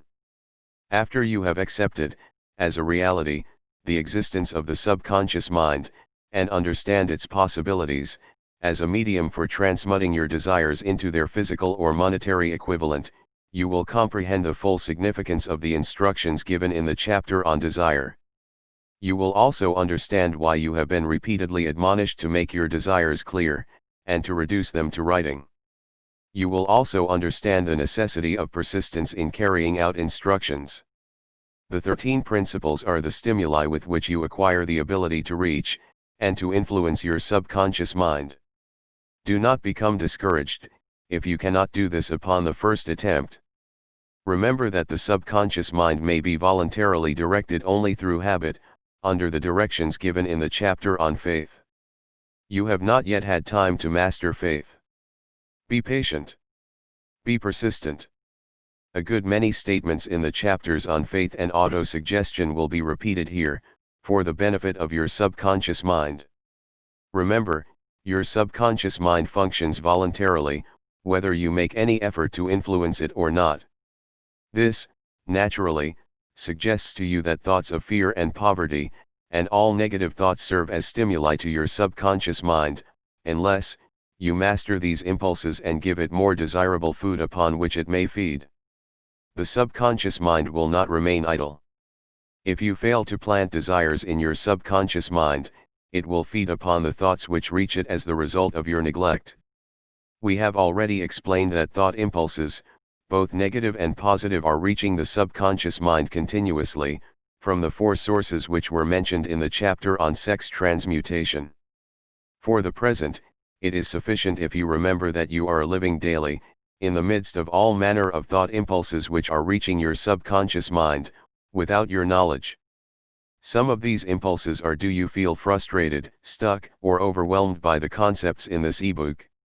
Discover how to begin moving forward with free audio and video training at www.think-and-act-rich.com. 195 Think and Grow Rich. Negative, some are positive.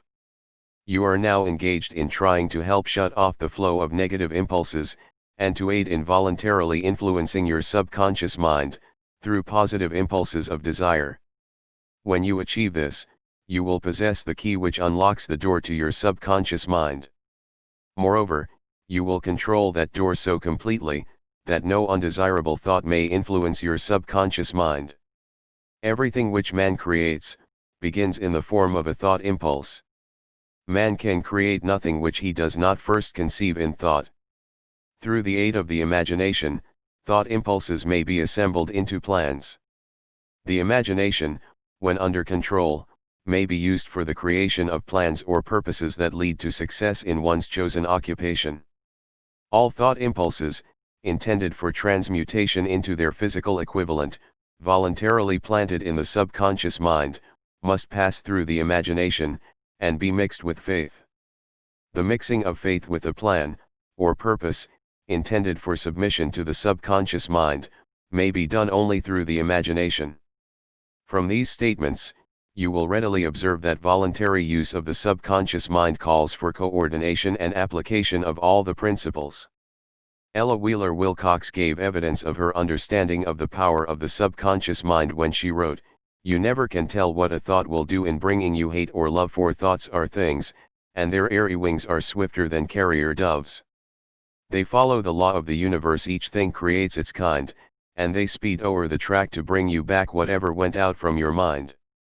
Mrs. Wilcox understood the truth, that thoughts which go out from one's mind, also embed themselves deeply in one's subconscious mind, where they serve as a magnet, pattern, or blueprint by which the subconscious mind is influenced while translating them into their physical equivalent. Thoughts are truly things, for the reason that every material thing begins in the form of thought energy. Do you feel frustrated, stuck, or overwhelmed by the concepts in this ebook? Discover how to begin moving forward with free audio and video training at www.think-and-act-rich.com. 196 Think and Grow Rich. The subconscious mind is more susceptible to influence by impulses of thought mixed with feeling or emotion, than by those originating solely in the reasoning portion of the mind. In fact, there is much evidence to support the theory, that only emotionalized thoughts have any action influence upon the subconscious mind. It is a well-known fact that emotion or feeling rules the majority of people. If it is true that the subconscious mind responds more quickly to, and is influenced more readily by thought impulses which are well mixed with emotion, it is essential to become familiar with the more important of the emotions. There are 7 major positive emotions, and 7 major negative emotions. The negatives voluntarily inject themselves into the thought impulses, which ensure passage into the subconscious mind. The positives must be injected, through the principle of autosuggestion, into the thought impulses which an individual wishes to pass on to his subconscious mind. Instructions have been given in the chapter on autosuggestion. These emotions, or feeling impulses, may be likened to yeast in a loaf of bread, because they constitute the action element, which transforms thought impulses from the passive to the active state. Thus may one understand why thought impulses, which have been well mixed with emotion, are acted upon more readily than thought impulses originating in cold reason. You are preparing yourself to influence and control the inner audience of your subconscious mind, in order to hand over to it the desire for money, which you wish transmuted into its monetary equivalent. It is essential, therefore, that you understand the method of approach to this inner audience. You must speak its language, or it will not heed your call. It understands best the language of emotion or feeling. Let us, therefore, describe here the 7 major positive emotions, and the 7 major negative motions, so that you may draw upon the positives, and avoid the negatives, when giving instructions to your subconscious mind. The 7 major positive emotions: the emotion of desire, the emotion of faith, the emotion of love, the emotion of sex, the emotion of enthusiasm. Do you feel frustrated, stuck, or overwhelmed by the concepts in this ebook? Discover how to begin moving forward with free audio and video training at www.think-and-act-rich.com. 197 Think and Grow Rich, the emotion of romance, the emotion of hope. There are other positive emotions, but these are the 7 most powerful, and the ones most commonly used in creative effort. Master these 7 emotions. They can be mastered only by use, and the other positive emotions will be at your command when you need them. Remember, in this connection, that you are studying a book which is intended to help you develop a money consciousness by filling your mind with positive emotions. One does not become money conscious by filling one's mind with negative emotions. The 7 major negative emotions, to be avoided: the emotion of fear, the emotion of jealousy, the emotion of hatred, the emotion of revenge, the emotion of greed, the emotion of superstition, the emotion of anger. Positive and negative emotions cannot occupy the mind at the same time. One or the other must dominate. It is your responsibility to make sure that positive emotions constitute the dominating influence of your mind. Here the law of habit will come to your aid. Form the habit of applying and using the positive emotions. Eventually, they will dominate your mind so completely, that the negatives cannot enter it. Only by following these instructions literally, and continuously, can you gain control over your subconscious mind. The presence of a single negative in your conscious mind is sufficient to destroy all chances of constructive aid from your subconscious mind. If you are an observing person, you must have noticed that most people resort to prayer only after everything else has failed. Or else they pray by a ritual of meaningless words. And, because it is a fact that most people who pray, do so only after everything else has failed, they go to prayer with their minds filled with fear and doubt, which are the emotions the subconscious. Do you feel frustrated, stuck, or overwhelmed by the concepts in this ebook? Discover how to begin moving forward with free audio and video training at www.think-and-act-rich.com. 198 Think and Grow Rich. Mind acts upon, and passes on to infinite intelligence. Likewise, that is the emotion which infinite intelligence receives, and acts upon.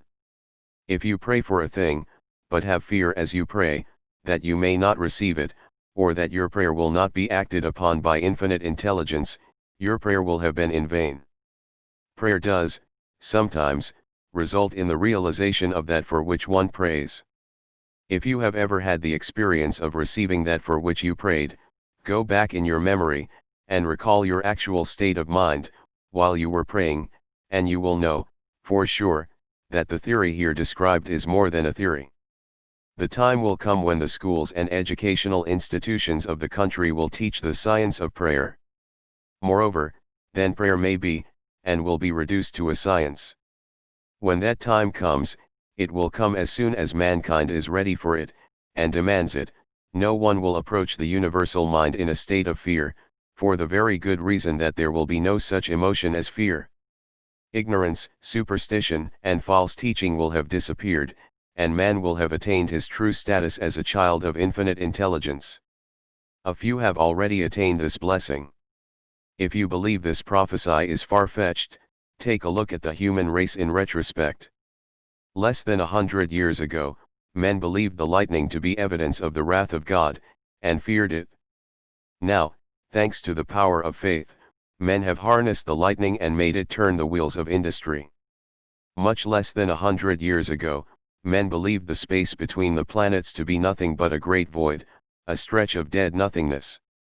Now, thanks to this same power of faith, men know that far from being either dead or a void, the space between the planets is very much alive, that it is the highest form of vibration known, excepting, perhaps, the vibration of thought. Moreover, men know that this living, pulsating, vibratory energy which permeates every atom of matter, and fills every niche of space, connects every human brain with every other human brain. What reason have men to believe that this same energy does not connect every human brain with infinite intelligence? There are no toll gates between the finite mind of man and infinite intelligence. The communication costs nothing except patience, faith, persistence, understanding, and a sincere desire to communicate. Moreover, the approach can be made only by the individual himself. Paid prayers are: do you feel frustrated, stuck, or overwhelmed by the concepts in this ebook? Discover how to begin moving forward with free audio and video training at www.think-and-act-rich.com. 199 Think and Grow Rich Worthless. Infinite intelligence does no business by proxy. You either go direct, or you do not communicate. You may buy prayer books and repeat them until the day of your doom, without avail. Thoughts which you wish to communicate to infinite intelligence must undergo transformation, such as can be given only through your own subconscious mind. The method by which you may communicate with infinite intelligence is very similar to that through which the vibration of sound is communicated by radio. If you understand the working principle of radio, you of course know that sound cannot be communicated through the ether until it has been stepped up, or changed into a rate of vibration which the human ear cannot detect. The radio sending station picks up the sound of the human voice, and scrambles, or modifies it by stepping up the vibration millions of times. Only in this way can the vibration of sound be communicated through the ether. After this transformation has taken place, the ether picks up the energy, which originally was in the form of vibrations of sound, carries that energy to radio receiving stations, and these receiving sets step that energy back down to its original rate of vibration, so it is recognized as sound. The subconscious mind is the intermediary, which translates one's prayers into terms which infinite intelligence can recognize, presents the message, and brings back the answer in the form of a definite plan or idea for procuring the object of the prayer. Understand this principle, and you will know why mere words read from a prayer book cannot, and will never serve as an agency of communication between the mind of man and infinite intelligence. Before your prayer will reach infinite intelligence, a statement of the author's theory only, it probably is transformed from its original thought vibration into terms of spiritual vibration. Faith is the only known agency which will give your thoughts a spiritual nature. Faith and fear make poor bedfellows. Where one is found, the other cannot exist. Do you feel frustrated, stuck, or overwhelmed by the concepts in this ebook?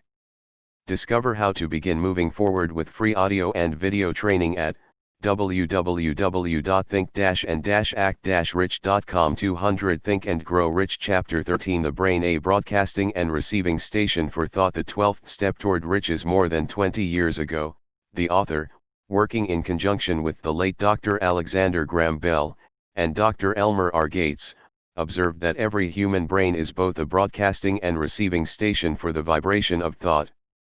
Through the medium of the ether, in a fashion similar to that employed by the radio broadcasting principle, every human brain is capable of picking up vibrations of thought which are being released by other brains.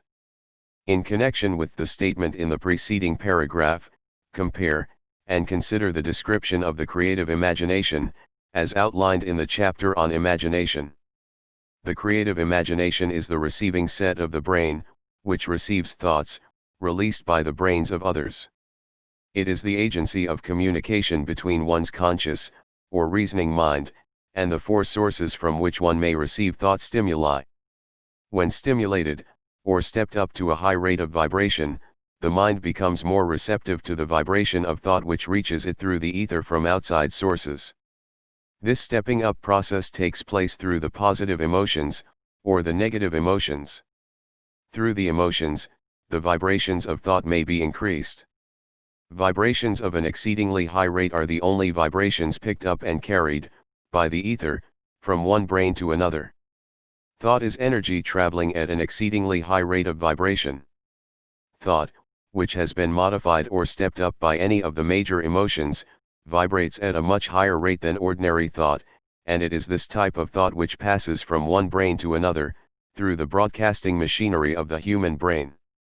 The emotion of sex stands at the head of the list of human emotions, as far as intensity and driving force are concerned.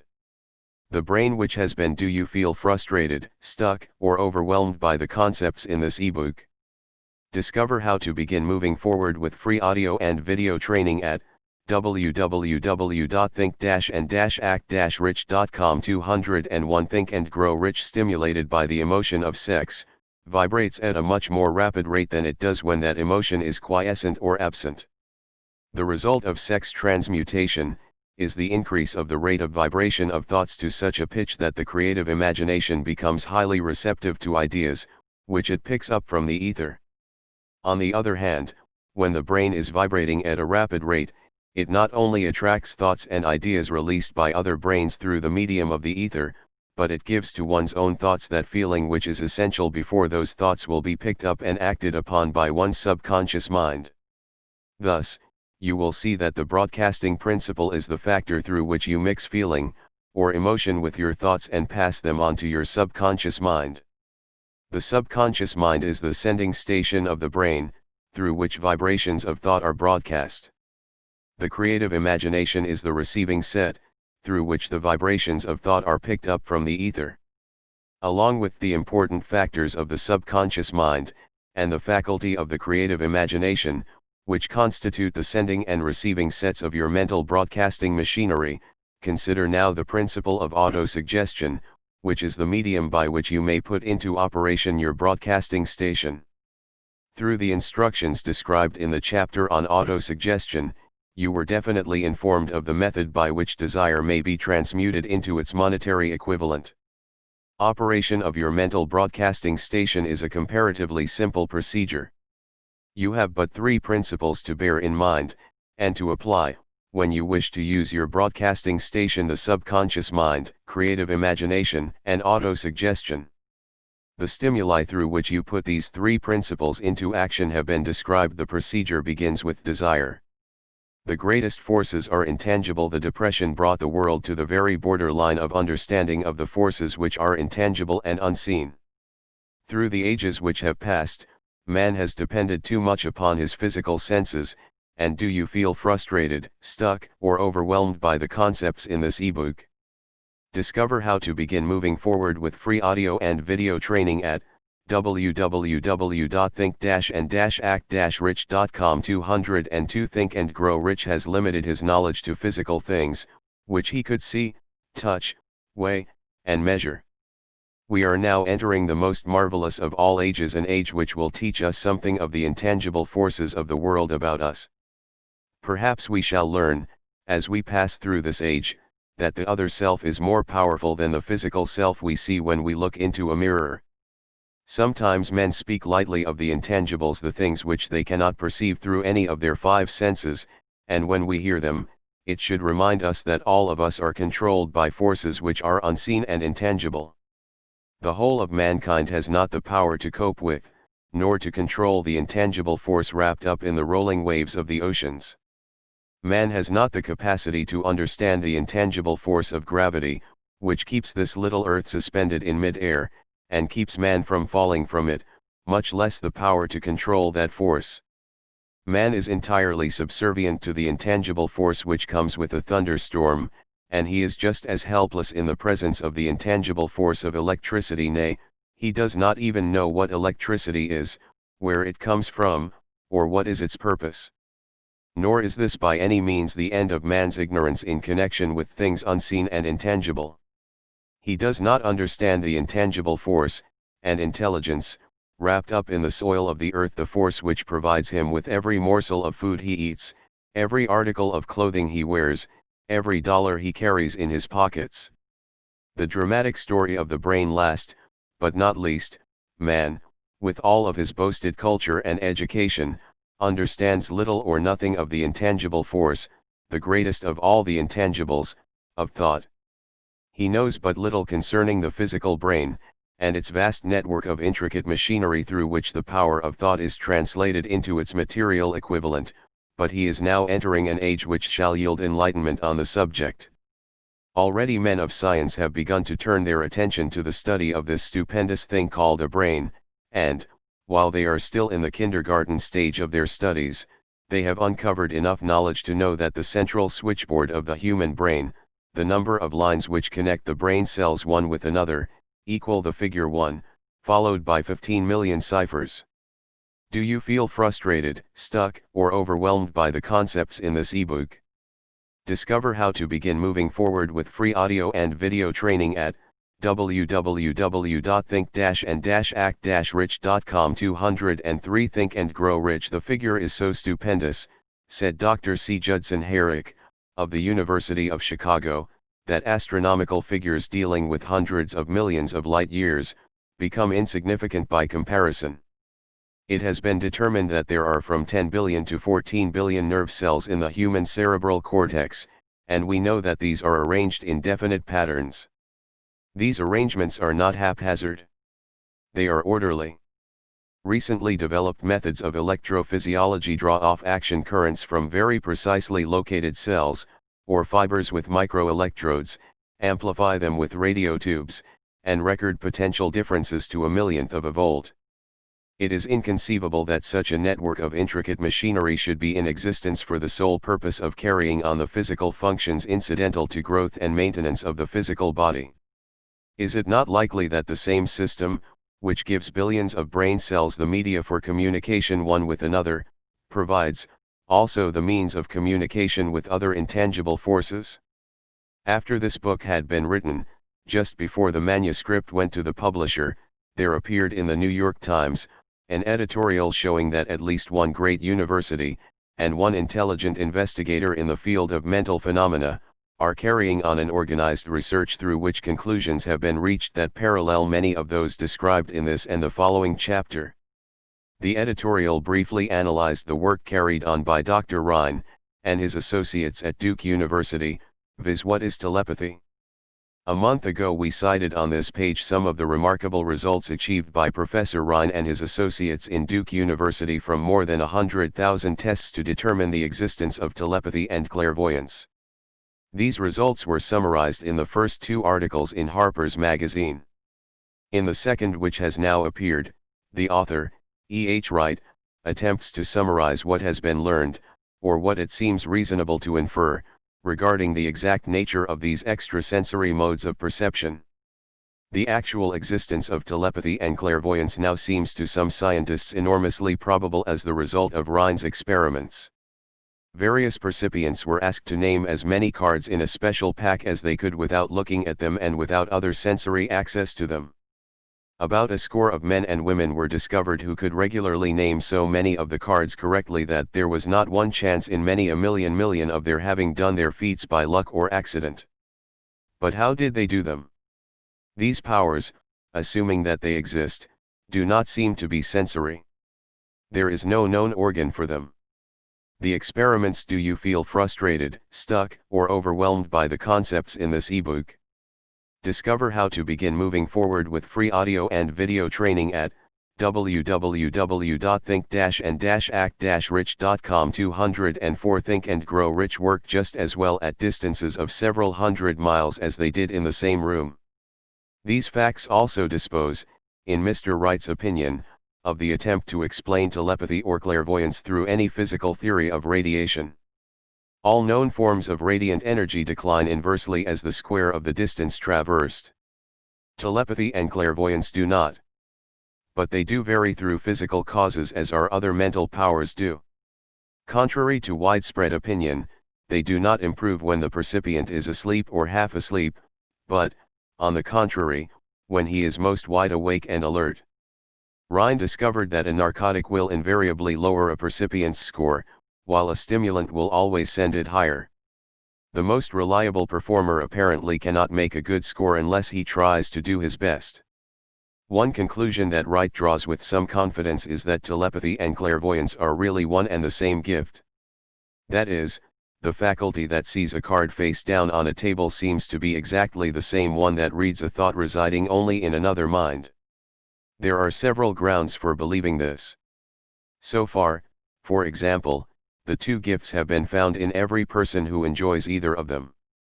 In everyone so far the two have been of equal vigor, almost exactly. Screens, walls, distances, have no effect at all on either. Wright advances from this conclusion to express what he puts forward as no more than the mere hunch that other extrasensory experiences, prophetic dreams, premonitions of disaster, and the like, may also prove to be part of the same faculty. The reader is not asked to accept any of these conclusions unless he finds it necessary, but the evidence that Rhine has piled up must remain impressive. In view of Dr. Rhine's announcement in connection with the conditions under which the mind responds to what he terms extrasensory modes of perception, I now feel privileged to add to his testimony by stating that my associates and I have discovered what we believe to be the ideal conditions under which the mind can be stimulated so that the sixth sense described in the next chapter can be made to function in a practical way. The conditions to which I refer consist of a close working alliance between myself and 2 members of my staff.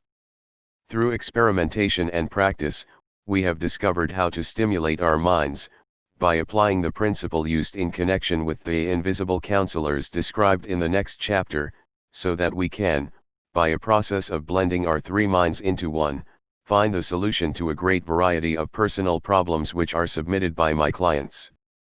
The procedure is very simple. We sit down at a conference table, clearly state the nature of the problem we have under consideration, then begin. Do you feel frustrated, stuck, or overwhelmed by the concepts in this ebook? Discover how to begin moving forward with free audio and video training at www.think-and-act-rich.com. 205 Think and Grow Rich discussing it. Each contributes whatever thoughts that may occur. The strange thing about this method of mind stimulation is that it places each participant in communication with unknown sources of knowledge definitely outside his own experience. If you understand the principle described in the chapter on the master mind, you of course recognize the roundtable procedure here described as being a practical application of the master mind. This method of mind stimulation, through harmonious discussion of definite subjects, between 3 people, illustrates the simplest and most practical use of the master mind. By adopting and following a similar plan, any student of this philosophy may come into possession of the famous Carnegie formula briefly described in the introduction. If it means nothing to you at this time, mark this page and read it again after you have finished the last chapter. Do you feel frustrated, stuck, or overwhelmed by the concepts in this ebook? Discover how to begin moving forward with free audio and video training at www.think-and-act-rich.com. 206 Think and Grow Rich. The depression was a blessing in disguise. It reduced the whole world to a new starting point that gives everyone a new opportunity. Do you feel frustrated, stuck, or overwhelmed by the concepts in this ebook? Discover how to begin moving forward with free audio and video training at www.think-and-act-rich.com. 207 Think and Grow Rich. Chapter 14 The Sixth Sense. The door to the Temple of Wisdom. The 13th step toward riches. The 13th principle is known as the sixth sense, through which infinite intelligence may, and will communicate voluntarily, without any effort from, or demands by, the individual. This principle is the apex of the philosophy. It can be assimilated, understood, and applied only by first mastering the other 12 principles. The sixth sense is that portion of the subconscious mind which has been referred to as the creative imagination. It has also been referred to as the receiving set through which ideas, plans, and thoughts flash into the mind. The flashes are sometimes called hunches or inspirations. The sixth sense defies description. It cannot be described to a person who has not mastered the other principles of this philosophy, because such a person has no knowledge, and no experience with which the sixth sense may be compared. Understanding of the sixth sense comes only by meditation through mind development from within. The sixth sense probably is the medium of contact between the finite mind of man and infinite intelligence, and for this reason, it is a mixture of both the mental and the spiritual. It is believed to be the point at which the mind of man contacts the universal mind. After you have mastered the principles described in this book, you will be prepared to accept as truth a statement which may, otherwise, be incredible to you, namely, through the aid of the sixth sense, you will be warned of impending dangers in time to avoid them, and notified of opportunities in time to embrace them. There comes to your aid, and to do your bidding, with the development of the sixth sense, a guardian angel who will open to you at all times the door to the temple of wisdom. Do you feel frustrated, stuck, or overwhelmed by the concepts in this ebook? Discover how to begin moving forward with free audio and video training at www.think-and-act-rich.com. 208 Think and Grow Rich. Whether or not this is a statement of truth, you will never know, except by following the instructions described in the pages of this book, or some similar method of procedure. The author is not a believer in, nor an advocate of miracles, for the reason that he has enough knowledge of nature to understand that nature never deviates from her established laws. Some of her laws are so incomprehensible that they produce what appear to be miracles.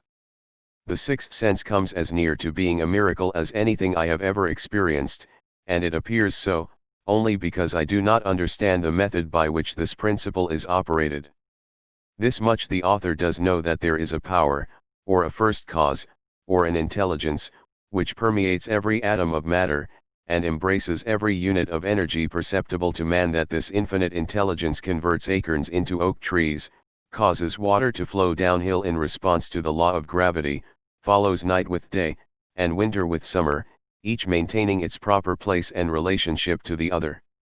This intelligence may, through the principles of this philosophy, be induced to aid in transmuting desires into concrete, or material form.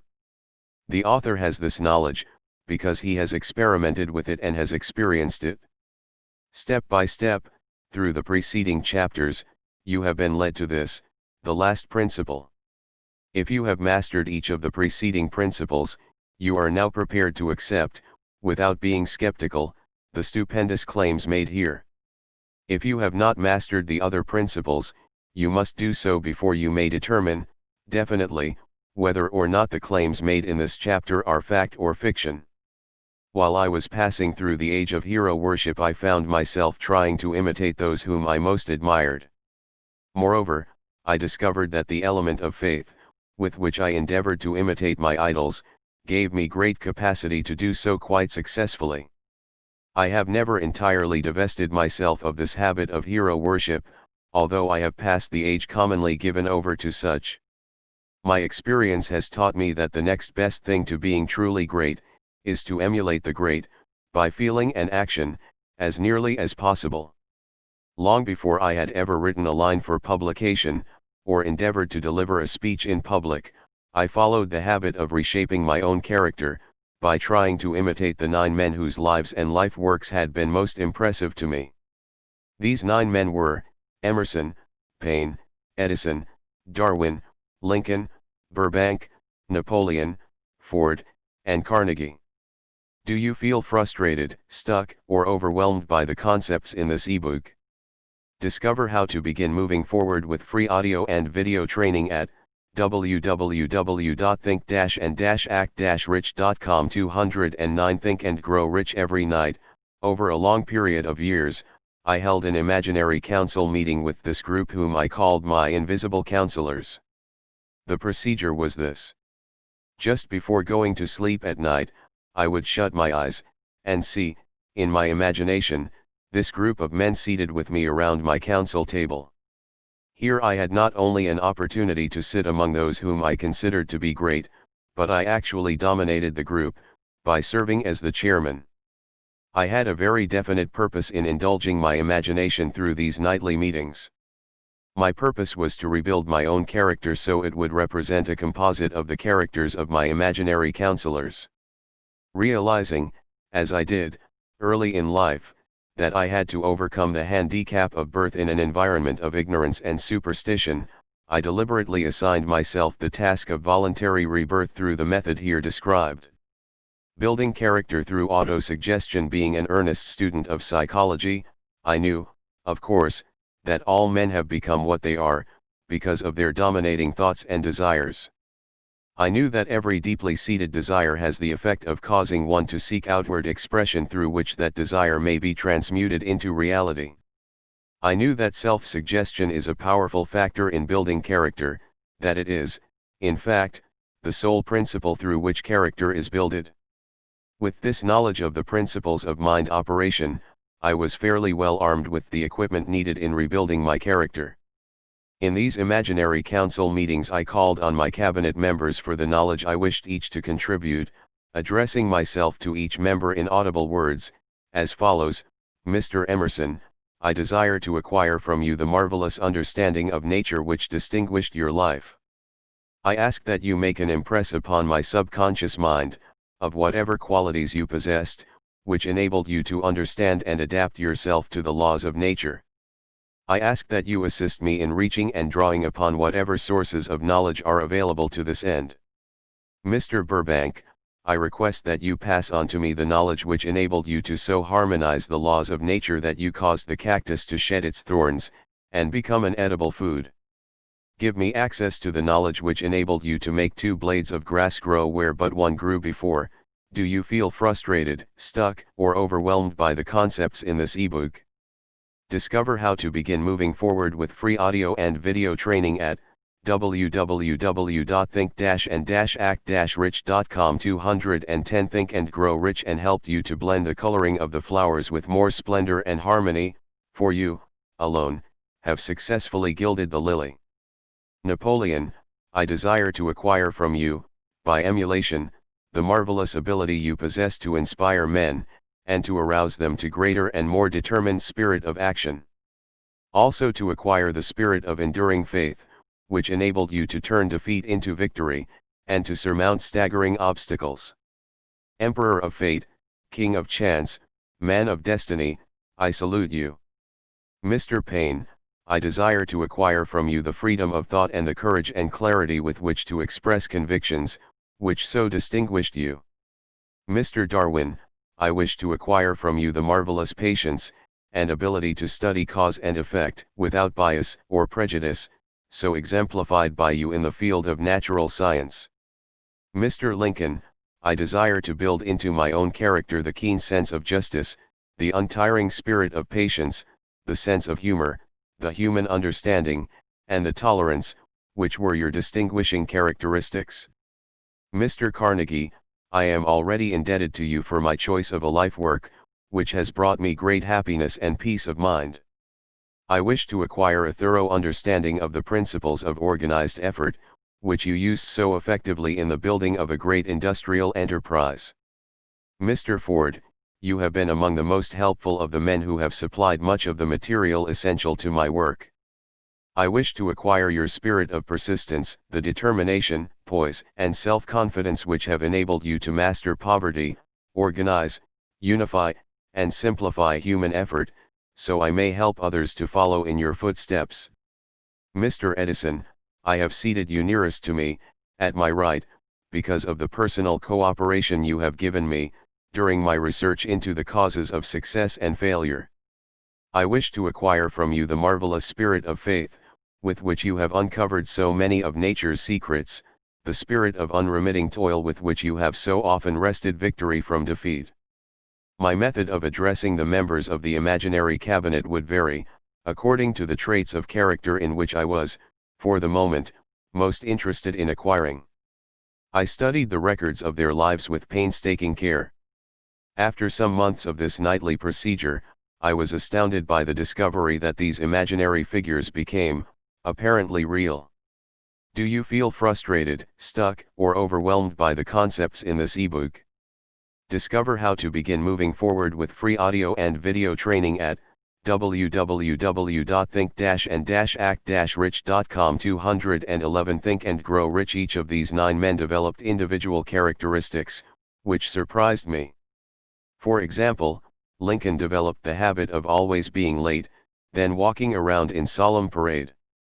When he came, he walked very slowly, with his hands clasped behind him, and once in a while, he would stop as he passed, and rest his hand, momentarily, upon my shoulder. He always wore an expression of seriousness upon his face. Rarely did I see him smile.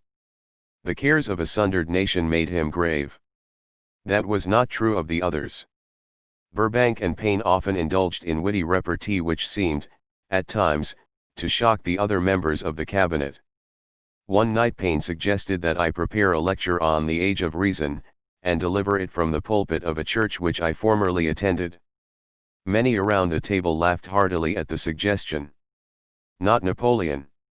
He drew his mouth down at the corners and groaned so loudly that all turned and looked at him with amazement. To him the church was but a pawn of the state, not to be reformed, but to be used, as a convenient inciter to mass activity by the people. On one occasion Burbank was late. When he came, he was excited with enthusiasm, and explained that he had been late, because of an experiment he was making, through which he hoped to be able to grow apples on any sort of tree.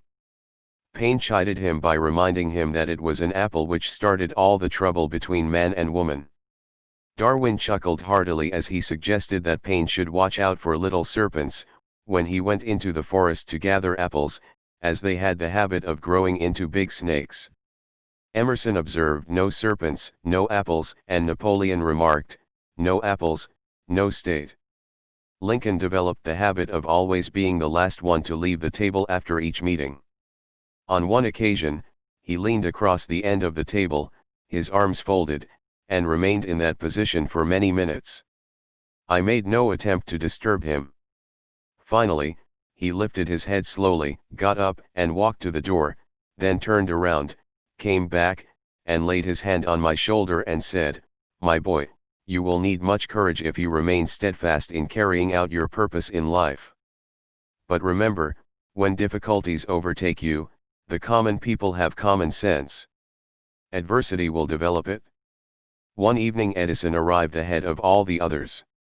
He walked over and seated himself at my left, where Emerson was accustomed to sit, and said, "You are destined to witness the discovery of the secret of life.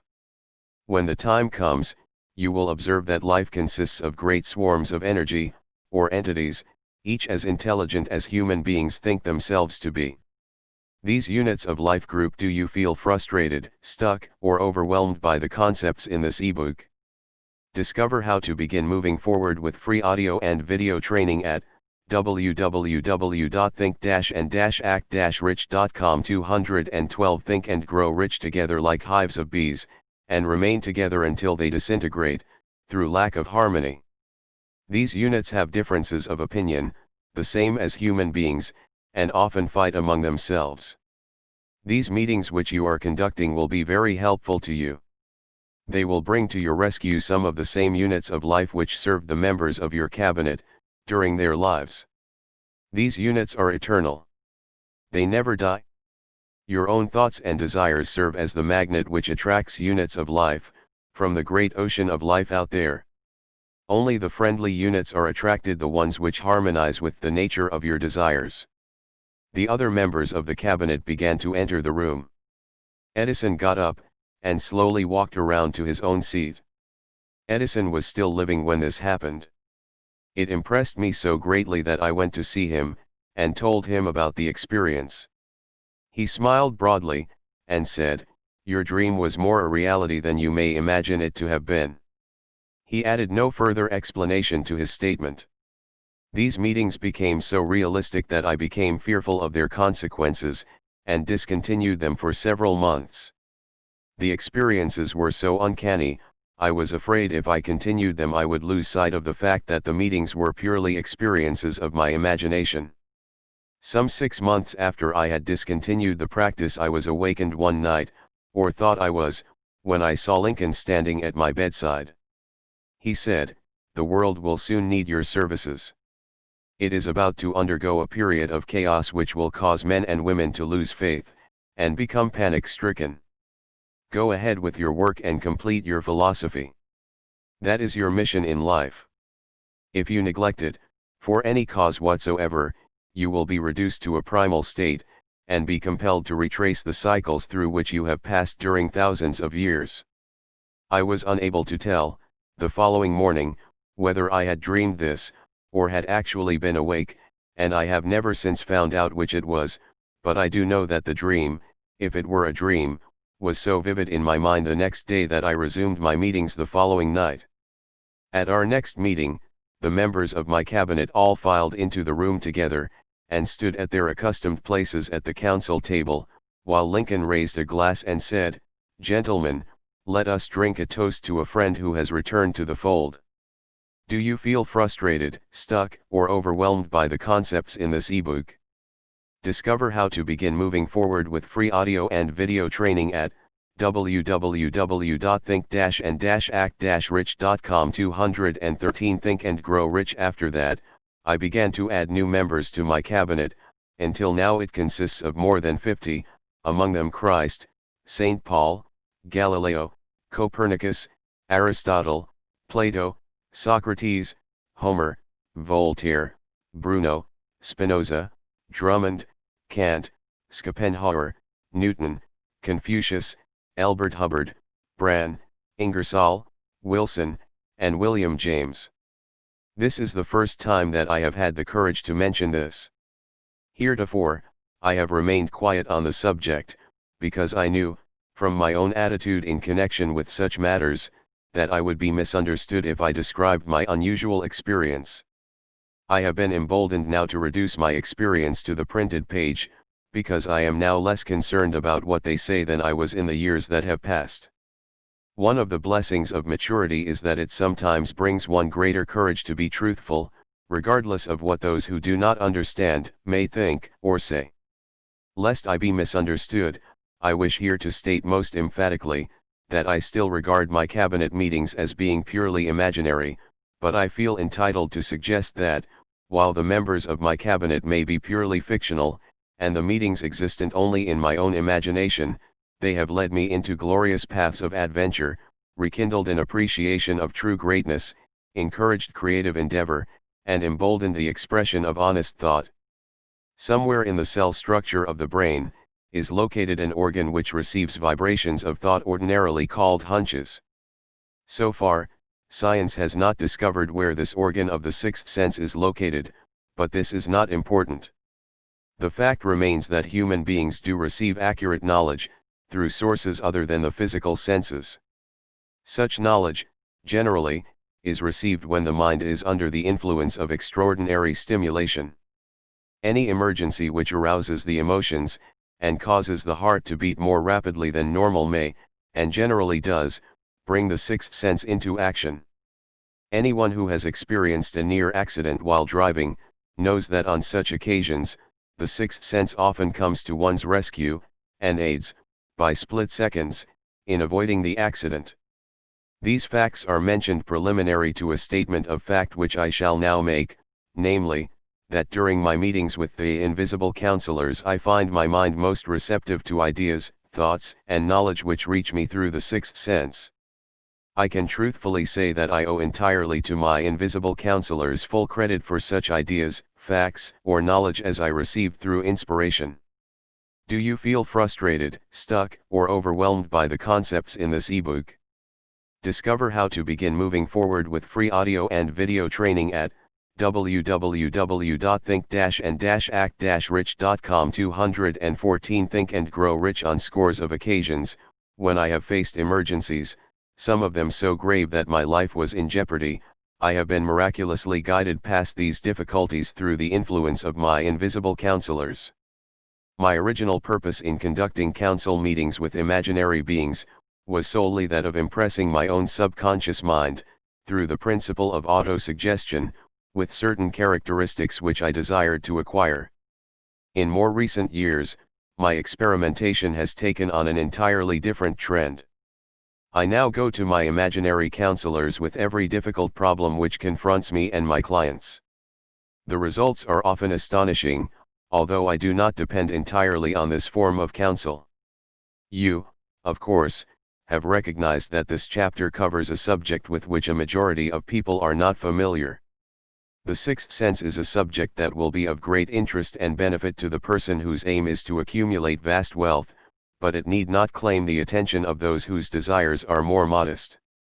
Henry Ford, undoubtedly understands and makes practical use of the sixth sense.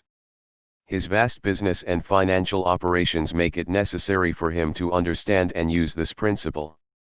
The late Thomas A. Edison understood and used the sixth sense in connection with the development of inventions, especially those involving basic patents, in connection with which he had no human experience and no accumulated knowledge to guide him, as was the case while he was working on the talking machine and the moving picture machine. Nearly all great leaders, such as Napoleon, Bismarck, Joan of Arc, Christ, Buddha, Confucius, and Mohammed, understood, and probably made use of the sixth sense almost continuously. The major portion of their greatness consisted of their knowledge of this principle. The sixth sense is not something that one can take off and put on at will. Ability to use this great power comes slowly, through application of the other principles outlined in this book. Seldom does any individual come into workable knowledge of the sixth sense before the age of 40. More often the knowledge is not available until one is well past 50, and this, for the reason that the spiritual forces, with which the sixth sense is so closely related, do not mature and become usable except through years of meditation, self-examination, and serious thought. No matter who you are, or what may have been your purpose in reading this book, you can profit by it without understanding the principle described in Do You Feel Frustrated, Stuck, or Overwhelmed by the Concepts in this ebook? Discover how to begin moving forward with free audio and video training at www.think-and-act-rich.com. 215 Think and Grow Rich. This chapter. This is especially true if your major purpose is that of accumulation of money or other material things. The chapter on the sixth sense was included, because the book is designed for the purpose of presenting a complete philosophy by which individuals may unerringly guide themselves in attaining whatever they ask of life. The starting point of all achievement is desire. The finishing point is that brand of knowledge which leads to understanding of self, understanding of others, understanding of the laws of nature, recognition and understanding of happiness. This sort of understanding comes in its fullness only through familiarity with, and use of the principle of the sixth sense, hence that principle had to be included as a part of this philosophy, for the benefit of those who demand more than money. Having read the chapter, you must have observed that while reading it, you were lifted to a high level of mental stimulation. Splendid! Come back to this again a month from now, read it once more, and observe that your mind will soar to a still higher level of stimulation. Repeat this experience from time to time, giving no concern as to how much or how little you learn at the time, and eventually you will find yourself in possession of a power that will enable you to throw off discouragement, master fear, overcome procrastination, and draw freely upon your imagination. Then you will have felt the touch of that unknown something which has been the moving spirit of every truly great thinker, leader, artist, musician, writer, statesman.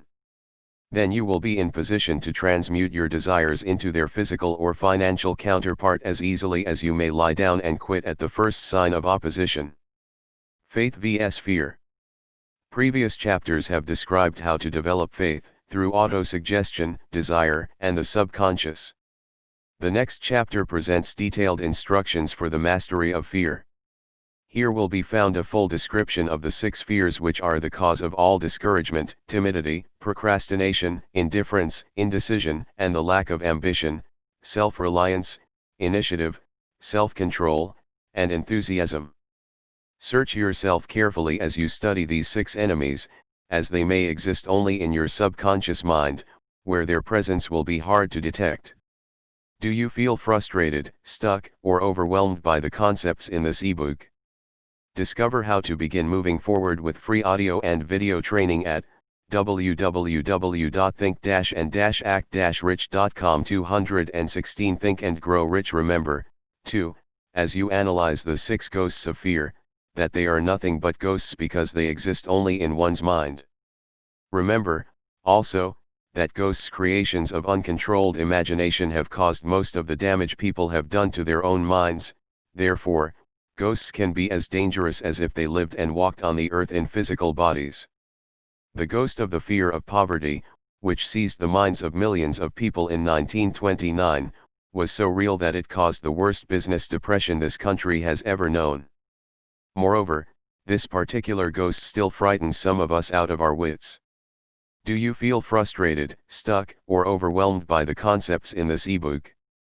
Discover how to begin moving forward with free audio and video training at www.think-and-act-rich.com 217 Think and Grow Rich Chapter 15 How to Outwit the 6 Ghosts of Fear. Take inventory of yourself, as you read this closing chapter, and find out how many of the ghosts are standing in your way before you can put any portion of this philosophy into successful use. Your mind must be prepared to receive it. The preparation is not difficult. It begins with study, analysis, and understanding of 3 enemies which you shall have to clear out. These are indecision, doubt, and fear. The 6th sense will never function while these 3 negatives, or any of them, remain in your mind. The members of this unholy trio are closely related. Where one is found, the other 2 are close at hand. Indecision is the seedling of fear. Remember this, as you read. Indecision crystallizes into doubt, the 2 blend and become fear. The blending process often is slow. This is one reason why these 3 enemies are so dangerous. They germinate and grow without their presence being observed. The remainder of this chapter describes an end which must be attained before the philosophy, as a whole, can be put into practical use. It also analyzes a condition which has, but lately, reduced huge numbers of people to poverty, and it states a truth which must be understood by all who accumulate riches, whether measured in terms of money or a state of mind of far greater value than money. The purpose of this chapter is to turn the spotlight of attention upon the cause and the cure of the 6 basic fears. Before we can master an enemy, we must know its name, its habits, and its place of abode. As you read, analyze yourself carefully, and determine which, if any, of the 6 common fears have attached themselves to you. Do not be deceived by the habits of these subtle enemies. Sometimes they remain hidden in the subconscious mind, where they are difficult to locate, and still more difficult to eliminate. Do you feel frustrated, stuck, or overwhelmed by the concepts in this ebook? Discover how to begin moving forward with free audio and video training at www.think-and-act-rich.com 218 Think and Grow Rich. The 6 basic fears. There are 6 basic fears, with some combination of which every human suffers at one tune or another. Most people are fortunate if they do not suffer from the entire 6. Named in the order of their most common appearance, they are the fear of poverty, the fear of criticism, the fear of ill health at the bottom of most of one's worries, the fear of loss of love of someone, the fear of old age, the fear of death. All other fears are of minor importance. They can be grouped under these 6 headings. The prevalence of these fears, as occurs to the world, runs in cycles. For almost 6 years, while the Depression was on, we floundered in the cycle of fear of poverty. During the World War, we were in the cycle of fear of death.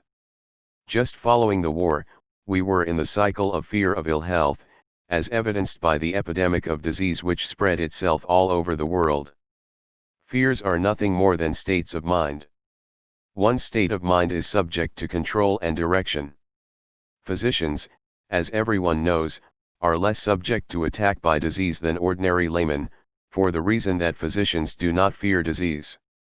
Physicians, without fear or hesitation, have been known to physically contact hundreds of people, daily, who were suffering from such contagious diseases as smallpox, without becoming infected. Their immunity against the disease consisted, largely, if not solely, in their absolute lack of fear. Man can create nothing which he does not first conceive in the form of an impulse of thought. Following this statement, comes another of still greater importance, namely, man's thought impulses begin immediately to translate themselves into their physical equivalent, whether those thoughts are voluntary or involuntary. Thought impulses which are picked up through the ether, by mere chance, thoughts which have been released by other minds, may determine one's. Do you feel frustrated, stuck, or overwhelmed by the concepts in this ebook? Discover how to begin moving forward with free audio and video training at www.think-and-act-rich.com 219 Think and Grow Rich. Financial, business, professional, or social destiny just as surely as do the thought impulses which one creates by intent and design. We are here laying the foundation for the presentation of a fact of great importance to the person who does not understand why some people appear to be lucky while others of equal or greater ability, training, experience, and brain capacity, seem destined to ride with misfortune. This fact may be explained by the statement that every human being has the ability to completely control his own mind, and with this control, obviously, every person may open his mind to the tramp thought impulses which are being released by other brains, or close the doors tightly and admit only thought impulses of his own choice. Nature has endowed man with absolute control over but one thing, and that is thought. This fact, coupled with the additional fact that everything which man creates, begins in the form of a thought, leads one very near to the principle by which fear may be mastered. If it is true that all thought has a tendency to clothe itself in its physical equivalent, and this is true, beyond any reasonable room for doubt, it is equally true that thought impulses of fear and poverty cannot be translated into terms of courage and financial gain.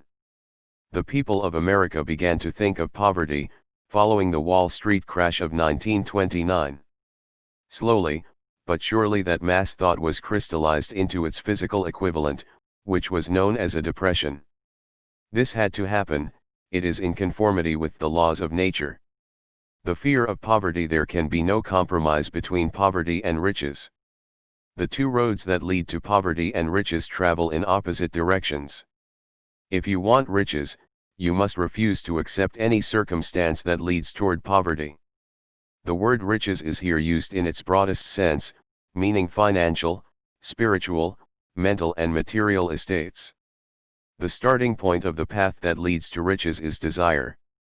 In Chapter 1, you received full instructions for the proper use of desire. In this chapter, on fear, you have complete instructions for preparing your mind to make practical use of desire.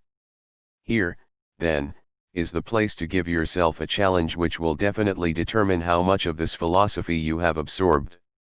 Here is the point at which you can turn prophet and foretell, accurately, what the future holds in store for you.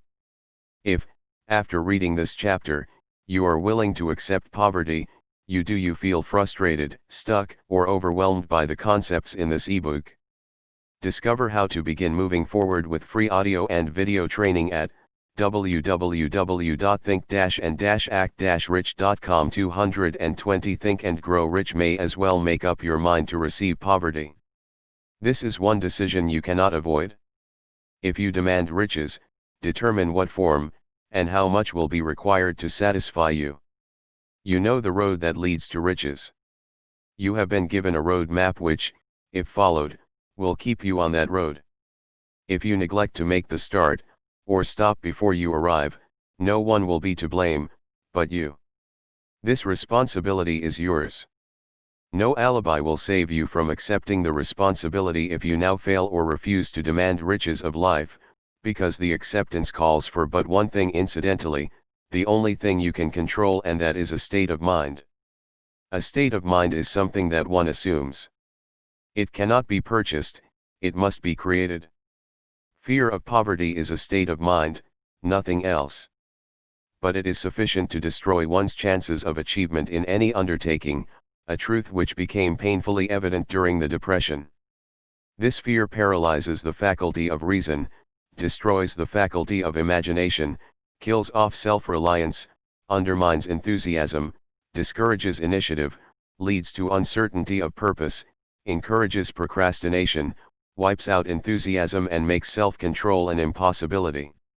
It takes the charm from one's personality, destroys the possibility of accurate thinking, diverts concentration of effort, it masters persistence, turns the willpower into nothingness, destroys ambition, beclouds the memory and invites failure in every conceivable form, it kills love and assassinates the finer emotions of the heart, discourages friendship and invites disaster in 100 forms, leads to sleeplessness, misery, and unhappiness, and all this despite the obvious truth that we live in a world of overabundance of everything the heart could desire, with nothing standing between us and our desires, excepting lack of a definite purpose. The fear of poverty is, without doubt, the most destructive of the 6 basic fears. It has been placed at the head of the list, because it is the most difficult to master.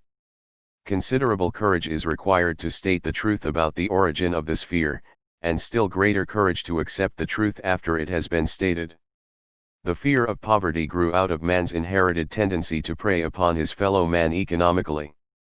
Nearly all animals lower than man are motivated by instinct, but their capacity to think is limited, therefore, they prey upon one another physically. Man, with his superior sense of intuition, with the capacity to think and to reason, does not eat his fellow man bodily, he gets more satisfaction out of eating him financially. Man is so avaricious that every conceivable law has been passed to safeguard him from his fellow man. Do you feel frustrated, stuck, or overwhelmed by the concepts in this ebook? Discover how to begin moving forward with free audio and video training at www.think-and-act-rich.com. 221 Think and Grow Rich. Of all the ages of the world, of which we know anything, the age in which we live seems to be one that is outstanding because of man's money madness. A man is considered less than the dust of the earth, unless he can display a fat bank account, but if he has money, never mind how he acquired it, he is a king or a big shot, he is above the law, he rules in politics, he dominates in business, and the whole world about him bows in respect when he passes. Nothing brings man so much suffering and humility as poverty. Only those who have experienced poverty understand the full meaning of this. It is no wonder that man fears poverty. Through a long line of inherited experiences, man has learned, for sure, that some men cannot be trusted, where matters of money and earthly possessions are concerned. This is a rather stinging indictment, the worst part of it being that it is true. The majority of marriages are motivated by the wealth possessed by one, or both of the contracting parties. It is no wonder, therefore, that the divorce courts are busy. So eager is man to possess wealth that he will acquire it in whatever manner he can, through legal methods if possible, through other methods if necessary or expedient. Self-analysis may disclose weaknesses which one does not like to acknowledge. This form of examination is essential to all who demand of life more than mediocrity and poverty. Remember, as you check yourself point by point, that you are both the court and the jury, the prosecuting attorney and the attorney for the defense, and that you are the plaintiff and the defendant, also, that you are on trial. Face the facts squarely. Ask yourself definite questions and demand direct replies. When the examination is over, you will know more about yourself. If you do not feel that you can be an impartial judge in the self-examination, call upon someone who knows you well to serve as judge while you cross-examine yourself. You are after the truth. Get it, no matter at what cost, even though it may temporarily embarrass you. The majority of people, if asked what they fear most, would reply, "I fear nothing." The reply would be inaccurate, because few people realize that they are bound, handicapped, whipped spiritually and physically through some form of fear. So subtle and deeply seated is the emotion of fear that one may go through life burdened with it, never recognizing its presence. Only a courageous analysis will disclose the presence of this universal enemy. When you begin such an analysis, search deeply into your character. Here is a list of the symptoms for which you should look. Do you feel frustrated, stuck, or overwhelmed by the concepts in this ebook? Discover how to begin moving forward with free audio and video training at www.think-and-act-rich.com. 222 Think and Grow Rich. Symptoms of the fear of poverty: indifference. Commonly expressed through lack of ambition, willingness to tolerate poverty, acceptance of whatever compensation life may offer without protest, mental and physical laziness, lack of initiative, imagination, enthusiasm, and self-control, indecision. The habit of permitting others to do one's thinking. Staying on the fence. Doubt. Generally expressed through alibis and excuses designed to cover up, explain away, or apologize for one's failures, sometimes expressed in the form of envy of those who are successful, or by criticizing them. Worry. Usually expressed by finding fault with others, a tendency to spend beyond one's income, neglect of personal appearance, scowling and frowning, intemperance in the use of alcoholic drink, sometimes through the use of narcotics, nervousness, lack of poise, self-consciousness, and lack of self-reliance. Overcaution. The habit of looking for the negative side of every circumstance, thinking and talking of possible failure instead of concentrating upon the means of succeeding. Knowing all the roads to disaster, but never searching for the plans to avoid failure. Waiting for the right time to begin putting ideas and plans into action, until the waiting becomes a permanent habit. Remembering those who have failed, and forgetting those who have succeeded. Seeing the hole in the donut, but overlooking the donut. Pessimism, leading to indigestion, poor elimination, auto-intoxication, bad breath and bad disposition. Procrastination. The habit of putting off until tomorrow that which should have been done last year. Spending enough time in creating alibis and excuses to have done the job. This symptom is closely related to overcaution, doubt and worry. Refusal to accept responsibility when it can be avoided. Willingness to compromise rather than put up a stiff fight. Compromising with difficulties instead of harnessing and using them as stepping stones to advancement. Bargaining with life for a penny, instead of demanding prosperity, opulence, riches, contentment, and happiness. Planning what to do if and when do you feel frustrated, stuck, or overwhelmed by the concepts in this ebook. Discover how to begin moving forward with free audio and video training at www.think-and-act-rich.com. 223 Think and Grow Rich overtaken by failure, instead of burning all bridges and making retreat impossible. Weakness of, and often total lack of self-confidence, definiteness of purpose, self-control, initiative, enthusiasm, ambition, thrift and sound reasoning ability. Expecting poverty instead of demanding riches. Association with those who accept poverty instead of seeking the company of those who demand and receive riches. Money talks. Some will ask, why did you write a book about money? Why measure riches in dollars alone? Some will believe, and rightly so, that there are other forms of riches more desirable than money. Yes, there are riches which cannot be measured in terms of dollars, but there are millions of people who will say, give me all the money I need, and I will find everything else I want. The major reason why I wrote this book on how to get money is the fact that the world has but lately passed through an experience that left millions of men and women paralyzed with the fear of poverty. What this sort of fear does to one was well described by Westbrook Pegler, in the New York World Telegram, viz., money is only clamshells or metal discs or scraps of paper, and there are treasures of the heart and soul which money cannot buy, but most people, being broke, are unable to keep this in mind and sustain their spirits. When a man is down and out and on the street, unable to get any job at all, something happens to his spirit which can be observed in the droop of his shoulders, the set of his hat, his walk, and his gaze. He cannot escape a feeling of inferiority among people with regular employment, even though he knows they are definitely not his equals in character, intelligence, or ability. These people, even his friends, feel, on the other hand, a sense of superiority and regard him, perhaps unconsciously, as a casualty. He may borrow for a time, but not enough to carry on in his accustomed way, and he cannot continue to borrow very long. But borrowing in itself, when a man is borrowing merely to live, is a depressing experience, and the money lacks the power of earned money to revive his spirits. Of course, none of this applies to bums or habitual ne'er-do-wells, but only to men of normal ambitions and self-respect. Women conceal despair. Do you feel frustrated, stuck, or overwhelmed by the concepts in this ebook? Discover how to begin moving forward with free audio and video training at www.think-and-act-rich.com. 224 Think and Grow Rich. Women in the same predicament must be different. We somehow do not think of women at all in considering the down and outers. They are scarce in the bread lines, they rarely are seen begging on the streets, and they are not recognizable in crowds by the same plain signs which identify busted men. Of course, I do not mean the shuffling hags of the city streets who are the opposite number of the confirmed male bums.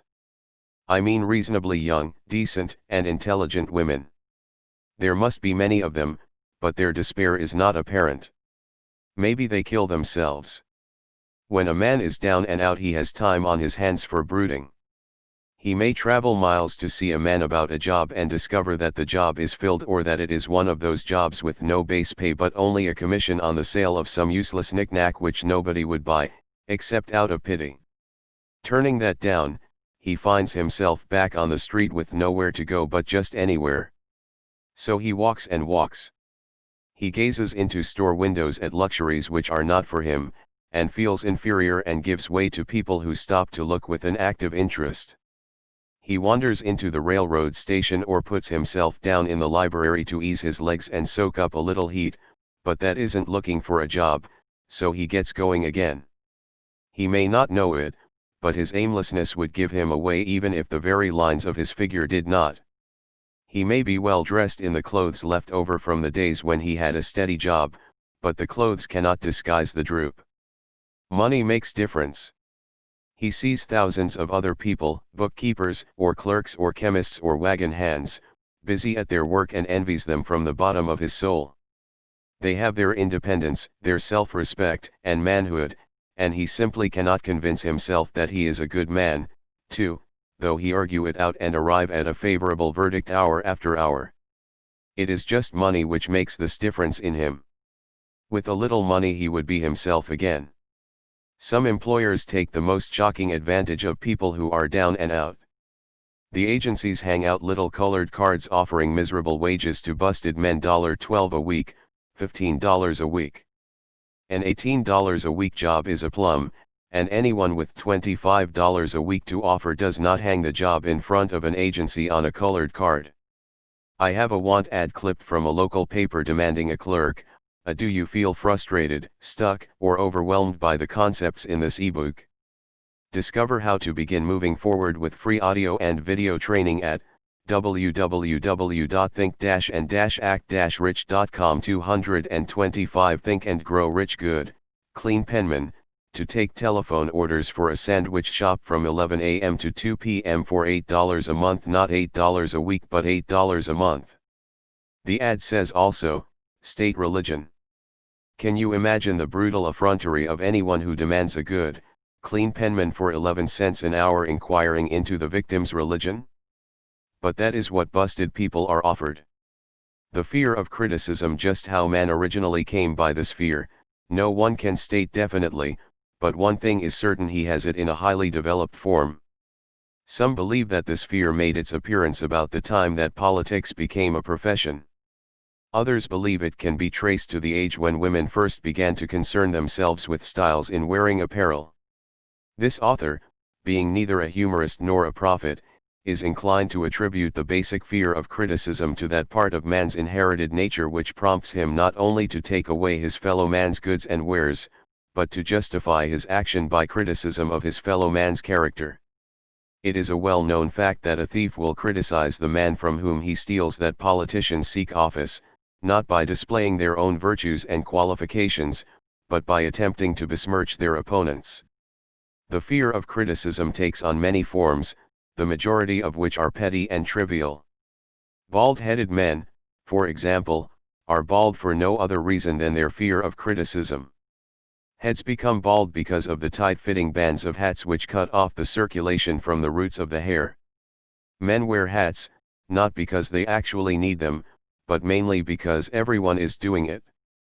The individual falls into line and does likewise, lest some other individual criticize him. Women seldom have bald heads, or even thin hair, because they wear hats which fit their heads loosely, the only purpose of the hats being adornment.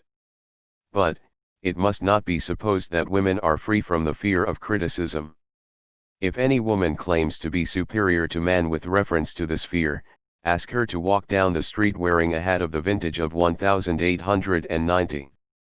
The astute manufacturers of clothing have not been slow to capitalize this basic fear of criticism, with which all mankind has been cursed. Every season the styles in many articles of wearing apparel change. Who establishes the styles? Certainly not the purchaser of clothing, but the manufacturer. Why does he change the styles so often?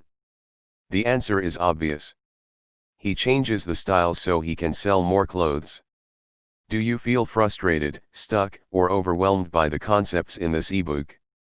Discover how to begin moving forward with free audio and video training at www.think-and-act-rich.com. 226 Think and Grow Rich. For the same reason, the manufacturers of automobiles, with a few rare and very sensible exceptions, change styles of models every season. No man wants to drive an automobile which is not of the latest style, although the older model may actually be the better car. We have been describing the manner in which people behave under the influence of fear of criticism as applied to the small and petty things of life. Let us now examine human behavior when this fear affects people in connection with the more important events of human relationship. Take for example practically any person who has reached the age of mental maturity, from 35 to 40 years of age, as a general average, and if you could read the secret thoughts of his mind, you would find a very decided disbelief in most of the fables taught by the majority of the dogmatists and theologians a few decades back. Not often, however, will you find a person who has the courage to openly state his belief on this subject. Most people will, if pressed far enough, tell a lie rather than admit that they do not believe the stories associated with that form of religion which held people in bondage prior to the age of scientific discovery and education. Why does the average person, even in this day of enlightenment, shy away from denying his belief in the fables which were the basis of most of the religions a few decades ago? The answer is, because of the fear of criticism. Men and women have been burned at the stake for daring to express disbelief in ghosts. It is no wonder we have inherited a consciousness which makes us fear criticism. The time was, and not so far in the past, when criticism carried severe punishments. It still does in some countries.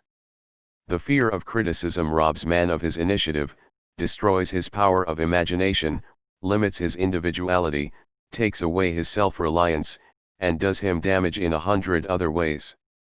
Parents often do their children irreparable injury by criticizing them.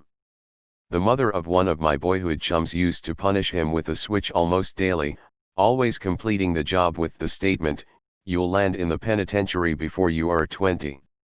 He was sent to a reformatory at the age of 17. Criticism is the one form of service, of which everyone has too much. Everyone has a stock of it which is handed out, gratis, whether called for or not.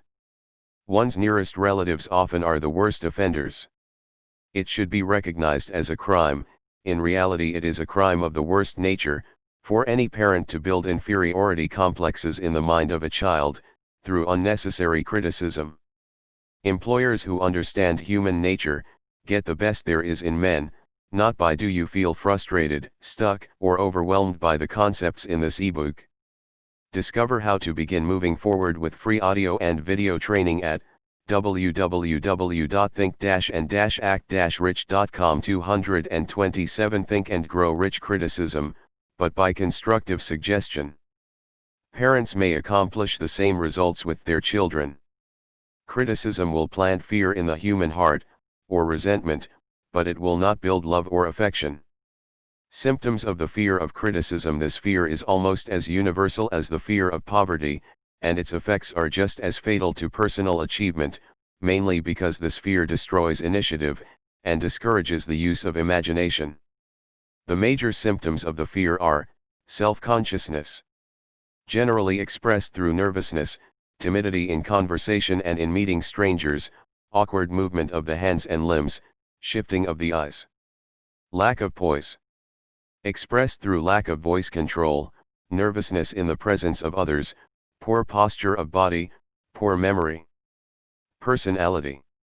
Lacking in firmness of decision, personal charm, and ability to express opinions definitely. The habit of sidestepping issues instead of meeting them squarely. Agreeing with others without careful examination of their opinions. Inferiority complex. The habit of expressing self-approval by word of mouth and by actions, as a means of covering up a feeling of inferiority. Using big words to impress others, often without knowing the real meaning of the words. Imitating others in dress, speech, and manners. Boasting of imaginary achievements. This sometimes gives a surface appearance of a feeling of superiority. Extravagance. The habit of trying to keep up with the Joneses, spending beyond one's income. Lack of initiative. Failure to embrace opportunities for self-advancement, fear to express opinions, lack of confidence in one's own ideas, giving evasive answers to questions asked by superiors, hesitancy of manner and speech, deceit in both words and deeds. Lack of ambition. Mental and physical laziness, lack of self-assertion, slowness in reaching decisions, easily influenced by others, the habit of criticizing others behind their backs. And do you feel frustrated, stuck, or overwhelmed by the concepts in this ebook? Discover how to begin moving forward with free audio and video training at www.think-and-act-rich.com. 228 Think and Grow Rich. Flattering them to their faces, the habit of accepting defeat without protest, quitting an undertaking when opposed by others, suspicious of other people without cause, lacking in tactfulness of manner and speech, unwillingness to accept the blame for mistakes. The fear of ill health. This fear may be traced to both physical and social heredity. It is closely associated, as to its origin, with the causes of fear of old age and the fear of death, because it leads one closely to the border of terrible worlds of which man knows not, but concerning which he has been taught some discomforting stories. The opinion is somewhat general, also, that certain unethical people engaged in the business of selling health have had not a little to do with keeping alive the fear of ill health. In the main, man fears ill health because of the terrible pictures which have been planted in his mind of what may happen if death should overtake him. He also fears it because of the economic toll which it may claim. A reputable physician estimated that 75% of all people who visit physicians for professional service are suffering with hypochondria, imaginary illness. It has been shown most convincingly that the fear of disease, even where there is not the slightest cause for fear, often produces the physical symptoms of the disease feared. Powerful and mighty is the human mind. It builds or it destroys. Playing upon this common weakness of fear of ill health, dispensers of patent medicines have reaped fortunes. This form of imposition upon credulous humanity became so prevalent some 20 years ago that Collier's Weekly magazine conducted a bitter campaign against some of the worst offenders in the patent medicine business. During the flu epidemic which broke out during the World War, the mayor of New York City took drastic steps to check the damage which people were doing themselves through their inherent fear of ill health. He called in the newspaper men and said to them, "Gentlemen, I feel it necessary to ask you not to publish any scare headlines concerning the flu epidemic. Unless you cooperate with me, we will have a situation which we cannot control." The newspapers quit publishing stories about the flu, and within 1 month the epidemic had been successfully checked. Through a series of experiments conducted some years ago, it was proved that people may be made ill by suggestion. We conducted this experiment by Do you feel frustrated, stuck, or overwhelmed by the concepts in this ebook? Discover how to begin moving forward with free audio and video training at www.think-and-act-rich.com. 229 Think and Grow Rich. Causing 3 acquaintances to visit the victims, each of whom asked the question, "What ails you? You look terribly ill." The first questioner usually provoked a grin, and a nonchalant "Oh, nothing, I'm all right," from the victim. The second questioner usually was answered with the statement, "I don't know exactly, but I do feel badly." The third questioner was usually met with the frank admission that the victim was actually feeling ill. Try this on an acquaintance if you doubt that it will make him uncomfortable, but do not carry the experiment too far. There is a certain religious sect whose members take vengeance upon their enemies by the hexing method. They call it placing a spell on the victim. There is overwhelming evidence that disease sometimes begins in the form of negative thought impulse. Such an impulse may be passed from one mind to another, by suggestion, or created by an individual in his own mind. A man who was blessed with more wisdom than this incident might indicate, once said, "When anyone asks me how I feel, I always want to answer by knocking him down. Doctors send patients into new climates for their health, because a change of mental attitude is necessary. The seed of fear of ill health lives in every human mind. Worry, fear, discouragement, disappointment in love and business affairs, cause the seed to germinate and grow. The recent business depression kept the doctors on the run, because every form of negative thinking may cause ill health. Disappointments in business and in love stand at the head of the list of causes of fear of ill health. A young man suffered a disappointment in love which sent him to a hospital. For months he hovered between life and death. A specialist in suggestive therapeutics was called in. The specialist changed nurses, placing him in charge of a very charming young woman who began, by prearrangement with the doctor, to make love to him the first day of her arrival on the job. Within 3 weeks the patient was discharged from the hospital, still suffering, but with an entirely different malady. He was in love again. The remedy was a hoax, but the patient and the nurse were later married. Both are in good health at the time of this writing. Symptoms of the fear of ill health. The symptoms of this almost universal fear are: do you feel frustrated, stuck, or overwhelmed by the concepts in this ebook? Discover how to begin moving forward with free audio and video training at www.think-and-act-rich.com. 230 Think and Grow Rich Auto Suggestion. The habit of negative use of self-suggestion by looking for, and expecting to find the symptoms of all kinds of disease. Enjoying imaginary illness and speaking of it as being real. The habit of trying all fads and isms recommended by others as having therapeutic value. Talking to others of operations, accidents, and other forms of illness. Experimenting with diets, physical exercises, reducing systems, without professional guidance.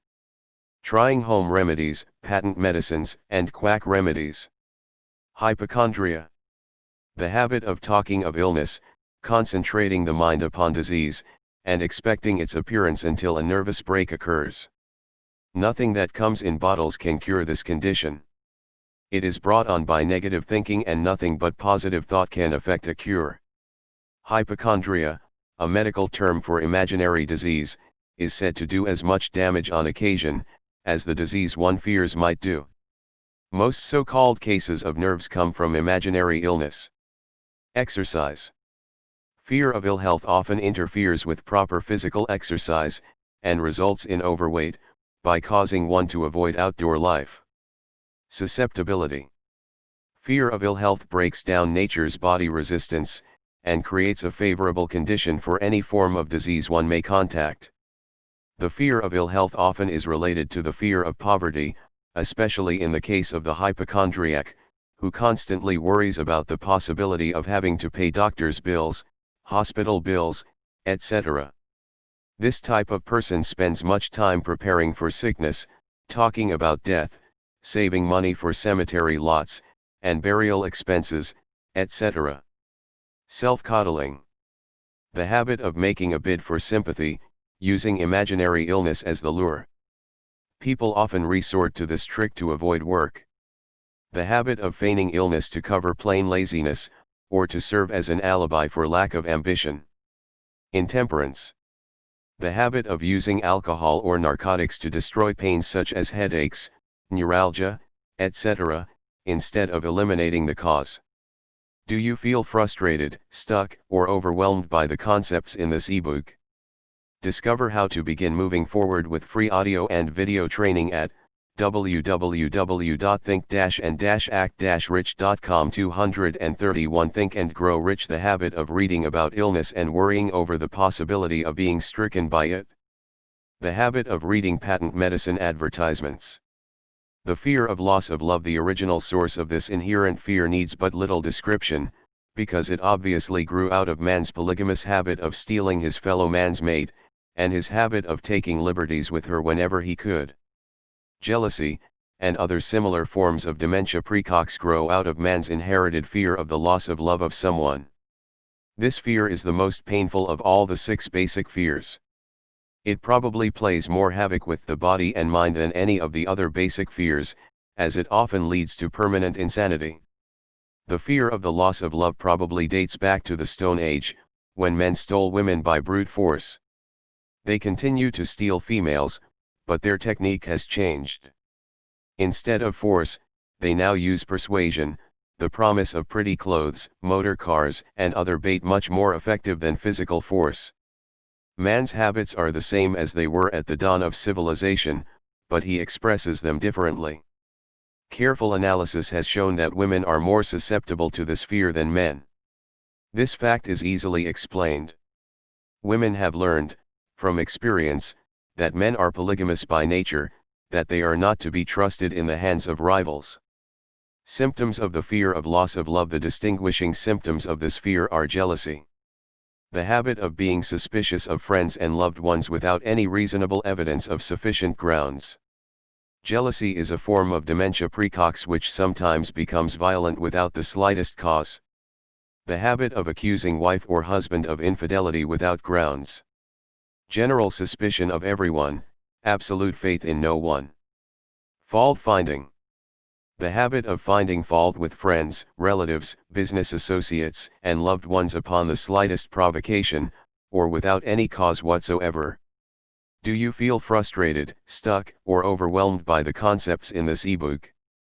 Discover how to begin moving forward with free audio and video training at www.think-and-act-rich.com. 232 Think and Grow Rich. Gambling. The habit of gambling, stealing, cheating, and otherwise taking hazardous chances to provide money for loved ones, with the belief that love can be bought. The habit of spending beyond one's means, or incurring debts, to provide gifts for loved ones, with the object of making a favorable showing. Insomnia, nervousness, lack of persistence, weakness of will, lack of self-control, lack of self-reliance, bad temper. The fear of old age. In the main, this fear grows out of two sources. First, the thought that old age may bring with it poverty.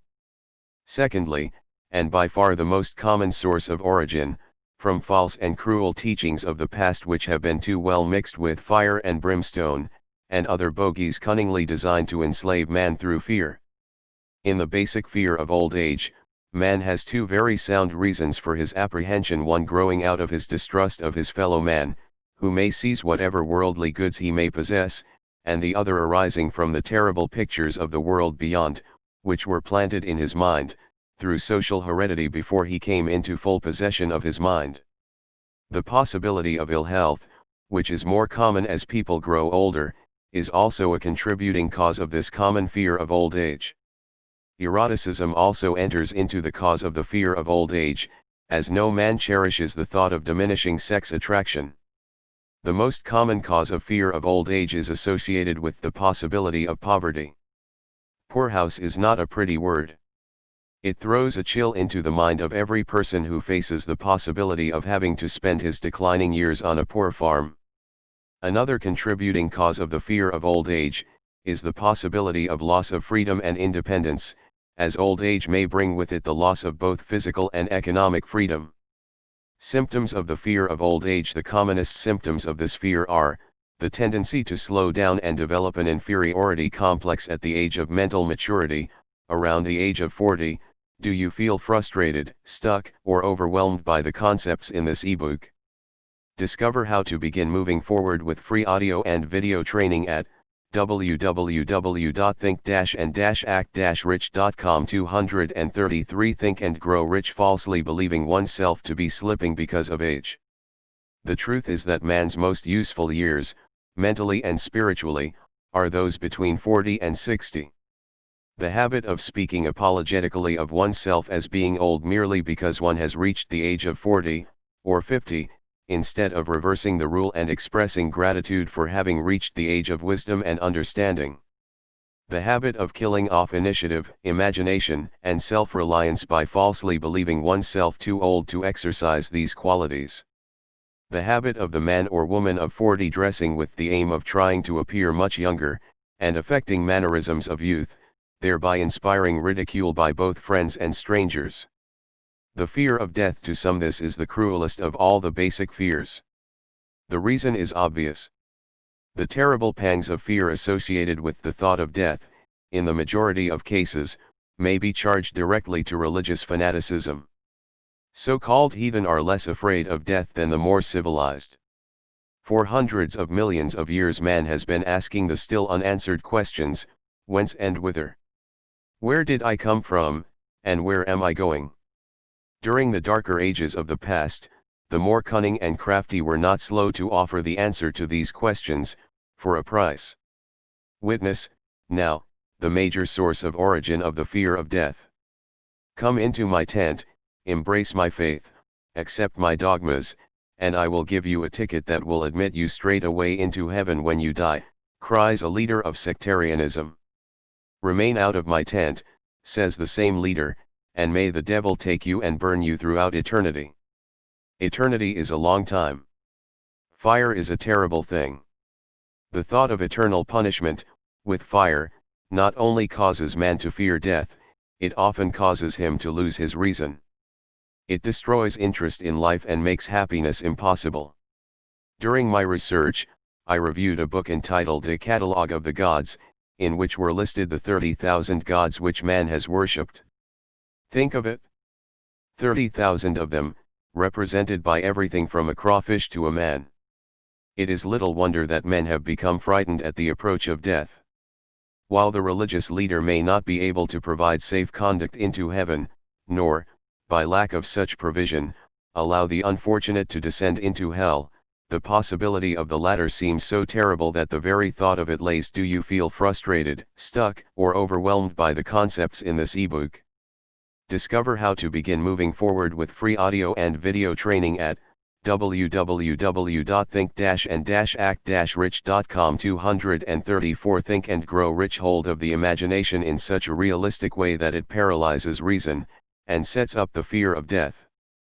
In truth, no man knows, and no man has ever known, what heaven or hell is like, nor does any man know if either place actually exists.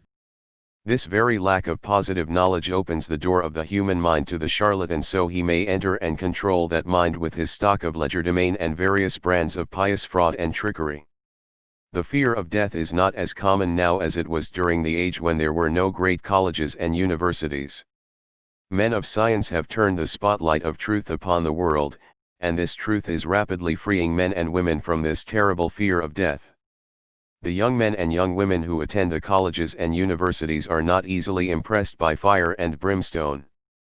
Through the aid of biology, astronomy, geology, and other related sciences, the fears of the Dark Ages which gripped the minds of men and destroyed their reason have been dispelled. Insane asylums are filled with men and women who have gone mad, because of the fear of death. This fear is useless. Death will come, no matter what anyone may think about it. Accept it as a necessity, and pass the thought out of your mind. It must be a necessity, or it would not come to all. Perhaps it is not as bad as it has been pictured. The entire world is made up of only two things, energy and matter. In elementary physics we learn that neither matter nor energy, the only two realities known to man, can be created nor destroyed. Both matter and energy can be transformed, but neither can be destroyed. Life is energy, if it is anything. If neither energy nor matter can be destroyed, of course life cannot be destroyed. Life, like other forms of energy, may be passed through various processes of transition, or change, but it cannot be destroyed. Death is mere transition. If death is not mere change, or transition, then nothing comes after death except a long, eternal, peaceful sleep, and sleep is nothing to be feared. Thus you may wipe out, forever, the fear of death. Symptoms of the fear of death. The general symptoms of this fear are the habit of thinking about dying instead of making the most of life, due, generally, to lack of purpose, or lack of a suitable. Do you feel frustrated, stuck, or overwhelmed by the concepts in this ebook? Discover how to begin moving forward with free audio and video training at www.think-and-act-rich.com. 235 Think and Grow Rich. Occupation. This fear is more prevalent among the aged, but sometimes the more youthful are victims of it. The greatest of all remedies for the fear of death is a burning desire for achievement, backed by useful service to others. A busy person seldom has time to think about dying. He finds life too thrilling to worry about death. Sometimes the fear of death is closely associated with the fear of poverty, where one's death would leave loved ones poverty-stricken. In other cases, the fear of death is caused by illness and the consequent breaking down of physical body resistance. The commonest causes of the fear of death are ill health, poverty, lack of appropriate occupation, disappointment over love, insanity, religious fanaticism. Old man worry. Worry is a state of mind based upon fear. It works slowly, but persistently. It is insidious and subtle. Step by step it digs itself in until it paralyzes one's reasoning faculty, destroys self-confidence and initiative. Worry is a form of sustained fear caused by indecision, therefore it is a state of mind which can be controlled. An unsettled mind is helpless. Indecision makes an unsettled mind. Most individuals lack the willpower to reach decisions promptly, and to stand by them after they have been made, even during normal business conditions. During periods of economic unrest, such as the world recently experienced, the individual is handicapped, not alone by his inherent nature to be slow at reaching decisions, but he is influenced by the indecision of others around him who have created a state of mass indecision. During the Depression, the whole atmosphere, all over the world, was filled with fear, anxiety and worryitis, the two mental disease germs which began to spread themselves after the Wall Street frenzy in 1929. There is only one known antidote for these germs, it is the habit of prompt and firm decision.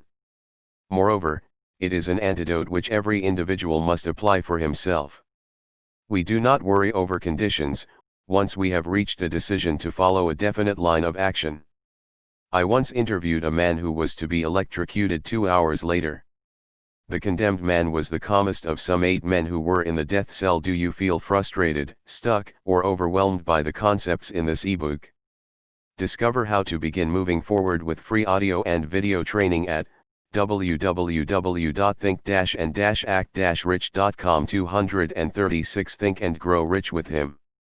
His calmness prompted me to ask him how it felt to know that he was going into eternity in a short while. With a smile of confidence on his face, he said, "It feels fine. Just think, brother, my troubles will soon be over.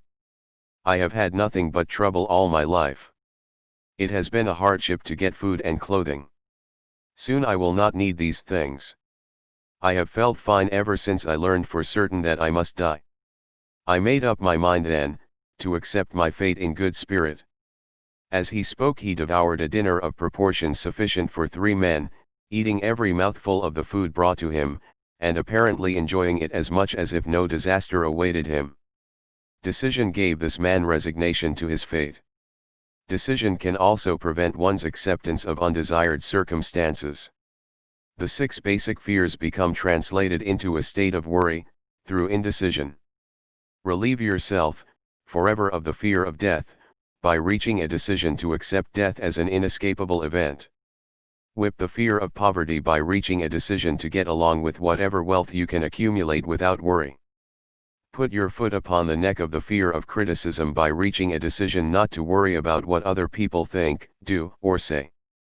Eliminate the fear of old age by reaching a decision to accept it, not as a handicap, but as a great blessing which carries with it wisdom, self-control, and understanding not known to youth.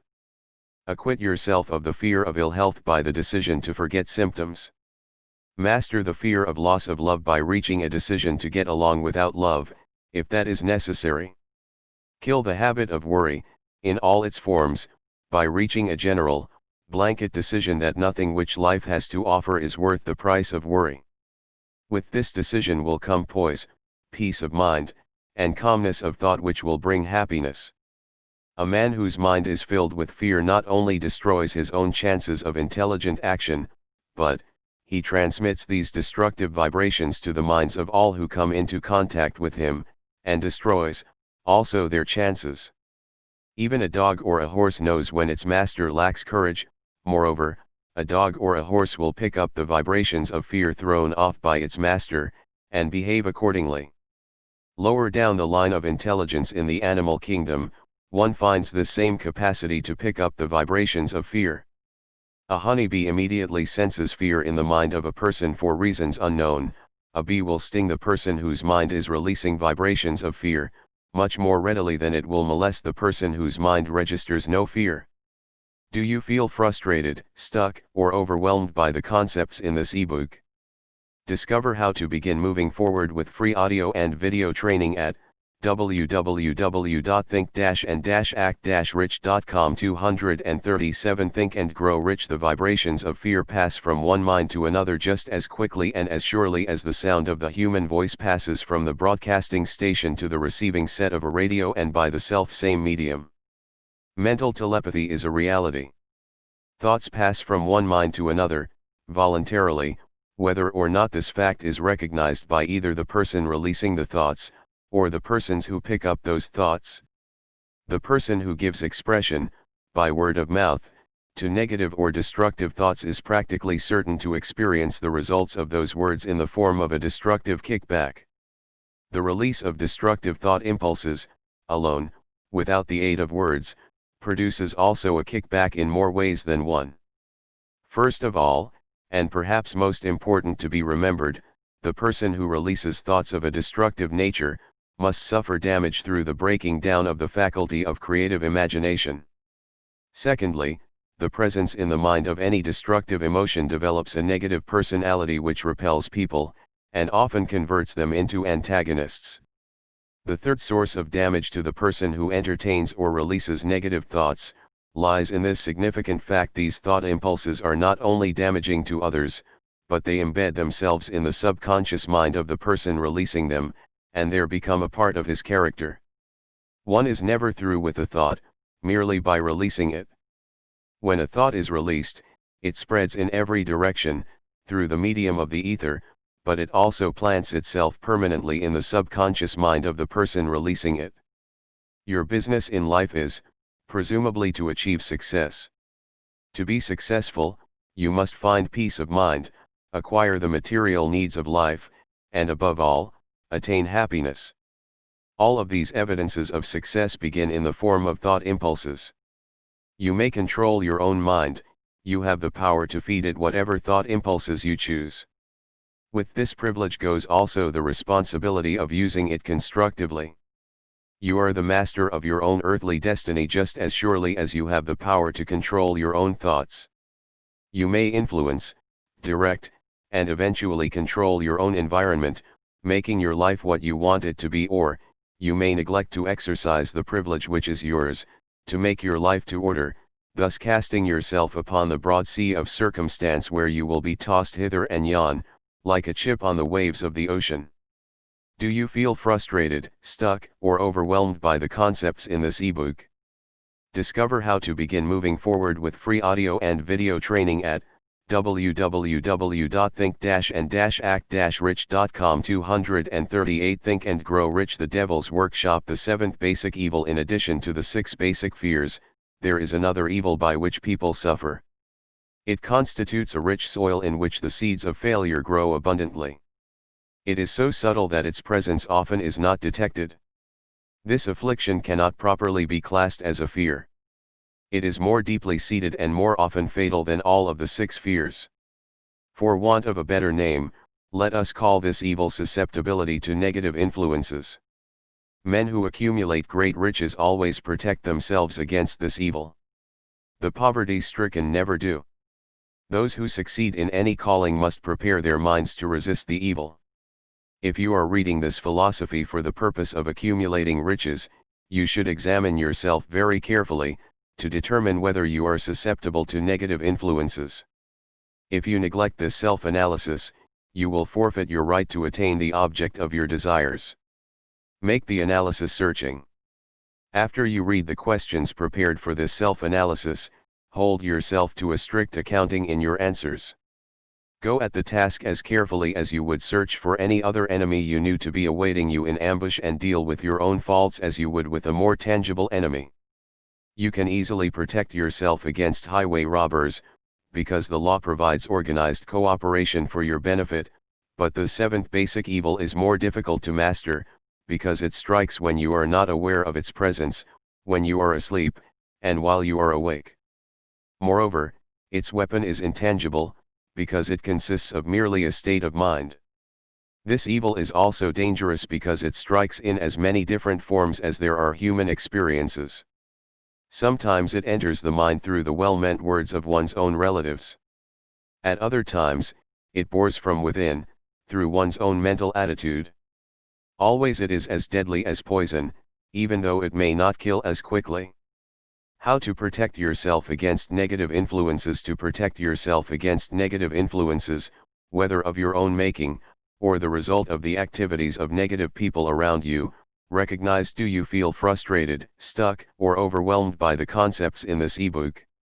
Discover how to begin moving forward with free audio and video training at www.think-and-act-rich.com. 239 Think and Grow Rich, that you have a willpower, and put it into constant use, until it builds a wall of immunity against negative influences in your own mind. Recognize the fact that you, and every other human being, are, by nature, lazy, indifferent, and susceptible to all suggestions which harmonize with your weaknesses. Recognize that you are, by nature, susceptible to all the 6 basic fears, and set up habits for the purpose of counteracting all these fears. Recognize that negative influences often work on you through your subconscious mind, therefore they are difficult to detect, and keep your mind closed against all people who depress or discourage you in any way. Clean out your medicine chest, throw away all pill bottles, and stop pandering to colds, aches, pains and imaginary illness. Deliberately seek the company of people who influence you to think and act for yourself. Do not expect troubles, as they have a tendency not to disappoint.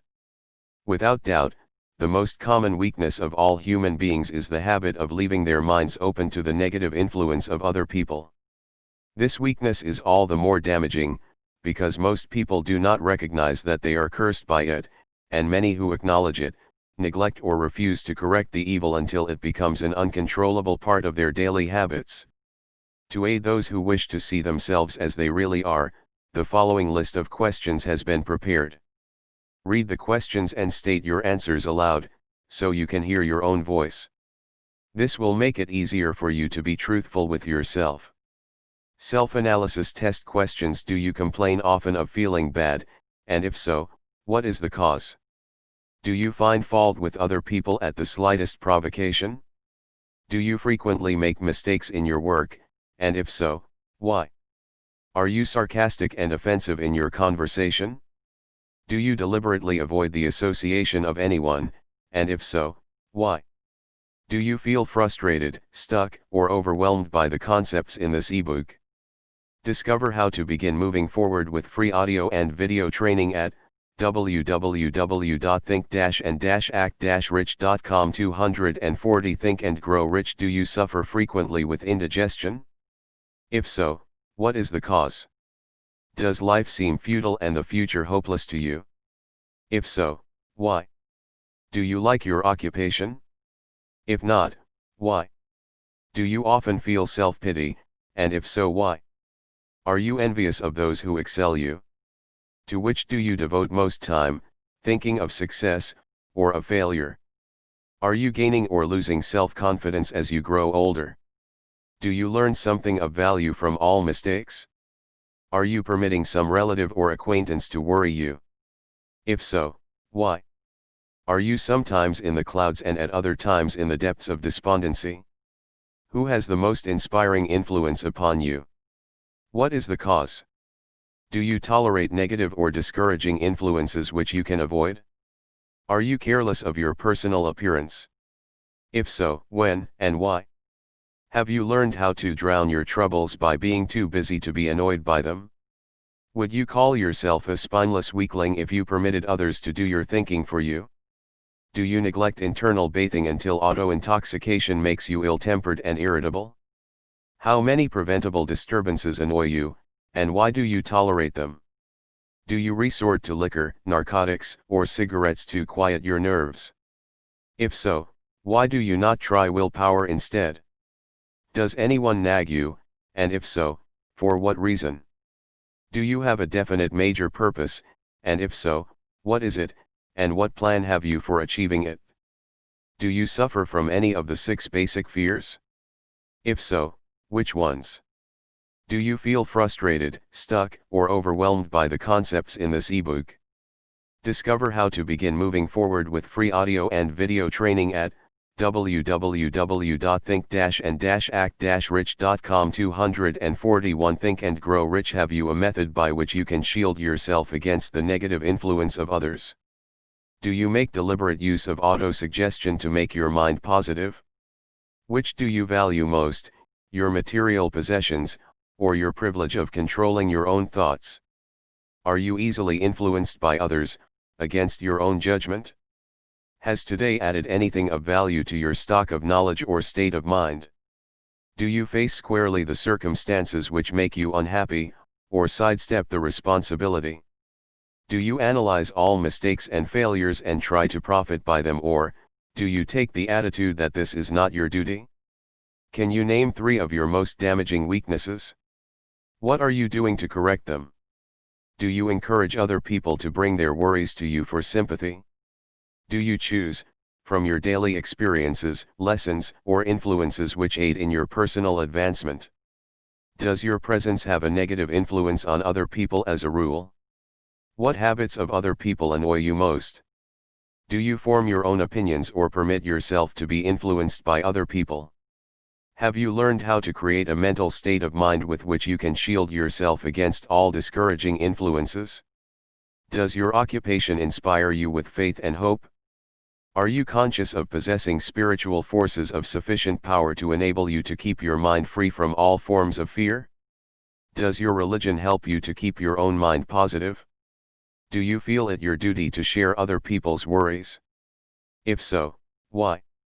Do you feel frustrated, stuck, or overwhelmed by the concepts in this ebook? Discover how to begin moving forward with free audio and video training at www.think-and-act-rich.com. 242 Think and Grow Rich. If you believe that birds of a feather flock together, what have you learned about yourself by studying the friends whom you attract?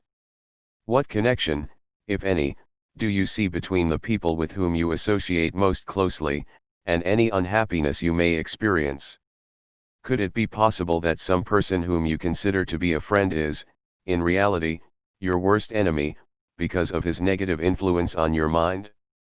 By what rules do you judge who is helpful and who is damaging to you? Are your intimate associates mentally superior or inferior to you? How much time out of every 24 hours do you devote to ABCDE? Your occupation, sleep, play and relaxation, acquiring useful knowledge, plain waste. Who among your acquaintances, ABCD, encourages you most, cautions you most, discourages you most, helps you most in other ways? What is your greatest worry? Why do you tolerate it? When others offer you free, unsolicited advice, do you accept it without question, or analyze their motive? What, above all else, do you most desire? Do you intend to acquire it? Are you willing to subordinate all other desires for this one? How much time daily do you devote to acquiring it? Do you change your mind often? If so, why? Do you usually finish everything you begin? Do you feel frustrated, stuck, or overwhelmed by the concepts in this ebook?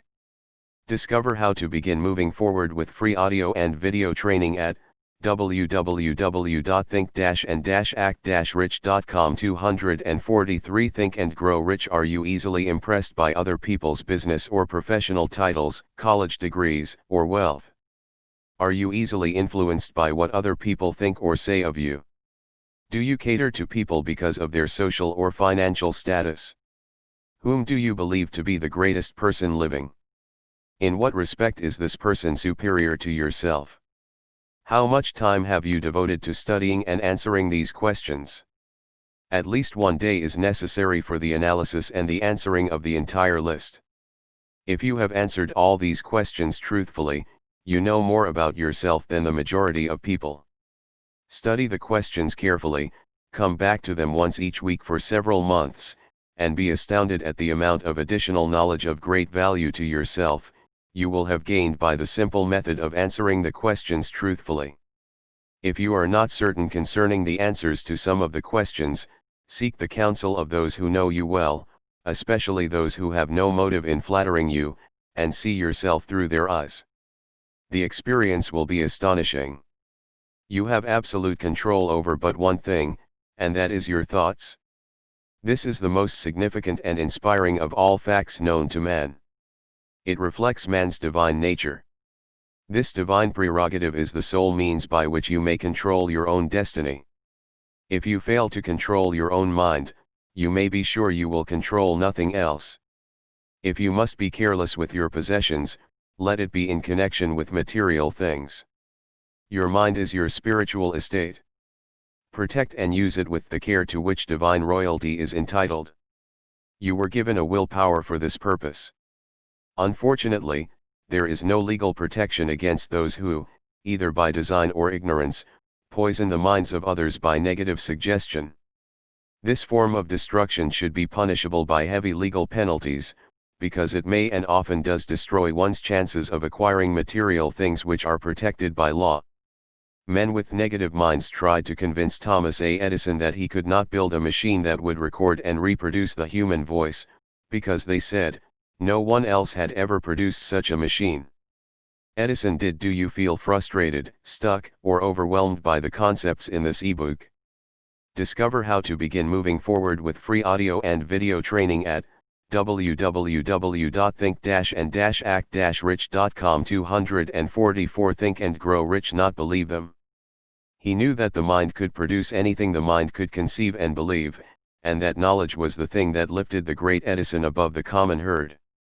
Men with negative minds told F.W. Woolworth he would go broke trying to run a store on 5 and 10 cent sales. He did not believe them. He knew that he could do anything, within reason, if he backed his plans with faith. Exercising his right to keep other men's negative suggestions out of his mind, he piled up a fortune of more than $100 million. Men with negative minds told George Washington he could not hope to win against the vastly superior forces of the British, but he exercised his divine right to believe. Therefore this book was published under the protection of the Stars and Stripes, while the name of Lord Cornwallis has been all but forgotten. Doubting Thomases scoffed scornfully when Henry Ford tried out his first crudely built automobile on the streets of Detroit. Some said the thing never would become practical. Others said no one would pay money for such a contraption. Ford said, "I'll belt the earth with dependable motor cars," and he did. His decision to trust his own judgment has already piled up a fortune far greater than the next 5 generations of his descendants can squander. For the benefit of those seeking vast riches, let it be remembered that practically the sole difference between Henry Ford and a majority of the more than 100,000 men who work for him, is this: Ford has a mind and controls it, the others have minds which they do not try to control. Henry Ford has been repeatedly mentioned, because he is an astounding example of what a man with a mind of his own, and a will to control it, can accomplish. His record knocks the foundation from under that time-worn alibi, "I never had a chance." Ford never had a chance, either, but he created an opportunity and backed it with persistence until it made him richer than Croesus. Mind control is the result of self-discipline and habit. You either control your mind or it controls you. There is no hallway compromise. The most practical of all methods for controlling the mind is the habit of keeping it busy with a definite purpose, backed by a definite plan. Study the record of any man who achieves noteworthy success, and you will observe that he has control over. Do you feel frustrated, stuck, or overwhelmed by the concepts in this ebook? Discover how to begin moving forward with free audio and video training at www.think-and-act-rich.com. 245 Think and Grow Rich. His own mind, moreover, that he exercises that control and directs it toward the attainment of definite objectives. Without this control, success is not possible.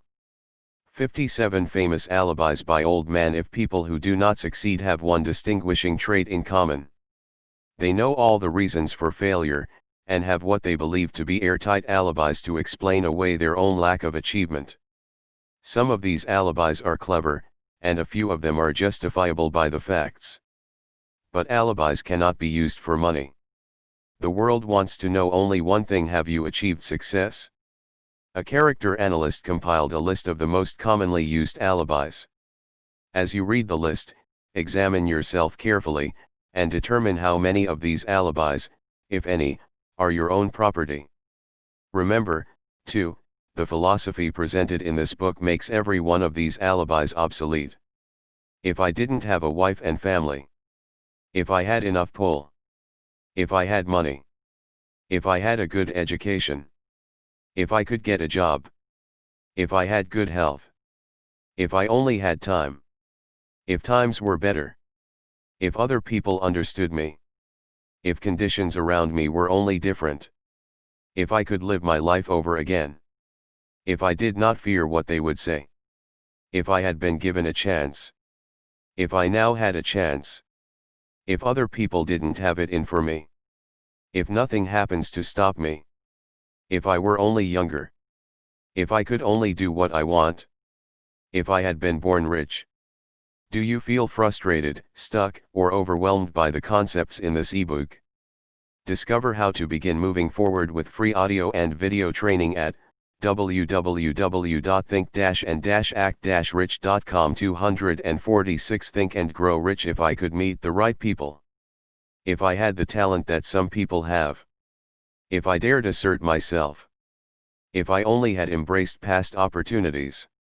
If people didn't get on my nerves. If I didn't have to keep house and look after the children. If I could save some money. If the boss only appreciated me. If I only had somebody to help me. If my family understood me. If I lived in a big city.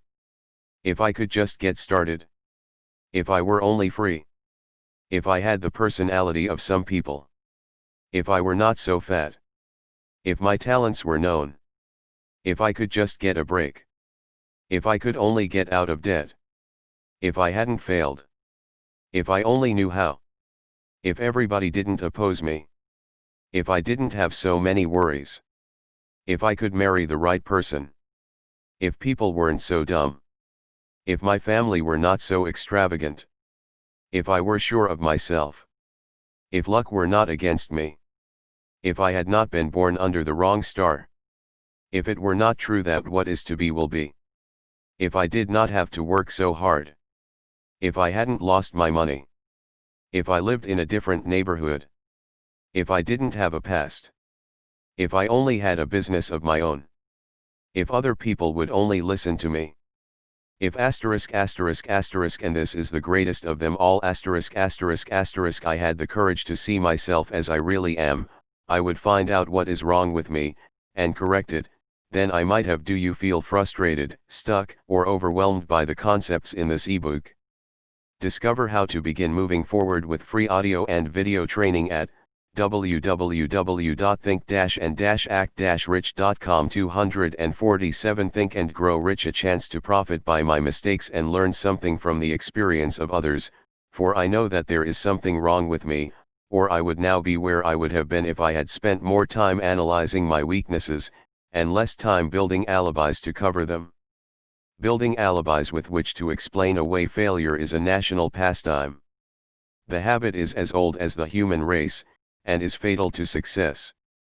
Why do people cling to their pet alibis? The answer is obvious. They defend their alibis because they create them. A man's alibi is the child of his own imagination. It is human nature to defend one's own brainchild. Building alibis is a deeply rooted habit. Habits are difficult to break, especially when they provide justification for something we do. Plato had this truth in mind when he said, "The first and best victory is to conquer self." To be conquered by self is, of all things, the most shameful and vile. Another philosopher had the same thought in mind when he said, "It was a great surprise to me when I discovered that most of the ugliness I saw in others, was but a reflection of my own nature." It has always been a mystery to me, said Elbert Hubbard, Why people spend so much time deliberately fooling themselves by creating alibis to cover their weaknesses. If used differently, this same time would be sufficient to cure the weakness, then no alibis would be needed. In parting, I would remind you that life is a checkerboard, and the player opposite you is time. If you hesitate before moving, or neglect to move promptly, your men will be wiped off the board by time. You are playing against a partner who will not tolerate indecision. Previously you may have had a logical excuse for not having forced life to come through with whatever you asked, but that alibi is now obsolete, because you are in possession of the master key that unlocks the door to life's bountiful riches. The master key is intangible, but it is powerful.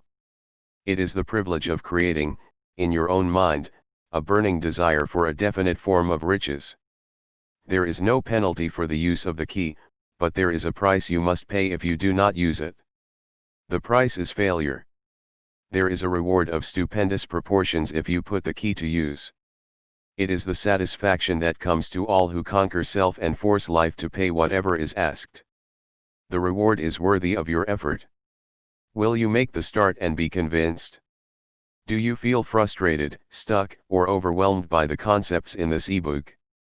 Discover how to begin moving forward with free audio and video training at www.think-and-act-rich.com. 248 Think and Grow Rich. If we are related, said the immortal Emerson, we shall meet. In closing, may I borrow his thought, and say, if we are related, we have, through these pages, met. The end. Do you feel frustrated, stuck, or overwhelmed by the concepts in this ebook? Discover how to begin moving forward with free audio and video training at www.think-and-act-rich.com. 249 Think and Grow Rich. Go beyond Think and Grow Rich. Discover how to begin putting your thoughts into action. Find out more at think-and-act-rich.com. Do you feel frustrated, stuck, or overwhelmed by the concepts in this ebook?